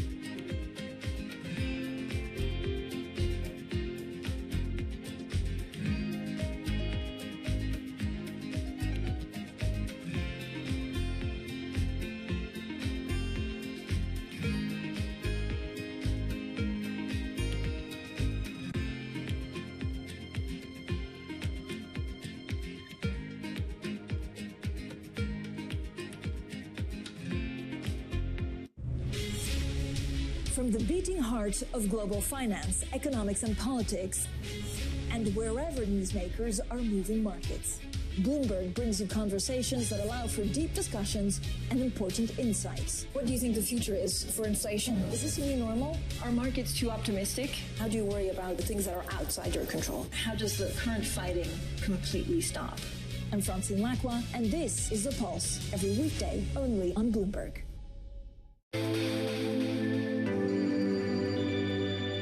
I think with the new world reorder, it means that there will be regional clusters of excellence. It will be regional clusters of great companies. And so it's okay to be number two, because you could be number two in every single region and still command that premium. Because today we talk about AI, we talk about data, we talk about processes that's going to be very specific to industries, specific to countries, specific to regional challenges that needs to be built and addressed. And therefore, the good of it is that now it's not just going for that one company and overpaying for that company until the returns go to zero. It's actually about finding regional champions, which could also be huge category leaders for us as funds as well. And I think it's actually good for the world to have multiple pots of excellence that can be localized to its own needs.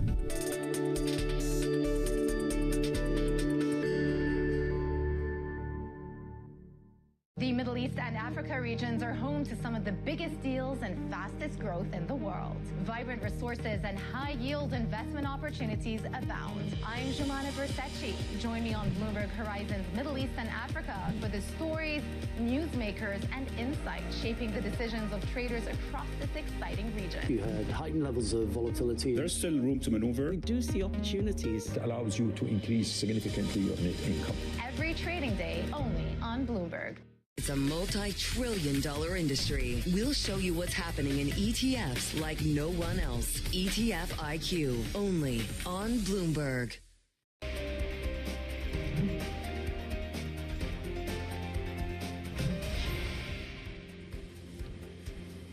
30 minutes to the start of the opening trade here. We've got futures doing this. Let me show you some numbers. You can have your breakfast, but maybe you don't get lunch. This is the picture at the moment. Fairly quiet at the moment. An opportunity presents itself, therefore, for a long breakfast, if not a long lunch a little bit later on. Things are going to get exciting later. CPI is about to happen. The ECB, Christine Lagarde, is going to be asked lots of questions about what's happening in France. Yeah, plenty of fixed income catalyst ahead today. We are opening up the European bond market, so very steady across the curve when it comes to Germany and France, but just look at how close those French 10-year yields are to Italian 10-year yields. We've yet to have a session where those French 10-year yields close above the Italian 10-year yields, but man, it is just a signal of the times of how big this shift has been. Yeah, certainly very close to each other, aren't they? Right, let's stick with the French theme. Sébastien Lecornu has taken over as the French Prime Minister, pledging big changes as he tries to engage opposition parties in reining in the country's debt. Lecornu is the country's fifth Prime Minister in just 2 years. The last two premiers were ousted after trying to pass budgets that would sharply reduce France's deficit. That's the widest in the euro area. Joining us now for an exclusive interview, the co-founder of Tickmill Capital, Antoine Flammarion. Thank you very much, Antoine, for joining us this morning. So do you have any ideas for this new Prime Minister as to how he can try and break this impasse over the budget? Any suggestions from business, from the world of finance, as to how this can be done? Good morning, Anna. Good morning, Guy. I think, we have a new Prime Minister, as you mentioned.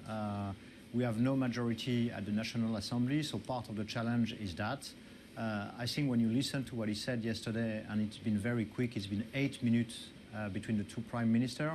I think we should expect some changes and maybe some major changes. So you have to reconcile everybody. This new prime minister has a very long experience, including being mayor of small town up to prime minister. So hopefully will help unlock the situation. It's not going to be easy, but as an entrepreneur, we are always optimistic.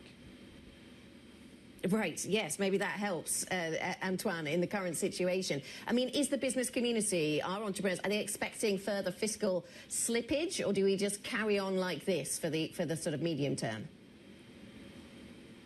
So, as you all know, France has been very heavy when it comes to taxes, and there is a very strong culture of heavy taxes. Obviously, it's a big problem for the competitivity of the business, of the job. So we need to find a right, ways to make sure the fiscal pressure is not, increasing. And France is part of Europe. You are all familiar to what happened with Italy, for instance, when it comes to taxes. So we need to make sure we remain competitive. The good news is that the business community in France is very strong, from small, medium company to very large companies, which are all global. And you have to fight with global companies, and as a consequence, you need to make sure taxes are the right one. But there is no doubt that there is some very strong pressure from the left wing on the taxes. And the challenge of this new prime minister is to make sure he can get some majority, especially to have a budget. Also, we have a specific tools to make sure we can have a budget in a specific format. Yep. But taxes is a clear point of attention, no doubt. Antoine, let's say he succeeds. Let's say he is able to do what his predecessors have not been able to do. What happens to the French economy if we do get a budget? What does it look like once this thing passes, if this thing passes? Yeah, I think, first of all, European economies, and especially the large one being, Germany, France, remain, very solid overall. It's very rare that you have, the GDP being down three points. I mean, it happens for COVID, but first of all, French economy is very stable. On the other end, you don't get, 5% growth as well. So we can say that, it remained very stable. If he's becoming successful, and everybody should wish that, French people, but not only French people, then there is probably, a new area, and because it comes to confidence, and when people are confident, the consumption is better. Companies are spending more money. Yep. Foreign people are investing more money. Sorry. Would you invest more money if the budget passes? Would private equity, would business invest more into the French economy? And by how much? How significant an event is this that we get the French budget passed?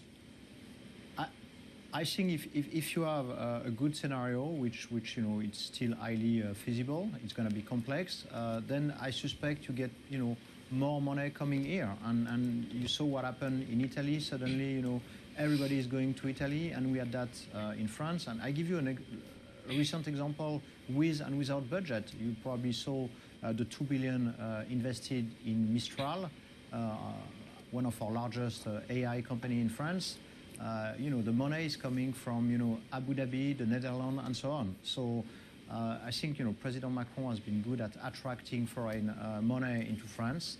We have some very strong companies. So to go back to your question, Guy, if we have a good scenario, I suspect there will be some acceleration. On the other end, obviously, if it takes, 4 months and it's becoming a mess again, then people will wait. Because when you invest, one of your major risks is all the legal risk, and you need, a stabilized system rather than the other way around. So if you have a lot of noise, it creates uncertainty, and people decide to invest in Spain or in Italy or in Germany, no doubt. Yeah. Antoine, perhaps before we get to passing a budget, we have to have the new premier picking ministers. Are there any available seats that you think will be maybe a signal to the business community on how he intends to conduct policy moving forward? Yeah, I think that's part of the trick, because the business community will be closely watching the Minister of Budget, the Minister of Economy, because depending on where they come from, which political party, the signal will be super strong, obviously. And I think part of the challenge of this government is, who's going to be at the budget and who's going to be running the Ministry of Finance. The current Minister of Finance historically came from the left part, has been a very good banker and insurer as well. Everybody's going to be watching that, because that will give a clear signal of the direction. But then you have the National Assembly, so it's not only the minister, and part of the previous challenge is that it's not only the casting of the Prime Minister and the Minister. It ties back to the National Assembly where we have no majority, and that's create the real challenge. But you are fairly right. It's going to be highly scrutinized, and I think it's very important for the market, and they've been really calm so far, but for the market and the business community, we need to make sure we have some very strong signal. Antoine, the other tail risk that the market was worried about is the possibility of having a snap election. In your mind, is that something that's been totally erased, or is that something you're still contending that could be a possibility for France in the coming months? You know, when you look at the markets, both equities and fixed income in the last, let's say, 3 months, as you noticed, you know, the movement have been very limited, despite the challenging political situation. So my sense is that the market are less focusing on that, and is it a new, you know, era? Probably. You know, you saw the volatility elsewhere. If you think about it, the increase of the market cap of Oracle yesterday is as big as the revenues of the French state in a year. 300 billion yesterday increase in market cap, which is, you know, the revenues of the French states is 300 billion. So I think the markets are focusing on other things, right or wrong, but I think it's a new era, and we'll see, you know, you mentioned ECB this afternoon, but it seems to me that the reaction are more micro rather than macro. Antoine, we're going to leave it there. Thank you very much indeed for your thoughts on what is happening, and we're going to continue to watch events very, very carefully. Antoine Flammarion, co-founder of Tickmill Capital, thank you very much indeed. Let's turn to the geopolitics and what is happening in that theatre right now. Bloomberg has additional air defence systems and counter-drone technology to better protect it from Russian incursions. The request came after the NATO members shot down drones that crossed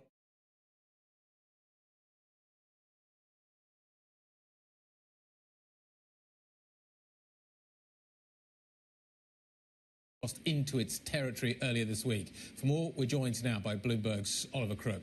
What are we learning about how NATO is responding? Yeah, so in the last 24 hours, there are a number of things that we've learned. We've learned that there were apparently 19 different incursions into Polish airspace. A number of those drones were down by sort of joint NATO operations that involved Polish F-16s, Dutch F-35s, some German Patriots, some also intelligence crafts from the Italians. So taking this obviously very, very seriously, and seriously to the point that the Poles invoked Article 4 of the NATO treaty, which is consultations among NATO members in order to figure out how to react to something. Now, this is only sort of a discussion stage, but this is something that's only been invoked ever 7 times since 1949. So really the Poles wanting to draw the urgency of the matter. And we just had Donald Tusk, the Prime Minister of Poland, speaking just moments ago. He just finished up standing in front of what appeared to be several F-16 fighter jets to really send that very strong signal that they are taking this exceedingly seriously and that they are calling to get more air defense sent to Poland. And apparently a number of different nations are facilitating that over the next couple of hours. As far as the Russians are concerned, we had some very sort of mixed signals and messages from initially the Russian military. They were sort of retracted. Then we heard from the Kremlin spokesperson, Dmitry Peskov, who actually refused to comment on the drone incident. So we're watching this all very closely. You know, we understand that at least a number of these drones were so-called dummy drones, these really inexpensive plywood, styrofoam drones that are used to basically overwhelm radar and defense systems. But again, we're waiting to see as much information as we can get as the sort of couple of next days unfurl. Yes, Oliver, so some of these drones might have been dummy drones. Some of them did quite a lot of damage. We're just looking at some live pictures coming to us from the crash, or one of the crash sites in Poland, after their armed forces, of course, with NATO support, shot down these drones that crossed into their airspace just yesterday. So this damage that we're seeing here as a result of those drones and those being shot down. Interesting that the NATO alliance then, Ollie, is assuming that several of the drones were actually destined to hit a logistics hub in southeastern Poland, which I suppose might make sense if that was part of a supply chain into Ukraine. Yeah, I mean, listen, I think that with all of this sort of stuff, we have to take it with a great deal of caution. I know there was some reports out in the German press that were citing specifically NATO officials saying that these were sort of drones that were targeting that logistics hub in Poland. We need to kind of think about how serious an escalation that would be for the Russians to do something like that if it was deliberate and to try to deploy actual military tech to blow something like that up. That would be obviously a massive step forward. That would be, you know, the kind of thing that would at least foster very serious discussions about triggering Article 5 of NATO. And I imagine if you were to see something like that, it would be something much more coordinated and something much more full-throated than what we saw over the last couple of days. Again, the Russians have not officially said really anything about this, whether or not it's an accident, though most of the people that are watching this from Poland and the EU to say you really have 19 air violations for that to be entirely accidental is pretty far-fetched. All right, thanks to Bloomberg's Oliver Crook out of Berlin. Staying with geopolitics and moving to the Middle East, Israeli Prime Minister Benjamin Netanyahu has signaled that further strikes on Hamas targets may be imminent, warning that any nation harboring what he described as terrorists would face consequences. Qatar strongly condemned Netanyahu's remarks regarding its hosting of a Hamas office. The attack has also prompted a strong response from Saudi Arabia's Crown Prince. We reject and condemn the assaults by the Israeli occupation authority in the region, the latest of which is the brutal aggression against the sister state of Qatar. This attack demands an Arab, Islamic, and international response. Let's bring in Jumana Bersetchi, our anchor in Dubai. Jumana, there's now a wider discussion in the Middle East about American security guarantees. What can you tell us? Yeah, well, it's notable that in the last couple of days, there's been a strong show of support for Qatar. And indeed, the president of the UAE, Sheikh Mohammed bin Zayed, flew to Qatar yesterday. He met with the emir, he met with the prime minister in a show of support. It is expected that the Saudi Crown Prince Mohammed bin Salman will do the same. Notable in his comments as well that he actually specifically says that there needs to be an Arab and a global response to the attack on Doha a couple of days ago. And I think what is happening now in the region is a re-evaluation, not just of the Gulf's potential relationship or future relationships or even those potential normalization talks that we had spoken about in the months up to this event between Saudi Arabia and Israel, but also the Gulf states' relationship with the United States as well. I point you to an article that's up on the terminal this morning by our colleague Sam Daher about many of these Gulf states having to reevaluate the U.S.'s position on those security guarantees. For so long, the implicit understanding was that these Gulf countries, specifically Qatar as well, would be home to the headquarters of naval forces, of the air base, of many servicemen that are present in the country at a heavy price in exchange for security guarantees. But that paradigm has been totally thrown up in the air the last couple of days, and not least with President Trump saying that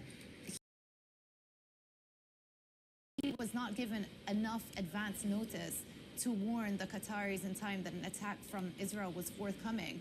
The war of words now between Qatar and Israel is turning increasingly more heated.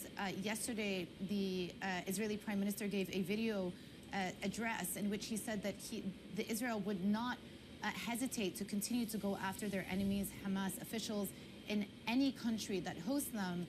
And so the reaction from the region has been one of deep consternation and also concern about what happens next, and a reevaluation of those ties, those security guarantees with the United States, and perhaps, possibly, a shift east and forging deeper relations with the East, as opposed to being fully reliant on the U.S. for some of those security guarantees. All right, thanks for the update. Jumana Bersetchi, anchor of Horizons Middle East and Africa. Well, coming up, we'll keep an eye on the European Equity Open, watching out for a reaction in auto stocks today after Mexico plans to impose as much as 50% tariffs on Chinese cars. We'll talk about that sector and your other stocks to watch next. This is Bloomberg.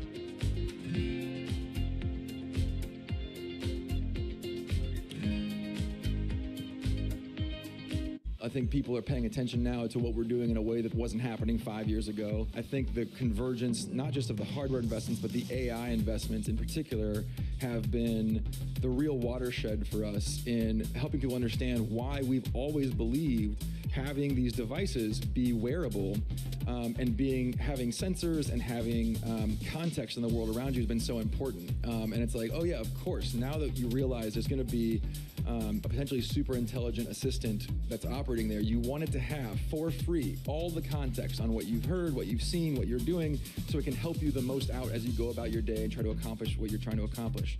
So we feel a lot of vindication on that. I think the question is, yeah, will it be us? Will it be a competitor? That depends on our execution and their execution. I have a lot of confidence that the paradigm that we're in right now, which has been stable for a long time, right? The phone that you all have in your pockets now is roughly the same as the phone you had in your pocket 4 or 5 years ago. There's not really a lot of new innovation happening at that scale. There is a lot of things. The phone is the greatest consumer electronic device ever built, and yet there's also a lot of things that we wish it could do better or different. And I think with AI and integrated context with the world around us, that becomes more and more obvious. So I'm very confident that the paradigm will shift in that time frame. And you all know the saying, we get a lot less done in 1 year than we think and a lot more done in a decade. That really is going to be true, I think, when it comes to these shifts. Making money isn't about drowning in emotions. It's about understanding what's actually happening. Markets are the best way to glean signal from noise, and that is what we try to do every morning. This is Bloomberg Surveillance.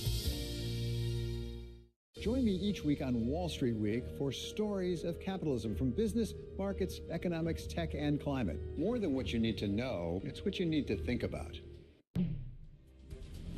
Welcome back. This is the opening trade. 10 minutes until we get trading here in Europe. Let's talk about these markets in 3 minutes. Our Bloomberg Executive Editor for Asia Markets, Paul Dobson, is with us. Paul, good morning to you, live in London. Let us cast our minds forward to US CPI data. We've already established we can't take a lunch break here in Europe today because we have the ECB and US CPI. And US CPI, I mean, we were talking about the short end of the bond market, treasuries. That could be the asset to watch here. What are you watching for? Yeah, so I think, you know, the idea that the Fed is going to cut interest rates this month is pretty much nailed on at this point. I don't think anybody is expecting anything different. But what we must... As well, any fireworks expected there? We had, a headline yesterday that the Bank of Japan is said to see the chance of a hike despite the disruption in politics. Is that where you guys stand? Yeah, so well, the market is moving away from that a little bit. It seems that if you look at the rates markets, people starting to move their expectations for when the BOJ next raises interest rates to next year from something priced in for this year. Not everybody agrees. We've got a Citigroup call on the dollar yen, quite aggressively looking for it to go down, several big figures. The idea that the BOJ will still hike this year and that will be supportive for the yen. Again, they were talking about if the Fed is cutting, even if the BOJ stays on hold, it might boost the yen. But if we can get over some of these awkward politics, which the market is sort of thinking its way through, then maybe there's a possibility that the BOJ will be able to get a hike done, and that would be lifting the yen again. But going to have to watch that political sphere pretty carefully because it's going to be pretty tricky in the next few weeks. Where politics and central banks collide, I guess. Thank you, Paul Dobson, for joining us with your thoughts on the market. Now let's get your stocks to watch just ahead of the European Equity Open with our Louise Moon. Louise. Morning, Val. So first up, we're looking at chip stocks today. It's another Oracle story. So Oracle soared overnight. That's after a $300 billion deal on cloud computing, on top of a really aggressive outlook earlier this week. And there was a really great quote by an analyst who was on the call saying there's no better evidence of a seismic shift happening in computing. So tech stocks in the US boosted, played through into Asia, expecting that really to play through into Europe this morning, looking at the usual culprits, ST Micro, Infineon, ASM. So we'll be keeping an eye on them at the open this morning. Next up, we'll be looking at auto stocks. So Mexico has announced it's planning to potentially announce a 50% tariff on autos imported from China. Now, this doesn't directly impact Europe, but there are some European companies that make their cars in China and ship directly to Mexico. So that's the likes of Stellantis and Ford and Volkswagen. So we'll expect to potentially hit at open, keeping a keen eye on those. And then finally, a quick one on Iberdrola. The Spanish utility signed a deal to acquire a 30% stake in a Brazilian power distributor. Stock really doing well so far this year, so potentially boost that one at open. Thanks very much, Louise. Our equities reporter, Louise Moon. Stocks doing well in China. Not sure all of that translates into anything useful for Europe. Some of that's tech-driven. Some of the commodities going a little higher. China considering helping local governments with some of their debts. That was one of the stories we were breaking this hour. But Europe is set to perhaps wait a little bit, wait for the ECB, wait, importantly, for CPI later today. We'll be back with the open, though, shortly. This is Bloomberg.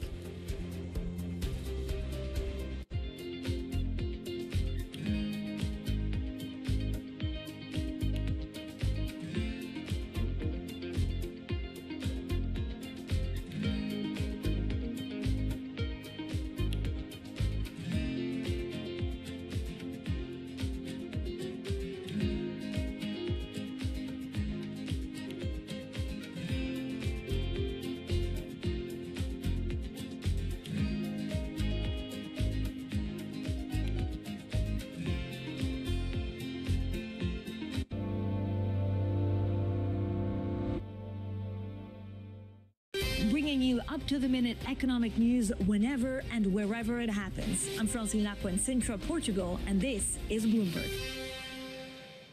The countdown is on. Everything you need to get the edge at the end of the market day. Get ahead of tomorrow's trading with The Close. Weekdays on Bloomberg. Context changes everything. Africa, a region rife with potential for growth and opportunities, but not without its challenges. Bloomberg highlights the biggest stories, interviewing key players, and reporting on the issues impacting the region. Join us as we get to the heart of African business, politics, and economics, and ask the question, what's next? I'm Jennifer Zabasaja, and this is Next Africa. New episodes every month, only on Bloomberg. Astonishing day for US technology. Shaping the region's technology ecosystem. Asia's biggest tech news and innovation. All right, okay, ready? David, what initially sparked your interest in this topic of longevity? 15 years ago, I turned 60, and I began to wonder how much longer I'm likely to live and what I could do to extend my life. On longevity, I talk with the leading experts in science and medicine to educate people about how they might be able to change their conduct so that they can live a happier and healthier life. I'm David Rubenstein. Join me on a 4-part journey as I explore the great quest for longevity. Only on Bloomberg. Bringing you up-to-the-minute geopolitical news whenever and wherever it happens. I'm David Gura in Alberta, Canada, and this is Bloomberg. From our studios in New York and San Francisco, our expert hosts have the data and analysis from the companies you know and the startups to watch, plus the interviews you don't want to miss. Watch Caroline Hyde and Ed Ludlow on Bloomberg Technology, the only daily business show dedicated to tech, right in the middle of the trading action. Live every weekday, only on Bloomberg Television. Context changes everything.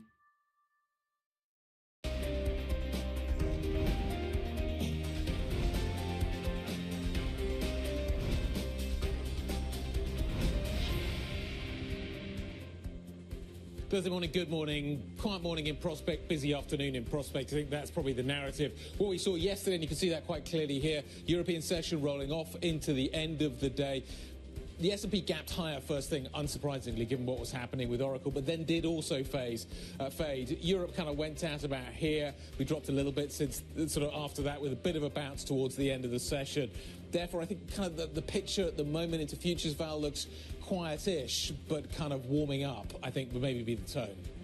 That's right. We're continuing this rally for equities that has been this week, but albeit at a cautious pace. Euro Stoxx 50 futures up 0.2%. The FTSE 100 in the UK up 0.3%. Slight outperformance there. CAC 40 up less than 0.2%. But this market could be jazzed up by the CPI print coming later today. Anna, what stocks are on our radar? Yes, let's have a look at some of the sectors that we're going to be watching today, Valerie. The tech sector could be in focus again today. Maybe we priced all of this Oracle enthusiasm and excitement into markets yesterday.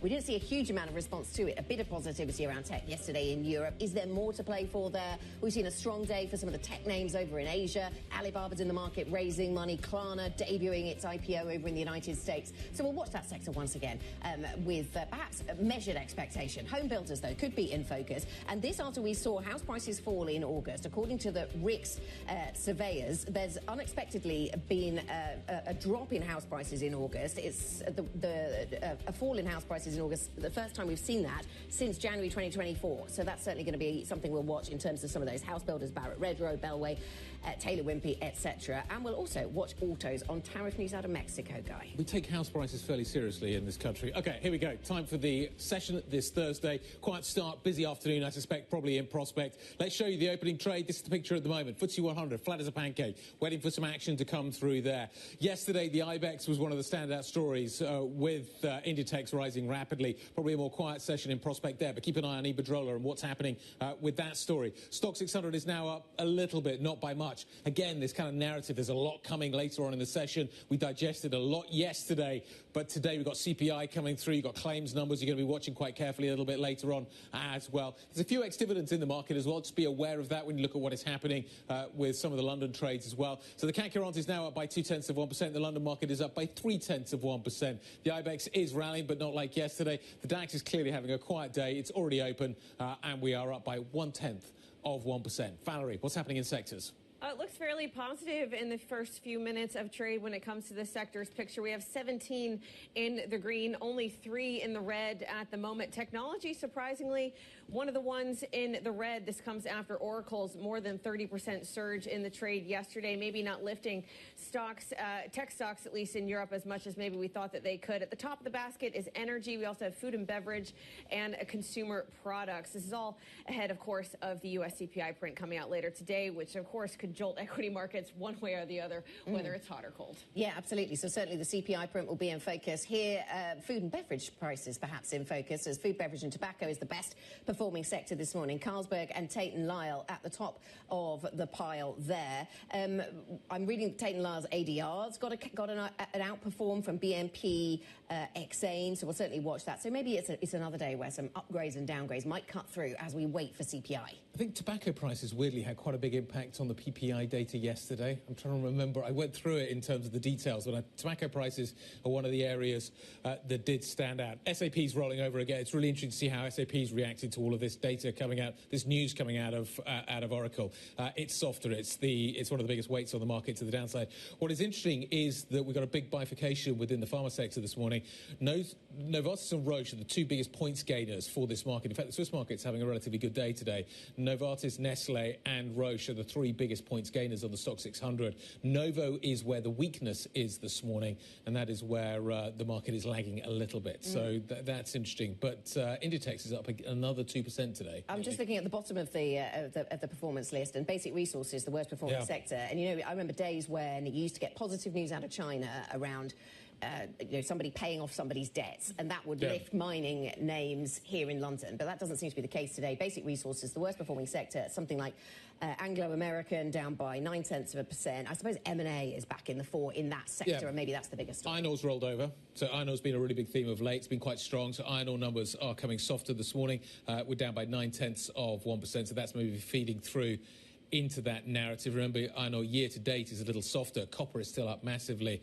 So that's maybe one of the features of that landscape.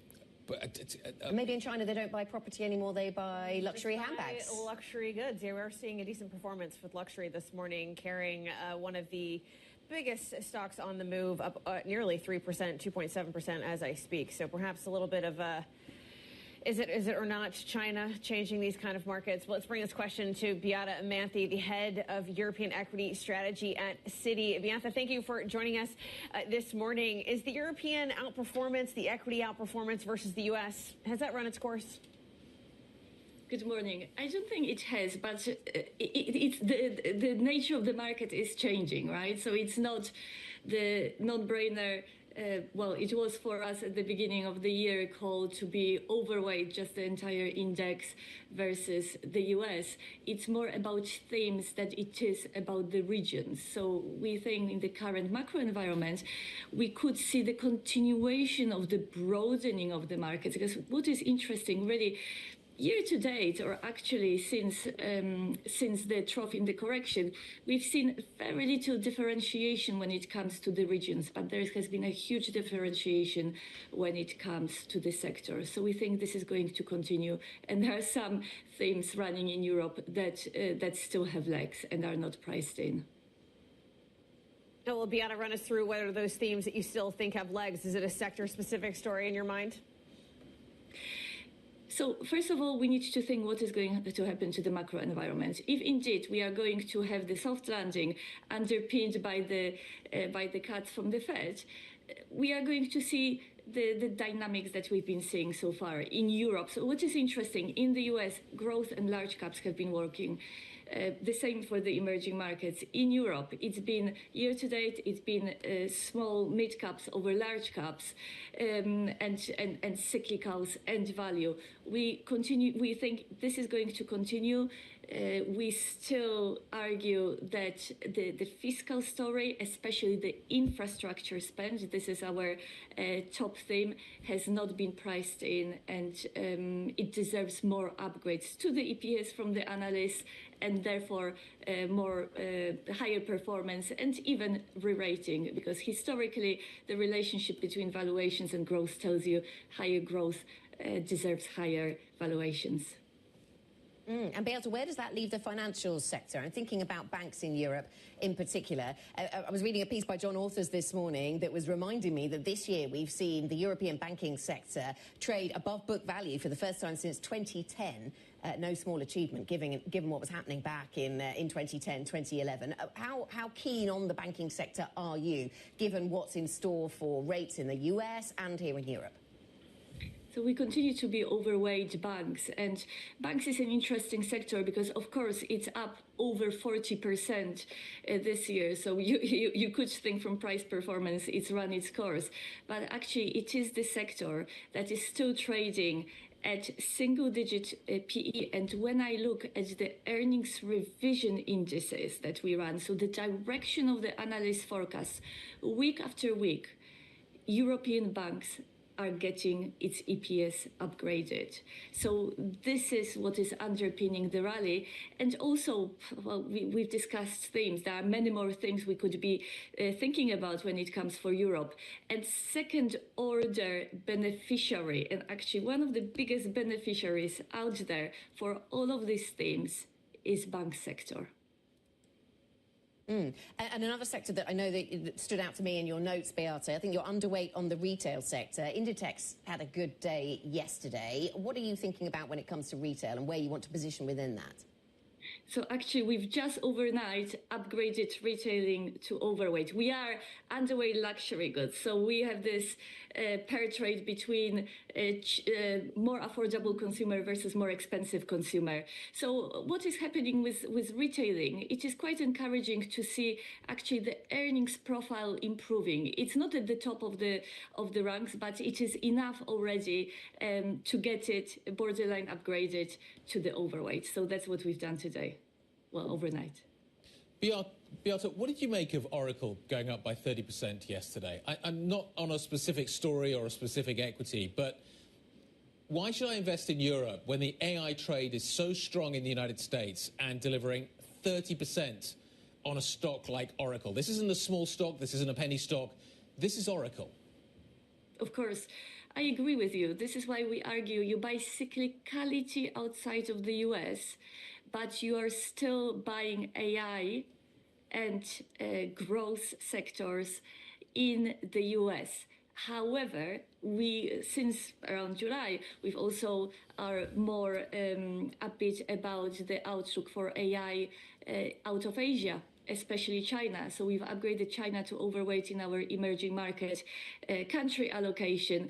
And we argue that actually AI in Asia is cheaper, and the growth, the EPS growth is even stronger. So everything is broadening. AI thing remains. other themes are there, but AI theme is also broadened. But is the AI trade kind of isolated? It's on its own. It's not related to the real economy.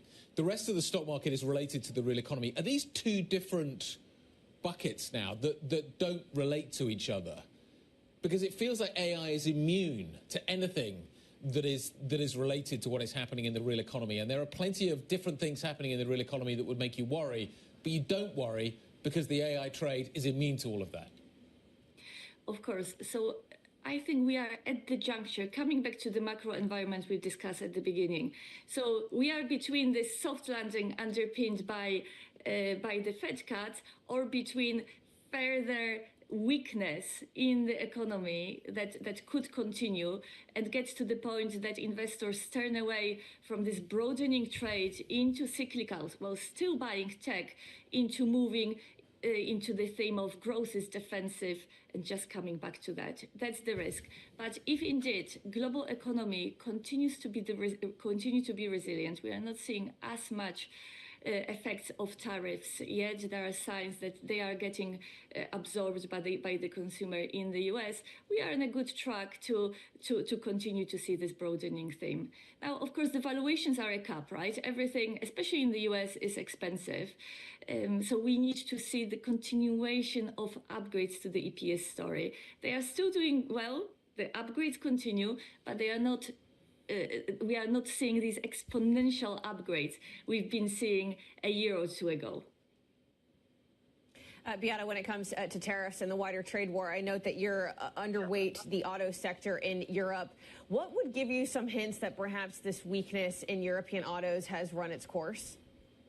So what worries us is that European autos are still paying higher tariffs, right? So the third quarter probably, when we watch these very short-term earnings indicators, like earnings revisions or earnings momentum, perhaps they stopped falling, but there are no signs of minimal improvements yet. This is what I really would like to see to get more upbeat about them.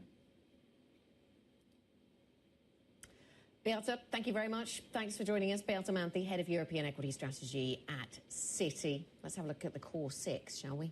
We shall. We'll do it right now. Here we go. These are the numbers that you see on your screen in front of you. There's an awful lot of red out there. Tech is down, defence is down, luxury is down, pharma is mixed, I would say. Novo Nordisk doesn't tell the full story for that sector.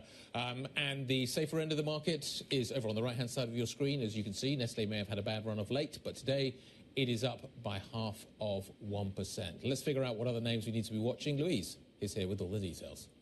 Starting off with Covestro, the German listed companies. There was a report that there might be some remedies to ADNOC's bid to buy Covestro, and this is the stock is soaring as a result, up almost 7% into the green on the back of that report this morning. Next up, we're looking at Playtech, the gaming software maker listed in the UK. They had some results this morning. First half results really boosting the stock, up almost 10%. So investors really happy about that. They're expanding their investment into Brazil in particular, and their numbers came in quite strong, so up almost, over 9% now.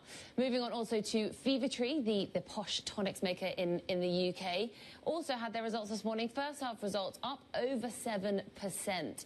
They say they're seeing good progress, particularly with their partnership in the US with Moores, so things are looking up for them. They're confident of hitting their goals for the year. Moving on to auto, as we've been speaking about this morning, starting with Trainline first, also in the UK, the ticket seller. Shares really soaring into the green, up over 12% this morning. They're saying that their first half of numbers came in strong on the back of a lot of leisure travel, but it'll be interesting to see a bit of a lag when they report about the current strikes and the impact that has been having.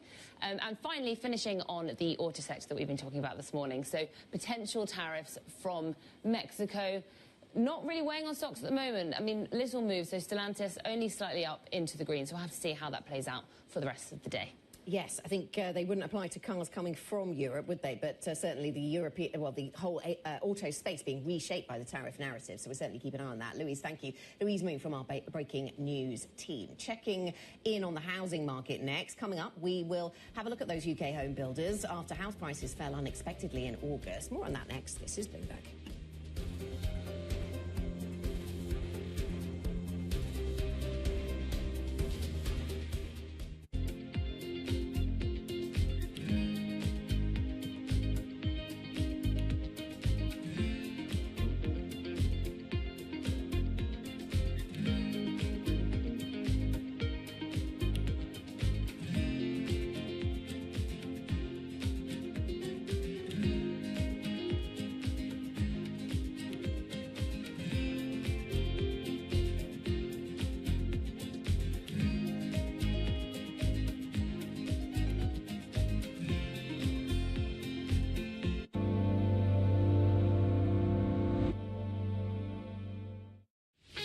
Tune in to Bloomberg Business Week Daily. We got to talk crypto. From the magazine that helps global leaders stay ahead. What's the conversation around your company? Bringing you insight on the people, companies, and trends shaping today's complex economy. Planning very big things. A new level of premium. Plus global business, finance, and tech news as it happens. The floodgates of innovation are going to open up. You can't fake passion. You either are or you aren't. Bloomberg Business Week Daily, only on Bloomberg. Bringing you up-to-the-minute energy news whenever and wherever it happens. I'm Joanna Bersace in Vienna, and this is Bloomberg. From the world of politics to the world of business, Joe Matthew and Kaylee Lines deliver news, insight, and analysis live 2 times a day, every trading day. Balance of Power at 1 and 5 Eastern, only on Bloomberg. From the beating heart of global finance, economics, and politics, and wherever newsmakers are moving markets, Bloomberg brings you conversations that allow for deep discussions and important insights. What do you think the future is for inflation? Is this a new normal? Are markets too optimistic? How do you worry about the things that are outside your control? How does the current fighting completely stop? I'm Francine Lacqua, and this is The Pulse, every weekday only on Bloomberg. Good morning. This is Bloomberg Surveillance. Welcome back to the opening trade. Watch Bloomberg Tech. This is the Asia Trade. This is Wall Street Week. Welcome to Balance of Power. This is Bloomberg Television. The Middle East and Africa regions are home to some of the biggest deals and fastest growth in the world. Vibrant resources and high-yield investment opportunities abound. I'm Joanna Bersace. Join me on Bloomberg Horizon's Middle East and Africa for the stories, newsmakers, and insights shaping the decisions of traders across this exciting region. You had heightened levels of volatility. There's still room to maneuver. We do see opportunities. That allows you to increase significantly your net income. Every trading day, only on Bloomberg. U.S. jobs numbers are released. Bloomberg has the report under surveillance with crucial data and expert analysis at terminal speed. Nobody covers jobs day like Bloomberg.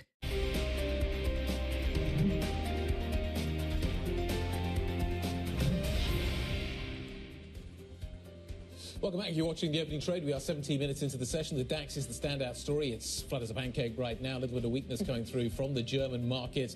Some of the defense names are softer today, names like Rheinmetall. Elsewhere, there is some strength, not a great deal, but as you can see, we are seeing some strength coming through into the London market. We are. Let's talk about the London market, shall we? In the shape of UK house builders. UK home builders are on the move this morning after a survey showed the most widespread fall in house prices last month since early 2024. Let's speak now to Bloomberg's Sam Unstead. Now, there's nothing like a conversation about house prices to get people animated in London. So we'll do that. Sam, what do you make of the data out from RICS this morning? Well, I think there's 2 sides of this. So the house price is part of it. So house prices being seen to fall by the most since early January. A lot of the house price reports we've had out from Nationwide, Halifax, been quite mixed recently. Activity remains quite subdued. And in particular, it's turned into a kind of buyer's market. So that's what's putting that downward pressure on prices. I think the more interesting part of the RICS report today is rents. So rents in the UK already up by 30% over the course of the last 4 years, so a huge increase. That impacts on first-time buyers. That's partly why activity has been quite subdued. And now, so this was driven in part by some legislation changes which tried to sort of push the power back into the hands of renters. Then it was interest rates going up. Most landlords use interest-only mortgages, so the economics become less good. And now we've got a budget coming up, where there's a lot of speculation that rental income will have national insurance added to it as well. And so you've got this extra push that may well result in more landlords leaving the market, more supply coming out, and rents going up even more. How far through the rates reset story are we in terms of people rolling off 5-year mortgages that they must have taken out during the pandemic when interest rates were super low? That process feels like it's still continuing. Is that something that's just continuing to chip away at the market?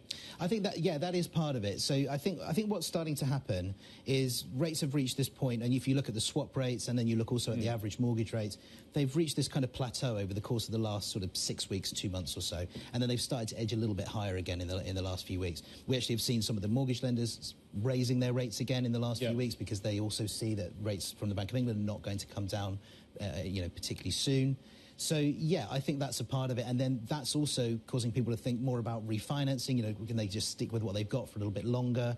The budget causes more uncertainty there as well, because you don't know whether there may be some, you know, beyond the rental side of things. Yeah, there's also there's talk of change in taxation around housing. Yes, exactly. Yeah, quite a substantial one, you know, in terms of stamp duty.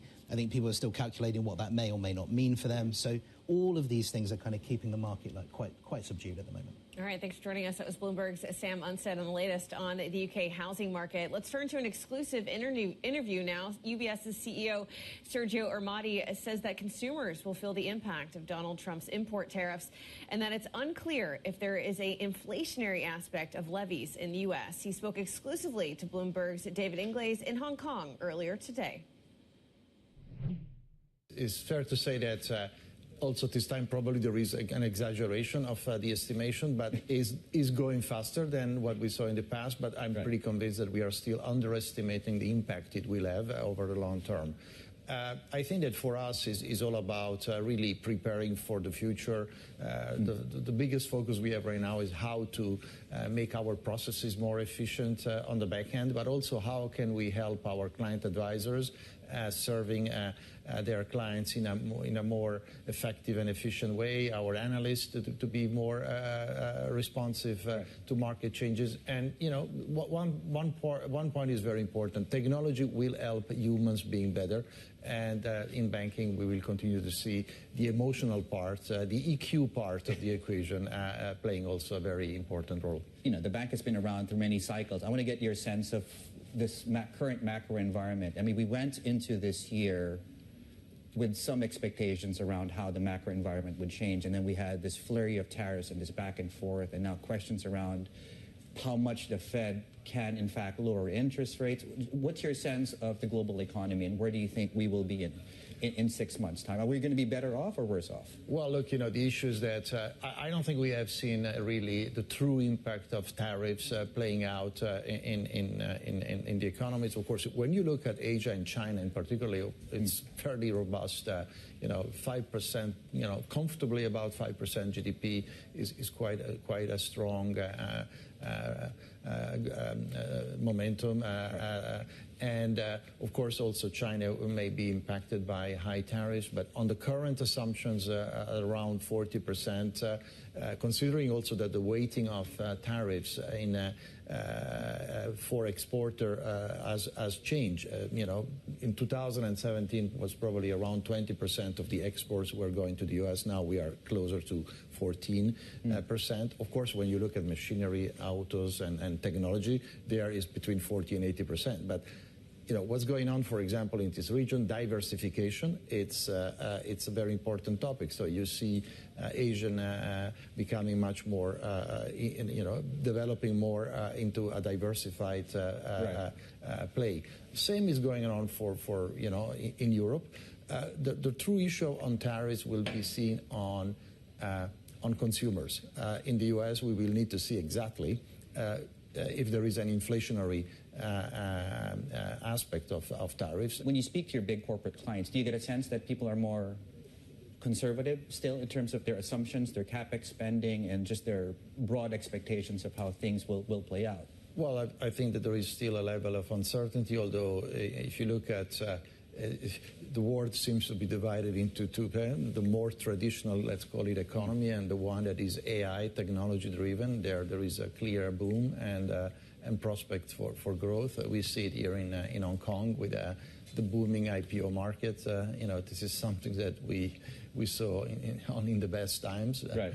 And but in general, there is a constructive momentum, but the jury's out, because the complexity is not only the economics, is also the very complex geopolitical environment. Is keeping all of us very focused on making sure that we are not becoming complacent. Right, and there's this renewed, let's put it, a healthy competition coming from some of your Chinese peers in the industry. Do you get a sense that the competition now is a bit more fierce, and how are you prepared to respond to all?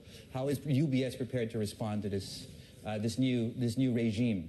Well, I don't remember in my career times in which competition wasn't fierce, and Look, I think that it's good to see that also Chinese securities firms and banks are broadening up their capabilities. We see us as a complementary player in that sense. So we are helping international investors that wants to invest in China and in Asia, and also the other way around. And this is very complementary with the rest of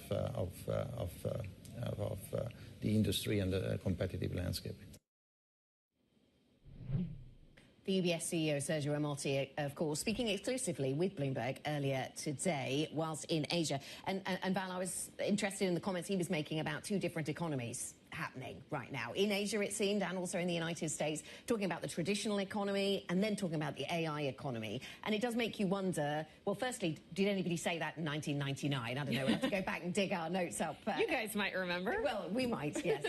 Yeah, just about harsh, I know. I'm taking the higher ground. So we, that goes through my mind. But then you also wonder how much the structural pickup in that AI story can offset any cyclical negativity. Yeah, or the fact that maybe you just have AI you vacuuming up all of the investment out there to the expense of the rest of the economy. Is that something we're going to see develop? And in that kind of scenario, how does the Fed set policy? How does any central bank set policy when you've got one industry going crazy and the rest of the economy is being AI hurt also by short-term inflationary, long-term deflationary, in as much as short-term demand for rush for resources, concrete resources, chips, you name it, are all going to be water. All these things, electricity, are incredibly in high demand at the moment. Yes. What effect have in terms of the short-term picture too? Yeah, we talked about that with a rates strategist earlier on this week, didn't we? And that technology has in the past been deflationary. But let's see whether it plays out that way this time around. Coming up on the programme, we check in on markets, of course, as we look ahead to the ECB rate decision, the US CPI print still to come, of course. Ian Steely is going to be joining us, JP Morgan Asset Management. He'll give us his thoughts on the data and the central banking decisions still to come later on today. This is Bloomberg.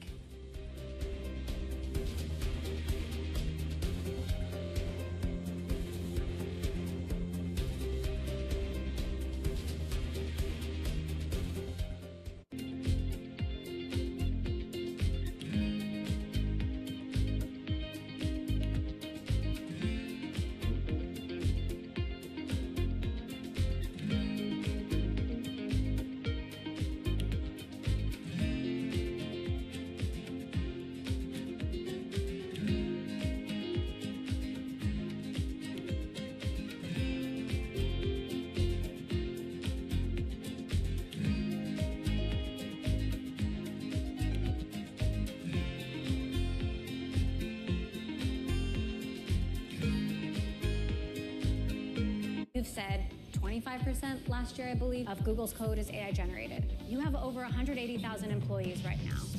Is it half that in the future? I expect we will grow from our current engineering base even into next year, right? Because it allows us to do more, right? I think the opportunity space is also increasing. I just view this as making engineers dramatically more productive. Getting a lot of the mundane aspects out of what they do, allowing them to spend on higher value-added tasks. But that means it's an accelerator. People will be able to do more, which means maybe we'll create new products, and hence we will need more people. At least in the near term, to me, it looks like we will expand engineering velocity, and that doesn't mean we're constrained in what we will do. We'll end up doing more as a company as well. Africa, a region rife with potential for growth and opportunities, but not without its challenges. Bloomberg highlights the biggest stories, interviewing key players, and reporting on the issues impacting the region. Join us as we get to the heart of African business, politics, and economics, and ask the question, what's next? I'm Jennifer Zabasaja, and this is Next Africa. New episodes every month, only on Bloomberg. right, okay, ready? David, what initially sparked your interest in this topic of longevity? 15 years ago, I turned 60, and I began to wonder how much longer I'm likely to live and what I could do to extend my life. On longevity, I talk with the leading experts in science and medicine to educate people about how they might be able to change their conduct so that they can live a happier and healthier life. I'm David Rubenstein. Join me on a 4-part journey as I explore the great quest for longevity, only on Bloomberg. Key investors, top executives, global innovators. Join me for in-depth conversations with the biggest newsmakers on the day's top stories. Insight with Haslinda on it, only on Bloomberg.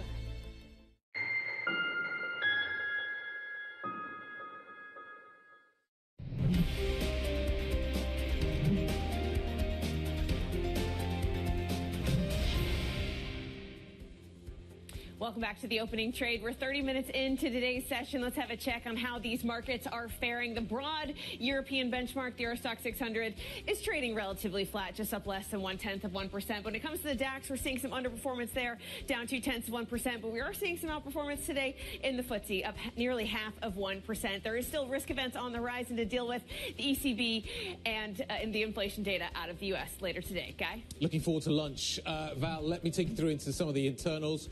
We definitely have more up than down. The market, therefore, positive, you could argue. That doesn't take into account weightings, but 324 up, 249 down. Volume seems to be consistently negative at the moment. Now, we've been having a little look into this, and apparently the 100-day captures some of the volatility we saw around tariffs, and as a result of which, where we are now is negative to that. So I'm just wondering if we need a slightly different benchmark in terms of assessing where volume is. I think the average volume is about -20, so today we're a little light, but not by much. Maybe things pick up a little bit later on today. Let's take a look at some of the 52-week highs. Fresnillo seems to be a consistent performer.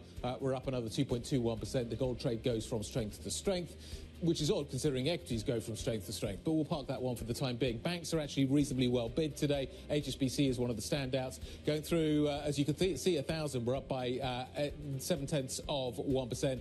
Banks are bid. We were talking about this a little bit earlier on with Beata Manthian. ISS, this is a janitorial company, let's call it that way, just for cleaning services, etc., for around the world. I'm sure you've seen probably a mop or a bucket with the name ISS on it, but it signed a big deal with the Defence Department, I think, down in Australia. That's given it another leg higher. Stock is up by 4.25% at a 52-week high, Anna.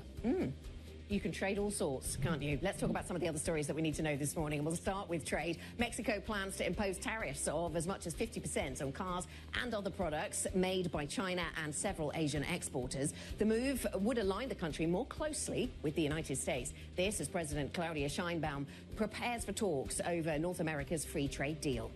U.S. conservative activist Charlie Kirk has been shot dead at an event in Utah. A search is underway for the killer after a suspect was released by the FBI. President Trump called Charlie a patriot who devoted his life to the cause of open debate. Donald Trump, Joe Biden and Barack Obama have all publicly condemned the killing. And Bloomberg has learned that Poland has asked allies for additional air defense systems and counter-drone technology. This after the NATO member shot down Russian drones that crossed into its territory. The EU has called the event a, quote, serious violation of European airspace and vows to ramp up sanctions against Russia. Val. Well, let's move on to talk about the ECB. One of the main catalysts for European markets later today will publish its latest interest rate decision at 1:15 London time. Let's get more on what to expect from Bloomberg Lizzie Burden, who is on the ground at the ECB in Frankfurt. Lizzie? Hey, Val. Well, I can't tell you much when it comes to what's going to happen on the move itself, because an uncontentious hold is what's expected here. Not that exciting, because the Governing Council just wants more clarity when it comes to the economic impact of Donald Trump's trade war. And in Christine Lagarde's words, the euro area economy is in a good place. You've got inflation at 2.1%, second quarter GDP revised up, unemployment at a historic low, and all of that quieting the concerns of the doves on the Governing Council. Economists say that they're done with cutting, and markets pricing less than a 1 in 3 chance of another cut this year. Now, let's see whether Christine Lagarde hints at whether the next move is a cut or a hike. We look to the forecasts, because this is the first set of forecasts since they agreed this trade deal between Brussels and Washington, and 15% tariffs is the midpoint between the base scenario and the severe scenario that the ECB set out. And yes, having a trade deal at all will likely alleviate the uncertainty, but tariffs nonetheless likely to weigh on demand. So you could see the forecast revised up in the short term, but down in the longer term. You could also get some fireworks at the press conference on the question of French politics, because, of course, Christine Lagarde was once the French finance minister. The question being, would the ECB intervene if the oats-bundt spread were to widen? I'm sure that she will say it's not her job to close spreads and it's not her job to comment on individual member states' politics, though they should be fiscally responsible. But it may come up in a conversation about the euro, because, of course, the single currency has managed to shrug off a lot of the French political risk. But it's also a question of when the euro is climbing towards $1.20 because of this expected divergence between the ECB and the Fed may be cutting by a half point next week. That weighs on the deflationary side of the ledger. And you mentioned CPI, Val. One more point here. That number is going to drop right between the decision and the press conference here. So it may be that rather than looking to Frankfurt, the euro looks for its next move out of the US. Lizzie, great stuff. It's going to be exciting. Looking forward to it. Lizzie Burden at the ECB in Frankfurt. Joining us now to talk about all of this is Ian Steely, International CIO for Fixed Income at JP Morgan Asset Management. Good morning. Morning. What's going to move things more today? Is it going to be the CPI number? Is it going to be the ECB? What is the bond market listening to right now? Or it could be absolutely nothing. That's definitely. So, I mean, I think probably I think Lizzie summed it up very well. You've got an ECB and President Lagarde who's going to look for the market to come out as it goes in. Would probably be her base case. CPI is the one that maybe it could do. We obviously saw the weaker PPI print yesterday. I think we now know that maybe a little bit of surprise to the upside is probably not going to do very much for pricing. If it weakens a bit, the 50 basis points, does that come onto the table? Does seem a bit of a long shot at the moment, but again, I think that's probably the direction the market is going for. And if you get a weaker number, it basically opens the door to at least have those discussions, albeit just for a couple of days. Can I take a step back? Are bonds a better investment than equities at the moment? I think on a risk-adjusted basis, definitely. I think you're still in an environment, though, where actually generally I think risk probably does pretty well, because I think economies they're sub-trend, maybe they're slowing a little bit, but reasonably fine. And you've now got the largest central bank in the world who looks like they're going to be easing policy over the next few meetings. That should be good for all risk assets, bonds, equities. I think it's a good environment for asset price growth. Ian, at least when it comes to the fixed income world, the wildly popular trade has been to be in steepeners, to be short the back end, long the front end. Do you see a risk that trade gets massively stopped out? And are we already starting to see signals of it? That 10-year auction in the U.S. was taken down decently with demand. We have the 30-year today. Perhaps people use that as a liquidity event to close out these positions. What's your thought on the steepening trades? I still think over longer term you want to be in the steepening trade. And I think we also need to go back and look over history. We're still not at particularly high levels from a steepening standpoint versus where we've been during typical rate cutting cycles. It's just we've all been lulled into this sort of false sense of security of the zero interest rate policy and the inverted yield curve. So I think taking a step back, actually, it doesn't look too abnormal. We could see periods of indigestion in that, given that everyone does like it and a lot of people are in it. I do think we sort of bounced off 5% on the long bond. People obviously see that as an attractive entry point. I think more importantly to me is we are seeing generally yields coming down across the curve in the US, because actually the Fed is credibly looking to cut rates. They're not doing it based on pressure on the political standpoint at the moment. We are seeing a weakening in the labour market. It does feel like rates can come down. To get a really big steepening in the curve, you're either going to need to see proper deterioration in the jobs market and a concern about recession, that the 2-year is then going to move a lot lower than it is at the moment, or we get concerns that actually they're cutting too much. They shouldn't be doing that, and then that's going to be a case of a long bond to move higher. But I think at the moment the market is acting reasonably based on the information it has. How aggressive do you think the Fed could shift to become? Are you considering a 50 basis point move, or is it just telegraphing a steady stream of 25 basis points cuts until they get below neutral? I think the latter is the more likely, the 25 basis points. I do wonder if we get a weak CPI print today, whether the market kind of romances the idea of the 50 basis points. I think everyone's looking at what happened last year. There seems to be exactly a year ago, exactly right? a year ago. There was a very timely news article that came out during the Fed blackout period that indicated that's maybe what they wanted to do. We've not heard anything. It does feel like we're running out of time. 25 basis points over the next few meetings would make a lot more sense to me. I do like this idea of to romance an idea in financial markets as a verb. I think that's lovely, Ian. I'm just going to start referencing that. So where's the bar for CPI to change the market's thinking today, do you think? I think... Or is it not possible, actually, because of everything that's been said about jobs? Yeah, no, I think on the high side, so 0.3 is expected. If we're going to be hitting 0.4, I don't think that really makes a huge difference. Even a 0.5, I'm not sure, because we've heard from Powell over the last few weeks, at Jackson Hole in particular, they see inflation as transitory in this case. We're coming back to that word again, but they see it as a bit of a hump, and ultimately it should be a one-off hike that comes back down again. I think actually the bar would be if we have a lower print, and we're sort of 0.2 is maybe a low 0.2. Again, it doesn't seem realistic based on what we know, but if that's the case, and again, it's that idea of does the Fed really need to do a lot more than currently being priced? Yeah, I mean, bond markets don't like inflation. When you're looking out for this nemesis, Ian, what do you think in terms of that transitory conversation? Because some say, yes, it'll just be a one-time, very mechanical increase in prices, and actually that might be over a long period because of the way companies have been stocking up before the tariffs came in.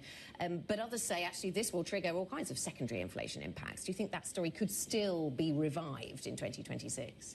I think I look at a couple of things. So definitely looking at long-term inflation expectations, they're remaining reasonably well anchored. So the market perception at the moment is more of that one-time boost that comes back down again. The other thing that I think a lot of people are focusing on, and they're remembering 2022 and the fact that inflation wasn't transitory. We are in such a different environment compared to where we were then. If you remember that, we had effectively employers couldn't get the employment they needed. They were basically jacking up wages to try to get the staff coming out of COVID. People had excess savings. That's not the case. And I think importantly, what we're really focusing on at the moment to make sure that that long-term inflation expectation is anchored is wages. And at the moment in the US, wages are still trending down. Now, if we started to see them tick back up again and start to show that there was maybe a lack of supply of labour and people were having to raise wages up, that might be more of a concern. But we're not seeing that come through at the moment. The idea that we're going to see rate cuts based on labour market weakness, now normally that would be really straightforward. Labour market weakens, you want to cut rates because the labour market can accelerate, all of that good stuff that we've known in the past. Do we understand the current labour market? Do we understand what is happening with deportations? Do we understand what's happening with the generational shift? This feels like a really odd labour market to be making big decisions on. I'm just wondering kind of if everybody's got their arms around some of the kind of the obvious odd things that are happening at the moment. I think that's a fair comment. I think it's evident that the level that keeps the labour market static is probably less than what we've previously known or believed it to be. The question is, if you look at the moment, 29,000 on average over the last 3 months or so, that's low. We could be having negative prints over the next couple of months. Who knows? I mean, that is an environment the Fed don't want. And we're not in a position where the Fed's got rates at 2 or 3%. They're at 4.25 to 4.5. They have the flexibility to do these sort of maintenance cuts, as they describe it, just to make sure that this doesn't snowball and have a bigger impact. And I think that's where they are at the moment.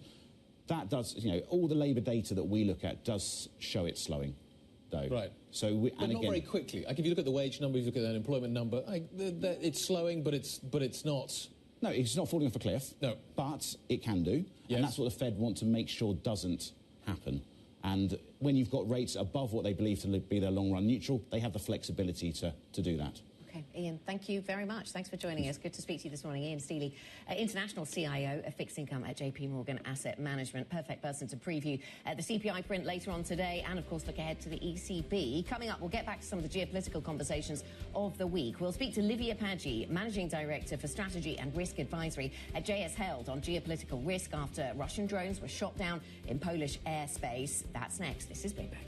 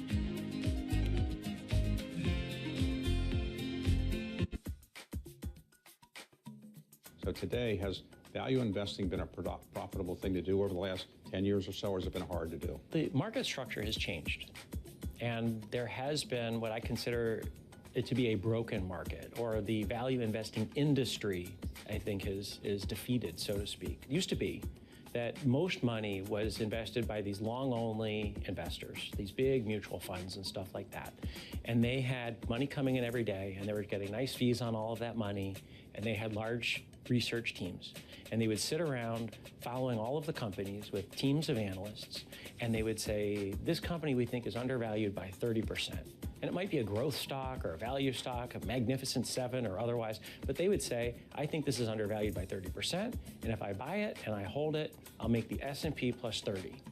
Now, as we've moved to passive, they've lost their customers, and the remaining customers are paying them lower fees, and they have reduced their research staffs, and they don't have new money coming in to make new investments in any case. And so most of the investing these days is no longer done by people who are buying something because they think it's worth more. They have opinions about price. Like, what is the price going to be tomorrow? And so the result is most trading that is going on right now has nothing to do with value. So it leaves us sort of as a dinosaur.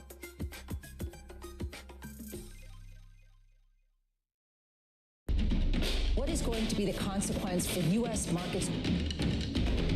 We are basically deep in the European earnings season. Take a look at how we're faring when it comes to Asian markets.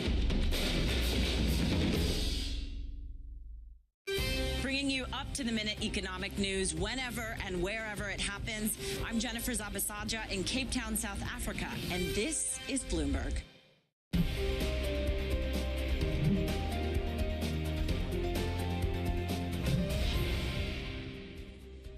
Welcome back to the opening trade. 46 minutes into the session. The DAX is underperforming. The FTSE 100 is outperforming. That's the picture we have at the moment. We're waiting for the big news, which is expected to come later in the form of the CPI print out of the United States. Claims looks reasonably stable in terms of what we're expecting from economists there. The ECB...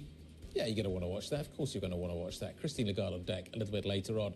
Geopolitics is also having an impact as well on these markets. Poland has reportedly asked allies for additional air defense systems and counter-drone technology to better protect its land from Russian incursions. The request came after the NATO member shot down drones that crossed into its territory. For more now, we're joined by Bloomberg's Oliver Crook. In terms of how this unfolded, Ollie, how much do we know about the cooperation between NATO members as a result of the incursions we've seen over the last few days? There was a great deal of cooperation between NATO members. We understand that this involved, a sort of operation that sprawled a lot of different kit and hardware, a lot of different nations. The Poles with their F-16s. We understand it involved Dutch F-35s as well as German Patriot defense systems. There were also Italian intelligence craft that were also part of this operation to bring down a number of drones. The number of air violations we were told by Donald Tusk was 19 yesterday over Poland, and a number of those going down in various places across Poland, and some of them as far as more than 250 kilometers from the Ukrainian borders into Poland. So of course this has prompted an extreme response from the Poles, who we had Donald Tusk speaking a little bit earlier in front of a number of F-16s, saying taking sort of how seriously they were taking it, illustrating that by calling on Article 4 of the NATO treaty, which is to call of consultations among NATO allies to figure out how to respond. We've had the Poles also asking, getting requests from other allies to get more air defense sent to Poland. We understand that that's been, met with acquiescence. We have a number of nations that are apparently sending that kit over right now. And the Russians, for their part, have stayed relatively silent in terms of what this actually was. There was some sort of commentary about it from Russian military officials kind of early on. That sort of disappeared. Then we heard from the Kremlin spokesperson, who basically refused to give any kind of comment on what this actually meant, what it was, who it was designed for. But for the NATO alliance, they're going to be watching this very closely in terms of what their response is going to be. Donald Trump, for his part, has said very little about this. He sort of acknowledged that it happened yesterday. Of course, the news flow in the United States probably has taken control, but it will be interesting to see if there are these consultations called among NATO allies, whether Trump will be involved, and how this will fit into the Trump calculus with how to deal with Russia. Oliver, thank you very much. Bloomberg's Oliver Crook joining us there from Berlin. Joining us now to discuss this further, Livia Paggi, who is Managing Director of Strategy and Risk Advisory at JS Health. Livia, can you shed any light, and maybe we will never know exactly, on what was intended yesterday by Russia? What was the purpose of those drones coming into Polish airspace? Do we have a sense of that yet? Well, we don't have a clear sense simply because the Russians have not accepted or commented on exactly what was happening. But what I think we can say is that it fits broadly with Russia's modus operandi of testing NATO, testing the NATO alliance, testing whether Trump is serious about looking for a peace deal, and really testing the unity of the West in terms of supporting Ukraine. So although it doesn't constitute necessarily as a full-on attack on a NATO country, it could be certainly interpreted as a provocation. Livia, you're just mentioning there that this was just a threat to test the NATO alliance, to test the NATO unity. What do you make then of the White House's response to this? I mean, the White House, they've immediately said that they would increase tariffs. They'll go after Russia. But the reality is that we saw that we had this big meeting in Alaska to discuss peace negotiations. There was huge coverage of it. We got Putin meeting Trump. But the reality is that not yet, we have not seen any clear, concrete steps coming out of that meeting, which makes us realize that fundamentally we are probably not near a resolution to this conflict. Libya, if this was a test, did Europe pass? Did NATO pass? What will Vladimir Putin have made of the results of this test? I mean, certainly what's interesting is already on the Polish side, they were very alarmed. Obviously, Poland has, as well as the other Baltic countries, are much more concerned as they are on the eastern flank, directly on the front line dealing with Russia. And obviously their rhetoric was much more alarming, immediately triggered Article 4, which calls for consultations and to discuss what's actually happening and what the strategy is going forward. Whereas you saw Rutte, the head of NATO, was trying to be much more measured and not overly alarmist and trying to de-escalate. And I think what that shows Putin is that NATO and Europe are very wary of escalating the situation and are not necessarily ready to send in boots on the ground in Ukraine to defend Ukraine. And we've seen statements in the past on Germany that they're not willing to do so. But there is actually a division among European states on what level of intervention are they willing to make to defend Ukraine. We were talking earlier about the reaction from the White House, Livia. How do you think Russia will perceive the fact that we haven't heard very much from President Trump himself about this? Clearly, our colleague Oliver pointing out, the news agenda in the United States moved on pretty quickly, and other things perhaps seemed more pressing in the moment. But what would it mean if we don't see very much comment from President Trump on this? I think Putin is going to interpreting as what he already knows about Trump, which is that Trump does look for resolutions, but is extremely volatile, ranches up rhetoric, then brings it down, and is ultimately someone who Putin can control in the sense that there's an unpredictability with him, and that's exactly been Putin's strategy all along, is to take advantage when the U.S. is distracted, to take advantage when Trump is distracted, and ultimately take advantage of the domestic instability in the U.S. as well. Livia, we just had a headline crossing the terminal that Ryanair, the airline company, is saying that Europe needs a strong response to Russia's prodding. What do you think that, at least when it comes to businesses, what do they want to see out of this, coming out of Europe's response? I mean, I think European businesses, in addition to obviously the Ukrainian people and the domestic situation in Ukraine, I think European businesses are the ones that have suffered the most from this conflict. I mean, we've seen it from energy companies, we've seen it for inflation of oil and gas prices, businesses. We've advised numerous clients and investors who have had assets seized in Russia who are struggling enormously to navigate sanctions because their supply chains are directly or indirectly controlled. So I think fundamentally European businesses are desperate to see a resolution to this conflict and continue to do business as usual. All right, that was Livia Paggi, Managing Director of Strategy and Risk Advisory at JS Held, joining us on that latest political development in Poland. But let's take a look at the risk events on the horizon as we close out this hour of programming. At 1:15, we have the ECB rate decision right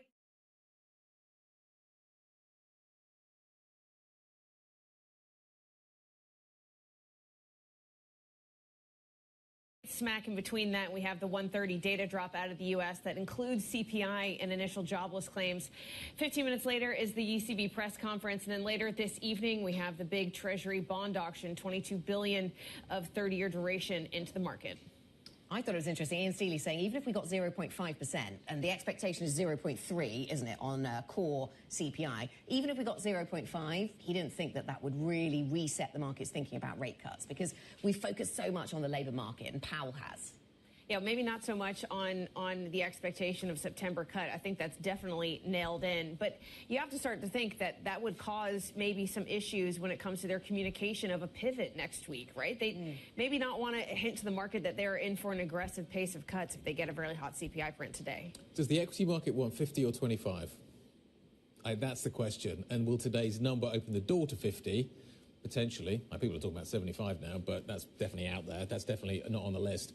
But you do wonder, does a weak number today kind of continue that debate into the meeting? And as that pricing changes a little bit, maybe at the margin, maybe it becomes a little bit more of a reality. Maybe that's, in theory, good for equities. I don't know. Maybe. Slowing economy What does AI want? sounds great. What does AI want? What does AI want? We can ask. We'll ask it later. Maybe they take a leaf. Maybe the Fed next week take a leaf out of the ECB book and tries to be deliberately, uninformative, which is what the ECB has been saying. That would be a hard thing for them to do because they released their SEP, their Summary of Economic Projection, which includes the dot plot. We've already had this dovish shift at Jackson Hole, so it's going to be hard for them to prevent fireworks. That is informative, whether they want it to be or not. Right, we must give you some timings. ECB rate decision 1:15 UK time, of course, followed by President Lagarde's news conference half an hour later. That is it for the opening trade. The Pulse is up next. This is Bloomberg.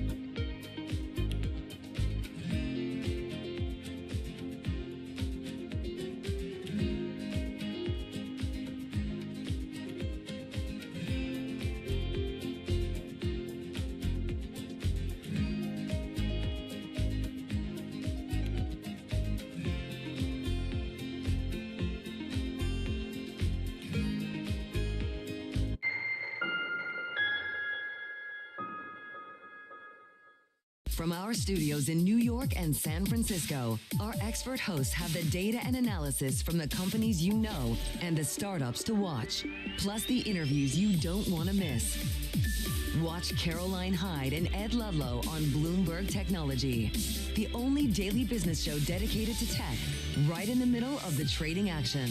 Live every weekday, only on Bloomberg Television. Context changes everything. Bringing you up-to-the-minute political news whenever and wherever it happens. I'm Tyler Kendall in Washington, and this is Bloomberg. We're at the epicenter of a global realignment on a scale not seen for decades. At the intersection between markets, economics, and geopolitics, a forum for sophisticated conversation. This is Bloomberg Surveillance. Tune in to Bloomberg Business Week Daily. We got to talk crypto. From the magazine that helps global leaders stay ahead. What's the conversation around your company? Bringing you insight on the people, companies, and trends shaping today's complex economy. Planning very big things. A new level of premium. Plus global business, finance, and tech news as it happens. The floodgates of innovation are going to open up. You can't fake passion. You either are or you aren't. Bloomberg Business Week Daily, only on Bloomberg. Making money isn't about drowning in emotions. It's about understanding what's actually happening. Markets are the best way to glean signal from noise, and that is what we try to do every morning. This is Bloomberg Surveillance.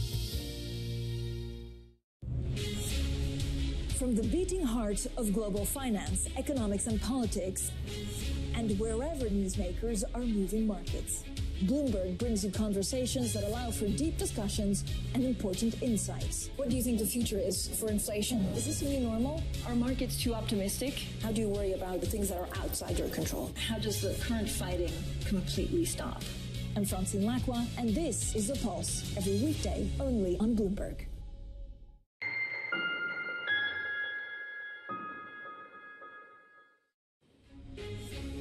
Traders brace for a pivotal U.S. inflation report that could upend bets on a series of Fed cuts after a surprise drop in producer prices. Here in Europe, the ECB is set to keep rates on hold today, policymakers weighing the impact of Donald Trump's tariffs and renewed political turmoil in France. Plus, police search for the killer of conservative activist and Trump ally Charlie Kirk, who was shot dead yesterday at a Utah University event. So we'll have full roundup with people on the ground of all of our main stories. We also talk about oil with the IEA report. But first thing is first, let's talk about the markets. Now, it's very clear that global stocks saw a little bit of muted gains yesterday, and that's certainly being held back by some of the major bets after Thursday's highly anticipated U.S. inflation data. That's today. Yesterday we had PPI, and of course, we cast ourselves back to Friday with that jobs report. S&P futures getting 0.1%. To look out for any move in U.S. 10-year yield, 40530. We'll speak to the IEA oil director right now, Brent at 67.47. Now let's also look at the European markets map. Again, a lot of the focus will be on the ECB and then the following press conference from Christine Lagarde. Of course, if you look at expectations of central banks in general, what the ECB will probably do is field a lot of questions on what the Fed will do next. Expectations that the Fed will start resuming its monetary easing cycle this month have soared in recent weeks. The IEA report coming out, IEA boosting estimates for record oil surplus in 2026. We'll be joined by Troy Mazzoni very, very shortly. So for the conversations that matter and the insights you need, let's get started.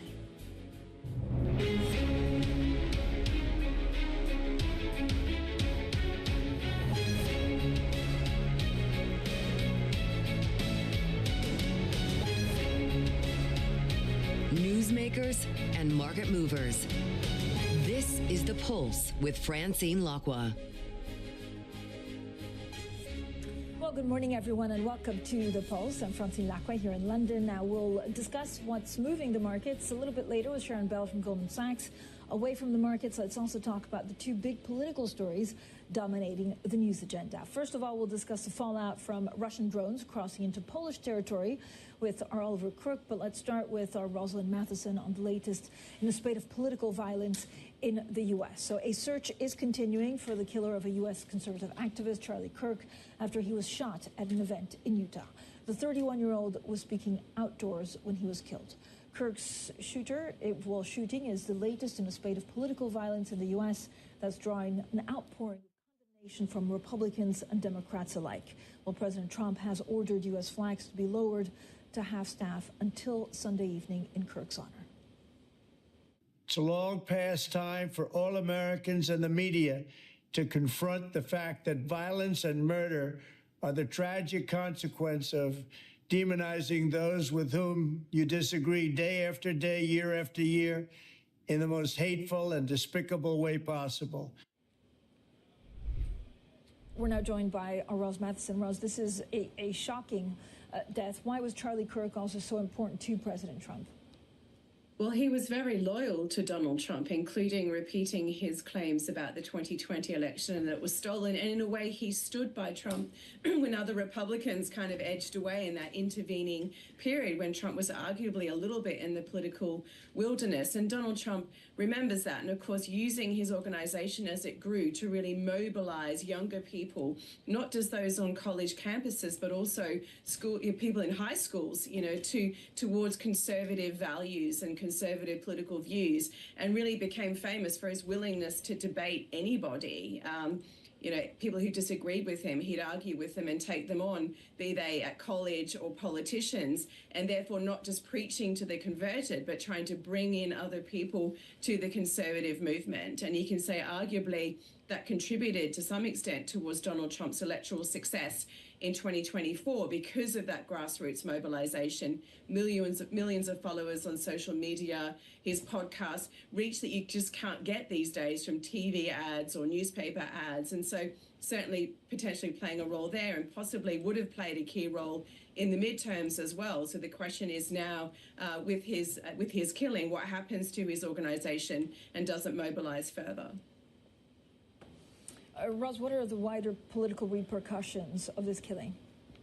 Well, obviously, you can see politicians of all stripes condemning this, Republicans, Democrats alike, and saying this is reflecting a society that is increasingly divided and polarized, and that this kind of violence is not a solution to that. And the question is, does this death, though, become politicized in some fashion? Does Donald Trump use this as a moment to crack down even further on campuses and what's happening at universities? Of course, he's been very critical of institutions like Harvard, saying they haven't done enough to stamp out anti-Semitic views on campuses. Does the discourse around that harden further? And as I was saying, does it impact in some fashion the campaigning for the midterm elections? Because again, these elections are increasingly coming at a grassroots level. It's mobilizing people on the ground, not through TV ads and other things. And does that sustain? And does this harden that campaigning? And do you see perhaps people mobilizing further in terms of conservative youth in America in the wake of this? And that could be a real impact potentially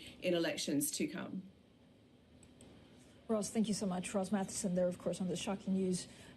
Bloomberg has also learned that Poland has asked allies for additional air defense systems and counter-drone technology to better protect its land from Russian incursions. Now, the request came after the NATO member shot down drones that crossed into its territory. For more, we're joined by Bloomberg's Oliver Crook. Ollie, so will Poland now be given air defense weapons? Yeah, it will likely be getting more support from a number of NATO allies. We've heard as much from a number of Polish officials over the last sort of 24 hours, saying that actually a lot of this stuff will be arriving over the next couple of dozen of hours, so presumably now reaching Polish territory. And we should say that the operation itself that took down a number of these drones, 19 apparently, there were air infractions on the sovereignty of Polish airspace, and a number of those drones were taken down by joint efforts across NATO, right? So there were F-16s from Poland, there were F-35s from the Netherlands, there were German Patriot missiles. There were also Italian surveillance and intelligence crafts involved in all of this, and taking what was a really sort of unprecedented move to have so many violations of Polish airspace since the beginning of war in Ukraine. And we should say this is the first time on the record, really, that a NATO member has shot things out of the sky over its own territory. The Poles taking this very seriously. They are asking to bring in Article 4 of the NATO Treaty, which is consultations among NATO members when some of their sovereignty or independence feels threatened. Those conversations will be ongoing. As far as the Russians are concerned, they've said very little about this. We've heard early commentary from some of the Russian military that sort of indicated this could have been an accident, but then we heard from the Dmitry Peskov, the Kremlin spokesperson, who basically refused to give any sort of comment on that. So what we're watching over the next 24 hours, we've had a very sort of brief and bizarre acknowledgement of the event by President Donald Trump, but really there will be a lot of focus on A, how NATO should respond to this, and B, what the sort of calculus will be after this sort of incursion into Polish airspace, and does that change at all the equation for President Donald Trump and his view of dealing with Russia when NATO now being put under extreme pressure, and by the European perspective, deliberately so? Ollie, thanks so much. Oliver Crook there with the very latest, of course, on the situation in Poland. Now, the International Energy Agency says a record oil surplus projected for next year is looking even bigger as OPEC Plus continues to revive production and the group's rivals grow. The IEA estimates that world output will exceed consumption by an average of 3.33 million barrels per day in 2026. Now, for more, we're joined by Toril Bozzoni, head of Oil Industry and Markets Division at the International Energy Agency. Toril, as always, thank you so much for coming on. There seem to be, in general, away from this report, just two radically different views on the market, that it's tighter than believed or that we're headed for a glut. Why is there such a divergence, first of all? Good morning. So what we're seeing in the market today is that demand growth is slowing. I think that now 3/4 of the year gone, we're seeing oil demand around 700,000 barrels a day. And on the other hand, we're seeing record oil supply, not just from the unwinding of OPEC cuts that have added about 1.5 million barrels a day since the first quarter through September, but we're also seeing record production in the United States and Brazil and Guyana and Canada. So it's this mismatch between the very strong supply numbers and weaker demand. But what this supply glut so far has largely been absorbed by the market. Crude demand is also at record high in the third quarter due to refinery throughputs, but also direct crude burn. And the surplus in the market has largely been absorbed in inventories where they're having a less of an impact on the market, in particular in China for crude oil, but also in gas liquids in the United States. So we're not seeing the surplus piling up in tanks in key markets as of yet, but this is something that we think will shift towards the end of the year. So Torill, so why aren't prices already weakening given this oversupply? So prices have been trending lower. We're now near a 3-year low. But there's obviously different factors pushing and pulling the market, as we're saying. On the one hand, we have the surplus emerging in the markets that has so far been absorbed by Chinese stockpiling and inventories elsewhere. But we're also seeing the risk to supply from increased sanctions on Russia and Iran. We're seeing increased tensions in the Middle East at the moment between Israel, Iran, and now with an attack on Qatar. We're also seeing new sanctions on Russia and attacks on infrastructure there. So this is sort of supporting the market at the current moment. Is OPEC Plus making a mistake, a big mistake, actually, by increasing production further? As we've seen, the market has been able to absorb the increase in production from the OPEC Plus countries so far. And inventories are tight in OECD countries. Crude oil stocks are below the 5-year average. So obviously there is a room for the market to absorb this additional barrels. Then moving forward, it would all depend on the strength of oil demand growth and also at the continued stockpiling by some of the consuming countries. So when you look at actually what happens next, how much of this, oil surplus, and you were trying to explain some of the dynamics, but how much of the oil surplus will likely be scooped up by China, for example, for strategic reserves going forward? As we say now, that the oil surplus that we're seeing in our balances of 3 million barrels a day, as we say, it's untenable. There isn't the capacity or the ability for the market to absorb such an increase. China has capacity to continue building oil stocks. We saw from February to August this year about 100 million barrels of crude oil being absorbed by China. So if they continue to purchase oil at the current rate, that will help absorb some of the surplus, but it will be nowhere near the 3 million barrels a day that we are projecting. So there will have to be some adjustments on the supply or demand side to make the market rebalance. But, Torill, do you think China ultimately could put actually a floor under prices? So we are seeing that both China but other consuming countries are quite sensitive to the prices. So when the prices fall, they are increasing demand, not for end-use consumptions, but for storage. So that is, to a sense, a floor. But with the extent of the increase today, we could also see adjustments on the supply side. Prices fall to a lower level. We're seeing U.S. producers in particular adjusting their strategies and growth forecast in response to this well-supplied market and to the lower prices. So you can also see adjustments on this side. Torill, going forward, do you think this is also the beginning of the end for OPEC's mission of supply management? We don't think so. Of course, we're seeing now very proactive market management by the OPEC Plus Alliance, and they're meeting on a monthly basis to assess the market situation. Now there's a reset. We have completed the unwinding of the first tranche of production cuts of 2.2 million barrels a day. Now this is the start of the second tranche of 1.65 million barrels a day, but OPEC has only committed to the first increase of 137,000 barrels a day increase in the target from October. The actual increase would be less than what we're seeing, as some countries are already overproducing vis-a-vis their targets by about 1 million barrels a day, and we're seeing other countries are now reaching capacity constraints. So we don't think it's the end of the market management, but it's a different strategy than we've seen over the past few years when non-OPEC plus countries have been taking all the growth in supply. Now, in moving forward, we're seeing the growth in production being split between OPEC countries and non-OPEC countries. Toro, as always, thank you so much for joining us. Toro Bozzoni, their head of Oil Industry and Market Division at the International Energy Agency. Now, coming up, some of our interview with the Chief Executive of Citi, Jane Fraser, on the outlook for the U.S. economy. That's next, and this is Bloomberg.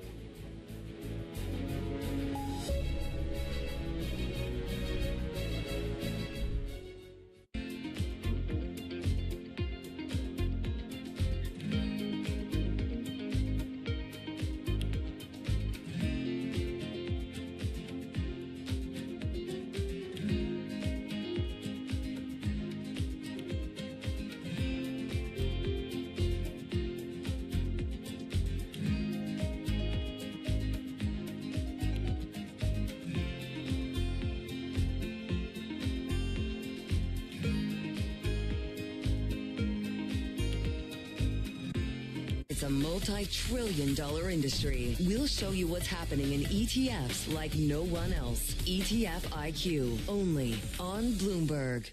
The Middle East and Africa regions are home to some of the biggest deals and fastest growth in the world. Vibrant resources and high-yield investment opportunities abound. I'm Jumana Versace. Join me on Bloomberg Horizon's Middle East and Africa for the stories, newsmakers, and insights shaping the decisions of traders across this exciting region. You had heightened levels of volatility. There's still room to maneuver. Reduce the opportunities. It allows you to increase significantly your net income.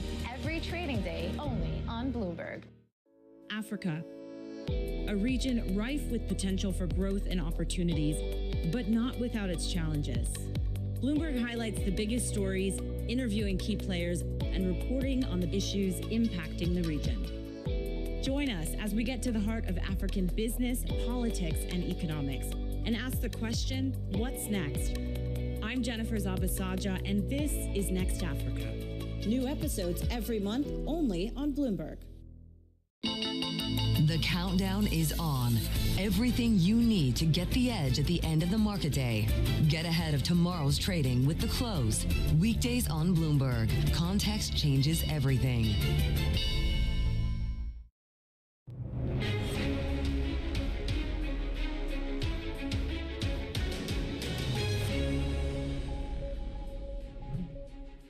You've got to look at the collective impact of the tax policy, what's been happening with tariffs, and indeed the increasing deregulation that we're seeing, and they work together as a package.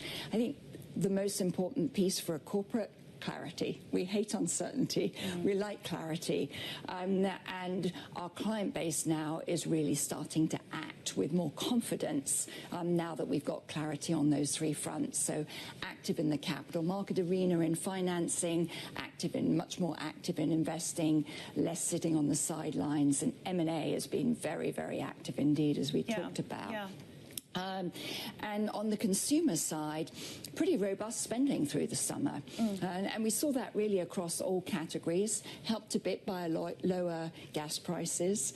But the consumers being fiscally responsible, being more mindful around some spend, but still the spending levels were very pleasing. So the momentum was pretty strong across all lines of your business in the second quarter. Of course, I don't want to precipitate the upcoming earnings, but can that momentum continue into the end of the year, just in terms of, what you're seeing in advisory, in deal making, and in trading? Because it was a very strong quarter for trading as well. It was exceptional for us on all fronts.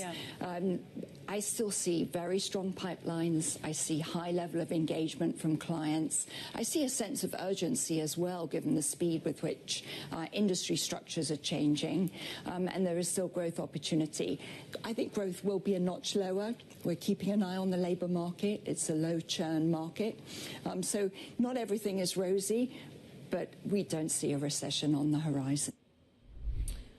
Well, that, of course, was Jane Fraser, the chief executive of Citigroup, speaking exclusively to Jumana Bersachi. Now, joining us is Sharon Bell, senior European equity strategist at Goldman Sachs. Sharon, thank you so much for coming in. Thank you. I mean, it's all about the Fed. Everything's been repriced. I know we have CPI today. We had that labor market.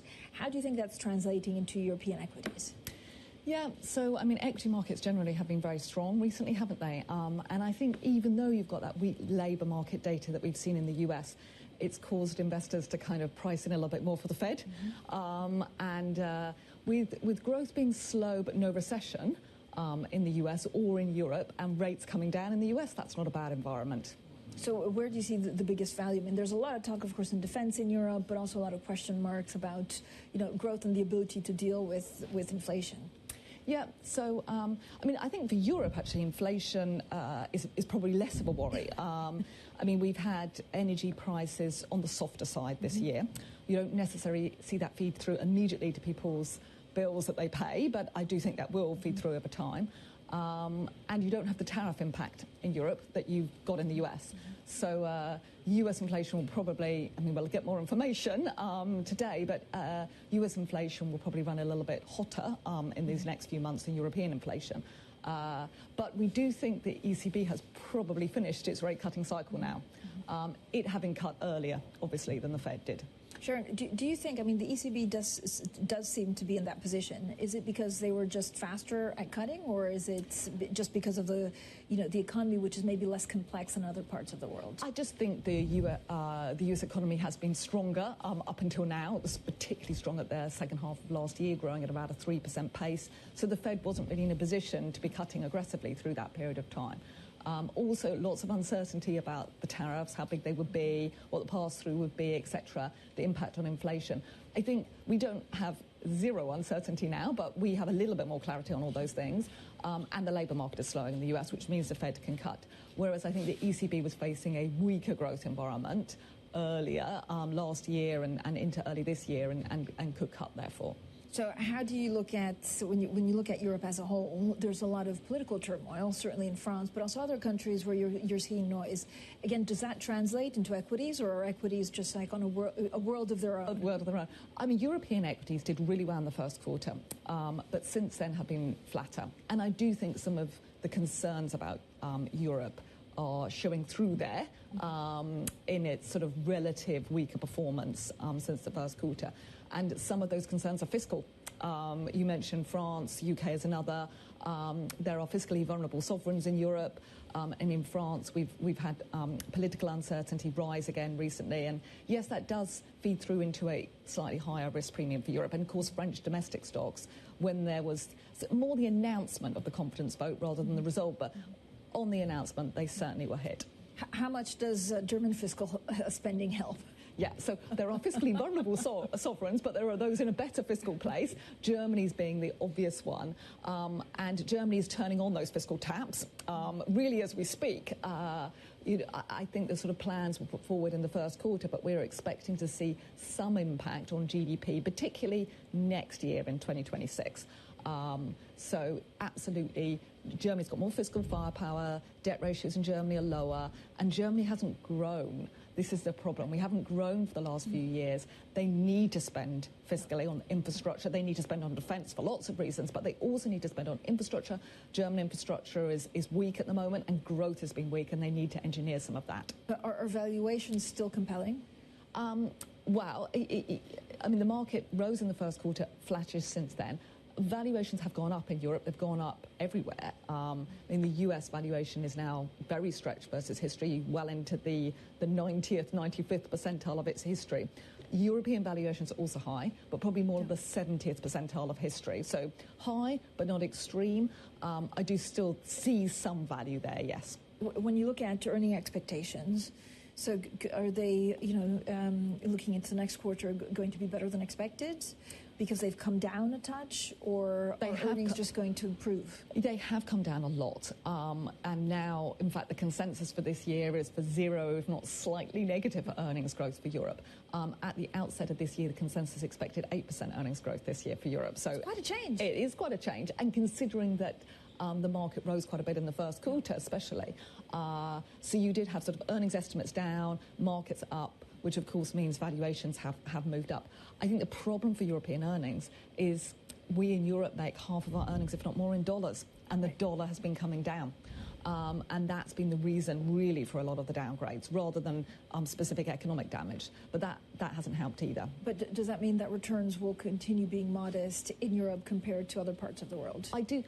I do see modest returns on European equities. We've got 4-5% expected return over this next year. But then that's also true for the US, because the US is also on a high valuation. So, yes, modest, but like most places, because you're already on high valuations. So how do you build a portfolio? Is it diversification? Do you buy gold as a hedge? Well, indeed, and many are. If you look at gold prices, they've shot up recently, and I think that reflects some of the uncertainties out there, and of course central bank buying as well of gold. But it is tricky. We do advocate very much diversification. We think you get lowish returns everywhere. Diversifying, though, allows you to move away from very concentrated dollar asset positions, which people have built up in the last 15 years. Sharon, I mean, we have many questions on the geopolitical front about, the drones coming in from Russia that actually landed didn't land in Poland because they intercepted them. But is that priced in? I mean, if there's some uncertainty, what do you buy? Yeah, I mean, we saw the Polish indices decline on the day, but most of the other European markets didn't. And I think, so it's tricky because there's so much uncertainty about it, political uncertainty with respect to it. So I think, obviously, if there is a escalation, that certainly is not priced in at the moment. I think it's just another little thing adding to some of these uncertainties out there. And where's China in all of this and the impact that China could have on European companies? They have this competition from China. They need to spend more on picking up their own domestic demand. Sharon, thank you so much for joining us today. So nice to actually have you in the studio. Sharon Bell, Senior European Equity Strategist at Goldman Sachs. Coming up, it's, of course, Decision Day. At the ECB, we're live in Frankfurt next, and this is Bloomberg.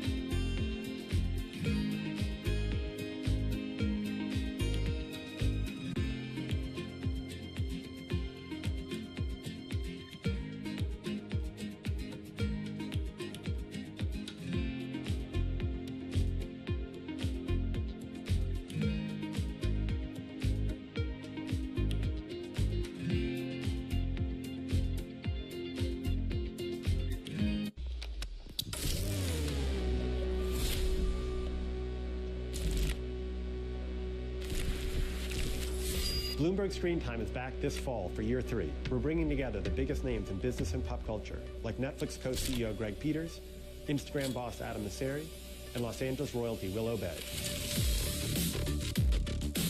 We're going to talk about how sports is eating entertainment, check in on the state of the movie business, and get an update on LA after the fires from Rick Caruso and Irving Azoff. You should expect newsy interviews from industry leaders, meaningful business networking, and of course, great food.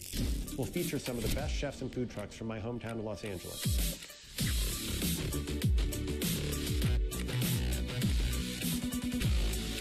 Tickets are available now, and you should head to bloomberglive.com/screentime for details.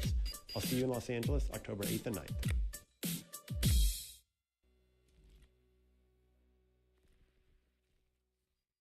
All right, Okay, ready? David, what initially sparked your interest in this topic of longevity?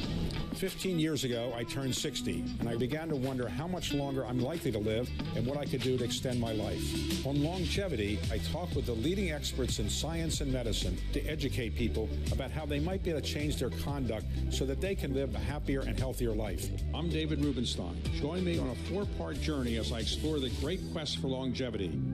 Only on Bloomberg. Astonishing day for U.S. technology. It's shaping the region's technology ecosystem. Asia's biggest tech news and innovation. Join me each week on Wall Street Week for stories of capitalism from business, markets, economics, tech, and climate. More than what you need to know, it's what you need to think about.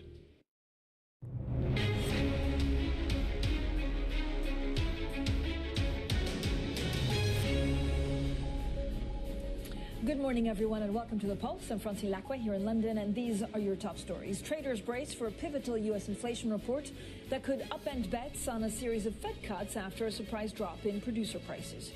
Here in Europe, the ECB is set to keep rates on hold today. Policymakers weighing the impact of President Trump's tariffs and renewed political turmoil in France. Plus, police search for the killer of conservative activist and Trump ally Charlie Kirk, who was shot dead yesterday at a Utah university. Now back to one of our top stories, and the European Central Bank is expected to leave interest rates on hold at its meeting today. This as policymakers look for evidence that the economy can endure President Trump's tariffs and renewed political turmoil in France. Now for more, Bloomberg's Lizzie Burden joins us from Frankfurt. So Lizzie, a hold is on the cards. What's the ECB weighing up?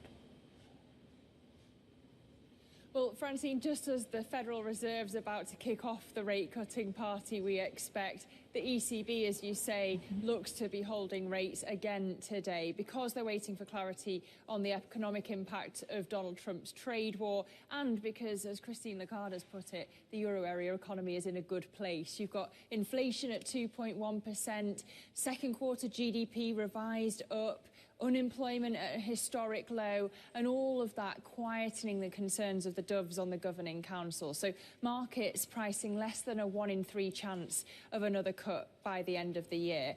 What could be interesting is if Lagarde hints at whether the next move would be a cut or a hike. I don't expect she will, but we'll look at the forecasts for any clues because these are the first forecasts since that US-EU trade deal was struck, and 15% tariffs is right in the middle between the base forecast and the severe scenario that they had put out. And it may be that having a trade deal at all alleviates some of the uncertainty, but nonetheless, it's expected to weigh on demand that there are tariffs there at all. So you could see the forecast revised up in the short term, but down in the longer term.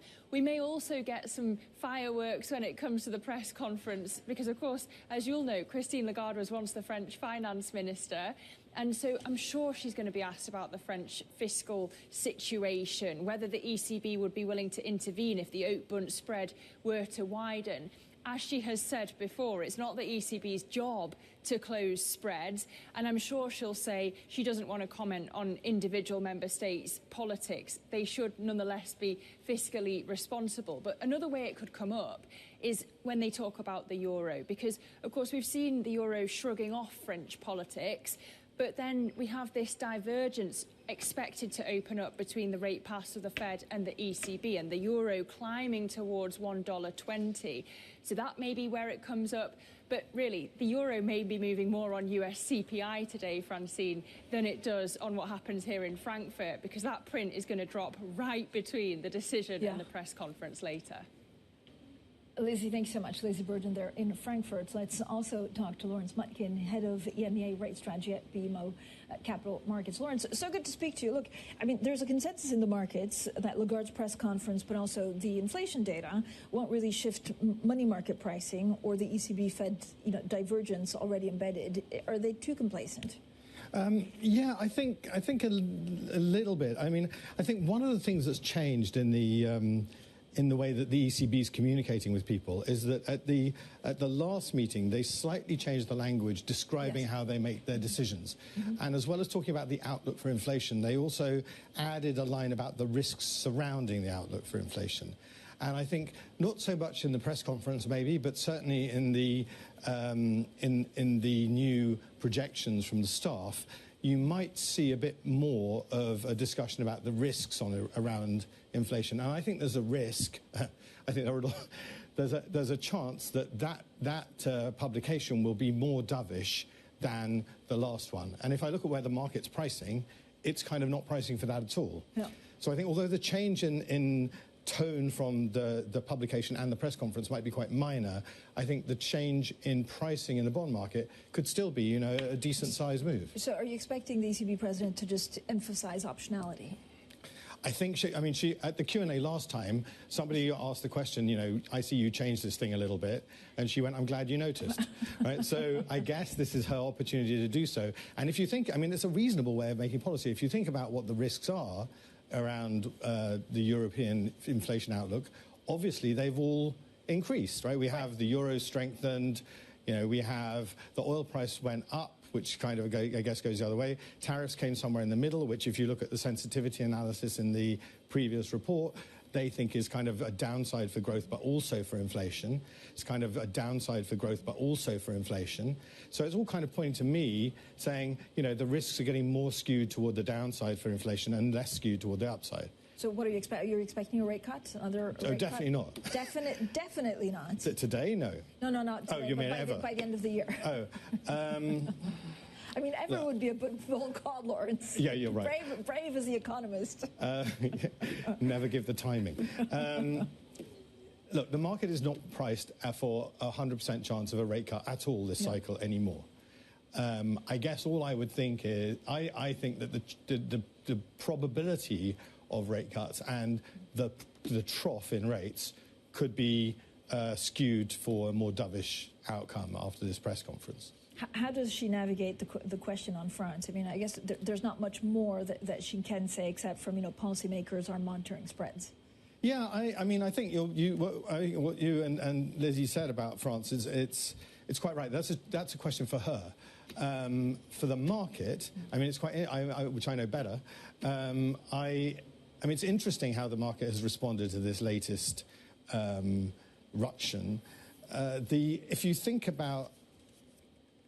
If you look at what they're pricing, okay, they're pricing a pretty benign outcome, right? I mean, we're a AA country. We, you know, might be trading more like a single A country, but this is single A stuff. I mean, you know, the US is a AA country, but the UK is a AA country. AA countries are all over the place. You know, it's not like we're talking about a triple B country. Are they going to go to? And we're not pricing for that, and the market doesn't expect it. And one of the reasons, of course, is because of this monetary transmission instrument that the ECB put into place. And if you look at it, I think this is what we've said in the market. There's like 4 conditions they have to meet. They're all a bit like grey around the edges, but every single one of them, it's quite easy to make the argument that France meets them. And so I think the market, it's pushed yields up because why wouldn't you? Volatility, you know, you need a bit more risk premium, you need some positive carry. But it's been striking to me that the market's been fairly sanguine about not only the fall of the Prime Minister, but also these demonstrations. And Lawrence, I mean, on the U.S. side, right? I mean, it's a big day, actually, on the U.S. because inflation, I guess, could undershoot following the soft PPI data that we had yesterday. For sure. In the U.S. Yeah. And that changes dynamics for euro-dollar. I think it does. I mean, this is one of the big risks for the ECB, to me, is that the euro just keeps going up. And that has an immediate effect on the inflation forecasts and could push I think the trough in the inflation forecast in the last staff report was 1.6. If that came down to like below 1.5, I think that'd be a good argument to say let's have a. But yeah, so what is going to happen with the US? Ian Lingen is our US strategist. Has long been calling for like 3 times 25 this year. I guess it's anyone's guess at 130, but I think a 0.3 probably leaves us on the month-on-month. Probably leaves us still looking just for a quarter. Substantially lower 0.2 or 0.1, I don't really know. I think the point Ian makes, which I think is a good point, is the market at the moment is pricing some kind of skew of odds between the two, more skewed to 25. By the time of the announcement, whether it's through Wall Street Journal leaks or whatever, the market will know which one is coming. So the move is going to happen before the FOMC meeting, I guess. Well put, Lawrence. Thank you so much for joining us. Lawrence Mutkin there, head of EMEA rate strategy at BMO Capital Markets. Now, let's also turn to an exclusive interview. UBS Chief Executive Sergio Armati says that consumers will feel the impact of Donald Trump's import tariffs and that it's unclear if there's an inflationary aspect of levies in the U.S. The true issue on tariffs will be seen on consumers. In the U.S., we will need to see exactly if there is an inflationary aspect of tariffs. And is that still unclear at this point? I think it's unclear. Now, in other news, the UK's ambassador to Washington, Peter Mandelson, has been answering questions about his friendship with the late sex offender Jeffrey Epstein. This after the publication this week of a 2003 birthday book in which Mandelson called Epstein his best pal. In today's Big Take, Bloomberg News has obtained more than 100 previously unreported emails between the two men, casting new light on their relationship and showing that it was deeper than previously known. Mandelson has yet to respond to Bloomberg's further questions. We now have Bloomberg's Harry Wilson with us, who has been relentlessly working on this story. Harry, thank you for joining us. So talk us through these latest emails. Well, it covers a period about 5 years between 2005 2010. But crucially, they have the years 06, 07, 08, when Epstein was under investigation, later charged, and then went to jail over his solicitation of sex from a minor. And what they show is that over this period, Peter Mandelson was in very regular contact with Epstein, was providing support to him in many ways, was basically acting as a very good friend to Epstein throughout this period. And even the day before he went to jail was saying, you know, I think the world of you, stay strong. It's quite an extraordinary sort of set of emails. Harry, what further questions do these emails raise? I think they raise questions about what exactly was Mandelson doing to help Epstein. We've obviously, in the emails, we see sort of various interactions where he seems to be sort of almost sort of kind of lobbying on his behalf or try and, I guess, sort of help out his friend in his sort of hour of need. And so I think there are very serious questions about, well, what exactly was he doing at that time? And, you know, did he go just beyond sort of like moral support into something more? And, of course, these questions come at a crucial time for the Prime Minister. And, of course, Mandel himself, just days before the U.S. President is due to arrive in the UK. Yeah, I mean, the timing couldn't really... I think the pressure is likely to grow. We'll have to see what other revelations come out. I mean, the one thing with this story is that there always seems to be a little bit more to it. And so I think there's a high likelihood something else could come out. And, you know, the pressure is only going to increase from there. Harry, thanks so much. Harry Wilson there with this really pretty incredible big take that you can read on the Bloomberg terminal, on our website and elsewhere. Coming up, Poland says the UN Security Council will meet to discuss Russia's drone incursion. We'll speak to Russia's Natasha Skuria about NATO's response. That's next, and this is Bloomberg.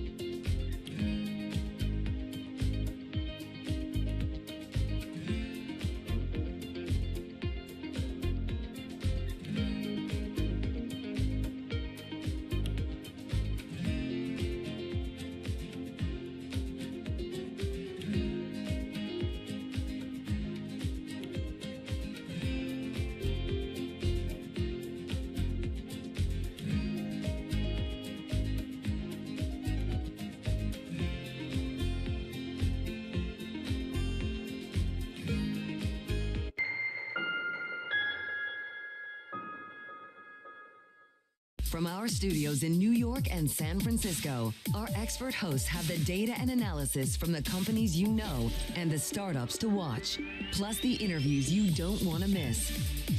Watch Caroline Hyde and Ed Ludlow on Bloomberg Technology, the only daily business show dedicated to tech, right in the middle of the trading day, only on Bloomberg Television. Context changes everything. From the world of politics to the world of business, Joe Matthew and Kaylee Lines deliver news, insight, and analysis live 2 times a day, every trading day. Balance of Power at 1 and 5 Eastern, only on Bloomberg. Tune in to Bloomberg Business Week Daily. We got to talk crypto. From the magazine that helps global leaders stay ahead. What's the conversation around your company? Bringing you insight on the people, companies, and trends shaping today's complex economy. Planning very big things. A new level of premium. Plus global business, finance, and tech news as it happens. The floodgates of innovation are going to open up. You can't fake passion. You either are or you aren't. Bloomberg Business Week Daily, only on Bloomberg.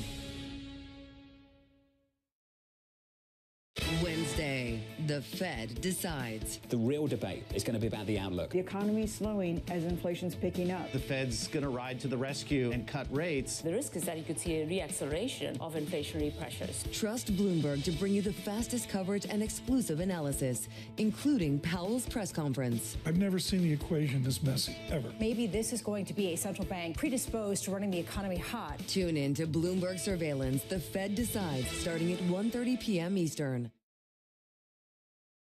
What made you go back to politics? Putin. I'll be very frank with you. Had Russia not attacked Ukraine, I would not have run for president of Finland.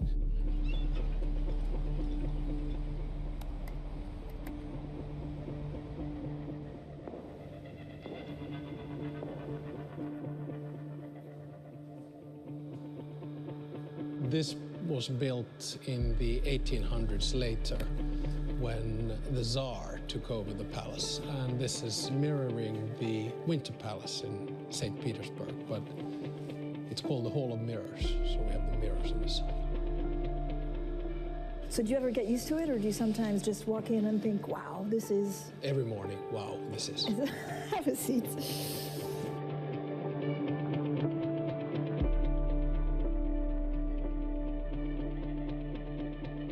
Talk to me about resilience. It's something I think we in Finland know something about, actually. It's one of our key words. It's sisu, which is resilience, perseverance, grit, stamina. So you never give up. You just have to keep on pushing and grinding through the tough stuff. And I think a lot of Finns have that ingrained into the system because remember, we're a poor country. You know, first we were under Sweden for 700 years, then under Russia for a little bit over 100. And when we gained independence in 1917, we were basically a poor developing country. And I think then this sort of idea of resilience, let's try to overcome, let's work hard, came very much a part of Finnish DNA. And I think I'm still part of that generation.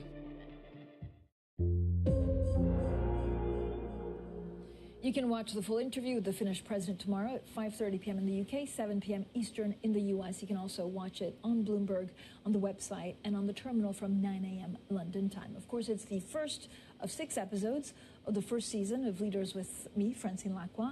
I'll sit down with decision makers shaping our future to explore the personal stories behind their public personas. Now, Poland has asked allies for additional air defense systems as Prime Minister Donald Tusk slammed Russia's drone incursion as an act of aggression and said it amounted to an international provocation from Moscow. But will Europe rally around Poland, and what will this mean for Ukraine? Well, joining us now is Natya Seskuria, International Security Associate Fellow at RUSI. Natya, thank you for joining us. First of all, what do we know about these drones? Was it intentional, or was it casually that wasn't done on purpose? Thank you very much, first of all, for having me.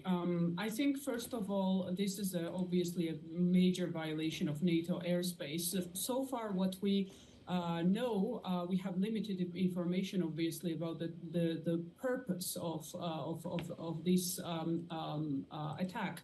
However, it is quite clear to me that this is a large-scale provocation from Putin's side. And I think what Russia is trying to do here is to test NATO unity and also to see what would be the NATO response, because there are obviously certain questions raised about NATO's unity as a result of Donald Trump's ambiguity in terms of his commitment towards European security. So this seems to me as a provocation, Russian provocation, deliberate provocation. But Nadja, what exactly is the point? Apart from testing the water, is it to show domestically that he's stronger? Does he want to go to war with NATO? I think several things. This escalation suggests that Putin is firstly testing the limits of NATO, but most crucially, I think this shows that he's not interested in peace. He has no genuine interest in committing to any peaceful resolution of the conflict. So quite the contrary, I think Putin has become more confident as a result of recent developments. And this shows that he wants to signal that he's still willing to continue his war effort. And most importantly, Russia's ambitions extend well beyond Ukraine. What does this latest situation mean for the relationship between Vladimir Putin and Donald Trump? Well, that's quite a big question, because this development, I think, places Donald Trump in a bit of an awkward situation. While he has issued warnings that he would and threatened Russia with serious consequences, he has stopped short of imposing further sanctions, apart from the tariffs imposed on India. And it is highly likely that now European allies will push the US and Donald Trump administration to take action against Russia and at least commit to what he promised, in this case, further sanctions. But I think most importantly, this should go well beyond imposing sanctions, next round of sanctions on Russia, because this poses very serious questions about European security, about the security of NATO allies, and the response should be more than just words of concern or economic measures in this case. But Nadja, I mean, this is what Poland is trying to do, right? They invoked yesterday Article 4 of the Alliance Treaty, which basically, first of all, triggers consultations, and then that could open a path towards coordinated action amongst the allies. Do you think we'll see some kind of action? Yes, what we know so far is that Article 4 has been triggered. Article 4 has been triggered before in various occasions. However, this is, I would argue, more serious escalation than the previous cases. And the response that we should expect from NATO is to maybe consider further reinforcing the border defenses, deploying NATO allied forces to Poland, reinforcing the Eastern Front, because as we know, Baltic states, for example, are particularly concerned about their security as a result of Russia's ongoing aggression. And there were also some suggestions by Europeans that they should consider developing some sort of drone wall along the entire EU's eastern flank. I would say most controversial yet effective would be NATO to consider extending its air defense deeper into the western Ukraine. This obviously, the so-called imposition of no-fly zone, has been argued widely in 2022, but the argument against it was that this would further escalate the conflict. However, as we see, Russia is not shying away to escalate the conflict even further, and this incident is a clear demonstration of it. So this could be a demonstration from the NATO side that NATO is united, and they won't fall short of responding effectively, and they would push back on Russia's aggressive attempts to violate the NATO airspace. But Nadja, so do you think, and we've heard it actually, for example, from Germany's deputy defense minister, that it would actually be tricky for the allies to supply Poland with, advanced system like Patriots? Would that be a deterrent? And how likely is it to have the support of Donald Trump? Well, I think the Donald Trump question is the main elephant in the room, because we have seen he posted quite ambiguous comment on his social media. We don't really know what this means, so we don't know what would be the US's response, whether this would change the tone for Donald Trump in terms of pushing back and imposing further sanctions and becoming tougher on Russia, and maybe leaving behind the illusion that Putin is committed to achieving some progress in this peace negotiations. So this remains the main question, I would argue. And the second question is the practical side of to what extent and how effectively and how quickly NATO can provide further support to Poland, and not just only Poland, all the allies on the Eastern Front, because they are just as exposed to Russian aggression as Poland is. And especially we need to take into consideration that Zapad military drills are about to kick off between Russia and Belarus. And Russia is very much known for using these military drills for potential military preparations for another escalation. Yeah.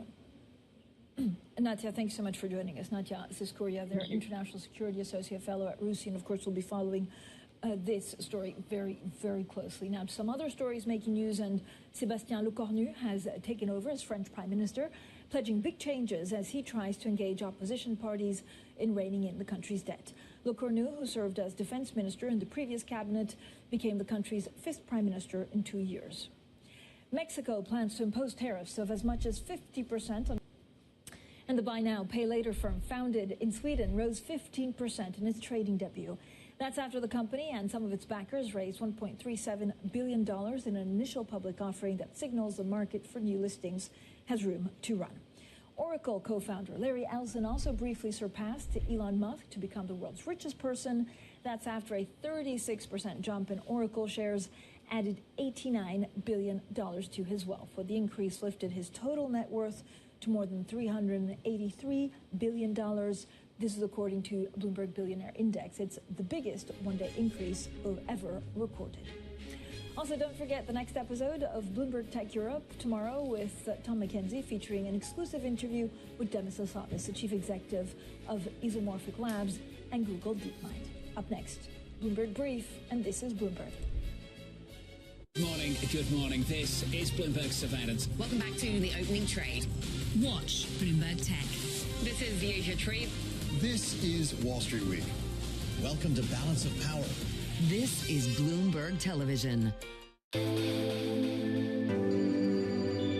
The single best investment opportunity you see in the world, regardless of industry or geography. Why? And again, how are you making it available to your clients? I think there's no question AI is going to impact everything we do. The opportunity to take great companies and use AI is going to transform. Also, the issue of jobs. What do we do with jobs? Because there's no question, you look at things that are customer service oriented, and the AI is so much more efficient. As we look at across all these different opportunities, what we really like is data centers in the U.S. And, the one thing that we know is that AI is just going to create this enormous demand for data and this even growing opportunity for cloud computing. So for us, owning data centers for 20, 30, 50 years, we're going to have a limitation on power in the U.S.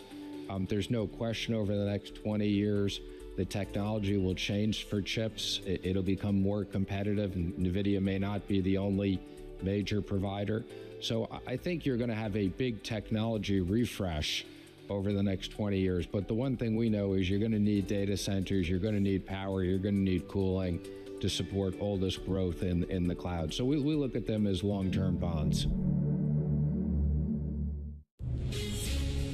From the beating heart of global finance, economics and politics, and wherever newsmakers are moving markets, Bloomberg brings you conversations that allow for deep discussions and important insights. What do you think the future is for inflation? Is this new normal? Are markets too optimistic? How do you worry about the things that are outside your control? How does the current fighting completely stop? I'm Francine Lacqua, and this is The Pulse, every weekday only on Bloomberg. Key investors, top executives, global innovators. Join me for in-depth conversations with the biggest newsmakers on the day's top stories. Insight with Haslinda Anand, only on Bloomberg.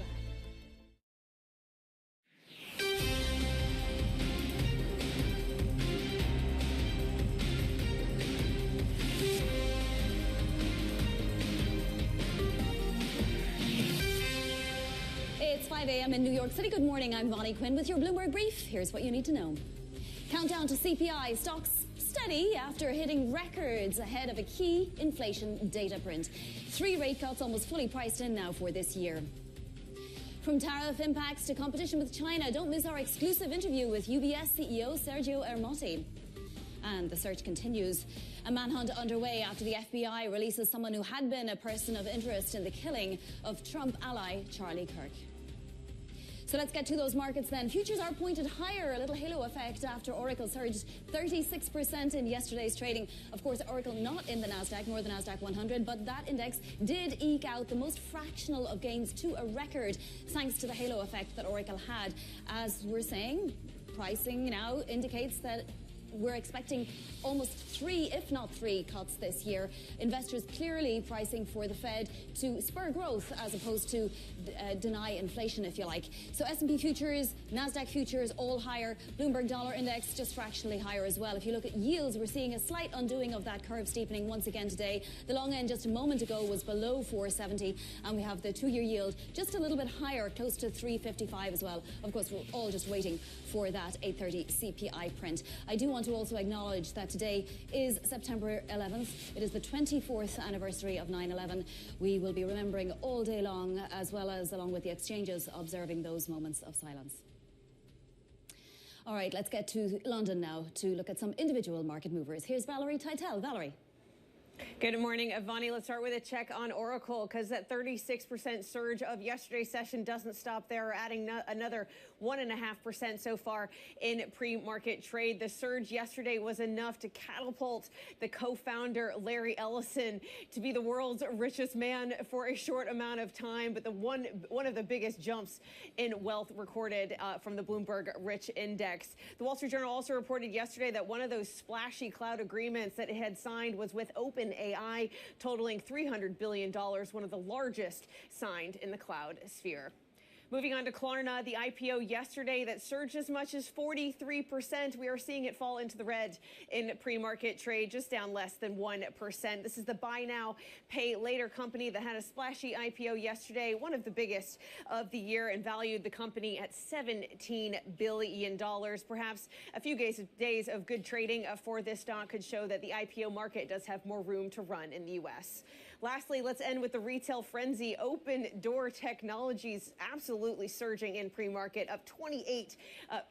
This comes after the co-founders will return to the board, and the company is hiring a new CEO taken from Shopify. But this stock really did light off a retail frenzy last time it moved this much. That's Open Door up 28%. Vonnie. All right, Valerie. Thank you so much, Valerie Teitel there.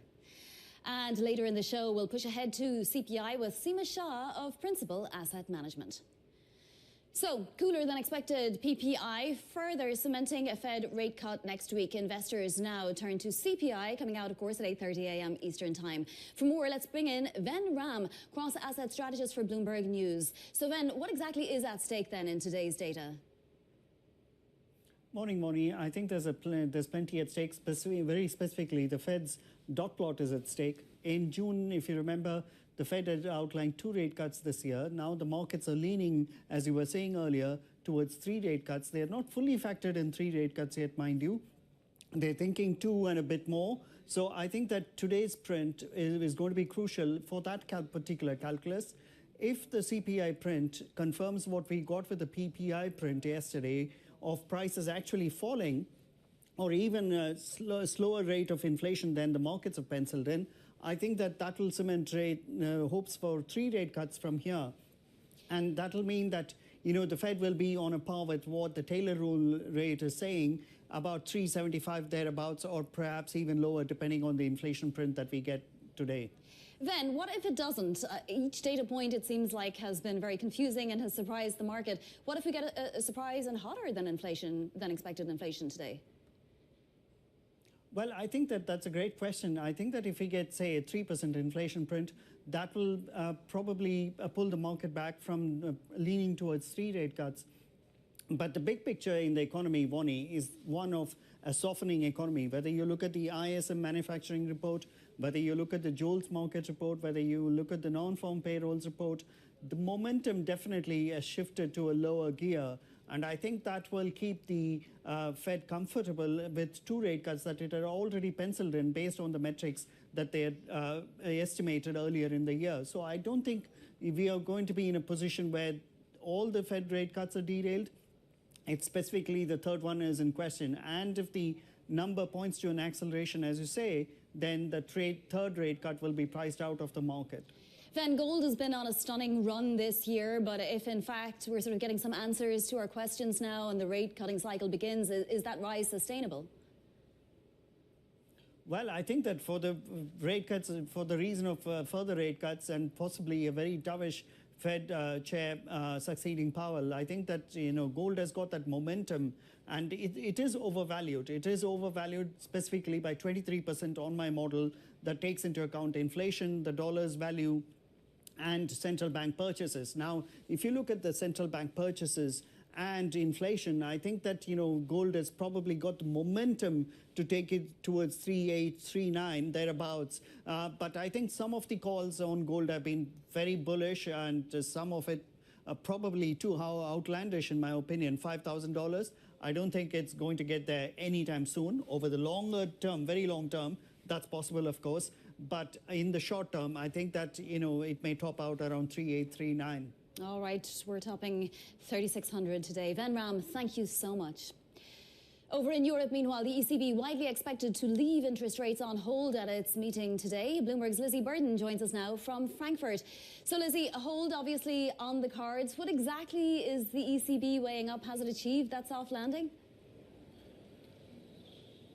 Well, maybe, Vonnie, and it looks like that US CPI print that you were discussing with Ven could do more to move the euro than anything that happens in Frankfurt today, because it drops right between the decision and the press conference. And as you say, a hold is what is expected because, according to President Lagarde, the euro area economy is in a good place. We've got inflation at 2.1%.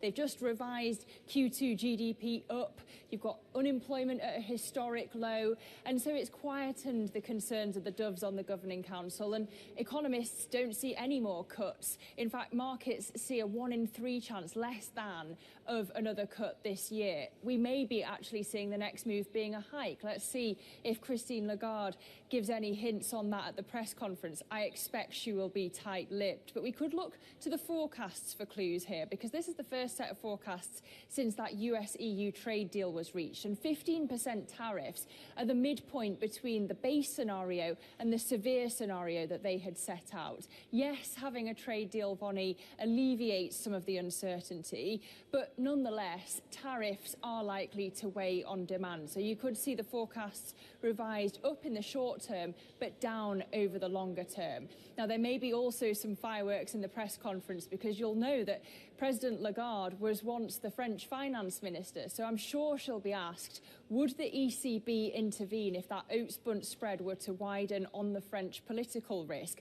I'm sure she will say she doesn't want to wade into domestic politics. It's for member states to be fiscally responsible. But you'll recall she did once say it isn't the ECB's job to close spreads. But that conversation could come up again by talking about the euro. We know that it has barely budged off the French political risks, but it's been climbing towards $1.20 on the potential divergence between the Fed and the ECB, and that, of course, weighs on the disinflationary side of the ECB's ledger. Lizzie Burden in Frankfurt, thank you so much. Turning to trade now, Mexico planning to impose as much as a 50% tariff on cars and other Chinese products to align more with US protectionism.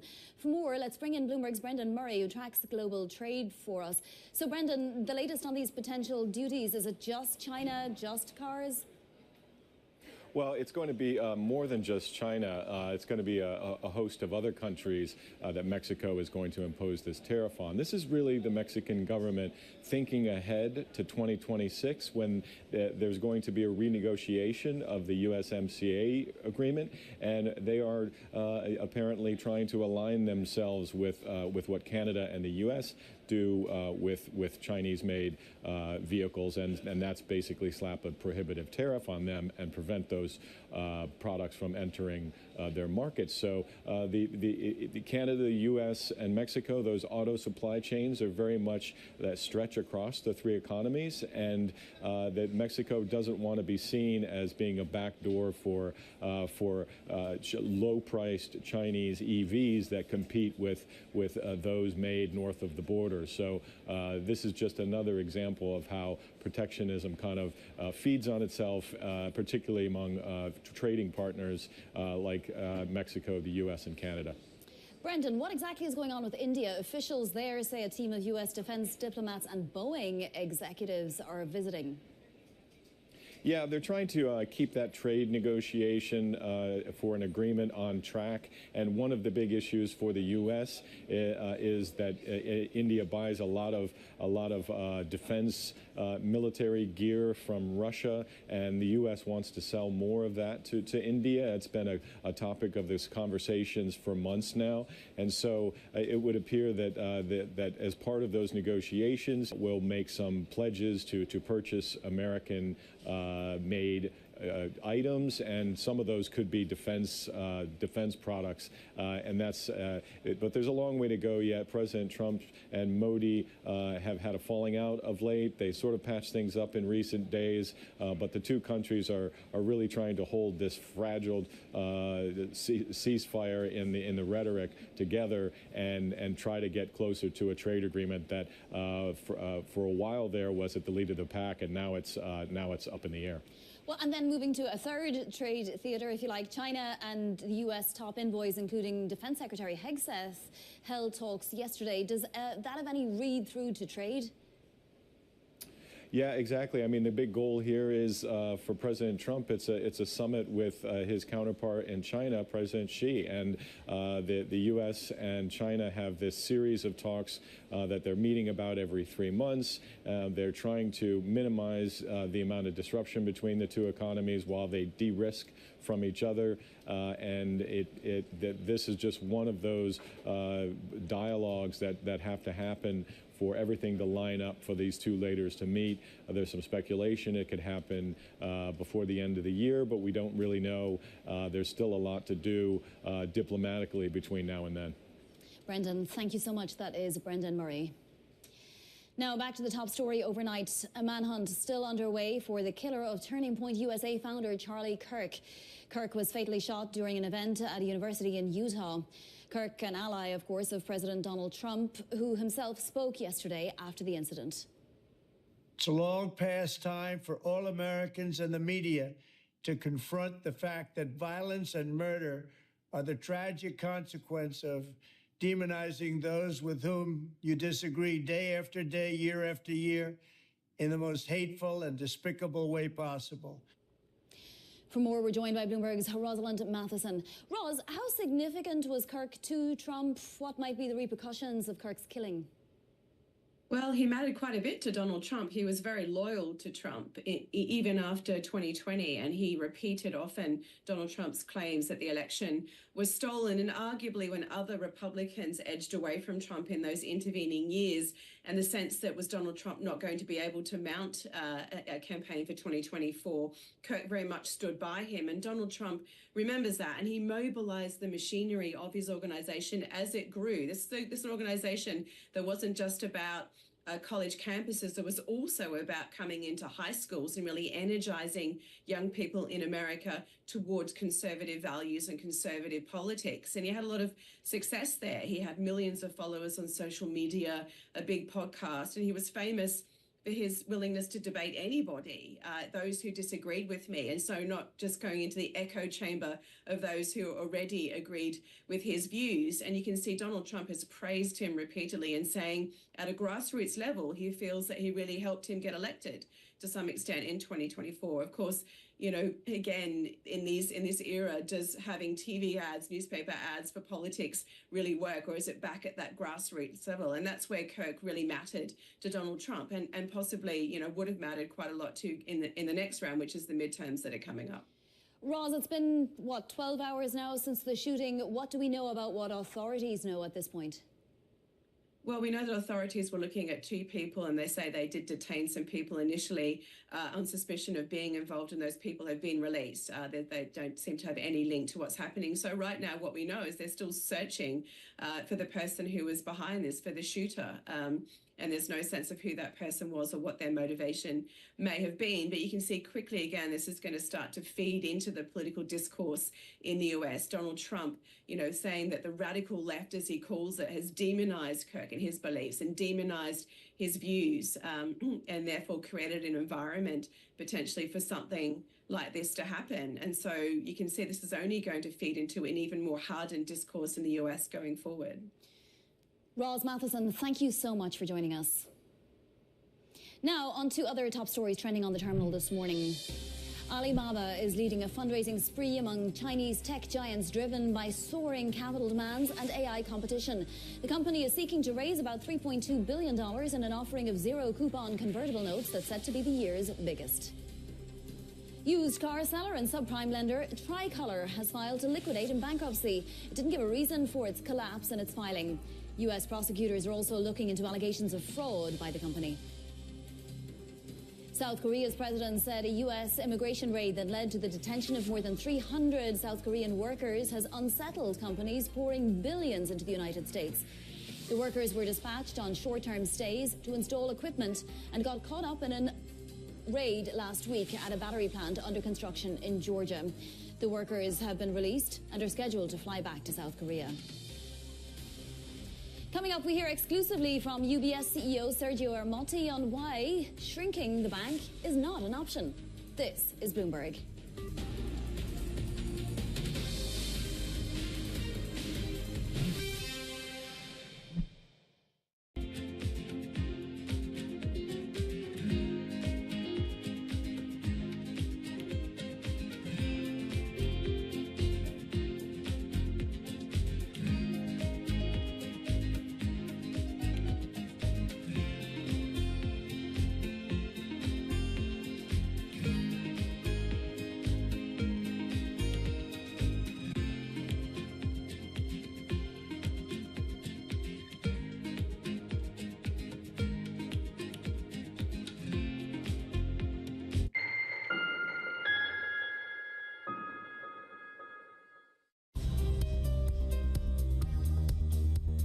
It's the countdown to the market open as we bring you the first trades across Europe.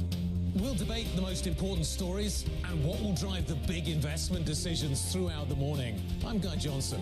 I'm Kriti Gupta.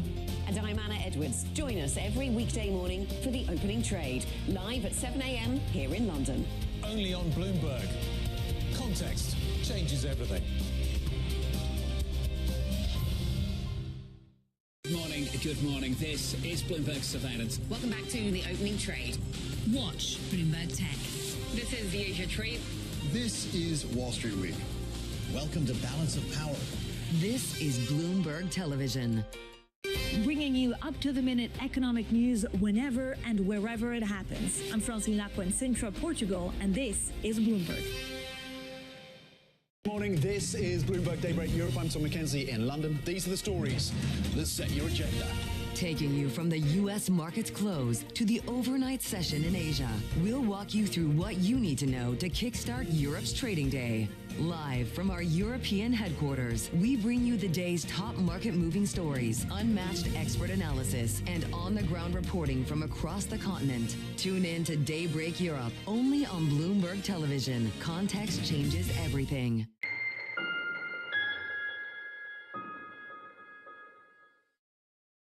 When Wednesday, the Fed decides. The real debate is going to be about the outlook. The economy is slowing as inflation's picking up. The Fed's going to ride to the rescue and cut rates. The risk is that you could see a reacceleration of inflationary pressures. Trust Bloomberg to bring you the fastest coverage and exclusive analysis, including Powell's press conference. I've never seen the equation this messy, ever. Maybe this is going to be a central bank predisposed to running the economy hot. Tune in to Bloomberg Surveillance, the Fed decides, starting at 1:30 p.m. Eastern.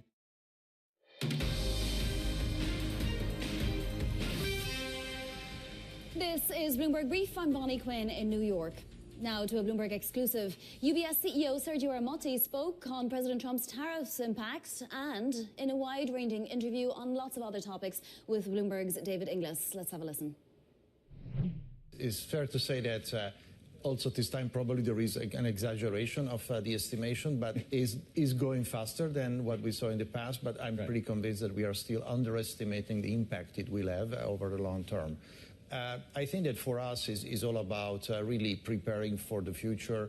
The biggest focus we have right now is how to make our processes more efficient on the back end, but also how can we help our client advisors serving their clients in a more effective and efficient way, our analysts to be more responsive to market changes. And, you know, one point is very important. Technology will help humans being better. And in banking, we will continue to see the emotional part, the EQ part of the equation playing also a very important role. You know, the bank has been around through many cycles. I want to get your sense of this current macro environment. I mean, we went into this year with some expectations around how the macro environment would change, and then we had this flurry of tariffs and this back and forth, and now questions around how much the Fed can, in fact, lower interest rates. What's your sense of the global economy, and where do you think we will be in 6 months' time? Are we going to be better off or worse off? Well, look, you know, the issue is that I don't think we have seen really the true impact of tariffs playing out in the economies. Of course, when you look at Asia and China in particular, it's fairly robust. You know, 5%, you know, comfortably about 5% GDP is quite a strong momentum. And, of course, also China may be impacted by high tariffs, but on the current assumptions, around 40%, considering also that the weighting of tariffs for exporter has changed. You know, in 2017 was probably around 20% of the exports were going to the U.S. Now we are closer to 14%. Of course, when you look at machinery, autos, and technology, there is between 40 and 80%. But you know, what's going on, for example, in this region, diversification, it's a very important topic. So you see Asian becoming much more, you know, developing more into a diversified play. Same is going on for you know, in Europe. The true issue on tariffs will be seen on consumers. In the U.S., we will need to see exactly if there is an inflationary aspect of tariffs. When you speak to your big corporate clients, do you get a sense that people are more conservative still in terms of their assumptions, their capex spending, and just their broad expectations of how things will play out? Well, I think that there is still a level of uncertainty, although if you look at the world seems to be divided into two, the more traditional, let's call it, economy, and the one that is AI, technology-driven. There is a clear boom and prospects for growth. We see it here in Hong Kong with the booming IPO market. You know, this is something that we saw in the best times. Right. And but in general, there is a constructive momentum, but the jury's out because the complexity is not only the economics, it's also the very complex geopolitical environment. Is you know, it's keeping all of us very focused on making sure that we are not becoming complacent. Right, and there's this renewed, let's put it, a healthy competition coming from some of your Chinese peers in the industry. Do you get a sense that the competition now is a bit more fierce, and how are you prepared to respond to all? How is UBS prepared to respond to this this new regime? Well, I don't remember in my career times in which competition wasn't fierce, and Look, I think that it's good to see that also Chinese securities firms and banks are broadening up their capabilities. We see us as a complementary player in that sense. So we are helping international investors that wants to invest in China and in Asia, and also the other way around. And this is very complementary with the rest of the industry and the competitive landscape. That was our exclusive interview with UBS CEO Sergio Ermotti. Now let's take a look at where we stand markets-wise as we head towards the CPI print, also the ECB decision and news conference from President Christine Lagarde. Now we are seeing a positive inflection in futures, S&P futures there, as you can see in the green. The Nasdaq 100, it should be mentioned, did fractionally eke out a record yesterday. Of course, Oracle's 36% rise in the session helped things. Not that Oracle is a member of the Nasdaq, but at the same time, that halo effect was definitely in place. Now, as you can see, the markets are repricing to some extent after the PPI data yesterday showed perhaps more benign inflation for consumers, if not for producers and manufacturers, margins getting squeezed. But you are seeing the potential for a third rate cut this year now being priced in. Gold futures also coming off their high, down a good 0.7% right there. Still above 3,600, as you can see, though. And the 10-year yield there at 4.05, a tiny bit of curve flattening today. I do want to point out as well, European yields. Look at that French 10-year and Italian 10-year within a half basis point of each other. That German 10-year yield to 66. Time now for your front page news. And on the front page of major U.S. newspapers, the fatal shooting of conservative activist Charlie Kirk. The founder of Turning Point USA played a central role in organizing young voters and giving shape to the pro-Trump agenda. Charlie had just taken the stage at an event at Utah Valley University when he was shot in the neck. A search still underway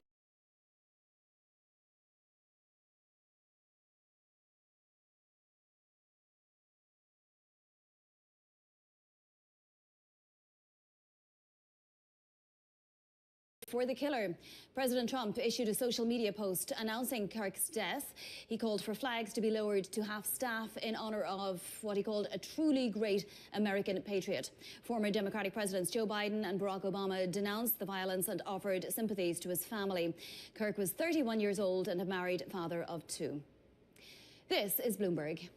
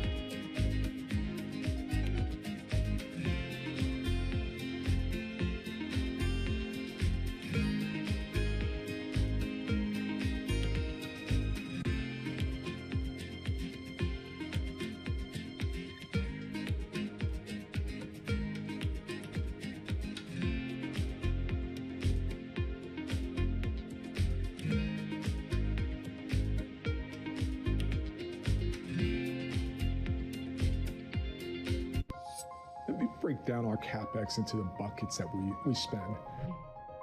Big part of it is to expand our reach of fiber. You cannot wait until there is certainty to build that. These have long lead times that require you to have conviction about where demand is going. Another bucket is, as more people are on our network, we also have to add more coverage and capacity. It's almost like a variable expense.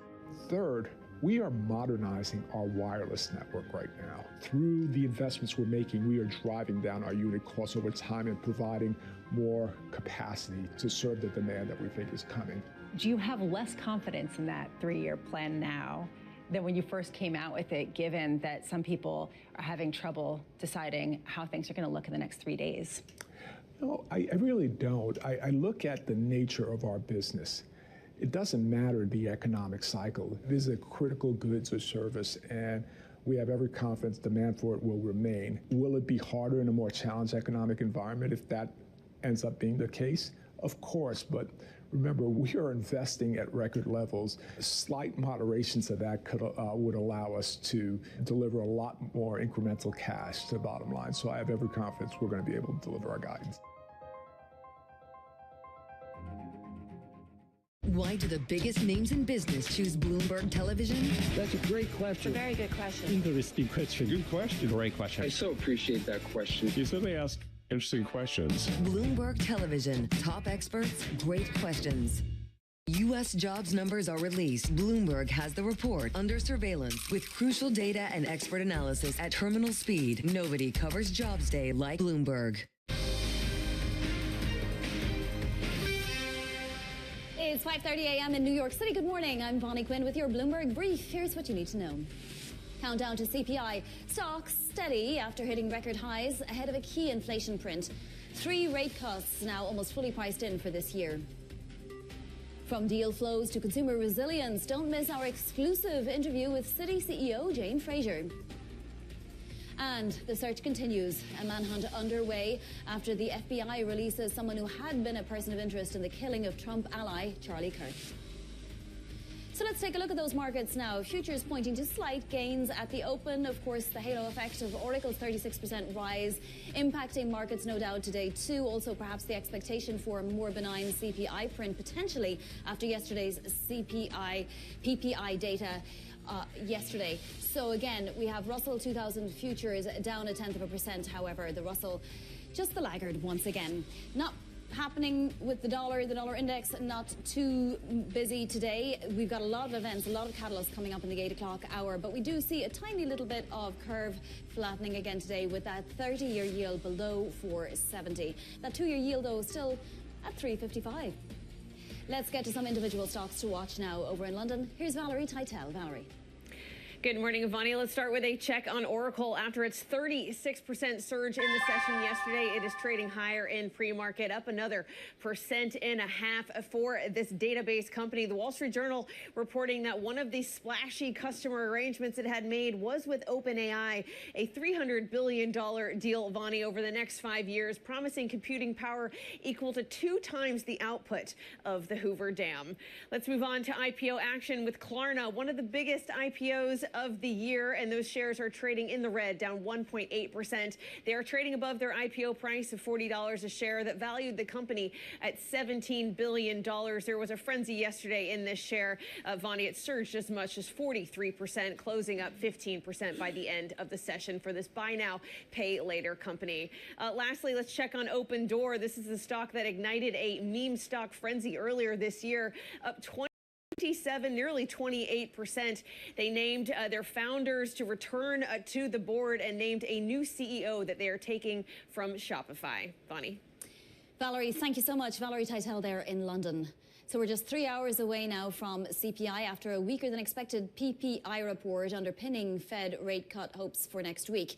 Joining us now is Seema Shah, Chief Global Strategist at Principal.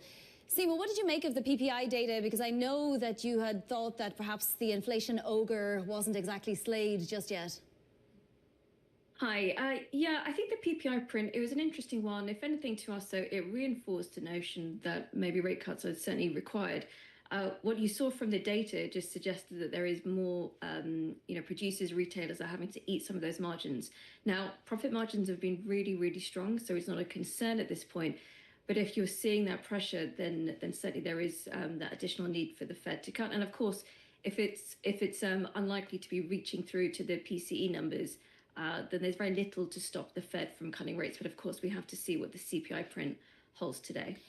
And also, it's not just really a question anymore of cutting by 25 basis points. It's whether the Fed decides to cut more and what kind of language comes out of next week's meeting to direct the market forward guidance, if you like.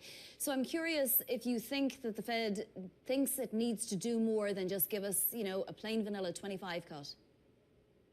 I think it would be quite unusual for it to cut by 50 basis points. Typically, you only see that kind of move in something of an emergency situation when recession indicators are really flagging. We're not seeing that. Of course, the labour market data has been slowing. But if you look at the breadth of all the other economic activity indicators, it does suggest, yes, a slowing economy.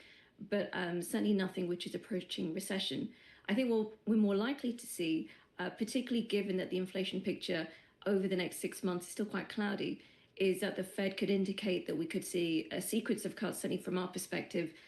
3 cuts this year, September, October, and December, is the most likely scenario.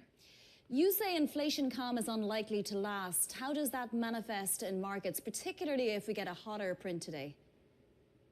Well, I think the hurdle for a rate cut next week is very, very high. So even if you get a hot inflation print, it's probably not going to take that off the table. But I think from an investment perspective, we have to have some realism that the market is pricing in a lot of good news. I think for the next 3 months we could be okay, but at some point the impact of tariffs is likely to start showing through in the data, particularly inflation data. The key thing for investors is going to be seeing, does that leak through to inflation expectations, in which case we could see a more challenging moment for the Fed. At the moment, though, given that there is a slowdown in the labor market, any kind of second round effects should be quite tame. But again, this is very much up in the air in terms of trying to understand how producers, how importers are going to be responding to the tariffs. I don't think anyone has a very, very clear idea of how that's going to go. Yeah, and to that end, Seema, why has the long end come down so much? So, I get that the curve, has lowered, but the long end below 470 seems just a little bit optimistic, no? Given all the other risks that were out there before we got this PPI data, including things like Fed independence, the fiscal situation, the potential for a shutdown. Yeah, I would completely agree. I mean, clearly the market is responding to the fact that there is a lot of expectation for Fed cuts over the next, not just the next 3 months, but certainly over the next 12 months, even 18 months. I think that's what's pressuring that long end. But you're absolutely right. Those pressures, those additional pressures of fiscal concerns, potential longer term inflation worries, and then of course Fed independence, those things are likely to keep coming back to pester the market. But right now the focus is on rate cuts. I don't think the fiscal concerns are disappearing anytime soon, and we also have to watch what's going on globally. If there continue to be worries in Japan, in the UK, in France, well, you could see that percolating and then adding to some pressures in the US. Seema, I'm curious if you think that this AI rally that's been boosted by the last couple of earnings reports can continue. I know we ask this question constantly, but we're right back at our highs for most of the AI-related stocks, or very close to them at least. Yeah, we continue to have a positive view of these big tech companies. I mean, the valuations, they are, of course, quite frothy, but they do continue to deliver on earnings. So, from our perspective, this is a long-term trade for investors. There could be certainly some volatility around this, some concerns creeping in here and there. But ultimately, particularly if you're going into an economic slowdown, what investors really want are those companies with this strong balance sheet, the positive cash flow, pricing power, kind of reduced competitiveness. Those are all things that these big tech companies are presenting at this point. So we continue to like that, but we do acknowledge that there could be some volatility as you continue to see maybe some of the earnings numbers not displaying as much strength as we've had in the last 2 or 3 years. Seema, we have to leave it there. Thank you so much. Seema Shah of Principal Asset Management. Now, let's get an update on the headlines overnight. Authorities still searching for the killer of prominent conservative Charlie Kirk, who was shot dead during an event at Utah University. President Trump spoke yesterday after the killing of Kirk, who Trump counted as an ally.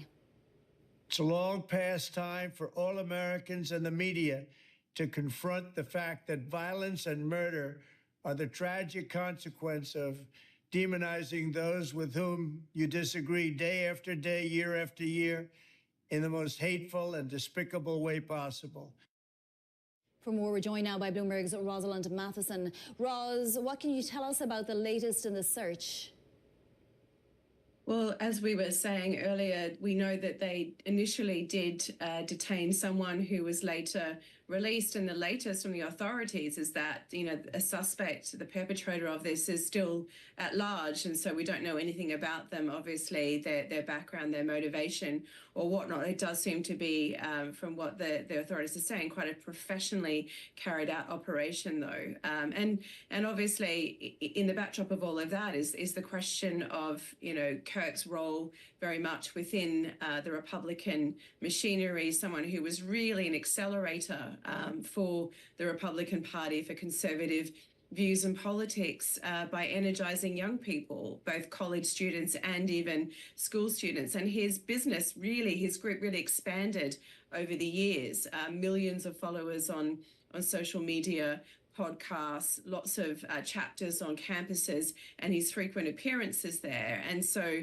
really an important part of the machinery for Donald Trump into his election recently, and also obviously coming into midterm elections in the US. And so there's a lot we don't know about what was behind this attack. You heard Donald Trump's comments a minute ago, saying that he feels that Kirk was demonized by what he calls the radical left. But we are in an environment as a whole in the US where discourse has gotten a lot harder, it's gotten a lot more complicated, and you have very strong views on all sides of the coin.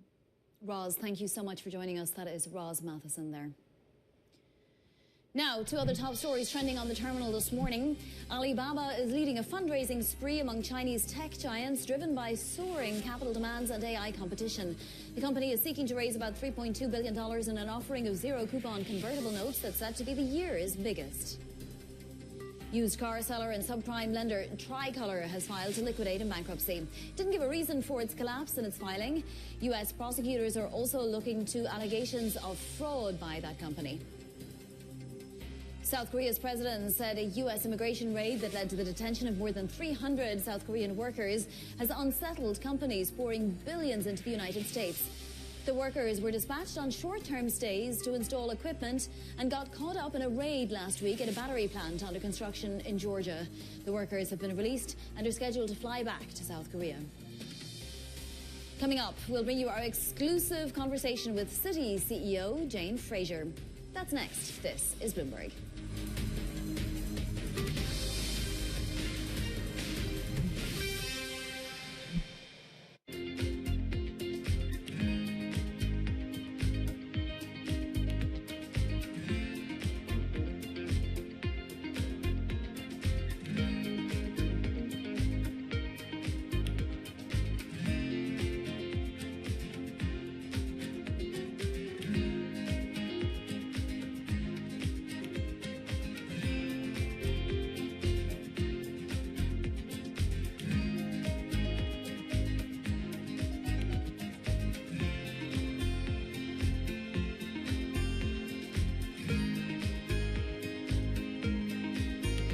I'm David Weston. Join me each week on Wall Street Week for stories of capitalism from business, markets, economics, tech, and climate.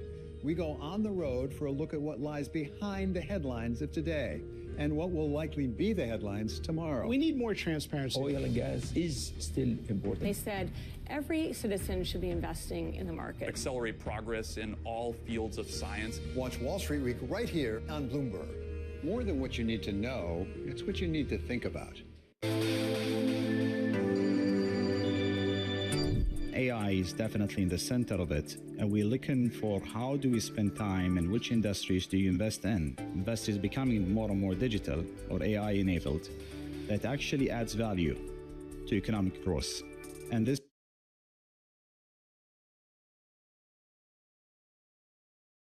could be time because you have a strong hardware power and you have a strong software power as we see, and it's accelerating significantly.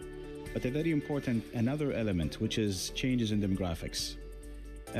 More AI-enabled softwares and applications may improve the people's lives and actually increase productivity in times where demographics are decreasing everywhere around the world. So this, I would say, is a major theme. So digitalization and AI-related technologies. And we think of it technology, but in reality, a lot of the businesses coming up and claiming to be technologies that are actually cannibalizing a lot of traditional businesses. All right, okay, ready? David, what initially sparked your interest in this topic of longevity? 15 years ago, I turned 60, and I began to wonder how much longer I'm likely to live and what I could do to extend my life. On longevity, I talk with the leading experts in science and medicine to educate people about how they might be able to change their conduct so that they can live a happier and healthier life. I'm David Rubenstein. Join me on a 4-part journey as I explore the great quest for longevity. Only on Bloomberg.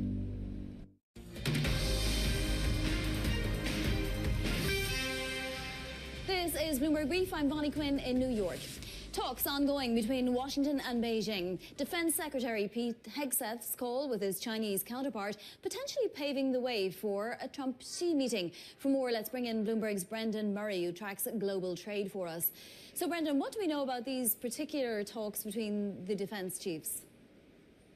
Yeah, I mean, this looks like one more step in the direction of a summit in coming months between President Trump and President Xi. A lot of diplomatic discussions have to take place, and both sides have to agree on the positions that each country is taking, especially when it comes to the defense issues around Taiwan and the naval movements in the South China Sea. So a lot of these issues China will want to hear the U.S.'s perspective on, and vice versa. So this is laying the groundwork for something that Trump has wanted for months now, and that is he's already got the invitation to Beijing. But the actual summit date itself has not been agreed upon. So what we're seeing is the sort of diplomatic dance, if you will, to make sure that an eventual summit has all the elements, particularly that China, as the host of it, would want to put on display for the world. And of course, there is an opportunity coming next month as well, right? The president could potentially sort of bump into Xi. Yeah, exactly. There's a regional development meeting going on in Korea, I believe, where that could potentially happen. President Trump would likely make other stops in Asia if that were the case. So none of that has been publicly disclosed, but that's what the speculation is, that the president would go on to a place like Japan or some other allies and show that the U.S. is engaging with some of these big trading partners. Let's move now to the report that Mexico is planning some tariffs on China and also some other Asian nations. What do we know about that, and whether it's to placate the United States in any way? Well, Mexico is planning to put a big 50% tariff on Chinese-made vehicles, particularly electric vehicles. Those have been flooding into Mexico in recent years because they are blocked in other places like Canada and the U.S. and the European Union. So Mexico has been a big market for Chinese-made EVs like BYDs, and now with the USMCA renegotiation talks kicking off over the next several months, Mexico wants to be on the right side of President Trump on this, and not to be seen as allowing Chinese, very low-priced Chinese-made vehicles competing with American vehicles that are essentially built with supply chains that stretch from Canada across the U.S. and into Mexico. Brendan, thank you so much. Brendan Murray covers all things trade for us. And I do want to mention a headline crossing the Bloomberg just a moment ago. Qatar will host an emergency Arab Islamic summit on Israel's attack. Once again, Qatar has decided to host an emergency Arab Islamic summit on Israel's attack. Now to a Bloomberg exclusive. Citi CEO Jane Fraser spoke with Bloomberg's Jumana Bersecci on her outlook for the U.S. economy. Have a listen. You've got to look at the collective impact of the tax policy, what's been happening with tariffs, and indeed the increasing deregulation that we're seeing. And they work together as a package. I think the most important piece for a corporate: clarity. We hate uncertainty. We like clarity. And our client base now is really starting to act with more confidence now that we've got clarity on those three fronts. So active in the capital market arena, in financing, much more active in investing, less sitting on the sidelines. And M&A has been very, very active indeed, as we talked about. Yeah. And on the consumer side, pretty robust spending through the summer. And we saw that really across all categories, helped a bit by lower gas prices.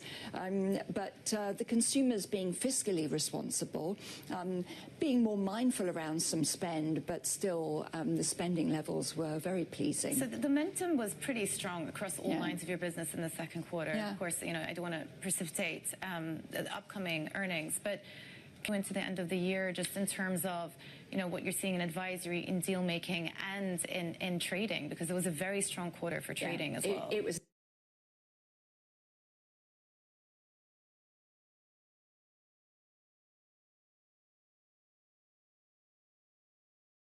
It was exceptional for us on all fronts. I still see very strong pipelines. I see high level of engagement from clients. I see a sense of urgency as well, given the speed with which industry structures are changing, and there is still growth opportunity. I think growth will be a notch lower. We're keeping an eye on the labour market. It's a low churn market. So not everything is rosy, but we don't see a recession on the horizon. So Citi increasing, global bank, obviously establishing here, your presence over here as well. But at the same time, we talk about multiple geopolitical shocks. At the top of the show, we were speaking about the latest Russian incursion into Poland. We talk about geopolitical risk over here. We talk about tensions between U.S. and China. As a bank, how do you navigate all of those potential geopolitical sensitivities and the barriers that are going up around the world? We're in doing business in about 160 countries around the world. We have local banking license, people on the ground in almost 100. And we've been in many of these countries for a very, very long time. So this isn't classic suitcase bankers fly in, fly out. There's a really deep knowledge of what's going on. And a lot of the services we provide are what help the economies and the companies do business every single day. So for us, there is a mission to make sure that we are operating with resiliency and with rigor to support our clients. And we tend to move activity around the world as clients ebb and flow in different geographies. So the Middle East is probably on a rip for the next decade or so in terms of how much investment and new industries, new clients coming in.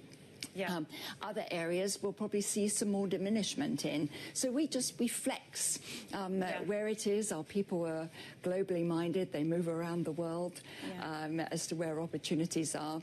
And it's a moment where Citi shines, where there is volatility. The clients need us. Well, Middle East, a rip on the next decade. That's a good headline, Jane. I do want to bring it back to an article that Bloomberg published a couple of weeks ago that Citi had hired an external counsel to look into some allegations that were made against your global head of wealth, Andy Sieg. You've not commented yet on the outcome of these investigations. Are you satisfied with the outcome? Look, I gave Andy a very clear mandate when he joined Citi, which was to transform our wealth business. And I'm very pleased with what he, the team and the business have achieved in terms of transforming it. If you look at our investment revenues really since the beginning of the year, they've really outperformed. They've been very strong. We have a terrific team, and I'm very comfortable with the direction that we're going. Citi CEO Jane Fraser is speaking exclusively to Bloomberg's Jumana Bersecci.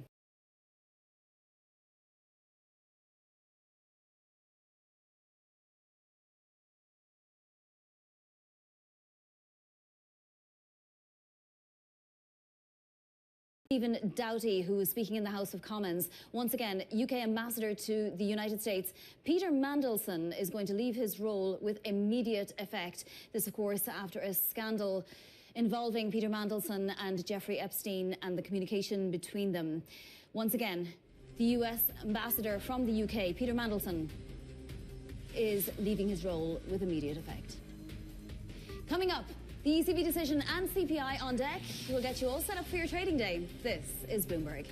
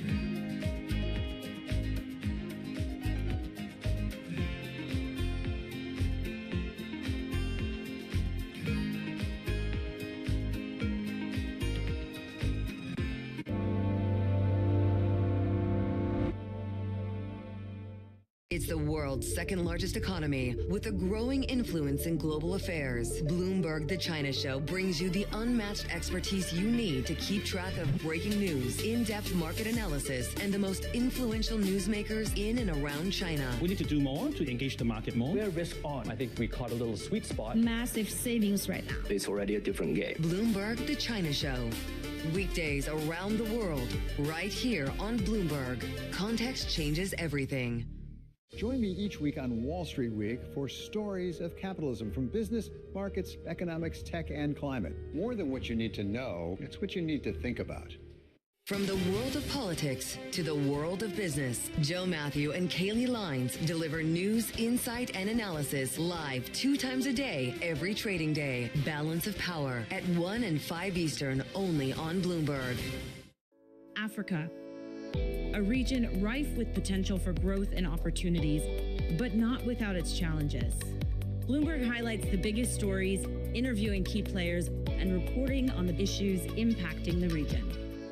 Join us as we get to the heart of African business, politics, and economics, and ask the question, what's next? I'm Jennifer Zabasaja, and this is Next Africa.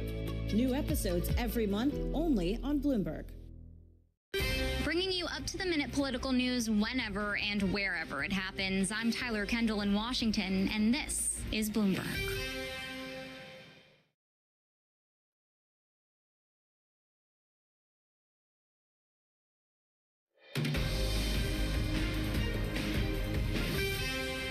This is Bloomberg Brief. I'm Vonnie Quinn in New York. Now a look at what's ahead today, and boy, are there a lot of catalysts, particularly in the 8 a.m. hour. ECB rate decision coming at 8:15 Eastern Time. That, of course, followed 30 minutes later by President Lagarde's news conference, 8:45 Eastern. But in the middle, it's that all-important U.S. CPI print. That's at 8:30 Eastern. Plus, we get initial jobless claims data. We'll be watching those very closely, too. And then some more quarterly reports. We get Kroger before the bell and Adobe after the market close. Let's look at some micro movers now. Open Door co-founders Keith Raboy and Eric Wu will rejoin the board, and naming Shopify's Kaz Najatian as CEO. Oracle extending gains after its eye-watering surge in yesterday's session, another 1%. Adobe rising ahead of earnings after the market close, up 2.4% there.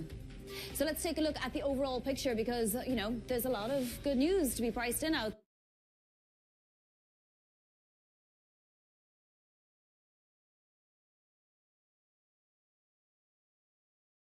there, and we see futures doing just that. In fact, the Nasdaq 100 just notched a record very, very slightly yesterday. Oracle also helping things out, not the Nasdaq, it's not a component, but it did have a halo effect on all of the AI stocks. We have the euro just slightly weaker versus the US dollar. A lot of catalysts there, of course, not much happening for the dollar before the CPI print, but we do have the press conference at the ECB expected to stay on hold, in fact. Let's take a look at yields because not that much movement, but it is a little bit instructive that we're seeing the 30-year yield below 470, so a tiny little bit of a curve flattening. I mean, very, you know, on the margin, but still it's worth noting. And we do still have the 2-year yield at 354.36. Traders trying to price in a third rate decrease this year. That's it for Bloomberg Brief. Surveillance continues the conversation. This is Bloomberg.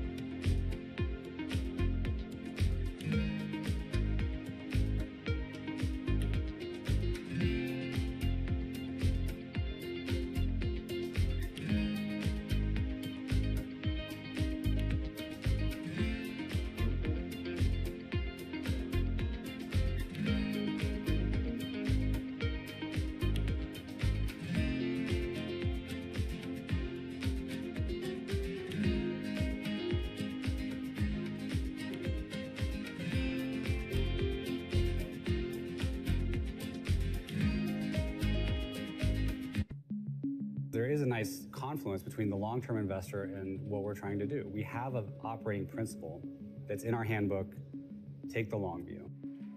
When we went public, we put a timeline up on the screen for the whole company in an all-hands meeting. And that timeline went from founding to 100 years out. And the IPO was one dot in 1 year on that timeline. And we tried to orient the employees to, this is a wonderful event, this IPO, but it's a moment in time on a very long journey. This is a company that you want to exist in 100 years. We do. Wall Street doesn't think in. No, they think in like hours. Yeah.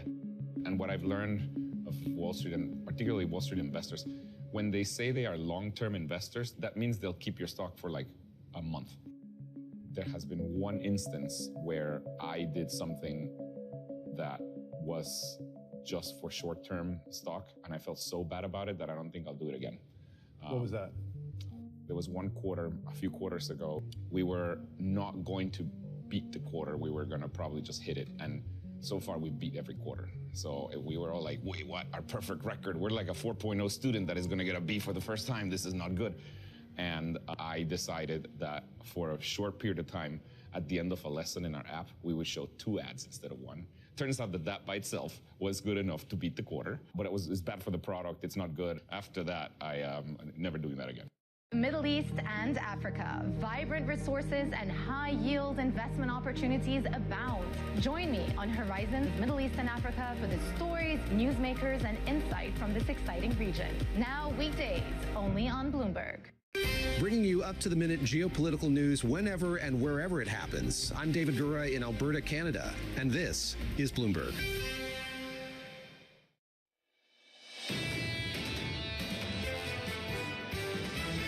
We definitely see more lingering inflation. That reaction function is definitely more tilted towards the weakness in the labor market as opposed to potential upside, risks from inflation. I don't think the Fed really set us up for 50. Given the inflation backdrop, it'll be pretty much premature to start cutting aggressively at this point. We still have a lot of additional inflation from tariffs in front of us. This is Bloomberg Surveillance with Jonathan Farrow, Lisa Abramowitz, and Anne-Marie Hordern.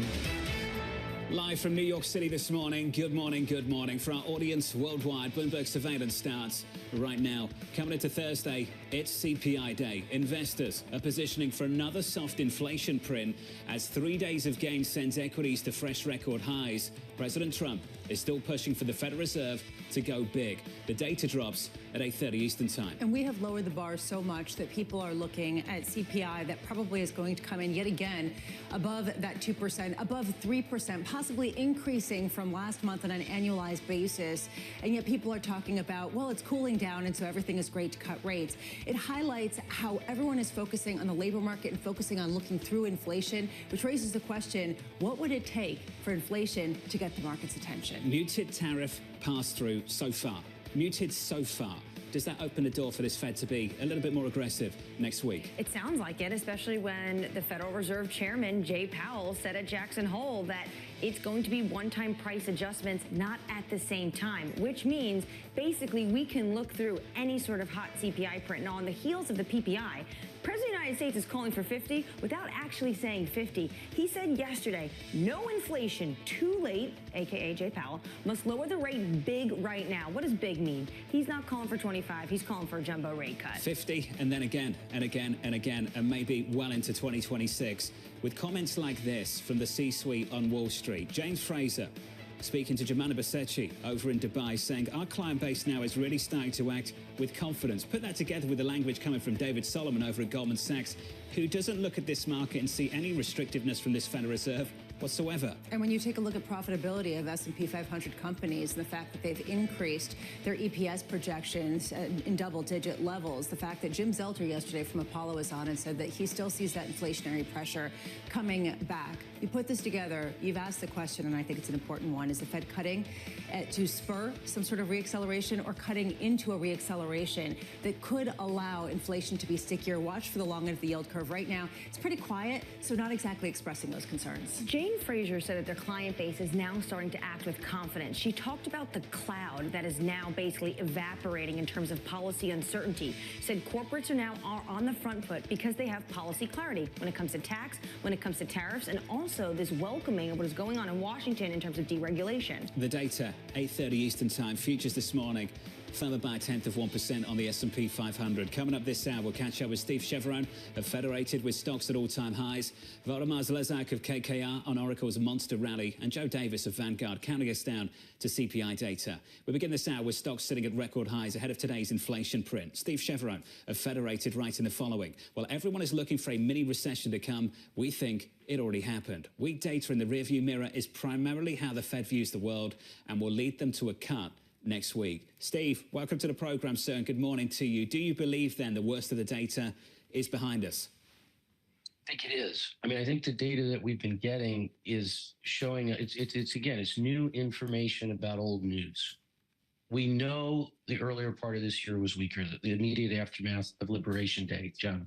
We saw it. We had a negative GDP print. We had what I think once they take the revisions and break them down into monthly numbers will show a string of negative jobs months. We know that earnings estimates fell. We know that confidence fell. And we also know that that's reversing itself. We know that confidence has since rebounded. So have earnings estimates. We see that the market's acting with early cycle.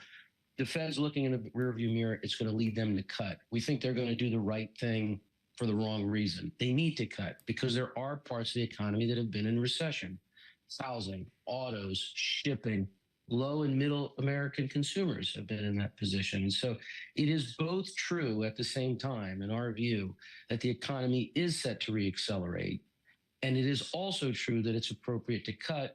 And we've said all along that we think that 6 cuts between now and the end of next year is not only what is appropriate, but what is likely. So, Steve, let's talk about market outcomes. The Federal Reserve is going to cut interest rates. As you're looking for a pickup in the U.S. economy, where do you want to place your bets in the market at the moment? I think you've got a preview over the last month or so, right? I mean, you're starting to see early cyclicals start to perform, right? Whether it's some of the home builders, whether it's the banks, whether it's even some of the shipping companies, whether it's the consumer play. Again, remember, if you're a consumer that has debt, you have been under pressure for high rates for 2 or 3 years here. You get a little bit of relief, and that's going to help. And then also look at small caps. You saw small caps outperform by 6.5% last month. That really is the nexus between rate sensitivity and cyclicality. And we think the economy is going to turn up a bit, and we think rates are going to come down. You said we've gotten a preview over the past couple of weeks, and I think that we have, and it's come in the form of gold, reaching all-time highs. And it raises the question, has the U.S. tacitly accepted a 3% inflation target by cutting rates into what seems like a persistently elevated inflation backdrop with a lot of concerns about it remaining in place for the next couple of months? No, I don't think so, Lisa.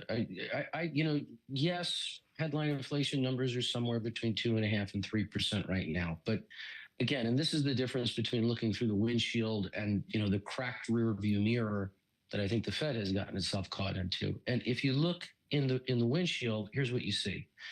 You see an economy that has added at best 35,000 jobs on average over the next 3 months.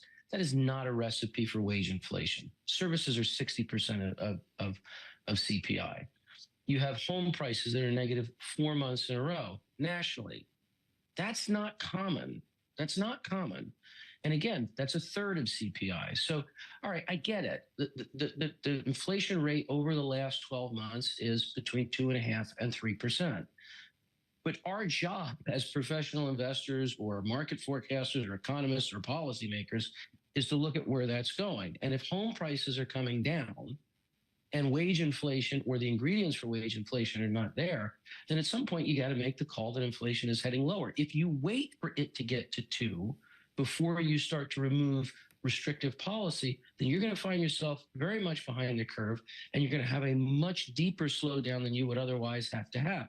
We're not talking about getting the easy policy. We're talking about going from 200 basis points of restrictive policy down to something closer to neutral. I don't think that's accepting a 3% inflation target. The picture that you're painting suggests that we could see bonds and stocks rally at the same time, that we could see even long bonds rally if what the Fed is trying to do is not necessarily be behind the curve as much as they may already be. Is that what you're saying, that you could actually see another kind of Goldilocks scenario in the next 12 months? I think that environment is more bullish for stocks than it is for bonds, at least on the long end. I think, in our view, what is most likely to happen is, kind of 2-year yields are likely to come down to where the federal funds rate is headed. We think that's 3%. Now, if you want to argue and say it's 3.25 or 3.5, that's fine, but somewhere near neutral. So the 2-year yield, we think, has some real material downside. The 10-year yield at, essentially 4%, we think that's about where it belongs. In our view, a kind of 2.5% inflation rate, a 3% federal funds rate with about, let's call it 100 basis points of term premium, is about right. So we think the long end of the curve has actually done most of its rallying. What we think you'll see instead is short bonds will rally. We think equities can continue to rally. But that long end, I think, probably has a little less opportunity. Steve, we heard from Jane Fraser today, speaking to one of our colleagues, and talking about the fact that clients now have confidence because there's more clarity in Washington. When it comes to things like tariffs, that's actually being debated in the courts. What if IEEPA gets struck down? Will that upend how you feel about potentially where the market is right now? Yeah, so one, our view is that it probably won't get struck down, particularly because the administration has made such a case about the national security implications. But, so that's our base case view. If they were struck down, I think the most apparent negative impact would be on the long end of the bond curve. Whether or not you like tariffs, that's up to you. But what's clear is that the tariff revenue is the offset to the one big beautiful bill in terms of revenue. If all of a sudden, $4 trillion of revenue over 10 years goes away, that's going to push long bond rates up. So again, it doesn't matter how we got here. From a bond market perspective, tariffs going away would be a negative, particularly on the long end of the curve. But remember, there are other remedies. And so I expect that what you would see if IEEPA was struck down, as an example, is that the administration would pivot to other authorities to at least kind of implement a 10 or 15% across the board tariff for some period of time. They would then move into sectoral tariffs. So I think if what you're waiting for is tariffs are going away, I don't think that's going to happen. I think this is a core tenet for the administration. They view it on national security grounds, and it might be messier, but they're going to be in place. And I think the level, which is really what the market is most interested in, is what's the overall level of this, has been established at 15%. And I think it would be recreated at something close to 15%. So is there uncertainty around tariffs? Sure. But is there the kind of uncertainty that existed in April that caused the economy to freeze? And I think that's behind us. And looking forward, you note that next year there's the World Cup, there's a 250th anniversary. What kind of economic impact do you see from just those two events in 2026? I think there's a lot of economic impact coming from a number of things, right? So first off, monetary easing likely starts next week. And we're not talking about 25 or 50. I really don't care about 20 or 50. What we're talking about is it 5 cuts or 6 cuts over the next 18 months? That's the bigger question. And it's somewhere in that range unless we get really surprised by the data. That's stimulative, or at least it's less restrictive. Then you have the stimulus of the one big beautiful bill that hits in January. We have not changed withholding tables so far, which means you're probably looking at bigger than expected tax return seasons. And back to school has been good so far in terms of spending. It's up 3.8%. So the consumer is holding in, but there's more stimulus to come in terms of tax returns next year. And then, you have these major economic events, and it does lead to tourism, and it does lead to infrastructure. And so, can you quantify it? At this point, it's probably premature. But when you start to take a look at the totality of monetary policy that's less restrictive, tax relief on both corporates and individuals, and then some of these other economic catalysts that can start to kick in, you get a picture of a 2016 that looks pretty robust, 2026 that looks pretty robust for the United States. Hey, Steve, appreciate the update. Steve Chevron there of Federated Hermes, constructive on this equity market to address your point head on, cutting interest rates into a pickup in economic growth. But one that's warranted. And that's what he sort of highlighted, and it's something we've been struggling with. This is a multi-cylinder economy that's quite complicated, and which aspect the Fed can potentially affect is the one that they need to. That according to Steve Chiavarone. Stocks are positive this morning by close to 0.2% on the S&P 500. The data about 2 hours and 18 minutes away. With an update on stories elsewhere with your Bloomberg Brief. Here's the latest with Vonnie Quinn. Hey, Vonnie. Hey, John. Thank you and good morning. A search is underway for the killer of conservative activist Charlie Kirk. Kirk, the founder of Turning Point USA, was shot as he was speaking to an outdoor crowd at Utah Valley University. The 31-year-old was a close ally of President Trump, who posted about the incident on social media and ordered American flags to be lowered to half staff until Sunday. The Trump administration is appealing the ruling blocking the president from firing Fed Governor Lisa Cook. The government is asking an appeals court to overturn the ruling, which said that the president did not have cause to fire Cook under the Federal Reserve Act. Any ruling against Trump by the appeals court would likely be challenged quickly at the Supreme Court.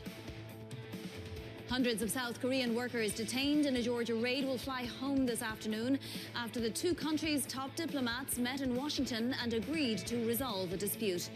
President Donald Trump agreed to South Korean demands that the workers would not be handcuffed. According to Yonhap News, the U.S. will also consider a new visa category to prevent future problems. And that is your Bloomberg Brief. John. Vonnie, thank you. Appreciate it. More from Vonnie in about 30 minutes' time. Up next on the programme, a manhunt underway. I'm filled with grief and anger at the heinous assassination of Charlie Kirk. My administration will find each and every one of those who contributed to this atrocity and to other political violence. Up next, we'll get you the latest with Bloomberg's Tyler Kendall from New York City this morning. Good morning.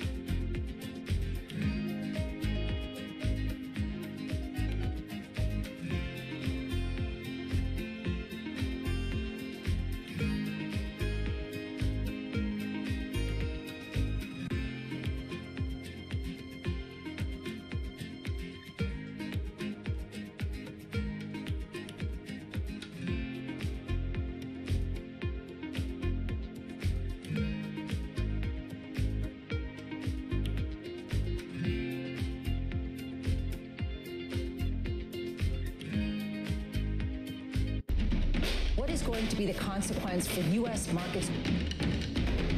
We are basically deep in the European earnings season. Take a look at how we're faring when it comes to Asian markets. Technology is embedded in every aspect of our lives. And laying the foundation for the future. From finance to defense, AI to entertainment. And from the road to the stars. Bloomberg brings you the latest stories of the people and companies pushing the tech sector to new frontiers. And the politics that shape global tech markets. I'm Caroline Hyde in New York. And I'm Ed Ludlow in San Francisco.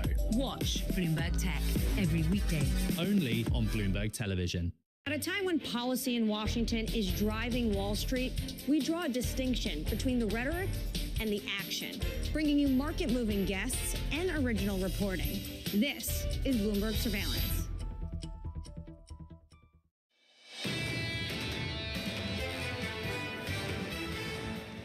Busy morning coming up for financial markets. It starts with this at 8:15 Eastern Time, an ECB rate decision. Then later at 8:30 Eastern Time, 2 points of data for you.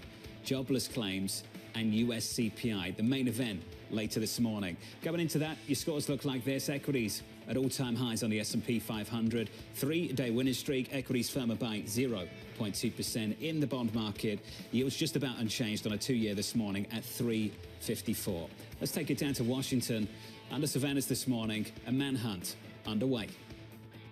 I am filled with grief and anger at the heinous assassination of Charlie Kirk. My administration will find each and every one of those who contributed to this atrocity and to other political violence. It's a long past time for all Americans and the media to confront the fact that violence and murder are the tragic consequence of demonizing those with whom you disagree. So here's the latest this morning. Authorities expanding their search for the killer of conservative activist Charlie Kirk. With the latest from the nation's capital is Bloomberg's Tyler Kendall. Hey, Tyler. Hey, John, good morning. The suspect is still at large, and we know that the FBI is working closely with state and local law enforcement on the investigation. Officials say that around 12:20 p.m. Mountain Time yesterday, a single shot was fired from a building about 200 yards away from where Kirk was addressing this crowd at Utah Valley University. And officials say that the shot appears to have come from a rooftop. Closed-circuit surveillance footage shows a person dressed in dark clothing on that rooftop, and that person is believed to be the suspect. Other than that, no other details have really been released, including what type of weapon may have been used or whether or not it was recovered. Utah officials do say that they took 2 people into custody, but after questioning, they were released. About 3,000 people were in attendance at this event, alongside 6 local police officers and Kirk's own security detail. Utah's Governor Spencer Cox, in a statement, said that this was a targeted attack and called it a political assassination. Of course, Cook, a very prominent conservative activist and a very close ally of President Trump, who you heard just there. He was one of the first to confirm that Kirk had been killed. John, the president has ordered flags to half staff across the country until at least this weekend, September 14th. Tyler Kendall in Washington, D.C. Tyler, thank you. Elisa, I think we were all gripped by these developments yesterday, just utterly heartbreaking. It's devastating, especially for a democracy where people harken back to the words attributed to Voltaire. You know, regardless of what you think about a person's beliefs, I defend your right. Defend to my death your right to say it. And why have we gotten so far away from that type of rhetoric and debate in this country?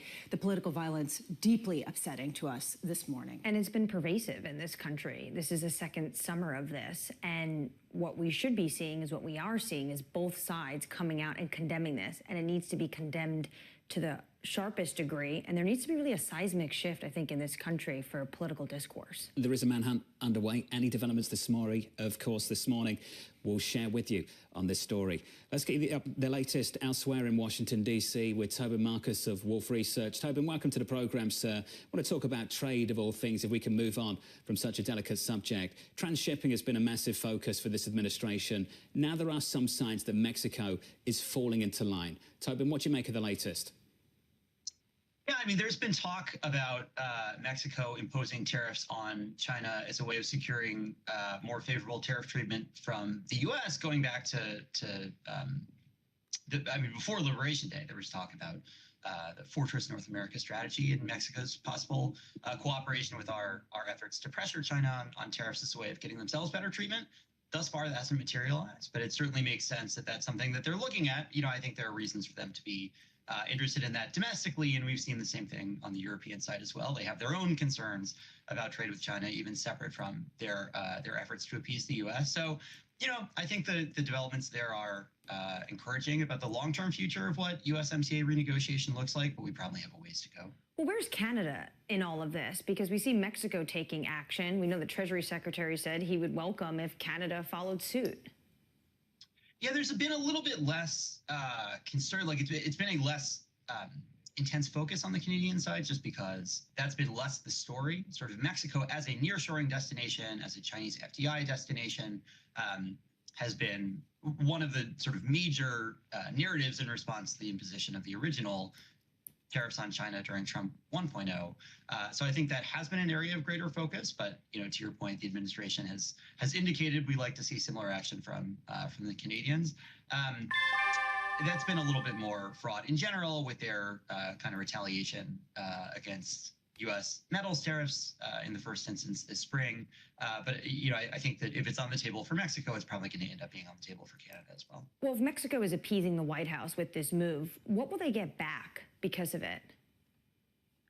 So there's definitely still hope that they will get some relief from the metals tariffs. There's been talk for months about the possibility of getting some kind of quota system in place for steel as opposed to the current steel tariffs.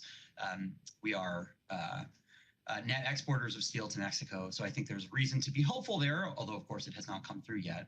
And then I think they're looking just to have USMCA preserved going forward as a concept. I think we've seen some commitment from the White House to the notion that USMCA should be seen as a regional competitive strategy, that this is something that we're invested in. The sort of modifications of the auto tariffs over time, for example, show some appreciation of the importance of those supply chains across North America, even as the U.S. tariff posture keeps shifting. So, I think they do still need to appease the U.S. for the sake of getting the USMCA renegotiation is next year in a good place, even if they're not getting, massive immediate relief in the near term. Tobin, do you get the sense that there's been a sort of rethink of tariffs on the global stage? I'm looking, for example, at Mexico's plans to raise tariffs by 50% on Chinese cars, steels, and textiles in order to get some sort of better treatment from the U.S. And then it shows, okay, this is also going to raise $3.8 billion for the Mexican government.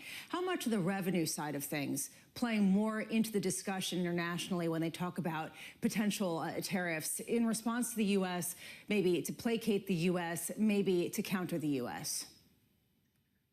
I think for most other countries, the tariffs that they're contemplating aren't going to reach the level that they make the revenue sort of a linchpin of their fiscal situations. But obviously, we are seeing fiscal pressures across both developed and developing economies globally. So any little bit of revenue certainly will be seen as helpful for a lot of countries.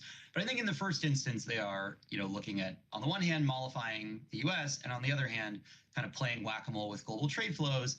If you're pushing cheap Chinese exports out of the U.S., that creates sort of even more overcapacity problems on global markets, which has been driving a lot of the conversation on the European side.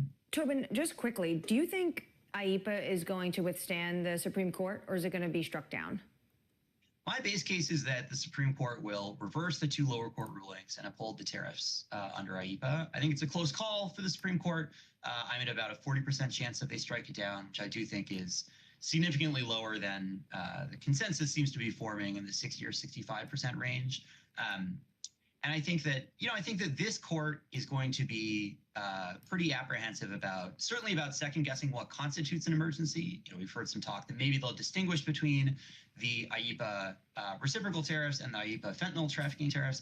That would put them in the business of saying what is and is not an emergency, which I think they really don't want to do. But I think they're going to be nervous about upending the entire tariff regime that's been built up under IEEPA and sort of throwing themselves into the middle of the political process that way. But I think it's a close enough call. Investors need to be planning for both possibilities. And if they do get struck down, I don't think it's a huge disaster for bond markets. It's a one-time cost to refund about $100 billion worth of tariffs in all likelihood. But going forward, I think they'll recreate something very similar to what we have in place now, and the sort of long-term finances of the U.S. are not going to be changed. Tobin, appreciate it. Tobin Marcus of Wolf Research actually wanted some time. We've run out of time to follow up on something he's calling for next year, which is the most underappreciated thing he thinks is going to happen here is the stimulus that the tax bill offers the economy through 26. This is what a lot of people are talking about, the reacceleration in the U.S. economy, and the reason why people think that the Fed can cut rates even with a reacceleration poised to happen. Up next on the program, we'll catch up with Valdemar Slezak of KKR on what Oracle's surge means for AI. Plus, we'll touch base with Yahira with your morning movers. Klarna pulling back after strong trading debuts yesterday. From New York, this is Bloomberg.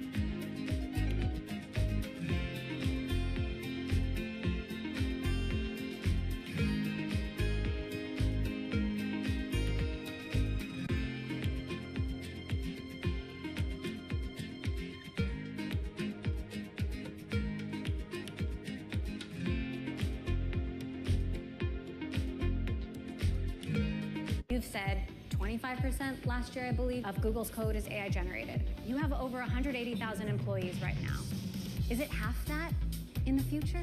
I expect we will grow from our current engineering base even into next year, right? Because it allows us to do more, right? I think the opportunity space is also increasing.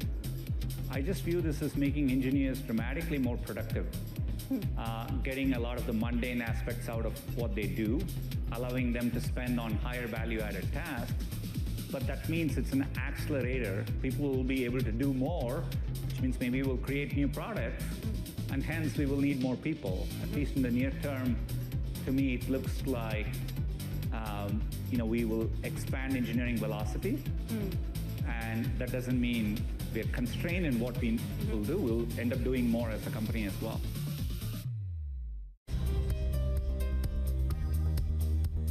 It's the countdown to the market open as we bring you the first trades across Europe.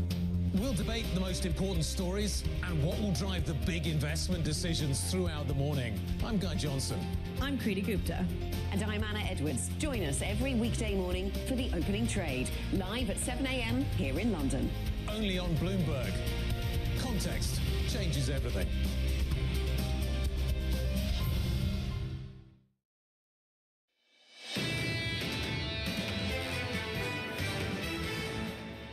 Live from New York City, welcome to the program. 3 days of gains on the S&P 500, adding some weight to the rally this morning, up by 0.2 on the S&P. Record high in the Nasdaq 100, up by 0.25 so far this morning. In the bond market, the yield curve looks like this: 2-year, 10-year and 30-year bond yields just a tiny little bit lower this morning. At the front end of the curve, 354.36 on 10s, just north of 4%, 2 hours away from CPI data in America. That's the cross-asset price action. Let's get you some movers, some morning movers. Let's cross over to Yahara for more. Hey, Yahara. Hi, John. Oracle shares are still climbing today, up over 1% after they had their best day yesterday since 1992 with that 36% surge in that stock over a very bullish outlook, one that involves a deal with OpenAI, according to the Wall Street Journal, that could be worth up to $300 billion over 5 years. And that major rally yesterday also delivered the biggest one-day wealth jump ever, briefly making co-founder Larry Ellison the richest man in the world. And we stick with tech and move on to Alibaba. ADRs are rising nearly 3% after the company unveiled plans to raise just over $3 billion in a convertible bond sale to fund its AI ambitions. And this is part of a bigger trend we've seen with Chinese tech companies as the competition in AI heats up. And for Baba, it plans to use the funds to scale up data centers and invest heavily in AI because, remember, Baba said earlier this year that it would spend more than $50 billion over the next 3 years on AI infrastructure. And we end on Klarna. The buy now, pay later firm had a strong debut yesterday, surging 15% after raising $1.37 billion. But as you can see today, it is giving up some of those gains, down 2.3%. John? Yahara, thank you. Thanks for the update. More from Yahara in the next hour. On our radar this morning, our top story, a manhunt underway. Police still searching for the shooter responsible for killing conservative activist Charlie Kirk yesterday.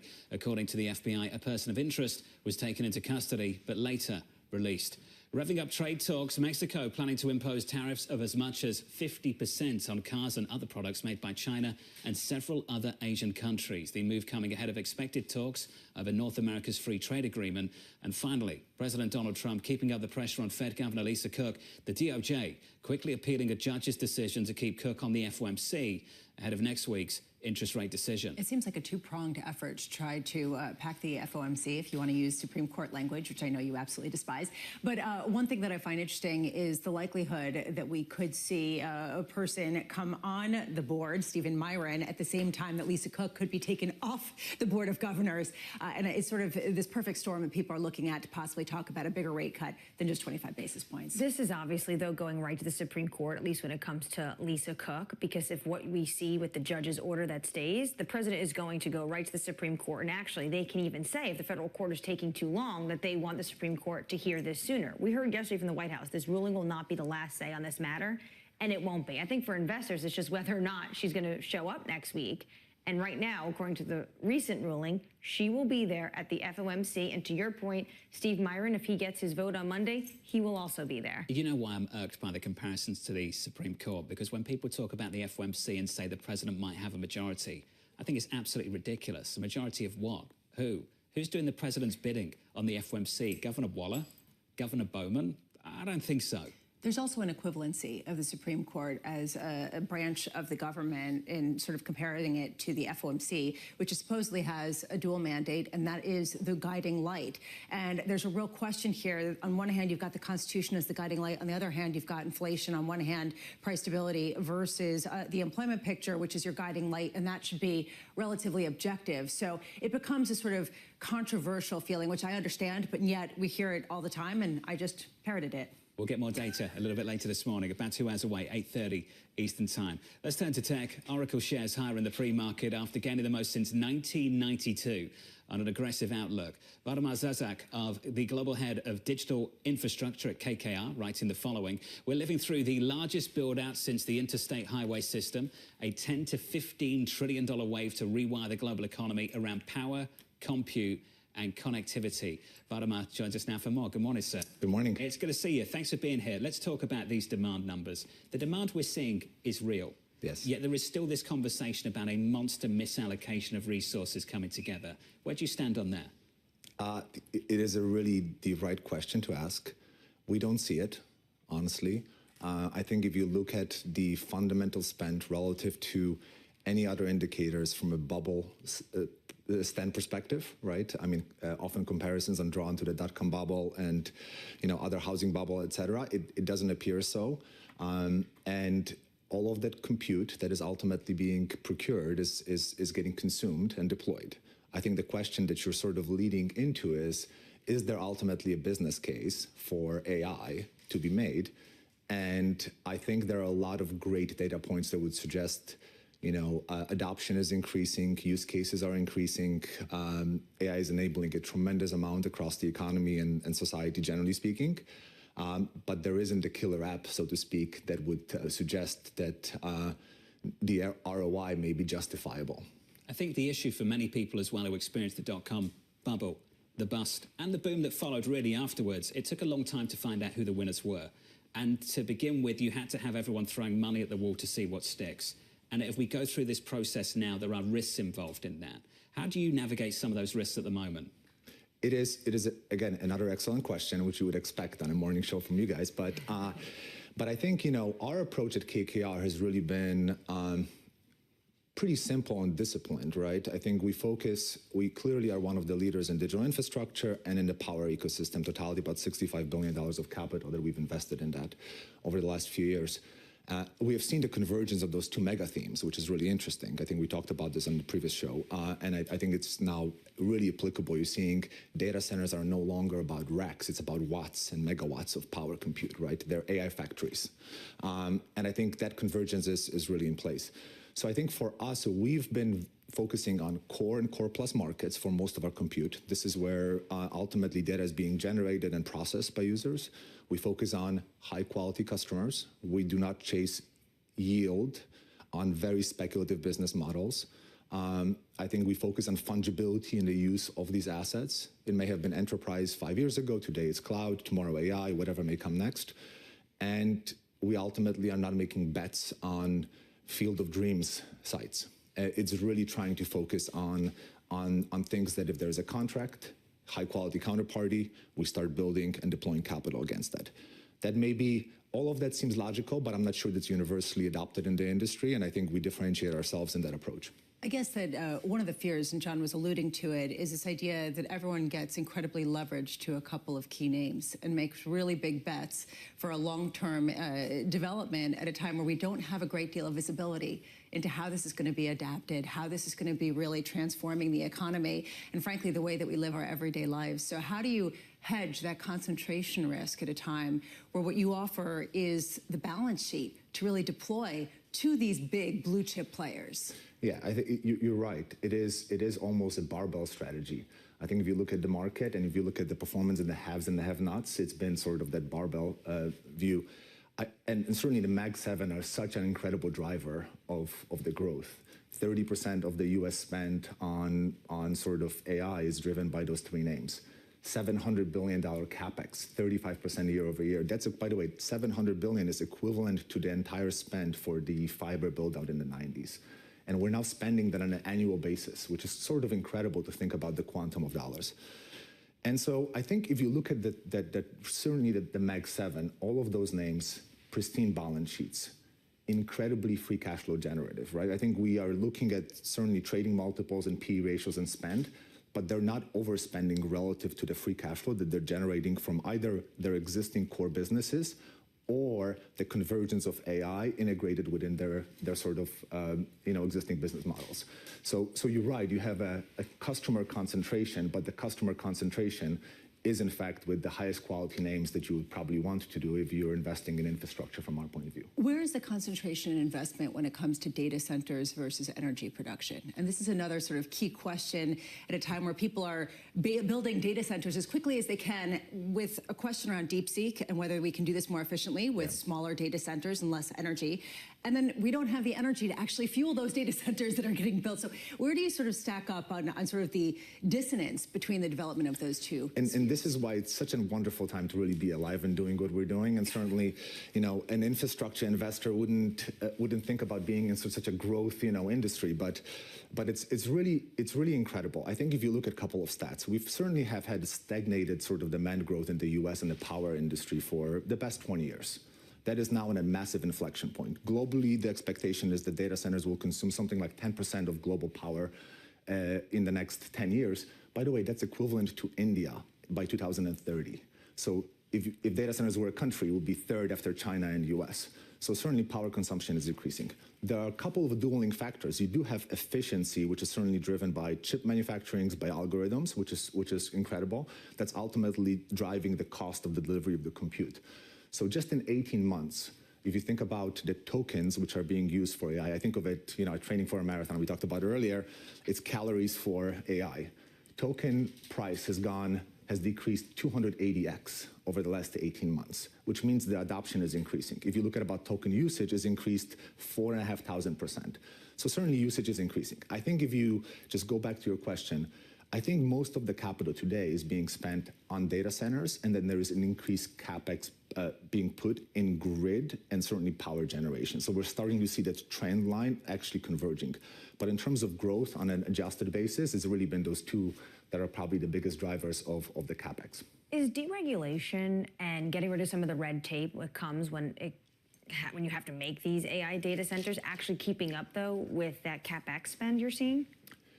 It is really interesting because sort of from a policy perspective, there's two dueling factors that are at a collision course. One is win the AI race globally, and the second is protect the ratepayers, which, in the US over the last 5 years, we've seen about 25% increase in power prices.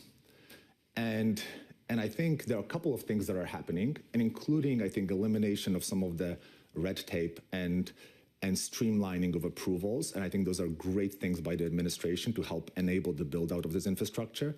You can't just turn power on overnight. It's a 4 or 5 year cycle to build this infrastructure. And I think that is a great step towards that. Now, we're even cutting through the red tape, that is helping solve things 3, 4, 5 years from now. We have a gap in the next 24, 36 months. So what can be done? I think we can optimize the grid. There is dynamic line rating, there's investment in superconducting cables, which minimizes the loss.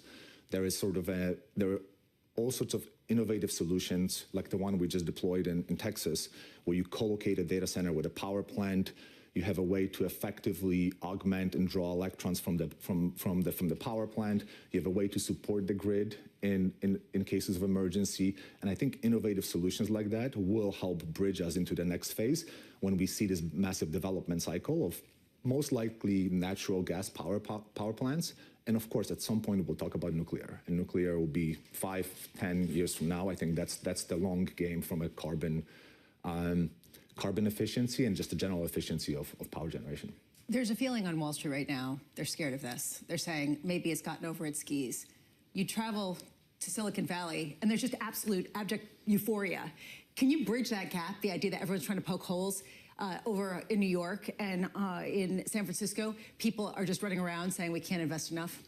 It is interesting. I do spend time on the West Coast quite frequently, and it's incredibly energizing when I'm there and coming back, and you sort of have this wet blanket put on you in terms of all the skepticism. But I do think that there is a bridge there. I think there is now, a bridge in understanding of, certainly I think the technology mindset of, move fast and break things has to come and somehow be bridged in terms of building of this infrastructure, which is really a very different investment cycle, very different risk cycle, and a very different cost of capital cycle.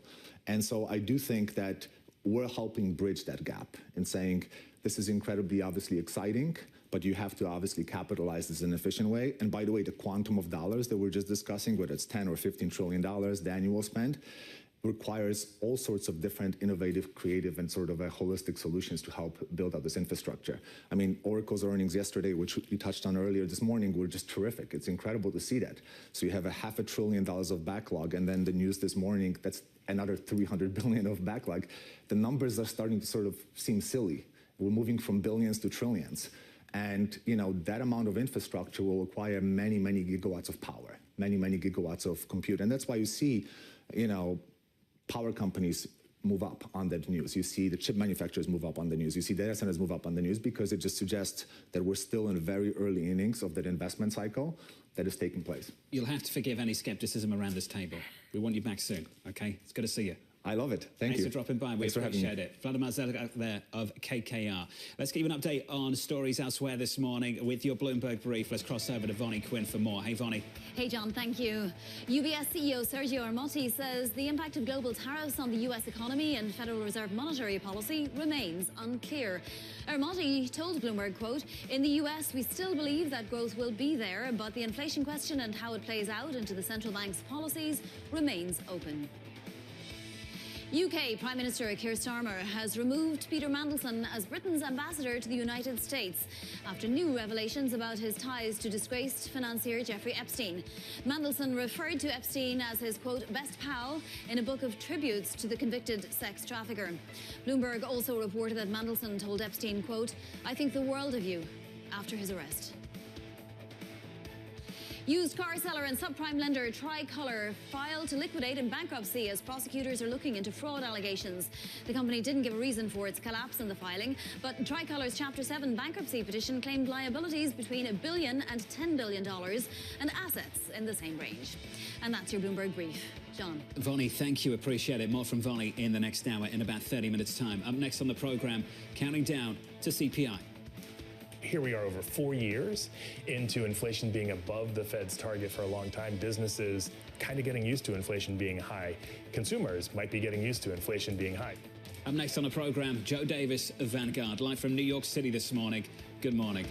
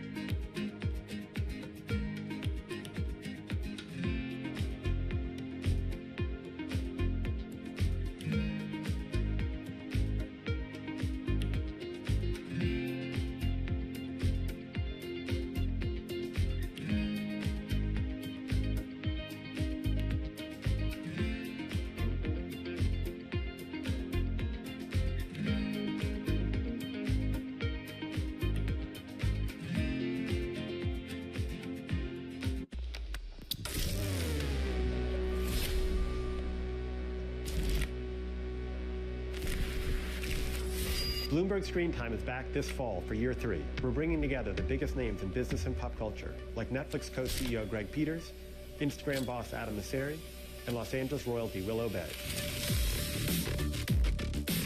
we're going to talk about how sports is eating entertainment, check in on the state of the movie business, and get an update on LA after the fires from Rick Caruso and Irving Azoff. You should expect newsy interviews from industry leaders, meaningful business networking, and of course, great food. We'll feature some of the best chefs and food trucks from my hometown of Los Angeles.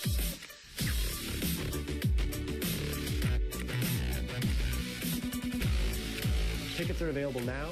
You should head to bloomberglive.com/screentime for details. I'll see you in Los Angeles, October 8th and 9th.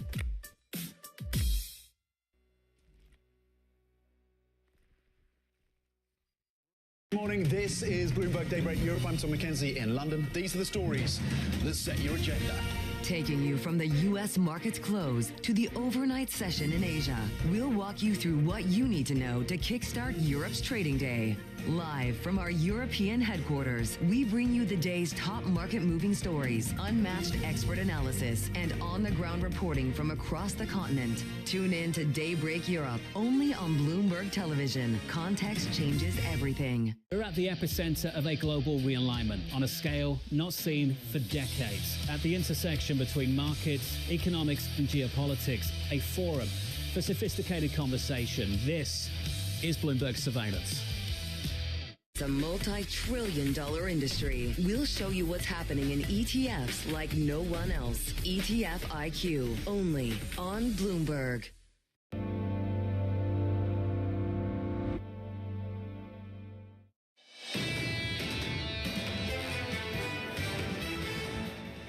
Equities all-time highs on the S&P 500, record highs on the Nasdaq 100. The run continues. Equities up this morning by 0.2% on the S&P. Similar move on the Nasdaq this morning. Under surveillance this morning, counting down to CPI.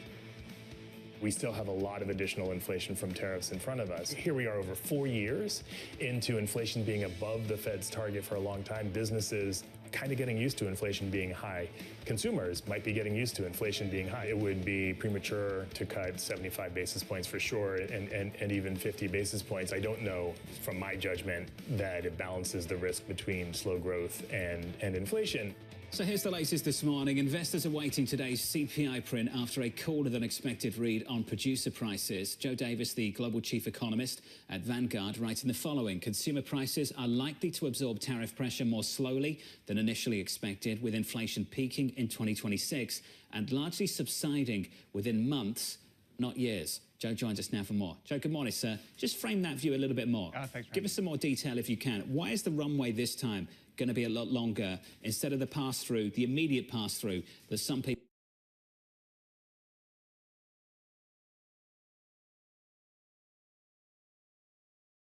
imagined?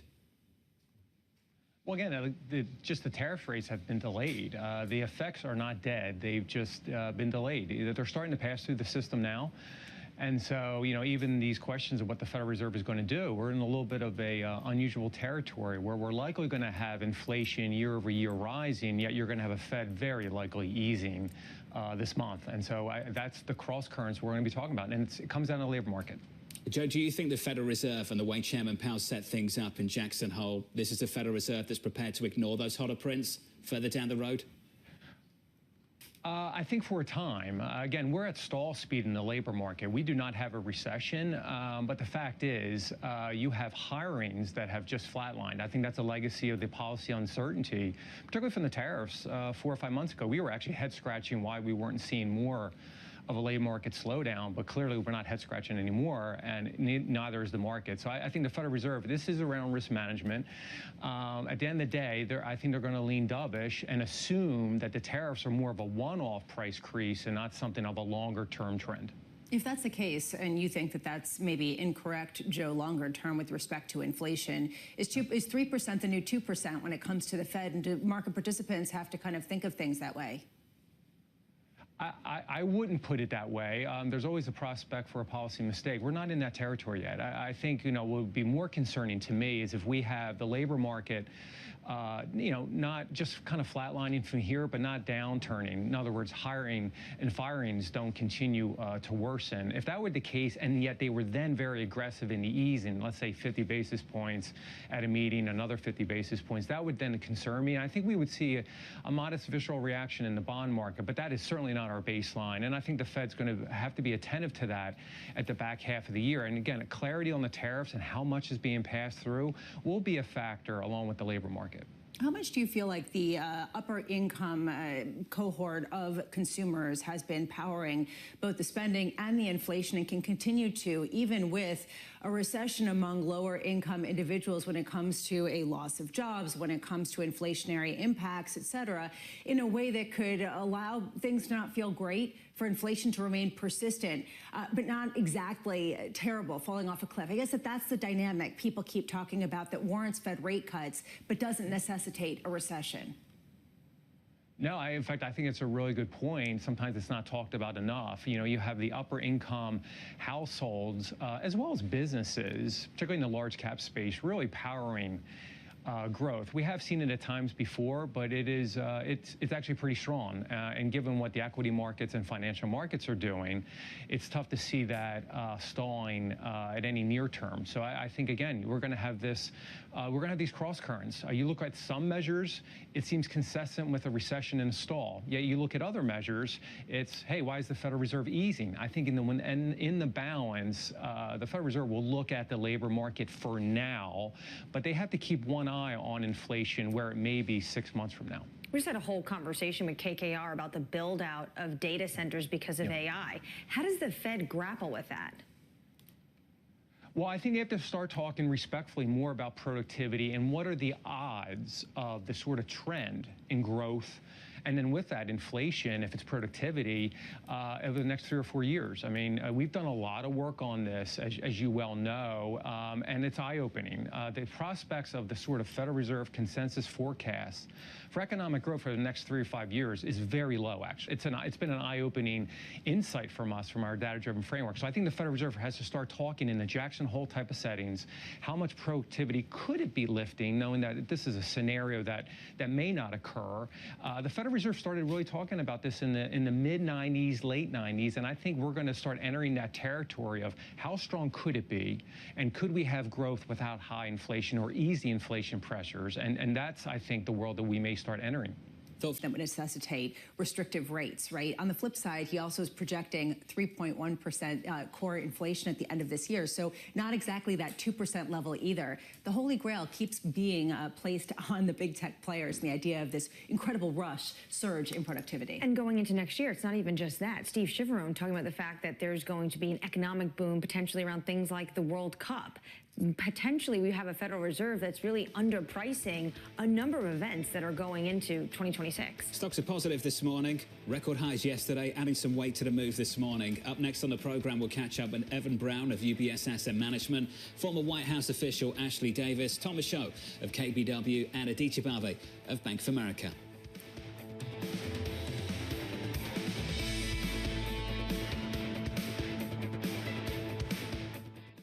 In case you missed it, on Bloomberg Open Interest.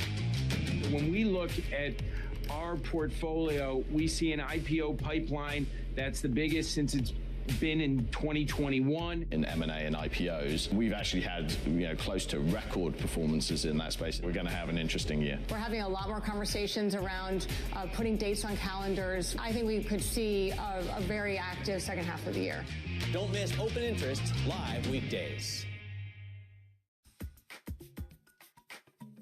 So today, has value investing been a profitable thing to do over the last 10 years or so, or has it been hard to do? The market structure has changed, and there has been what I consider it to be a broken market, or the value investing industry, I think, is defeated, so to speak. It used to be that most money was invested by these long-only investors, these big mutual funds and stuff like that. And they had money coming in every day, and they were getting nice fees on all of that money, and they had large research teams, and they would sit around following all of the companies with teams of analysts, and they would say, this company we think is undervalued by 30%. And it might be a growth stock or a value stock, a Magnificent Seven or otherwise, but they would say, I think this is undervalued by 30%, and if I buy it and I hold it, I'll make the S&P plus 30.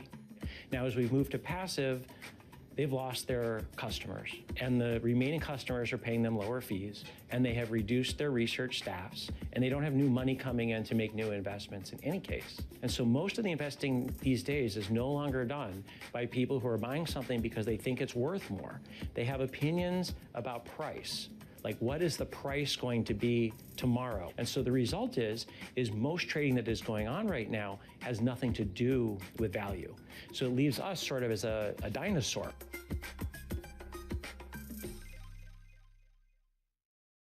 I'm David Weston. Join me each week on Wall Street Week for stories of capitalism from business, markets, economics, tech, and climate. We go on the road for a look at what lies behind the headlines of today and what will likely be the headlines tomorrow. We need more transparency. Oil and gas is still important. They said every citizen should be investing in the market. Accelerate progress in all fields of science. Watch Wall Street Week right here on Bloomberg. More than what you need to know, it's what you need to think about. Good morning, good morning. This is Bloomberg Surveillance. Welcome back to the opening trade. Watch Bloomberg Tech. This is the Asia Trade. This is Wall Street Week. Welcome to Balance of Power. This is Bloomberg Television. All right, okay, ready? David, what initially sparked your interest in this topic of longevity? 15 years ago, I turned 60, and I began to wonder how much longer I'm likely to live and what I could do to extend my life. On longevity, I talk with the leading experts in science and medicine to educate people about how they might be able to change their conduct so that they can live a happier and healthier life. I'm David Rubenstein. Join me on a 4-part journey as I explore the great quest for longevity. Only on Bloomberg.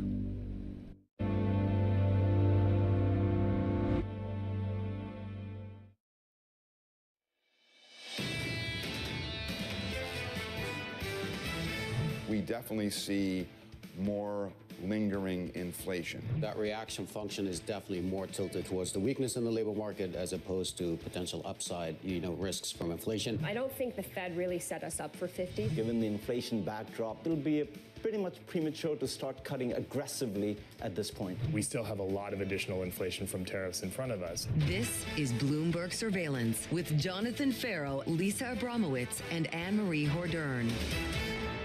Live from New York City this morning. Good morning, good morning. For our audience worldwide, the second hour of Bloomberg Surveillance starts right now, and your scores look like this. All-time highs on the S&P and on the Nasdaq coming into Thursday, and it's some weight to the move this morning. On the S&P 500 up by 0.2.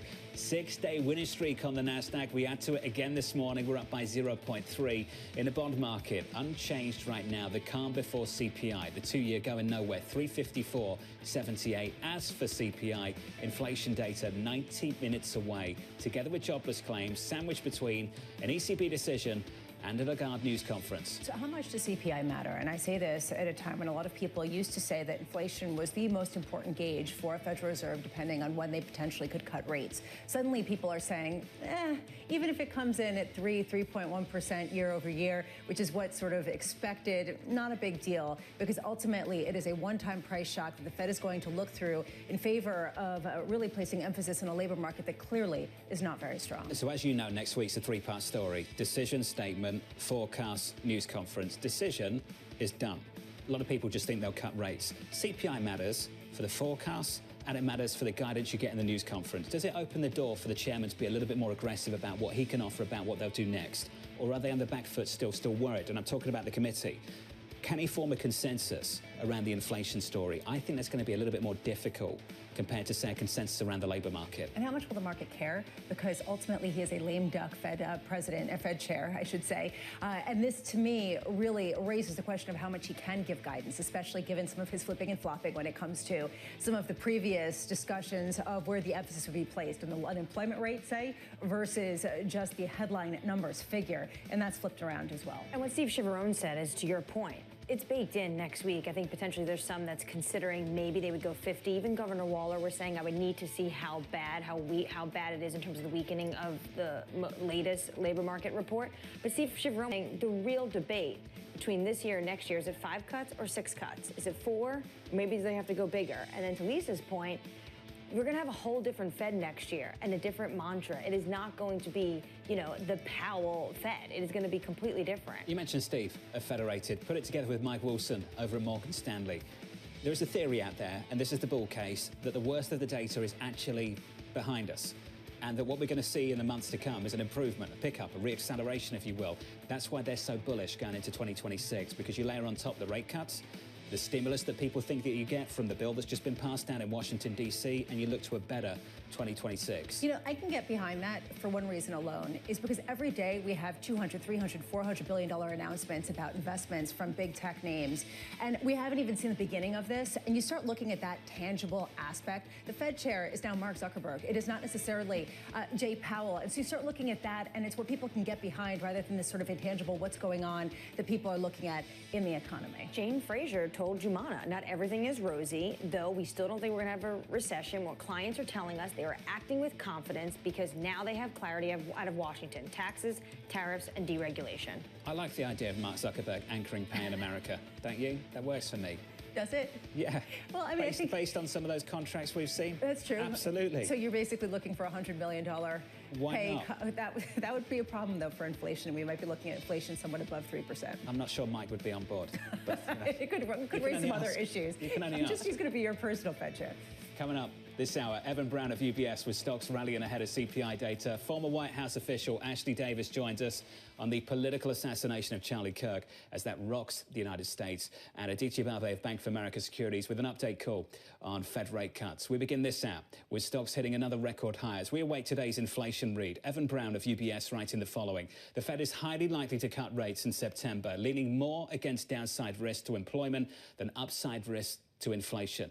Evan joins us now for more. Evan, good morning. It's good to see you. Good morning. Great to see you. Just walk us through how you think people should set up going into this print this morning, get into next week and beyond.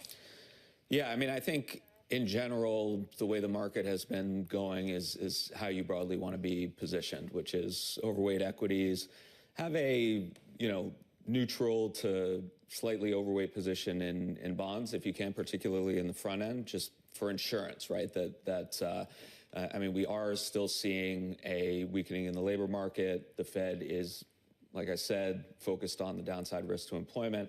And so you have that support there in case things go wrong and kind of bad news turns into bad news for the equity market. Well, let's define bad news. So a lot of people in markets, as you know, interested in change. Is the change positive or negative? Will the change be positive from here, even if the numbers aren't great? Yeah, I mean, what we're doing is looking at the second derivative, to your point. So are things getting less bad?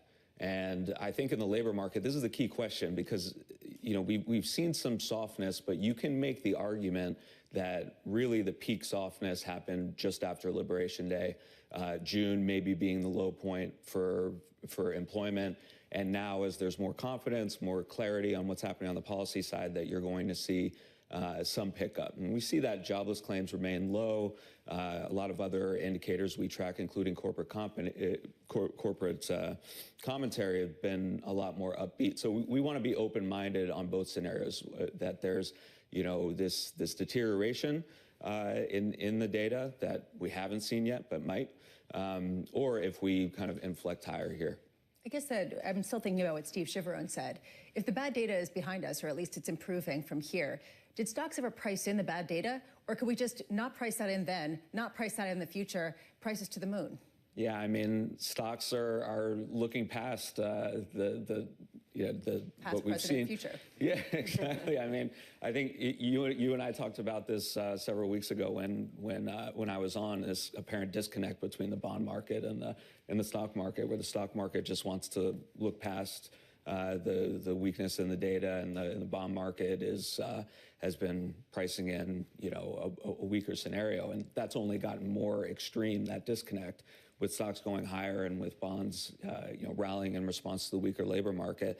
I think that is the right play. I think that makes sense. And one of the reasons is that it's not just the bond market pricing in a weaker data right now, but they're also pricing in a structurally more dovish Fed when we get the new Fed chair appointment, when there's potentially a new additional governor who joins, who's more dovish in nature than what we're seeing with the Powell Fed, such that if you really get that rebound in activity and inflation stays stickier for longer, is the Fed necessarily going to respond with less dovish or more hawkish policy? And I'm not so sure that they will. They'll be willing to let the economy run hotter for longer. For now, the equity market likes that. Well, right now, I wonder how much the equity market, the bond market are actually tied together at all. I'm thinking still about Oracle and what came out and this idea of a 34% rally in one day, adding more than $200 billion of market cap. It's more than a Disney, almost two Disneys in one day to one company on the heels of what seems to be an investment cycle that has legs. Is the pain trade still higher in equities regardless of what happens in the underlying economy? I do think the pain trade is still higher because actually, interestingly, we track a broad amount of measures of sentiment and positioning. And even as the market has continued to go higher, actually some measures like AAII have been coming down. Like there's the positive sentiment is being outweighed with more people actually thinking that stocks will go down. And so, there's still this underlying skepticism, which we don't normally see. Normally, we see the market go up, people get more optimistic, but we're actually seeing more concern, more, conversation of, is this a bubble and whatnot? Maybe I should be paring back. I don't want to jump right in here at these valuations. That is all the recipe for a pain trade that goes higher. So what do people do in terms of the hedge? Yeah, so I think on the growth side, the natural hedge is bonds, but critically more towards the front end, which we've seen. The long bond is kind of broken, not just in the U.S. but globally, given fiscal deficits and concerns about just it's hard for politicians to do fiscal consolidation. We're seeing that UK, Japan, and France certainly, and in the U.S. as well. So. But on the front end of the bond market, I think that's a key hedge. And then gold has just been a really, really important hedge on this idea that you've got the fiscal concerns, you've got concerns about, a Fed that may be a little bit more politicized, and this idea that things run hotter and the Fed's not quite responding. At some point, that might start weighing on the equity market, might start putting more upward pressure on long-term bond yields as well. And so gold is playing a critical role in hedging portfolios. When you say politicized Fed, do you mean what is going on with Governor Cook, with Steve Myron? But we know where those individuals have and in a position. So doesn't the market have at least that level of transparency with what is actually happening with individuals that sit on the FOMC? Yeah, so we have what we have seen so far, which in itself is not overly alarming in terms of Fed independence risk. I mean, yeah, we know that Lisa Cook is generally dovish and Steve Myron is going to be very dovish, but either way, we're going to get a cut next week, and that's the case. I think the risk, which I think a number of steps need to happen to get us there, is if you get a situation where the Fed Board of Governors, which has leaned more Trump appointed, starts, being influenced in terms of the certification and renewal of reserve bank presidents, because those have been the ones, and there are 5 of those voting on the 12-person FOMC, who have tended to be leaning more in the hawkish or less dovish direction. I don't think that's base case at all. I think we can trust that Chris Waller and Bowman are going to be focused on maintaining Fed independence, but that is kind of the risk where you get more concerned about that scenario. Evan Brown of UBS, it's good to see you. Bullish on stocks, bearish on the dollar, and likes a little bit of gold, and he's not alone. based on the performance this year? A lot of people are looking at inflation remaining just above that 2% level, Fed being dovish in spite of some of that inflationary pressure, leading to maybe a depreciation of the dollar, but the stocks to the moon story isn't over, and that's what we keep hearing. And the wet blanket of New York City and the skepticism only gives people more confidence in that, so that's what we keep hearing this morning. How'd you throw New York City into this? Where's that coming from? I keep thinking about Valdemar Slezak, and he came on and he said, you know, he'd been traveling a lot, right? And in New York, everyone's like, this is a bubble, it's terrible. And then he goes to San Francisco, and we're like, oh my God, it's going to change our world. And it's sort of squaring that circle. And, you know, we're living in the wet blanket. Right to be skeptical of these things now? 100%. I think that inherent skepticism is the reason why Evan's talking about the pain trade being higher, right? How much are we really imagining a world in which a robot is telling us what to do? I know that you think that I'm not going to listen to the robot, but I'm definitely going to be very nice to that robot so that when I am lesser, they treat me You'll nicely. reprogram it so it says what you want to hear. Yeah. You are great. What would you like? You are great, I can tell you. Aww, okay. Let's get you an update on stories worldwide. Let's get to your Bloomberg brief. It's Vonnie Quinn. Hey, Vonnie. Hey, John, thank you. A search is underway for the killer of conservative activist Charlie Kirk. Kirk, the founder of Turning Point USA, was shot as he was speaking to an outdoor crowd at Utah Valley University. The 31-year-old was a close ally of President Trump, who posted about the incident on social media and ordered American flags to be lowered to half staff until Sunday. President Trump's pick for a Federal Reserve governor is facing his final hurdle. A full Senate vote on the confirmation of Stephen Myron could come as soon as Monday. The move sets Myron up to be seated on the Board of Governors before next week's FOMC meeting, potentially. OPEC Plus is boosting output and continuing to revive production, according to the IEA. This as record oil supplies are projected for next year and maybe even looking bigger. The IEA anticipates a massive global surplus of roughly 4 million barrels a day in the first half of 2026, with supply set to exceed demand substantially. And that is your Bloomberg brief. John. Vonnie, thank you. More from Vonnie in about 30 minutes' time. Up next on the programme, political violence rattles the US. I am filled with grief and anger at the heinous assassination of Charlie Kirk. My administration will find each and every one of those who contributed to this atrocity and to other political violence. Up next, we'll catch up with the former White House official, Ashley Davis.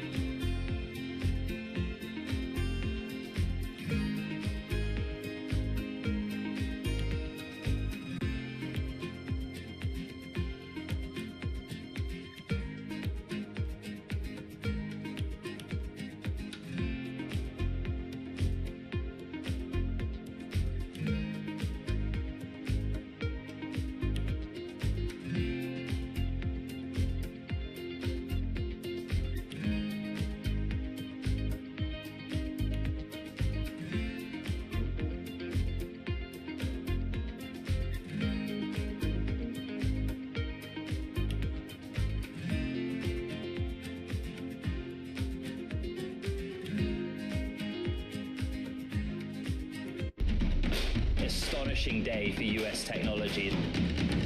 It's shaping the region's technology ecosystem. Asia's biggest tech news and innovation. It's the world's second largest economy with a growing influence in global affairs. Bloomberg The China Show brings you the unmatched expertise you need to keep track of breaking news, in-depth market analysis, and the most influential newsmakers in and around China. We need to do more to engage the market more. We're risk on. I think we caught a little sweet spot. Massive savings right now. It's already a different game. Bloomberg The China Show. Weekdays around the world, right here on Bloomberg. Context changes everything. Why do the biggest names in business choose Bloomberg Television? That's a great question. It's a very good question. Interesting question. Good question. Great question. I so appreciate that question. You certainly ask interesting questions. Bloomberg Television. Top experts, great questions.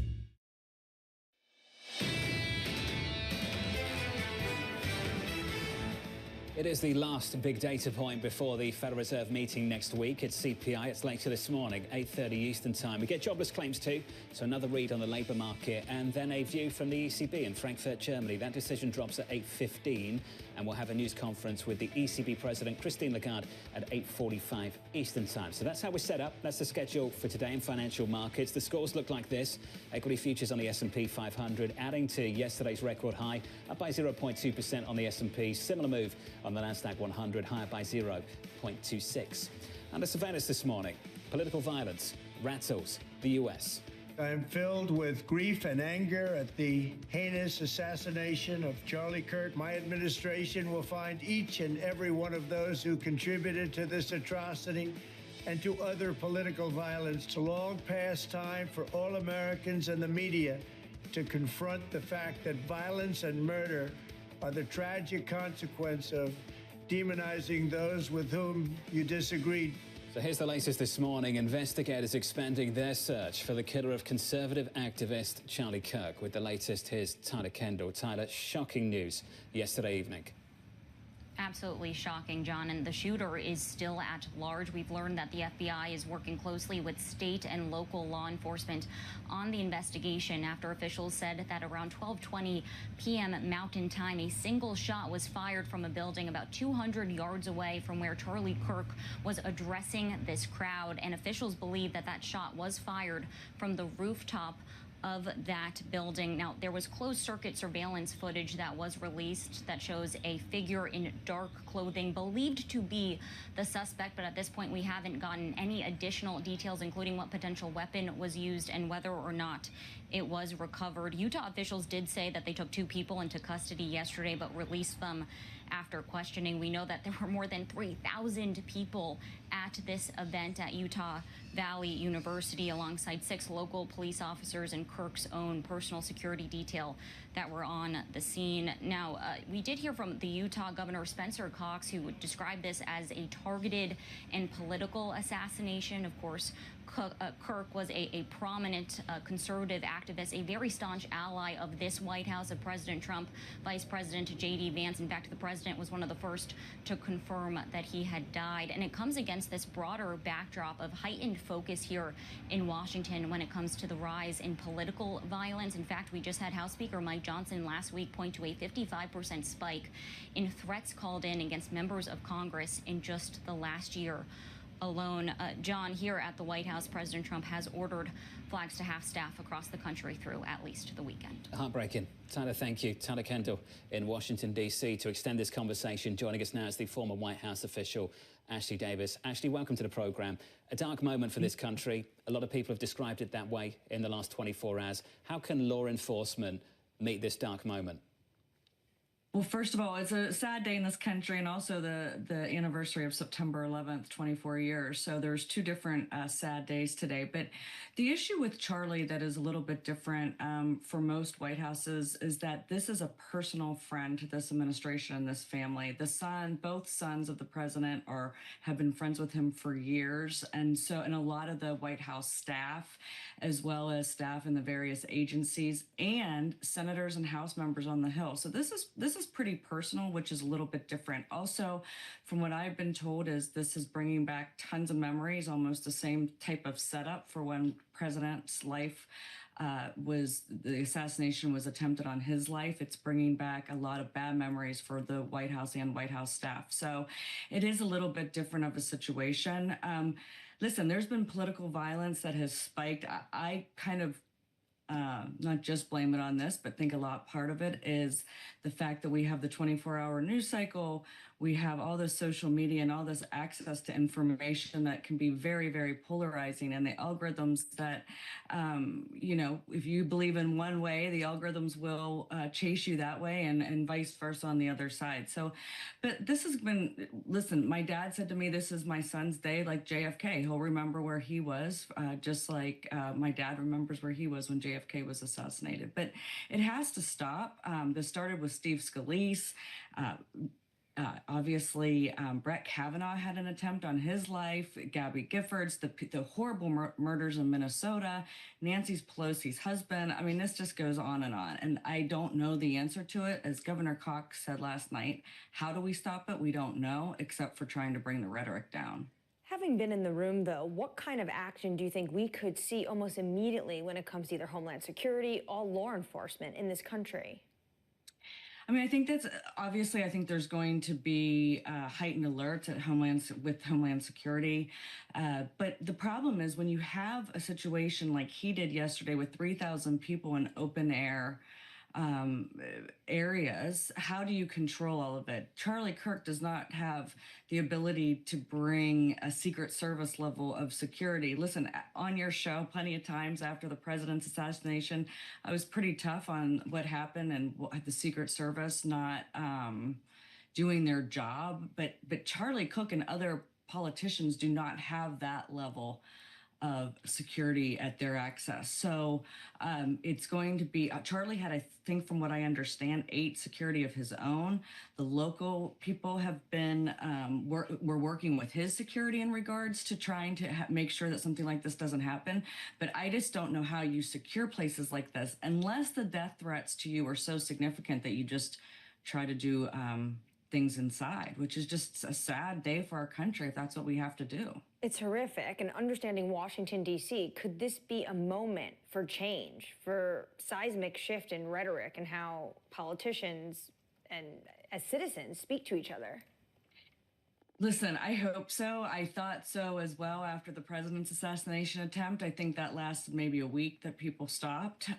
You saw what happened potentially on the House floor yesterday with Republicans and Democrats fighting even over a moment of silence that was requested for Charlie on the House floor. So hopefully people reflect on it today. I actually thought that Speaker Johnson gave a good answer to what happened on the House floor yesterday. Was just everyone was in raw emotion. Hopefully everyone takes a step back today and comes back with better behavior on both sides of the aisle. Other issues right now that Washington is obviously dealing with is, of course, what is going on geopolitically. And I'm focused on what is happening in terms of Belarus and Russia and Poland, saying that they're going to be concerned with what's going on with these Russian drones. Do you have insight on that and how this administration potentially could respond to what we saw this week? There's 2 things. I actually have spent a lot of time in that area of the world, especially helping with the opposition candidates against Lukashenko in Belarus. And I think that what starts tomorrow is actually something that's very important, which is there's going to be military training in Belarus with Russia and Lukashenko's military. So that obviously is right on the board, right up against Poland. So there's going to be even heightened alert. But it was interesting today. I was looking at how NATO has been reacting, and the fact that they are implementing Article 4 instead of Article 5 in regards to these drones. And Article 5 means that it would be more potential military response. Right now, NATO is reviewing, so to speak, what happened with the drones. I think it lets down a lot of that tension. But it's something significant. And you saw the president's response, President Trump's response yesterday. You have the president getting a ton of pressure from Senate Republicans and Democrats on the Hill to pass 500% tariffs on Russia. So I think that the time is running out in regards to Congress kind of waiting and giving the president the ability to negotiate this. But we'll see. Ashley, thanks for making time for us this morning. Appreciate your input. Ashley Davis there, the former White House official, on the latest in Washington, D.C. and beyond. The Polish really rattled by the past few days. Absolutely. They are rattled, and they're negotiating with NATO, try to figure out what the response is to be, to her point, Article 4. Not just yet Article 5, but still a pretty strong moment. If you are just joining us, welcome to the programme. Stocks positive this morning by 0.2%. Up next, we'll catch up with Tom Michaud of KPW on the outlook for financials. Plus, Yahira has your morning movers and a new name on Wall Street, losing steam.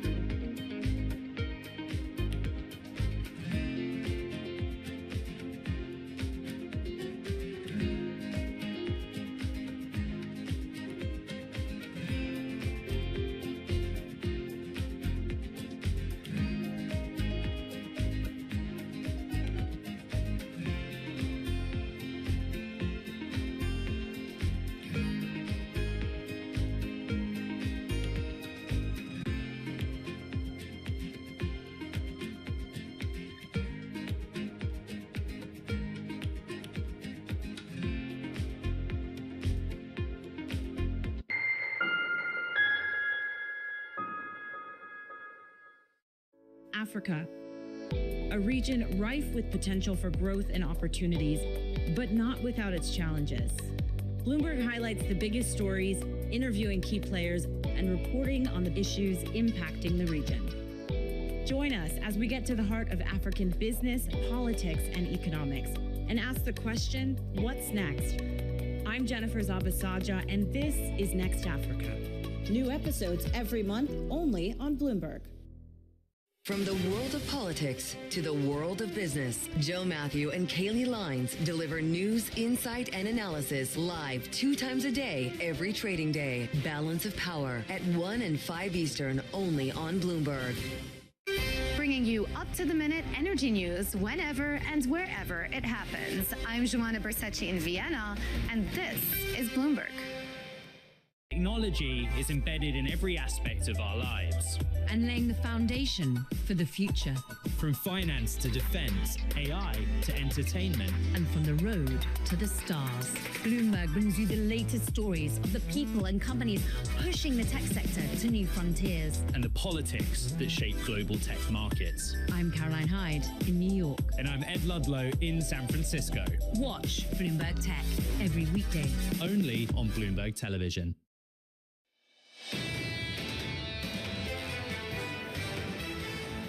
CPI 60 minutes away, the opening bell 2 hours away. Equity futures on the S&P 500 positive here by 0.2%. 3 days of gains on the S&P, 6 days of gains on the Nasdaq 100. Record highs here on the S&P and on the Nasdaq 100 too. In the bond market, 2-year, 10-year and 30-year bond yields still very close to the lows for the year.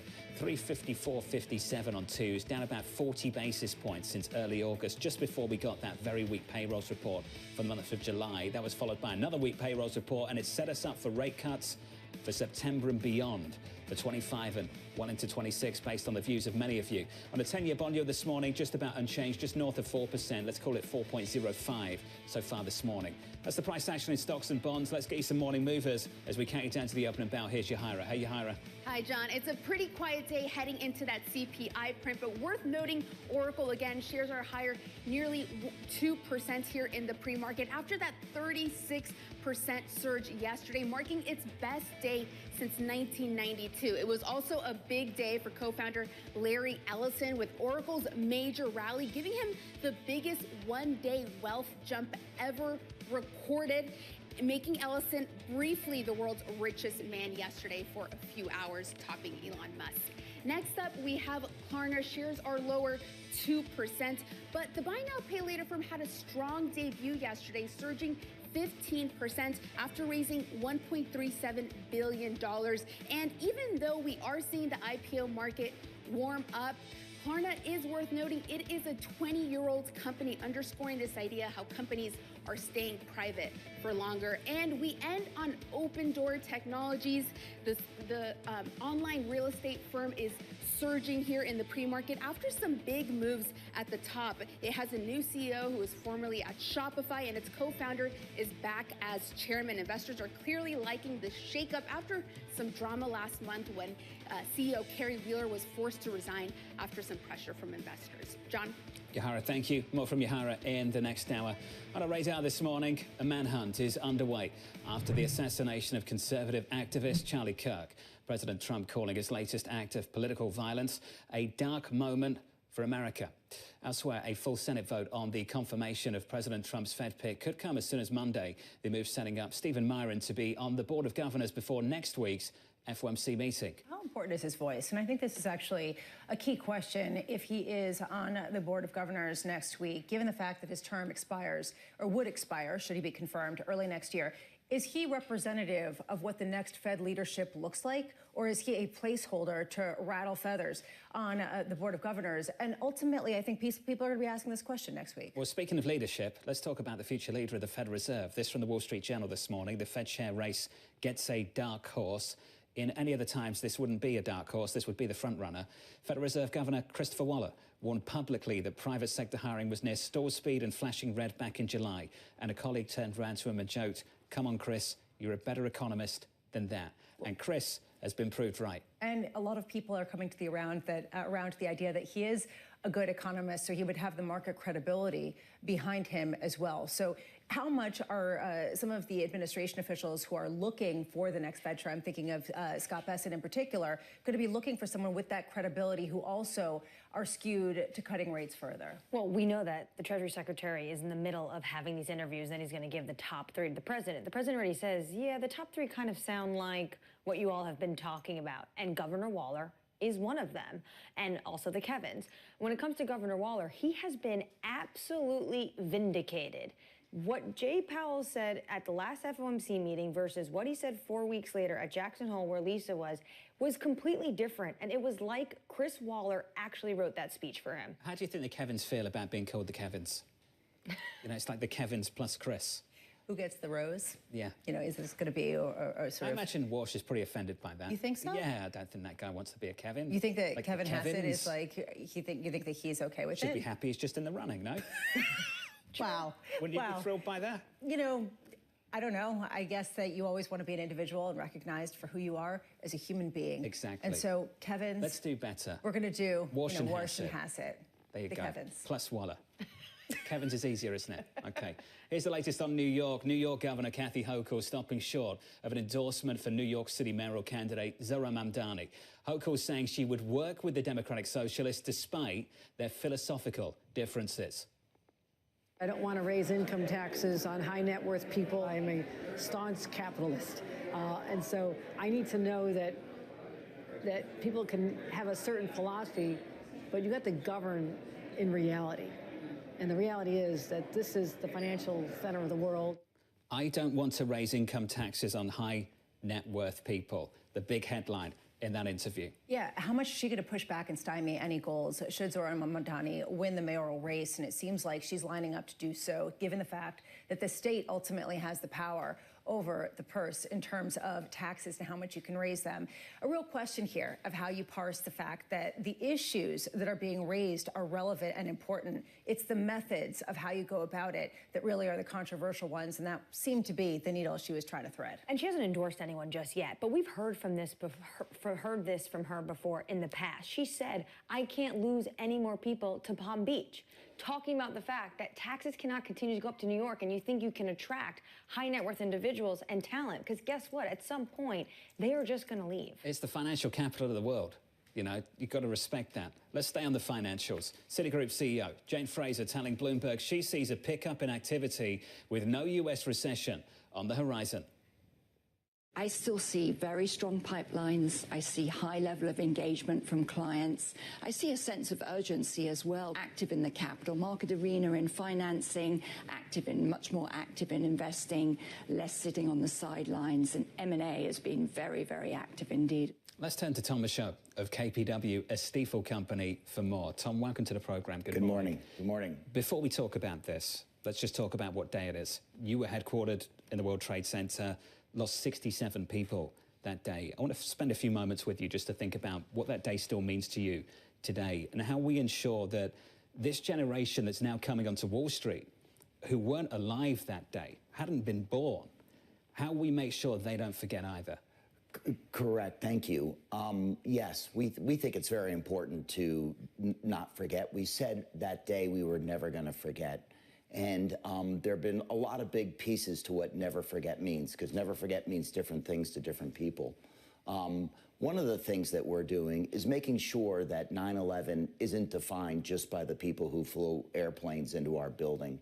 Instead, I'm working with a group, 911day.org, which is a group that KBW helped found, to think about the resilience and the goodwill and the rebuild and honor the victims of that attack with that spirit. So we worked with Congress, and in 2009, we got Congress to pass a law making 9/11 a national day of service. And we think today there are going to be 33 million Americans who participate in the day of service to remember the victims of 9/11 and to remember the resilience and to remember the goodwill that it took to rebuild. There is one service project in particular that we support. We're going to be in 24 cities in America today. We're going to pack close to 9 million meals for those who are food insecure. We have over 800 corporate customers. It's our corporate partners in this. Next year, our aim is to try to double that for the 25th recognition and anniversary of 9/11, to continue to talk about what it took for America to rebuild after the attack. So you don't end up with 9/11 being 2 paragraphs in a history book. We're not going to let that happen. You're contributing to a lasting legacy and making sure it's a positive one. So I think we're all right behind you, sir. And thank you for being with us today to talk about it. We need to talk about the broader business world too. We need to talk about what's happening with banking activity. Things are bouncing back. And you can see that and hear it in the words of Jane Fraser of Citi. Are you seeing that too? So I've been a guest on your show many times over the last couple of years. The factors that were headwinds are now tailwinds.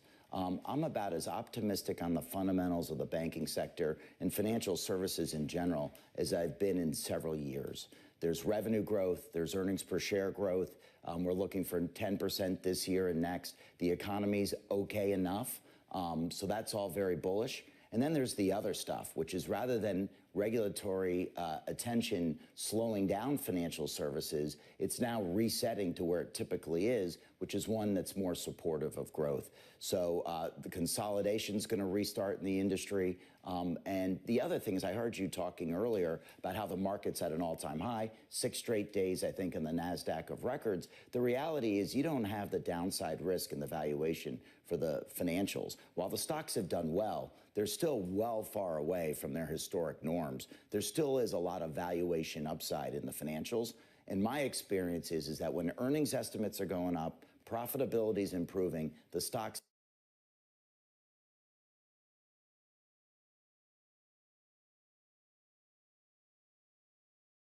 tend to do well. There's a lot to unpack there. I want to just hone in on the idea of the mergers and acquisitions. We have seen some of those announced in recent days, the PNC one coming just a couple days ago. Where are we in this process? How much more of that do you see in the next 6 months? So my opinion is we are approaching the end game. There are 140 banks in America north of 10 billion in assets. 96% of the banks in America are below 10 billion are community banks. 96% of any number is almost all of it. There are very few banks above 10 billion. And I think the bigger banks are beginning to think about what the end game is going to look like. And they're being very strategic in thinking about these acquisitions.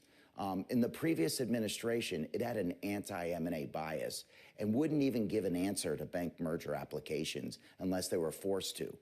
Now the administration's gone back to what historically had been the case, and they will give you an answer to a merger application.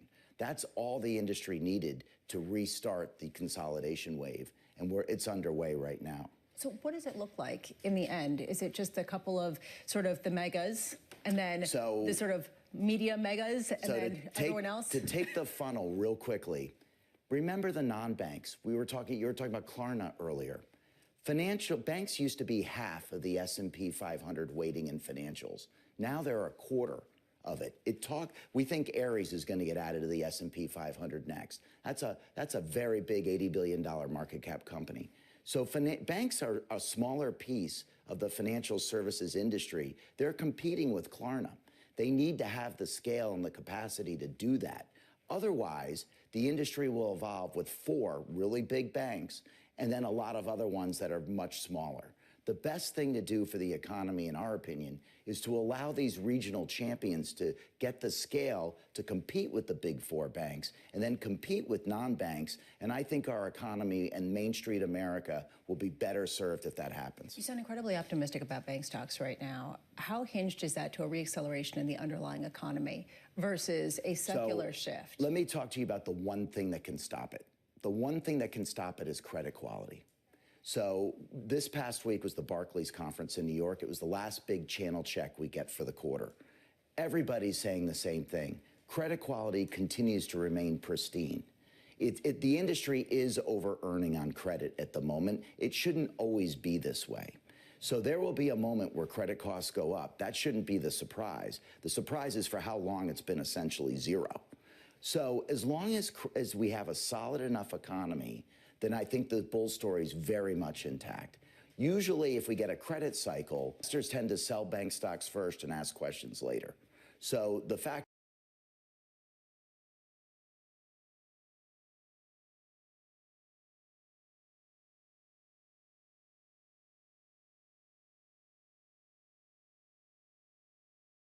is good enough to keep the fundamental story in play. And actually, the banks are talking about accelerating loan growth, which is a positive part of the story. Can you just remind everyone, it's my favorite stat of yours, just remind us all of the top 10 mortgage providers in this country now, and how many banks are in the top 10 compared to, say, a decade plus ago? So pre-global financial crisis, 8 of the top 10 mortgage originators were banks. Today, 3 of the top 10 are banks. Now, the question along that line, John, is did banks forget how to make mortgages? They were all primarily founded to make mortgages, and that is regulation. Because the response to every crisis is regulate the banks, which tied their hands, which is why the non-banks have so much market share. The right thing to do is to take the foot off the banks, let them compete with the non-banks, and I think you can do it without putting too much risk in the system, because the risk has just gone elsewhere, and it's gone outside the supervisory umbrella, and when we get the next cycle, we're going to find out if we were better off. Thomas Show. Got to leave it there. It's good to see you, sir. Thank you, Jonathan. Thank you for being here. We appreciate it. Thomas Show there of KPW. Let's get you an update on stories elsewhere this morning with your Bloomberg Brief. It's Vonnie Quinn. Hey, Vonnie. Hey, John. Thank you. Boeing has reached a tentative agreement with striking hourly workers at its St. Louis area factories. The company says the 5-year contract offers expanded wages by an average of about 45% and provides a 24% average guaranteed wage increase. Workers will also receive a $4,000 ratification bonus. Union representatives are set to vote on the contract Friday. Mexico is planning to impose as much as a 50% tariff on cars and other Chinese products, aligning the country more closely with U.S. protectionism. The move comes as President Claudia Sheinbaum prepares for talks over North America's free trade deal. And Chipotle is venturing into Asia. The fast casual chain has plans to open locations in South Korea and Singapore next year. Chipotle's CEO says he expects international markets to become the next layer of growth beyond North America. And that's your Bloomberg Brief. John. Hey, Vonnie, appreciate it. Up next on the program, don't fear the pause, fear the cuts. Don't fear the pause, fear the cuts. They have to do a preemptive insurance rate cut. What they don't know is the trajectory of what the impact of labor market softness is going to be on consumption. That conversation up next with Aditya Bave of Bank of America Securities from New York City. You're watching Bloomberg TV.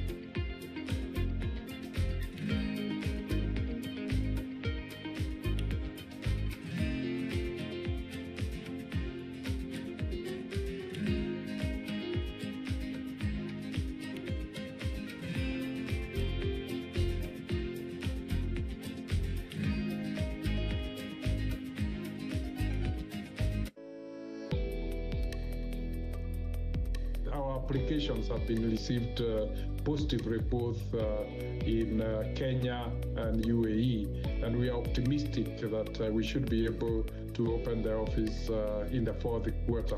We think the Middle East have deep capital sources.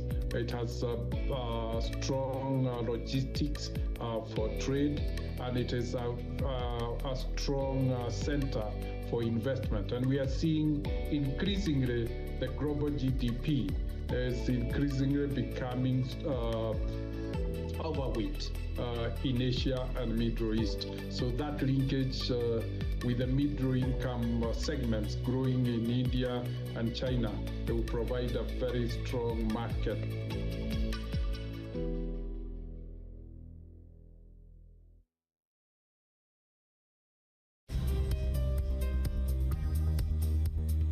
the countdown to the market open as we bring you the first trades across Europe.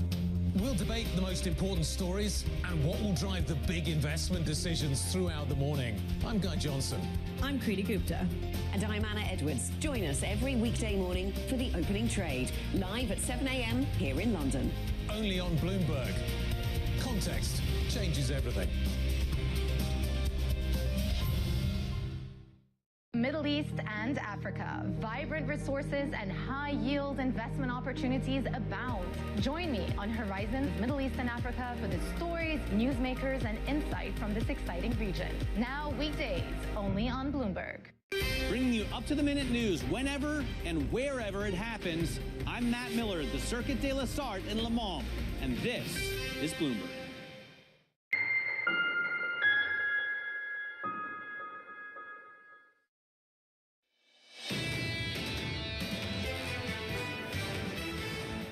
The economic data is about 42 minutes away. Stocks going into it doing okay, up by 0.2% on the S&P 500. On the Nasdaq, up by a third of 1%. Under surveillance this morning. Don't fear the pause, fear the cuts. Don't fear the pause, fear the cuts. When the Fed starts to cut rates, a lot depends on why they are cutting rates. They have to do a preemptive insurance rate cut. What they don't know is the trajectory of what the impact of labor market softness is going to be on consumption. And I think that's the linkage that they're trying to, give the market some sense of relief and comfort. So here's the latest this morning. Investors preparing for the last major read on inflation before the Fed's rate decision next week. Aditya Bave of Bank of America Securities saying there is now clearer evidence of deterioration in labour demand, and we are changing our Fed call to show 2 25 basis point cuts this year in both September and December. Aditya joins us now for more. Aditya, good morning. Good morning. Thanks for having me on. Thanks for being here. This is a change to a long-standing call. You were looking for no cuts in 2025. Correct. For a long time, you said there'd been a step down in payrolls growth, but measures of slack had stayed pretty stable. So let's start here. What's changed? So what's changed is both the reaction function expressed by Chair Powell, which was more dovish than we were expecting, and some signs of weaker labor data. So payrolls have weakened more than we were expected. The unemployment rates moved up, although that was sort of expected. You can look at the ratio of vacancies to unemployed workers.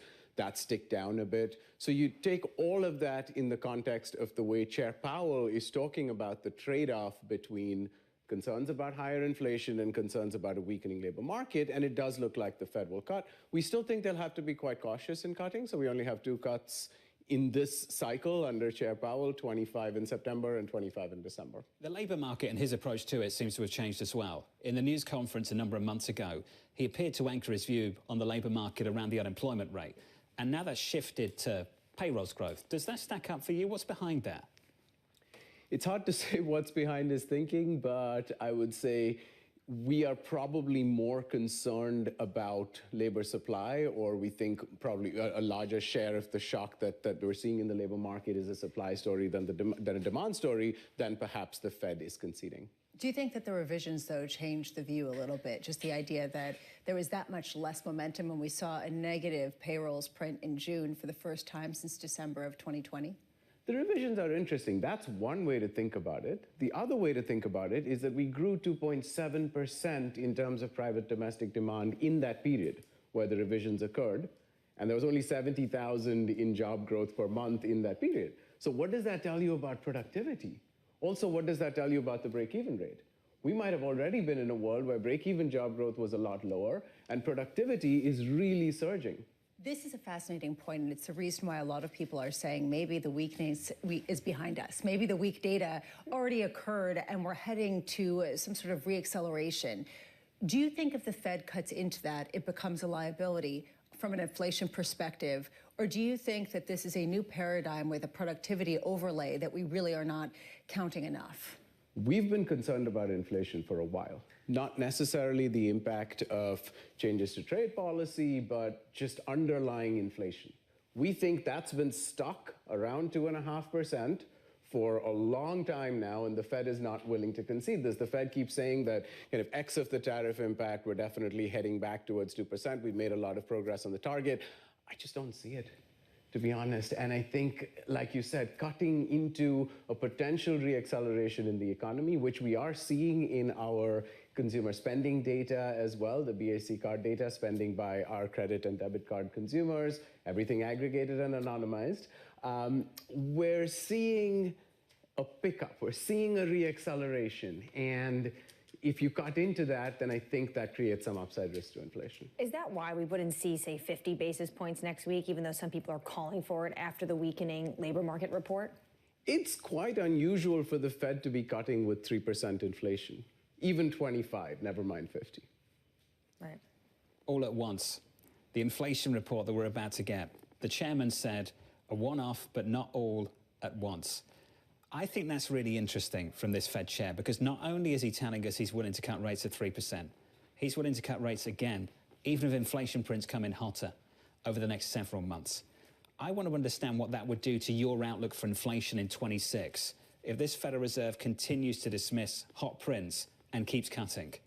So we're thinking of the inflation trajectory as more of a plateau rather than a mountain. So to the extent that retailers do pass costs through, and there's a big open question around that, but to the extent that they do that, we think they'll be quite strategic, quite slow in doing that. So instead of getting this big spike and then coming back down to target, we think you basically go up into the low threes, and we're almost there already, and you stay there for maybe a year. The question is, what is the path back down like? We have the core PCE ending next year at around 2.6%. That would be with a lot of the tariff effects already rolling off. Is that acceptable for the Fed? And if it is acceptable for the Fed, if the Fed is implicitly raising its inflation target, there's nothing wrong with that, with 2.5%, 3% inflation from a macro perspective, but it does mean a higher neutral rate, because your neutral policy rate is a function of your inflation target. So then policy becomes even more accommodative, everything else being equal. So the numbers would actually back up what you're saying, because we haven't had a 2% inflation rate going back more than 4 years. So it raises a question why the market doesn't seem particularly alarmed about this, and why you are seeing break-even rates continuing to be pretty quiet and still around that 2% level. So here's a fun fact for you.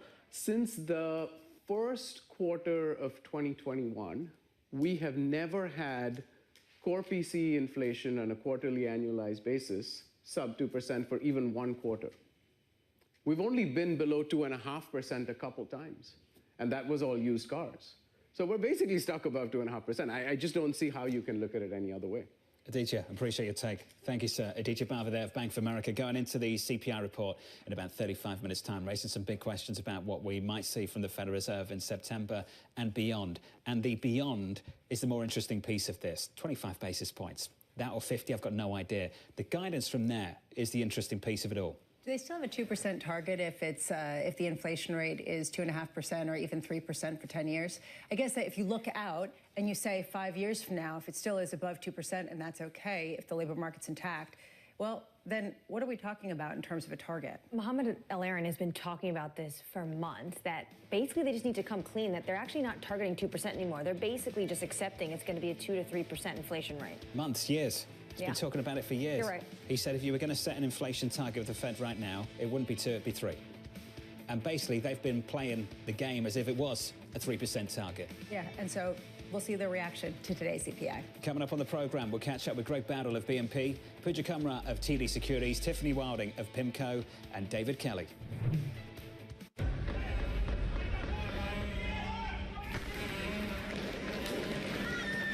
A cidade estava sitiada. Isso, ao começo, eu tremia, não sabia o que fazer. Foi a mais terrível que eu passei na minha vida. Eu temo, né, que o Brasil se torne, num futuro próximo, um narco-estado. Porque no final, tudo é dinheiro. People back home there, they are suffering. And someone is driving a Range Rover with their money. Where is my money? I think she's a scam up to now. It's some of the world's most desperate people who are getting ripped off. Repeat after me. I am a winner. I didn't know how big it was. I didn't really understand what I was getting myself into. If you tell me you have a vision of being $1 billion business, then you're going to have to do what it takes. And if you're not going to do that, everybody's going to suffer.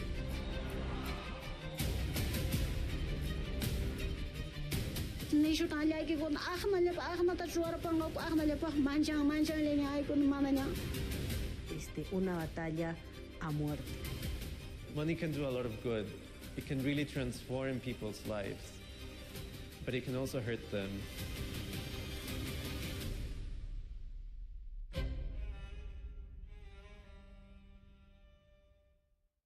Morning, this is Bloomberg Daybreak Europe. I'm Tom McKenzie in London. These are the stories that set your agenda. Taking you from the U.S. market's close to the overnight session in Asia, we'll walk you through what you need to know to kickstart Europe's trading day.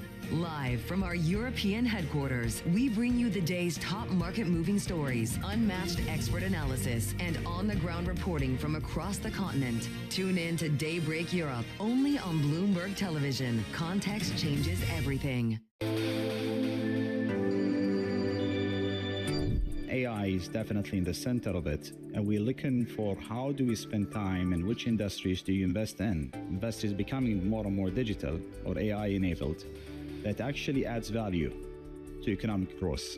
And this, we think could be time because you have a strong hardware power and you have a strong software power as we see, and it's accelerating significantly.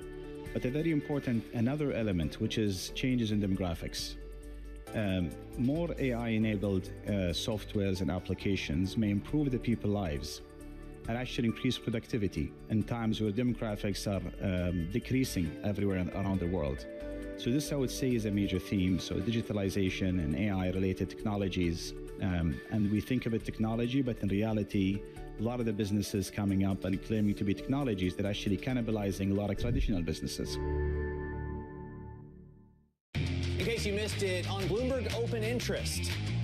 When we look at our portfolio, we see an IPO pipeline that's the biggest since it's been in 2021. In M&A and IPOs, we've actually had close to record performances in that space. We're going to have an interesting year. We're having a lot more conversations around putting dates on calendars. I think we could see a very active second half of the year.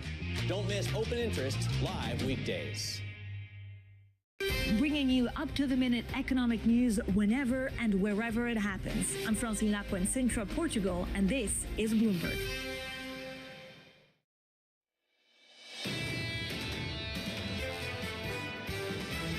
We definitely see more lingering inflation. That reaction function is definitely more tilted towards the weakness in the labor market as opposed to potential upside, risks from inflation. I don't think the Fed really set us up for 50. Given the inflation backdrop, it'll be pretty much premature to start cutting aggressively at this point. We still have a lot of additional inflation from tariffs in front of us. This is Bloomberg Surveillance with Jonathan Farrow, Lisa Abramowitz, and Anne-Marie Hordern.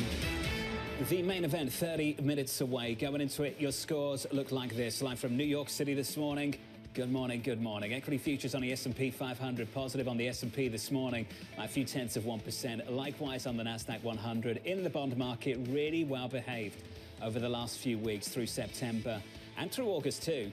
Bond yields back down to about 355, up by a single basis point this morning on 10, just north of 4% at 4.05. The data drops in about 29 minutes now.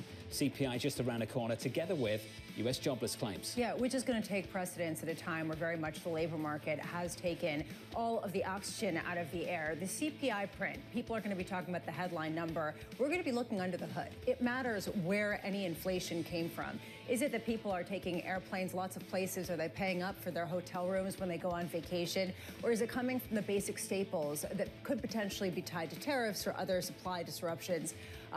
The good side of things. That's going to matter to give a sense of whether this is discretionary or whether this is coming from another location. This market has moved on so quickly from inflation prints in America. If you told me back in April, you're going to get inflation in September and nobody's going to care. They're all going to focus on the labor market and the Fed's going to cut rates even if it comes in hot. I've been like, what are you talking about? April 2nd just happened.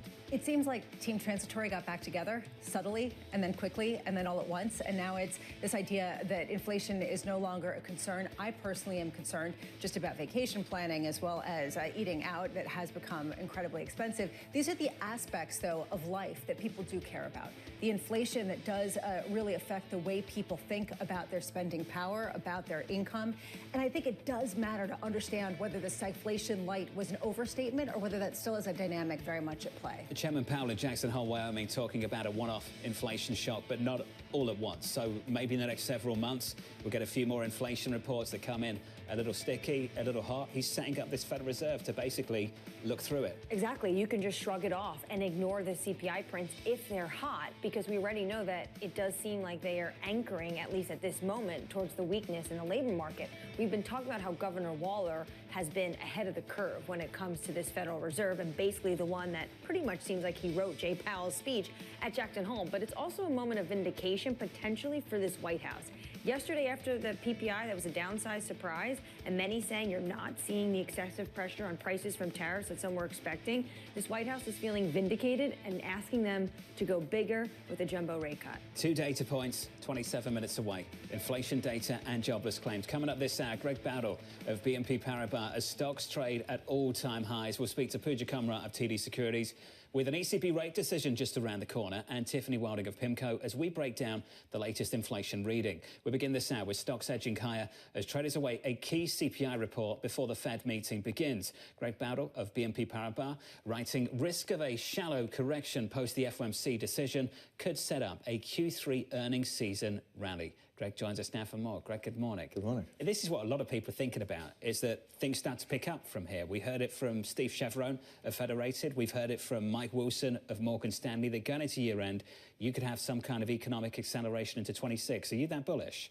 Yeah, I don't necessarily disagree with that. One of the things we have to think about with things like the CPI is that equities are a nominal asset. So when we think about earnings growth, it is in nominal terms. So if you have the Fed willing to run the economy a little bit hotter, that can be bullish for earnings. How hot are they going to run things next year? Are they going to stop at 3? When they talk about taking rates down to neutral, do you think they stop at 3 at the Federal Reserve? It very much remains to be seen, but I think the market's going to trade off the narrative that we have a dovish Fed who is willing to run it hot into the back end of this year, and then those are going to be questions for next year, I think. You mentioned shallow recession.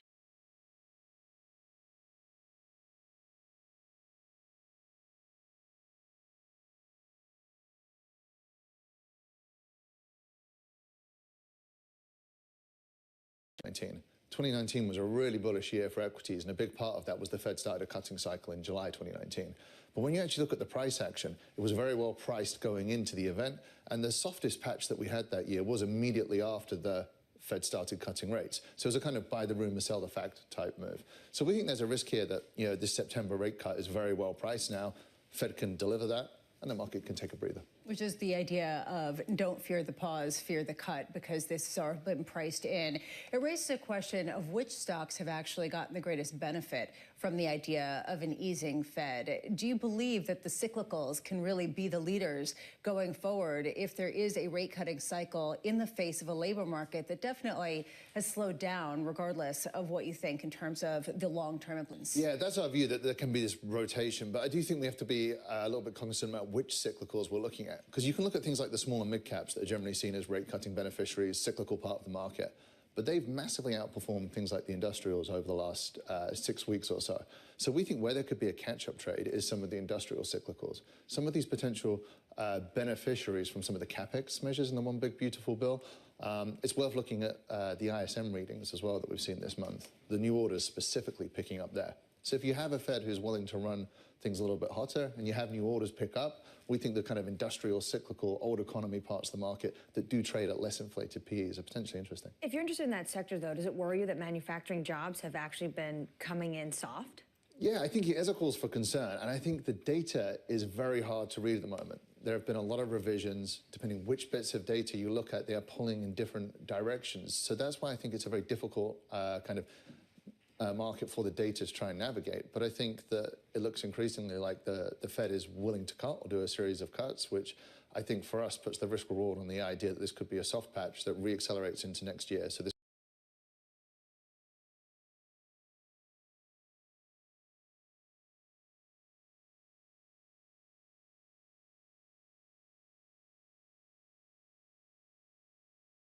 CPI print could we see today? Like, how soft could it be today that maybe actually you would change your probability? Yeah, so that probability is more what the market is implying. So if you look at what is implied for the September cut, it looks exactly like what we saw in 2019 going into that cut. So the market is basically pricing this base case that you get 25 pips, and it's more of a tail that you could get 50. So our view is that we'll get 25. So that's why I think there's maybe a little bit of room for disappointment. It's not a particularly very bearish call, but it's just more this idea that we've really kind of bought the rumor, sell the fact, and we can just drift lower into what's a seasonally soft patch. That's one way of looking at it. What if we get a really soft print at 8:30 Eastern time, based on the odds you just gave? Shouldn't that set us up for a bigger move on a weaker inflation print than a larger one? Yeah, so I think one of the things that we've been talking about from a volatility perspective is that even if we think probabilistically we're more likely to get a shallow correction, the tail risk for the market is actually fatter, we think, on the upside. So when we think about the options market, the part of the options surface that we think is most underpriced is the right tail. If we have a very big and very volatile move, I think that's more likely to be on the upside than the downside. We mentioned things like Russell that have outperformed a lot, the small and mid caps. There's still quite a big short interest in the futures there. So if you were to get a very soft print today and the market read that as driving 50 basis points cuts, that's where the kind of risk of a more volatile Can I just follow up on that, the right tail risk? I'm surprised by that, given the experience of April, May and beyond. Haven't we been conditioned that upside risk is a massive factor in 2025? Yeah, but part of that is just how the market trades. You do tend to have rallies, even quite large rallies, happen in a less volatile manner. So you can see the market trending up, say, 25 pips a day, and you can get quite a big move over 1 month, 2 months, 3 months, but it comes across a less volatile backdrop. When you see the market sell off, it tends to be more volatile, up, down, up to, down to, up to, down to. So the way the option surface is looking at the moment, the downside is very elevated relative to the upside. So I think if you're interested in playing that idea that things become more dislocated on the downside, on the upside, and the Fed runs things too hot, the upside optionality is the way to play it. Then give Greg a call. Greg, it's good to see you. Thank you. As always, there's the pitch. Greg Battle there of BNP Paribas. Evan Brown agreed with him that the idea of the pain trade being to the upside more than to the downside, and we keep hearing this. Amy Silverman also talking about that, with the idea that people are persistently pessimistic on Wall Street. It seems like, I guess, since 2008, everyone's waiting for the next big short, and it never happens. And so people are sitting here waiting and thinking maybe this is it, and yet here we are. Well, based on the price action of the last few months, I would have thought the FOMO was real. No? Missed out on that kind of rally. Do you want to miss out on the upside if everyone's going around like Greg Battle talking about upside risk? Sure, you can make that argument. At the same time, if everybody is super pessimistic and prepared to miss that rally, you start to wonder exactly how things are priced. It just highlights how difficult it's been to price in both the resilience and creativity of corporate executives in order to deal with all of the potential incoming data, the resilience of consumers, and just how powerful the AI story has been in the investment cycle. Super based on a move from Oracle in yesterday's session. Equities up again this morning by 0.2% with an update on stories worldwide with your Bloomberg Brief is Vonnie Quinn. Hey, Vonnie. Hey, John, thank you. A search is underway for the killer of conservative activist Charlie Kirk. Kirk, the founder of Turning Point USA, was shot as he was speaking to an outdoor crowd at Utah Valley University. The 31-year-old was a close ally of President Donald Trump, who posted about the incident on social media and ordered American flags to be lowered to half-staff until Sunday. UK Prime Minister Keir Starmer has removed Peter Mandelson as Britain's ambassador to the United States after new revelations about Mandelson's ties to disgraced financier Jeffrey Epstein. Mandelson referred to Epstein as his, quote, best pal in a book of tributes to the convicted sex trafficker. Bloomberg also reported that Mandelson told Epstein, quote, I think the world of you, after Epstein's arrest. Former Vice President Kamala Harris says it was, quote, reckless to let President Biden and his wife, First Lady Jill Biden, decide whether he should have sought re-election at age 80. In her forthcoming memoir, 107 Days, Harris says the stakes were too high and the decision shouldn't have been left to an individual's ego. Harris's book is set to be released on September 23rd. And that's your Bloomberg Brief. John. Vonnie, we appreciate it. Thank you. Up next on the programme, Pooja Kumar of TD Securities with an ECB rate decision. Coming up next from New York City this morning. Good morning.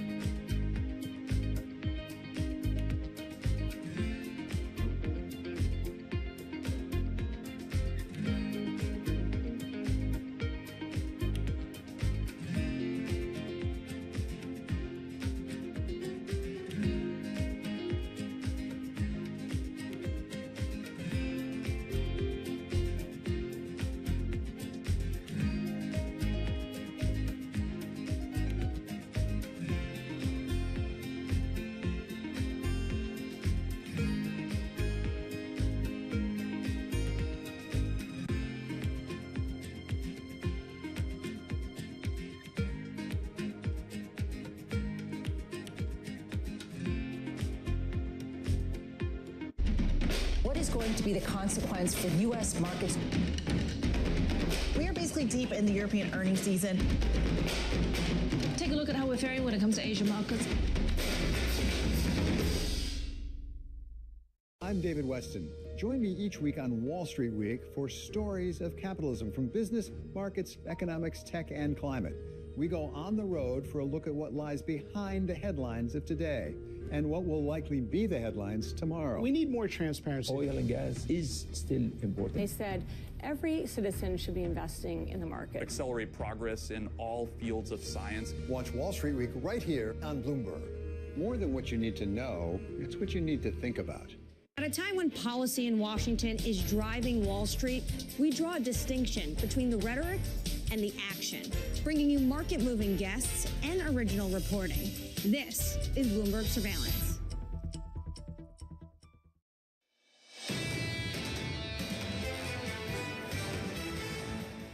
We're likely going to have inflation year over year rising, yet you're going to have a Fed very likely easing month. And so that's the cross currents we're going to be talking about. And it comes down to the labor market. We're at stall speed in the labor market. We do not have a recession, but the fact is,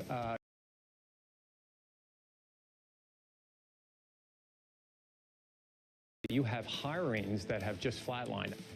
The range of views on this economy is so wide. That was Joe Davis, the global chief economist of Vanguard, talking up the labor market being at stall speed, on the precipice perhaps of recession if you listen to Neil Dutta of Renmag, then others just looking for a re-acceleration. That call on re-acceleration coming almost exclusively from the equity market bulls, but still super wide range. Well, it's also coming from people who are seeing mergers and acquisitions, who are looking at the industrial sectors of the United States.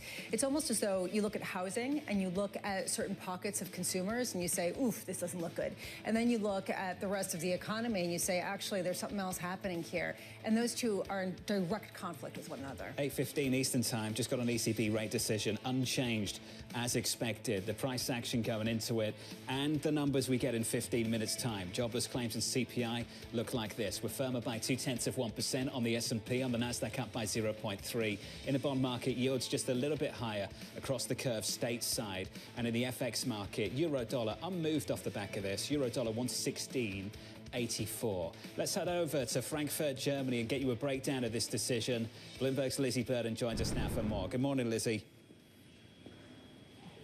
Hey, John. Well, this hold was very much expected by economists, by markets as well. The question is whether the ECB is done with cutting, as economists expect, or whether there's another insurance cut in the ECB's back pocket, as markets had expected. So for clues, we're looking at the forecasts here. I'm waiting for the longer-term forecast, but this is crucial because it's the first batch of forecasts since that US-EU trade deal. And, of course, 15% tariffs are higher than had been in the baseline scenario, but not as bad as the severe scenario. They say that they see 2025 inflation at 2.1%. In the previous forecast, they had seen 2%. But what we really are interested in here is the number for 2027. They see GDP growth at 1.3% in that year. Previously, they had seen 1.3%, so exactly the same. But they're raising the inflation forecast for 2025-26 and cutting it for 2027. Now, that's what I was looking for here, because perhaps you could take that as the ECB saying mission accomplished, no more cuts here. Now, crucially, we need to see how hawkish Lagarde is at the press conference. In previous recent press conferences, it has been noted that Lagarde has been more hawkish than the rest of the governing council, or at least what is on paper here. Maybe there is a disparity there. Does she emphasise the uncertainty that this trade deal alleviates, or does she emphasise that 15% is above the base case? I'll be listening for that. There is also the big question of French politics, of course, because once upon a time, Madame Lagarde, as you know, was the French finance minister. Will she say that the ECB would intervene if the oats-bundt spread were to widen? Highly unlikely. I don't think she'll want to wade into domestic French politics. But just looking at the euro reaction here, There's absolutely none. And frankly, it may be that CPI print coming in just a few minutes' time does more for the euro than what's happening here in Frankfurt. We're not here to close spreads. Feels like a lifetime ago. Lizzie, thank you. Lizzie Burden with the latest in Frankfurt, Germany. Some very mild marginal movement on euro-dollar. Negative on the session now by about 0.2%. No predetermined path at the ECB, determined to stabilise inflation around 2%. Yeah, and it seems like, based on the projections, to Lizzie's point, it looks like not mission accomplished, but it may take some idea of a rate hike off the table for some next year, which was some people were speculating with the ECB. This idea that they increase the inflation expectations for next year, but decrease them for the following one, really highlights where they see things going and how they do see this as sort of a one-time shock. Let's get over to Pooja Kumar of TD Securities for more on this story. Pooja, welcome to the programme. The ECB not pre-committing to a particular rate path. This was widely expected, Pooja. They're forecasting inflation ultimately to stabilise around 2% out in 26, out in 27. Pooja, when you look at things, could that story be disrupted by the trade variations that we've seen already so far this year? Yeah, as in when it comes to forecast, decision, everything seems pretty much as what we had expected. So far, from ECB perspective, they are basically, it's no longer about tinkering the policy for the disinflation process in Europe area. It's basically about the uncertainties. And when it comes to tariffs, so far, Europe has actually done a pretty good job. We are not seeing the kind of disruptions in terms of growth, PMIs. But I think, can that domestic resilience actually continue when the global resilience is actually being a little more shaky right now? So I think that's where the ECB needs to address whether they are done or there's more to go just because of the global uncertainty. And if the domestic consumption can be as strong as what they are expecting going forward. Well, Pooja, as you know, there was a very simple story being told after April 2nd and the massive tariffs we saw from the president, particularly the massive tariffs on China, is that China would do very little to address its overcapacity. And because the walls were going up in America, Europe would have to eat it. And that this shock was actually a disinflationary shock for the Europeans when people thought it might be, I stress might be, an inflationary shock for the US economy. Pooja, is that no longer the case looking out to 26? I think it's definitely the case, and this is something that even the ECB minutes from July have pointed out. We are already seeing signs of good dumping in Europe, along with low oil prices, higher euro USD. All is basically giving you the kind of inflation forecast that ECB is looking right now. But I think at this stage, they are looking at it as a just one-time shock, and they do not want to be very reactive, just because even we are the middle range of the neutral, and they don't want to remove all the capacity of easing just because of sudden just small little jumps in the system. But this is one of the risks that is being highlighted. How much does this act as a detriment to growth? And I say this at a time where the economic growth forecasts in Europe are some 1.2% for this year. That's higher than expected. And next year coming in at about 1%, below where previously was expected. Pooja, how much is this no longer a tailwind that the ECB could potentially consider easing, even if they aren't going to necessarily hike? I mean, there's always a risk, but I think one thing that has changed in the European narrative from the 2018 story that we have lived with tariffs in China is that Germany is ready to spend. They are not holding themselves back. And that's visible in the PMI services. So I think at least the ECB wants to be patient for the next couple of months as how this defense and infrastructure spending plays up. You note that infrastructure spending has a good multiplier for growth, unlike a consumption-driven expenditure. So I think that's where there are positives in the system that we should not ignore, and I think that's what ECB wants to dwell on. But, they can buy another 4-5 months, but after that, if they don't see the German growth picking up, I think the case for easing is still there. Pooja, this is a forgettable decision. We'll see what actually happens in the news conference. But right now, we're looking through, and this is pretty much exactly in line. How jealous is the Bank of England and the Fed that this is sort of something that can fade into the background and sort of be a non-event? Sorry, I didn't catch you. Just how unique is this position of the ECB, where they're in a somewhat of a non-controversial position versus, say, the Federal Reserve next week grappling with inflation and slowing growth, while also the Bank of England dealing with the deficit and the overhang there? No, definitely. I think ECB has definitely got it easy. I think it's more, I think even Fed, when it comes to labor market, they are getting signs. They have a dual mandate. They know how to go with policy forward. But I think for BOE, it's much more tricky when inflation is just so sticky. And even growth, it's actually one of the best performing G4 economies right now. So I think for BOE, it's more of a painful decision that how long can they be actually restrictive? Which is something, you know, when trouble comes to an economy, it comes very quickly. And I think that's what even central banks are right now a bit scared of, because everyone wants a soft landing, right? And ECB did manage to create it, so well done them.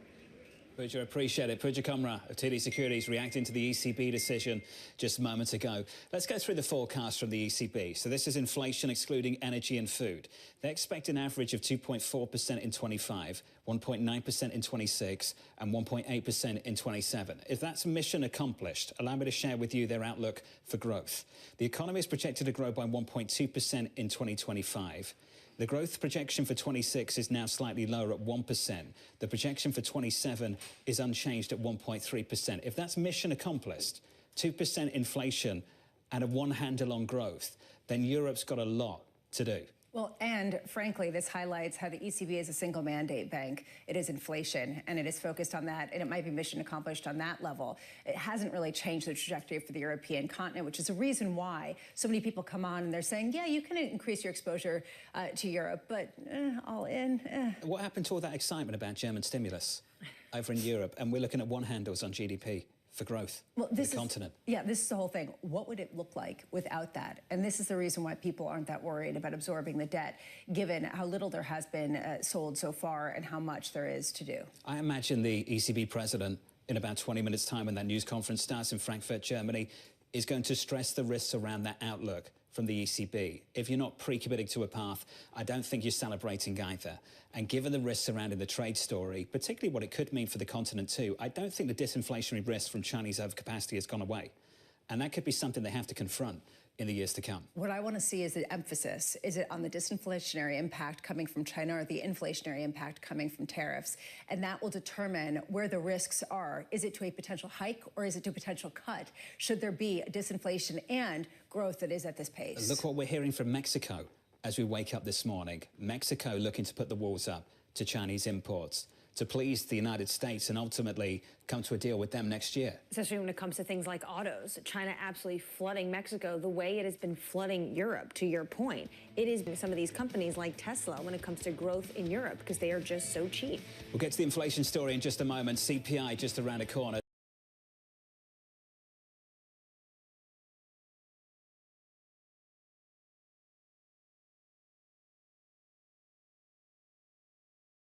Tiffany Wilding of PIMCO joins us. David Kelly of JP Morgan Asset Management. The inflation data just minutes away.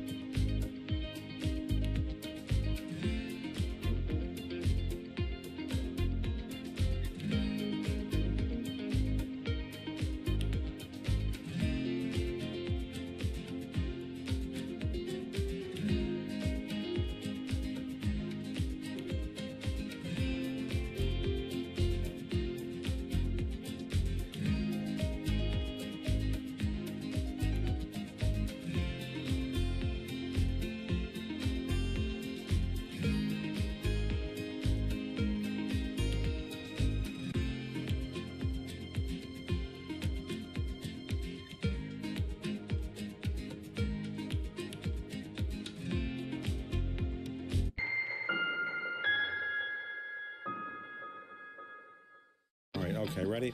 David, what initially sparked your interest in this topic of longevity?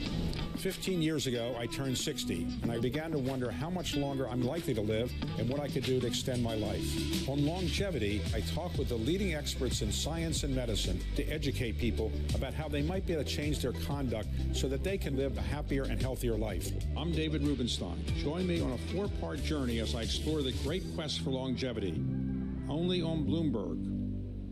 We're at the epicenter of a global realignment on a scale not seen for decades. At the intersection between markets, economics, and geopolitics, a forum for sophisticated conversation. This is Bloomberg Surveillance. U.S. jobs numbers are released. Bloomberg has the report under surveillance with crucial data and expert analysis at terminal speed. Nobody covers Jobs Day like Bloomberg. It's the world's second largest economy with a growing influence in global affairs. Bloomberg The China Show brings you the unmatched expertise you need to keep track of breaking news, in-depth market analysis, and the most influential newsmakers in and around China. We need to do more to engage the market more. We're risk on. I think we caught a little sweet spot. Massive savings right now. It's already a different game. Bloomberg The China Show. Weekdays around the world, right here on Bloomberg. Context changes everything.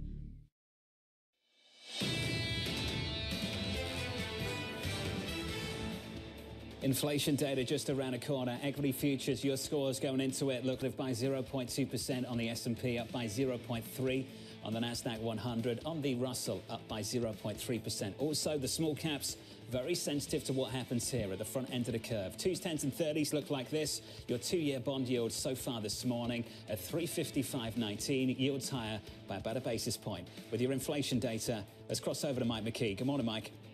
Good morning, John. Well, we've got a hotter than expected reading as CPI on a month-over-month basis rises 0.4%. 0.3 as expected for the core. The year-over-year rate goes to 2.9% from 2.7%, and the core rate goes to 3.1%, stays at 3.1%, we should say. The other number out just now, initial jobless claims, big jump there, 263,000 last week. Don't have the previous revised number, but the unrevised number was 237. So a significant movement there. In terms of continuing claims, 1,939,000. That's a drop from 1,940,000. But remember, those are a week behind, so they're still reflecting lower rates of unemployment insurance filings for the previous week. In terms of what we got here, index for energy was up 0.7%. There have been concerns about the fact that AI power plants are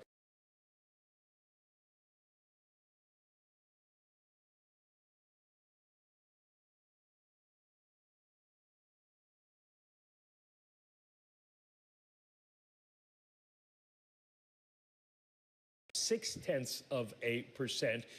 Airline fares, used cars, trucks, apparel, new vehicles all rose. I'll get you those figures in just a moment. But the index overall for services is something that we are concerned about. And services, less energy, the core services rate was up 0.3%. That's a little bit of a decline from 0.4 last month, which scared overall economists, but still, this number is nothing to write home about for the Fed. Probably not enough to dissuade them from, or to persuade them to do 50 basis points or dissuade them from 25, but it is still a higher number than forecast. Mike McKee, I'll get to the markets. We'll come back to you in just a moment. Stay close. So we've got a bit of tension here. Small upside surprise on headline CPI, but a big upside surprise. The wrong kind of upside surprise on jobless claims. What wins out, you decide. I don't have a view, but the chairman does. The chairman of the Federal Reserve has told you that the labour market is the thing that he's focused on right now. So push that view through the bond market at the moment, and we're trading on claims. Yields are down at the front end of the curve by 6 basis points, 348. The dollar's weaker, euro dollar back through 117. Equities positive, Bramo, by 0.25%. Yeah, if you take a look at the 4-week moving average of initial jobless claims, they came in at the highest pace going back to June, but the fastest pace of increase in that metric going back to December of 2020. To the extent that we saw downward revisions, the labor market very much front and center for the market. What I would would suggest is this is a market that is gaming out a longer-term weakness in the labor market that suppresses yields across the curve. This isn't just the front end. I think that is telling you something. Mike McKee, you've got a second look. What do you see? Well, right now we're looking at new car prices up by 6%, according to this. Or, no, that's used car prices. I'm sorry. New car prices up by 0.7%. So big rise in new car prices, but an even bigger rise in used car prices. That's been in the wholesale data for a while. Apparel prices were flat after falling 0.3% last month. So maybe a little bit of the tariff impact is hitting there. Remember yesterday, retail and wholesale margins compressed, suggesting that some of that is being absorbed by middle people. Gasoline prices were down 6.6% now on a year-over-year basis, down 0.7% in terms of, down 1.7%, I'm sorry, in terms of the month-over-month numbers, and that didn't keep us from getting a much higher rate of inflation for the headline. Mike McKee, appreciate the update. Michael, thank you. Joining us now is Tiffany Welding of PIMCO. Tiffany, welcome to the programme. Is there a stagflationary-like mix coming together here on the data that you see? Yeah, so I think we're getting what we expected on inflation. We're getting some pass-through of tariffs. It looks like it's predominantly the firming categories are in goods, and otherwise things look a little bit better. I think the more concerning news from the data this morning is the jump in claims. It's been relatively contained despite the labor market, really slowing to a halt over the last year. And now the jump today looks a little bit more concerning, like we're moving out of just a period of very little activity or very little hiring or firing, to potentially some more separations. And that's going to be super concerning, I think, for the Federal Reserve. I agree with Mike McKee. I think overall the data this morning, I think, confirms a 25 basis point cut. There's probably going to be discussion around 50, although that's not our base case. And I think there's reasons, if you continue to see this kind of momentum on the labor market, to get several more cuts in the back half of the year. Tiffany, what I find interesting about the market reaction is that, yes, they're picking up on this idea that claims came in at the wrong kind of upside surprise, as John was saying, and that the trailing average is picking up at a remarkable and alarming speed.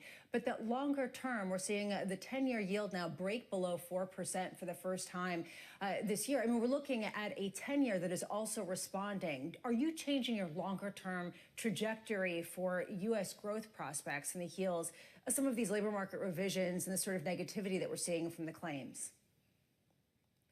Well, I think that, just the fact that the U.S. Treasury market continues to be a hedge for macroeconomic risks, for riskier asset volatility, I think is why you're seeing movements, in the longer end of the interest rate curve.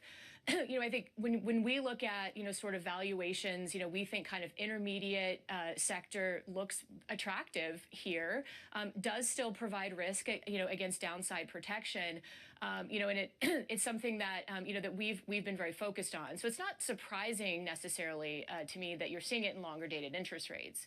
I think overall on the economy side, we are really entering this kind of period of weakness, potential weakness. We'll see some fiscal supports that are offsetting the tariff effects, but they don't kick in until, the beginning of 2026, call it February, March, when consumers are starting to get really big refunds from retroactive tax cuts. But until then, we're really kind of in this period of weakness. And to us, the question is, some of these smaller and mid-sized businesses that are really having to shoulder the effects of tariffs, maybe they're not getting as much benefit from the One Big Beautiful Bill tax cuts, can they really hold on here without firing people? And it seems like, maybe there's more concern around that, as we're watching the data. Tiffany Welding of PIMCO. Tiffany, great to catch up with you. I know you've got to catch up with clients too, so thanks for making time for us this morning. Let's move in the bond market. This data is good for bonds. It's questionable for equities. Equity futures just about unchanged. We'll see if this move sticks, but at the front end of the curve, we're down 6 basis points. And as Lisa pointed out, we're down across the curve. And this is largely because of the way the Federal Reserve Chair set things up.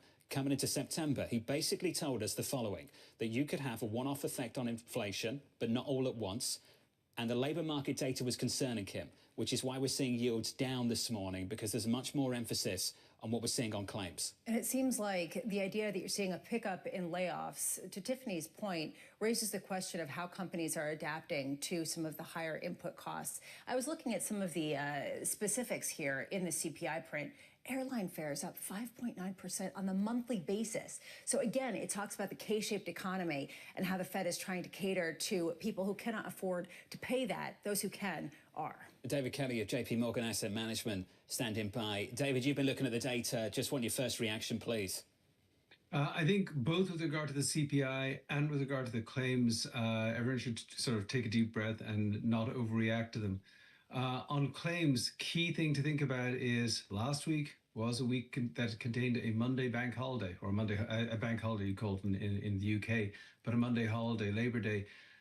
The unemployment claims data are notoriously bad in a week that contains a public holiday. They just have never figured out how to seasonally adjust that properly. So I think that's an overshoot on claims, and I would not be surprised to see that number come down next week. Now, it still fits into a mosaic of a slowing labor market, and I don't deny that. I think the economy is gradually grinding to a halt here, but I think that overstates the deterioration in the labor market. And then similarly on inflation, these numbers are very close to in line with what we thought. The big surprises were probably an increase in motor vehicle repair costs, 2.4% month over month. And then, as Issa was just saying, a 5.9% increase in airline fares. But remember, they fell very sharply over the course of the summer as airline travel was down. Now it's picking up again in this K-shaped economy. So overall, the economy is still moving forward slowly. Inflation's gradually going up. The economy is gradually slowing down. That's what we thought tariffs are going to do. It's going to slow growth and it's going to add to inflation. But I don't think it's nearly as dramatic as either of these numbers suggest this morning. Well, David, let's just stay on the labour market story, because that seems to be what the market is moving on, at least initially. You think the claims data maybe overstates the weakness. Do you think the step down in payrolls growth overstates the weakness too? No, I mean, we saw the big down revision yesterday or earlier this week. That was not a surprise. No, I mean, there's weakness. The thing is, as Jay Powell has pointed out, it's a very curious kind of labor market because we're having a huge reduction in labor supply at the same time. So this does not speak of significant, labor market weakness. I mean, it's still a tight market. It's still hard to find good people. But I do think it reflects the fact that businesses don't want to hire here. I don't think there's a huge ongoing jump in layoffs, but it's getting harder and harder to find a job because businesses are just frozen because they don't know what the playing field is going to be with regard to tariffs going forward. And I think that is, that's the biggest thing that I think people are ignoring here. David, a lot of people are hoping that things pick up in 2026, that the growth story gets better, fueled by the rate cuts we're about to see. Speaking of things maybe that we underappreciate, something you've been talking about for a while, this tax bill, the kind of stimulatory effect it might have in 26. Could you just sort of outline that for us this morning? Absolutely, really important. All these new tax cuts, getting rid of the tax on tips over time, increasing standard deduction and so forth, the SALT tax break, all of them were made retroactive to January 1, 2025. But the IRS has not changed withholding schedules. That means that there's going to be basically a full year's worth of refunds on all of those tax breaks kick in the first few weeks of 2026 or first few months of 2026. That is the equivalent of big stimulus checks. Last year, the average income tax refund was about $3,200. This next year, in 2026, we think it's going to be over $4,000, with 70% of households receiving that. That is like one big stimulus check, one big lump of sugar put into the economy early next year. So if we can get to the first quarter without slipping into recession, there is, there'll be some stimulus there. But I do think that between now and then, the economy is going to be slowing in the fourth quarter. David, appreciate it. David Kelly there of JP Morgan Asset Management. The data coming in a bit hotter than expected on CPI, but the claims numbers not pretty. Now, David thinks maybe that overstates the weakness in this labour market, but at the moment, this bond market is trading on it. Yields are lower across the curve. 2s out to 30s. We're down about 6 basis points on 2s. We're down 4 on 10s. The questionable story, what does that data mean for the equity market? Equity futures positive by about 0.1%. Up next, an ECB president, Christine Lagarde, taking over the news conference in Frankfurt, Germany. From New York City, you're watching Bloomberg TV.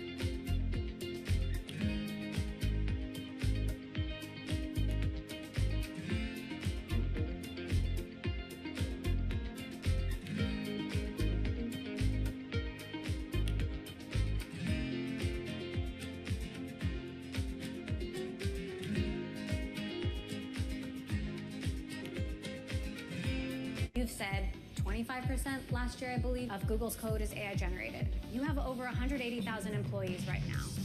Is it half that in the future? I expect we will grow from our current engineering base even into next year, right? Because it allows us to do more, right? I think the opportunity space is also increasing.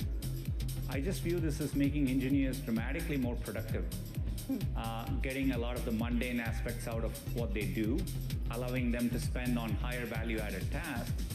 But that means it's an accelerator. People will be able to do more, which means maybe we'll create new products, and hence we will need more people. At least in the near term, to me, it looks like we will expand engineering velocity, and that doesn't mean we're constrained in what we will do. We'll end up doing more as a company as well.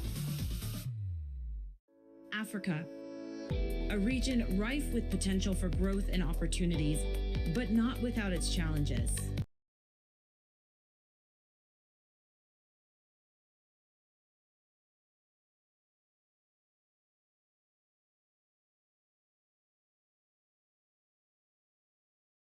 Of African business, politics, and economics, and ask the question, what's next?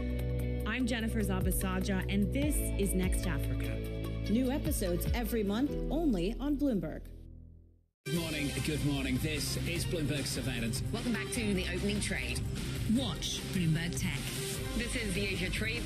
This is Wall Street Week. Welcome to Balance of Power. This is Bloomberg Television. Join me each week on Wall Street Week for stories of capitalism from business, markets, economics, tech, and climate. More than what you need to know, it's what you need to think about.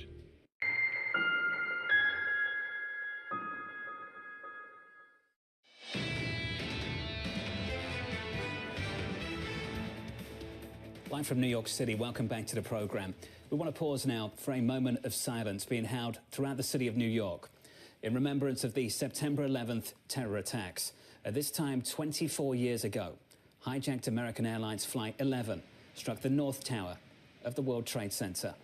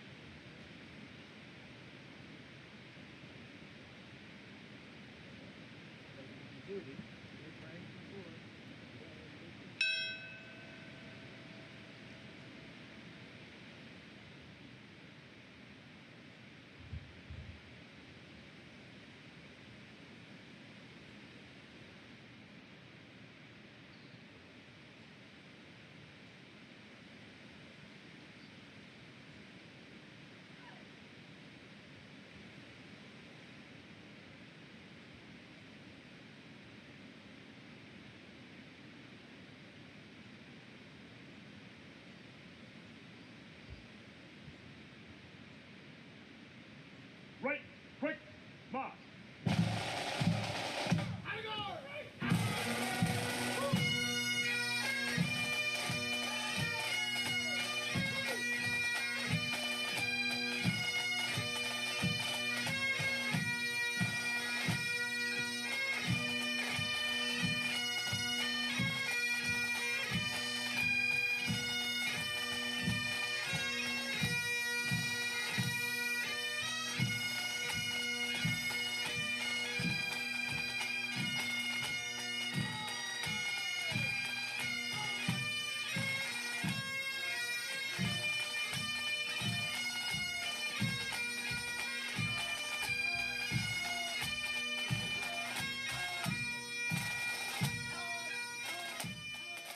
We'll bring you the next moment of silence at 9:03 Eastern Time.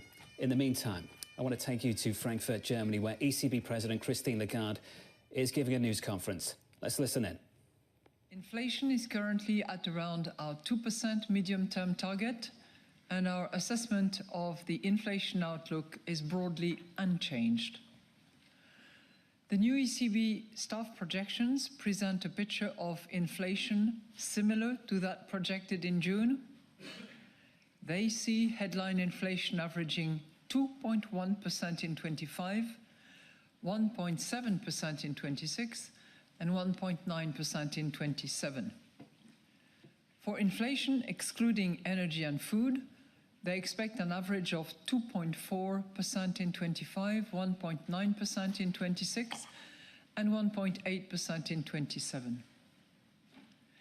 The economy is projected to grow by 1.2% in 25, revised up from the 0.9% expected in June.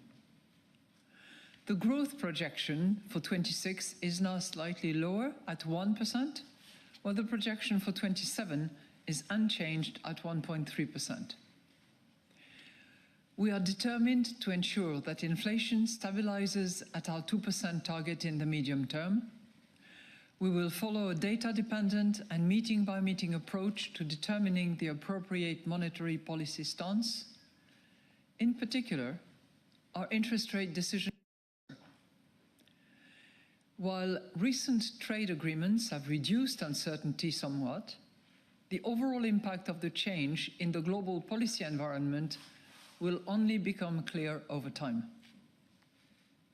The Governing Council considers it crucial to urgently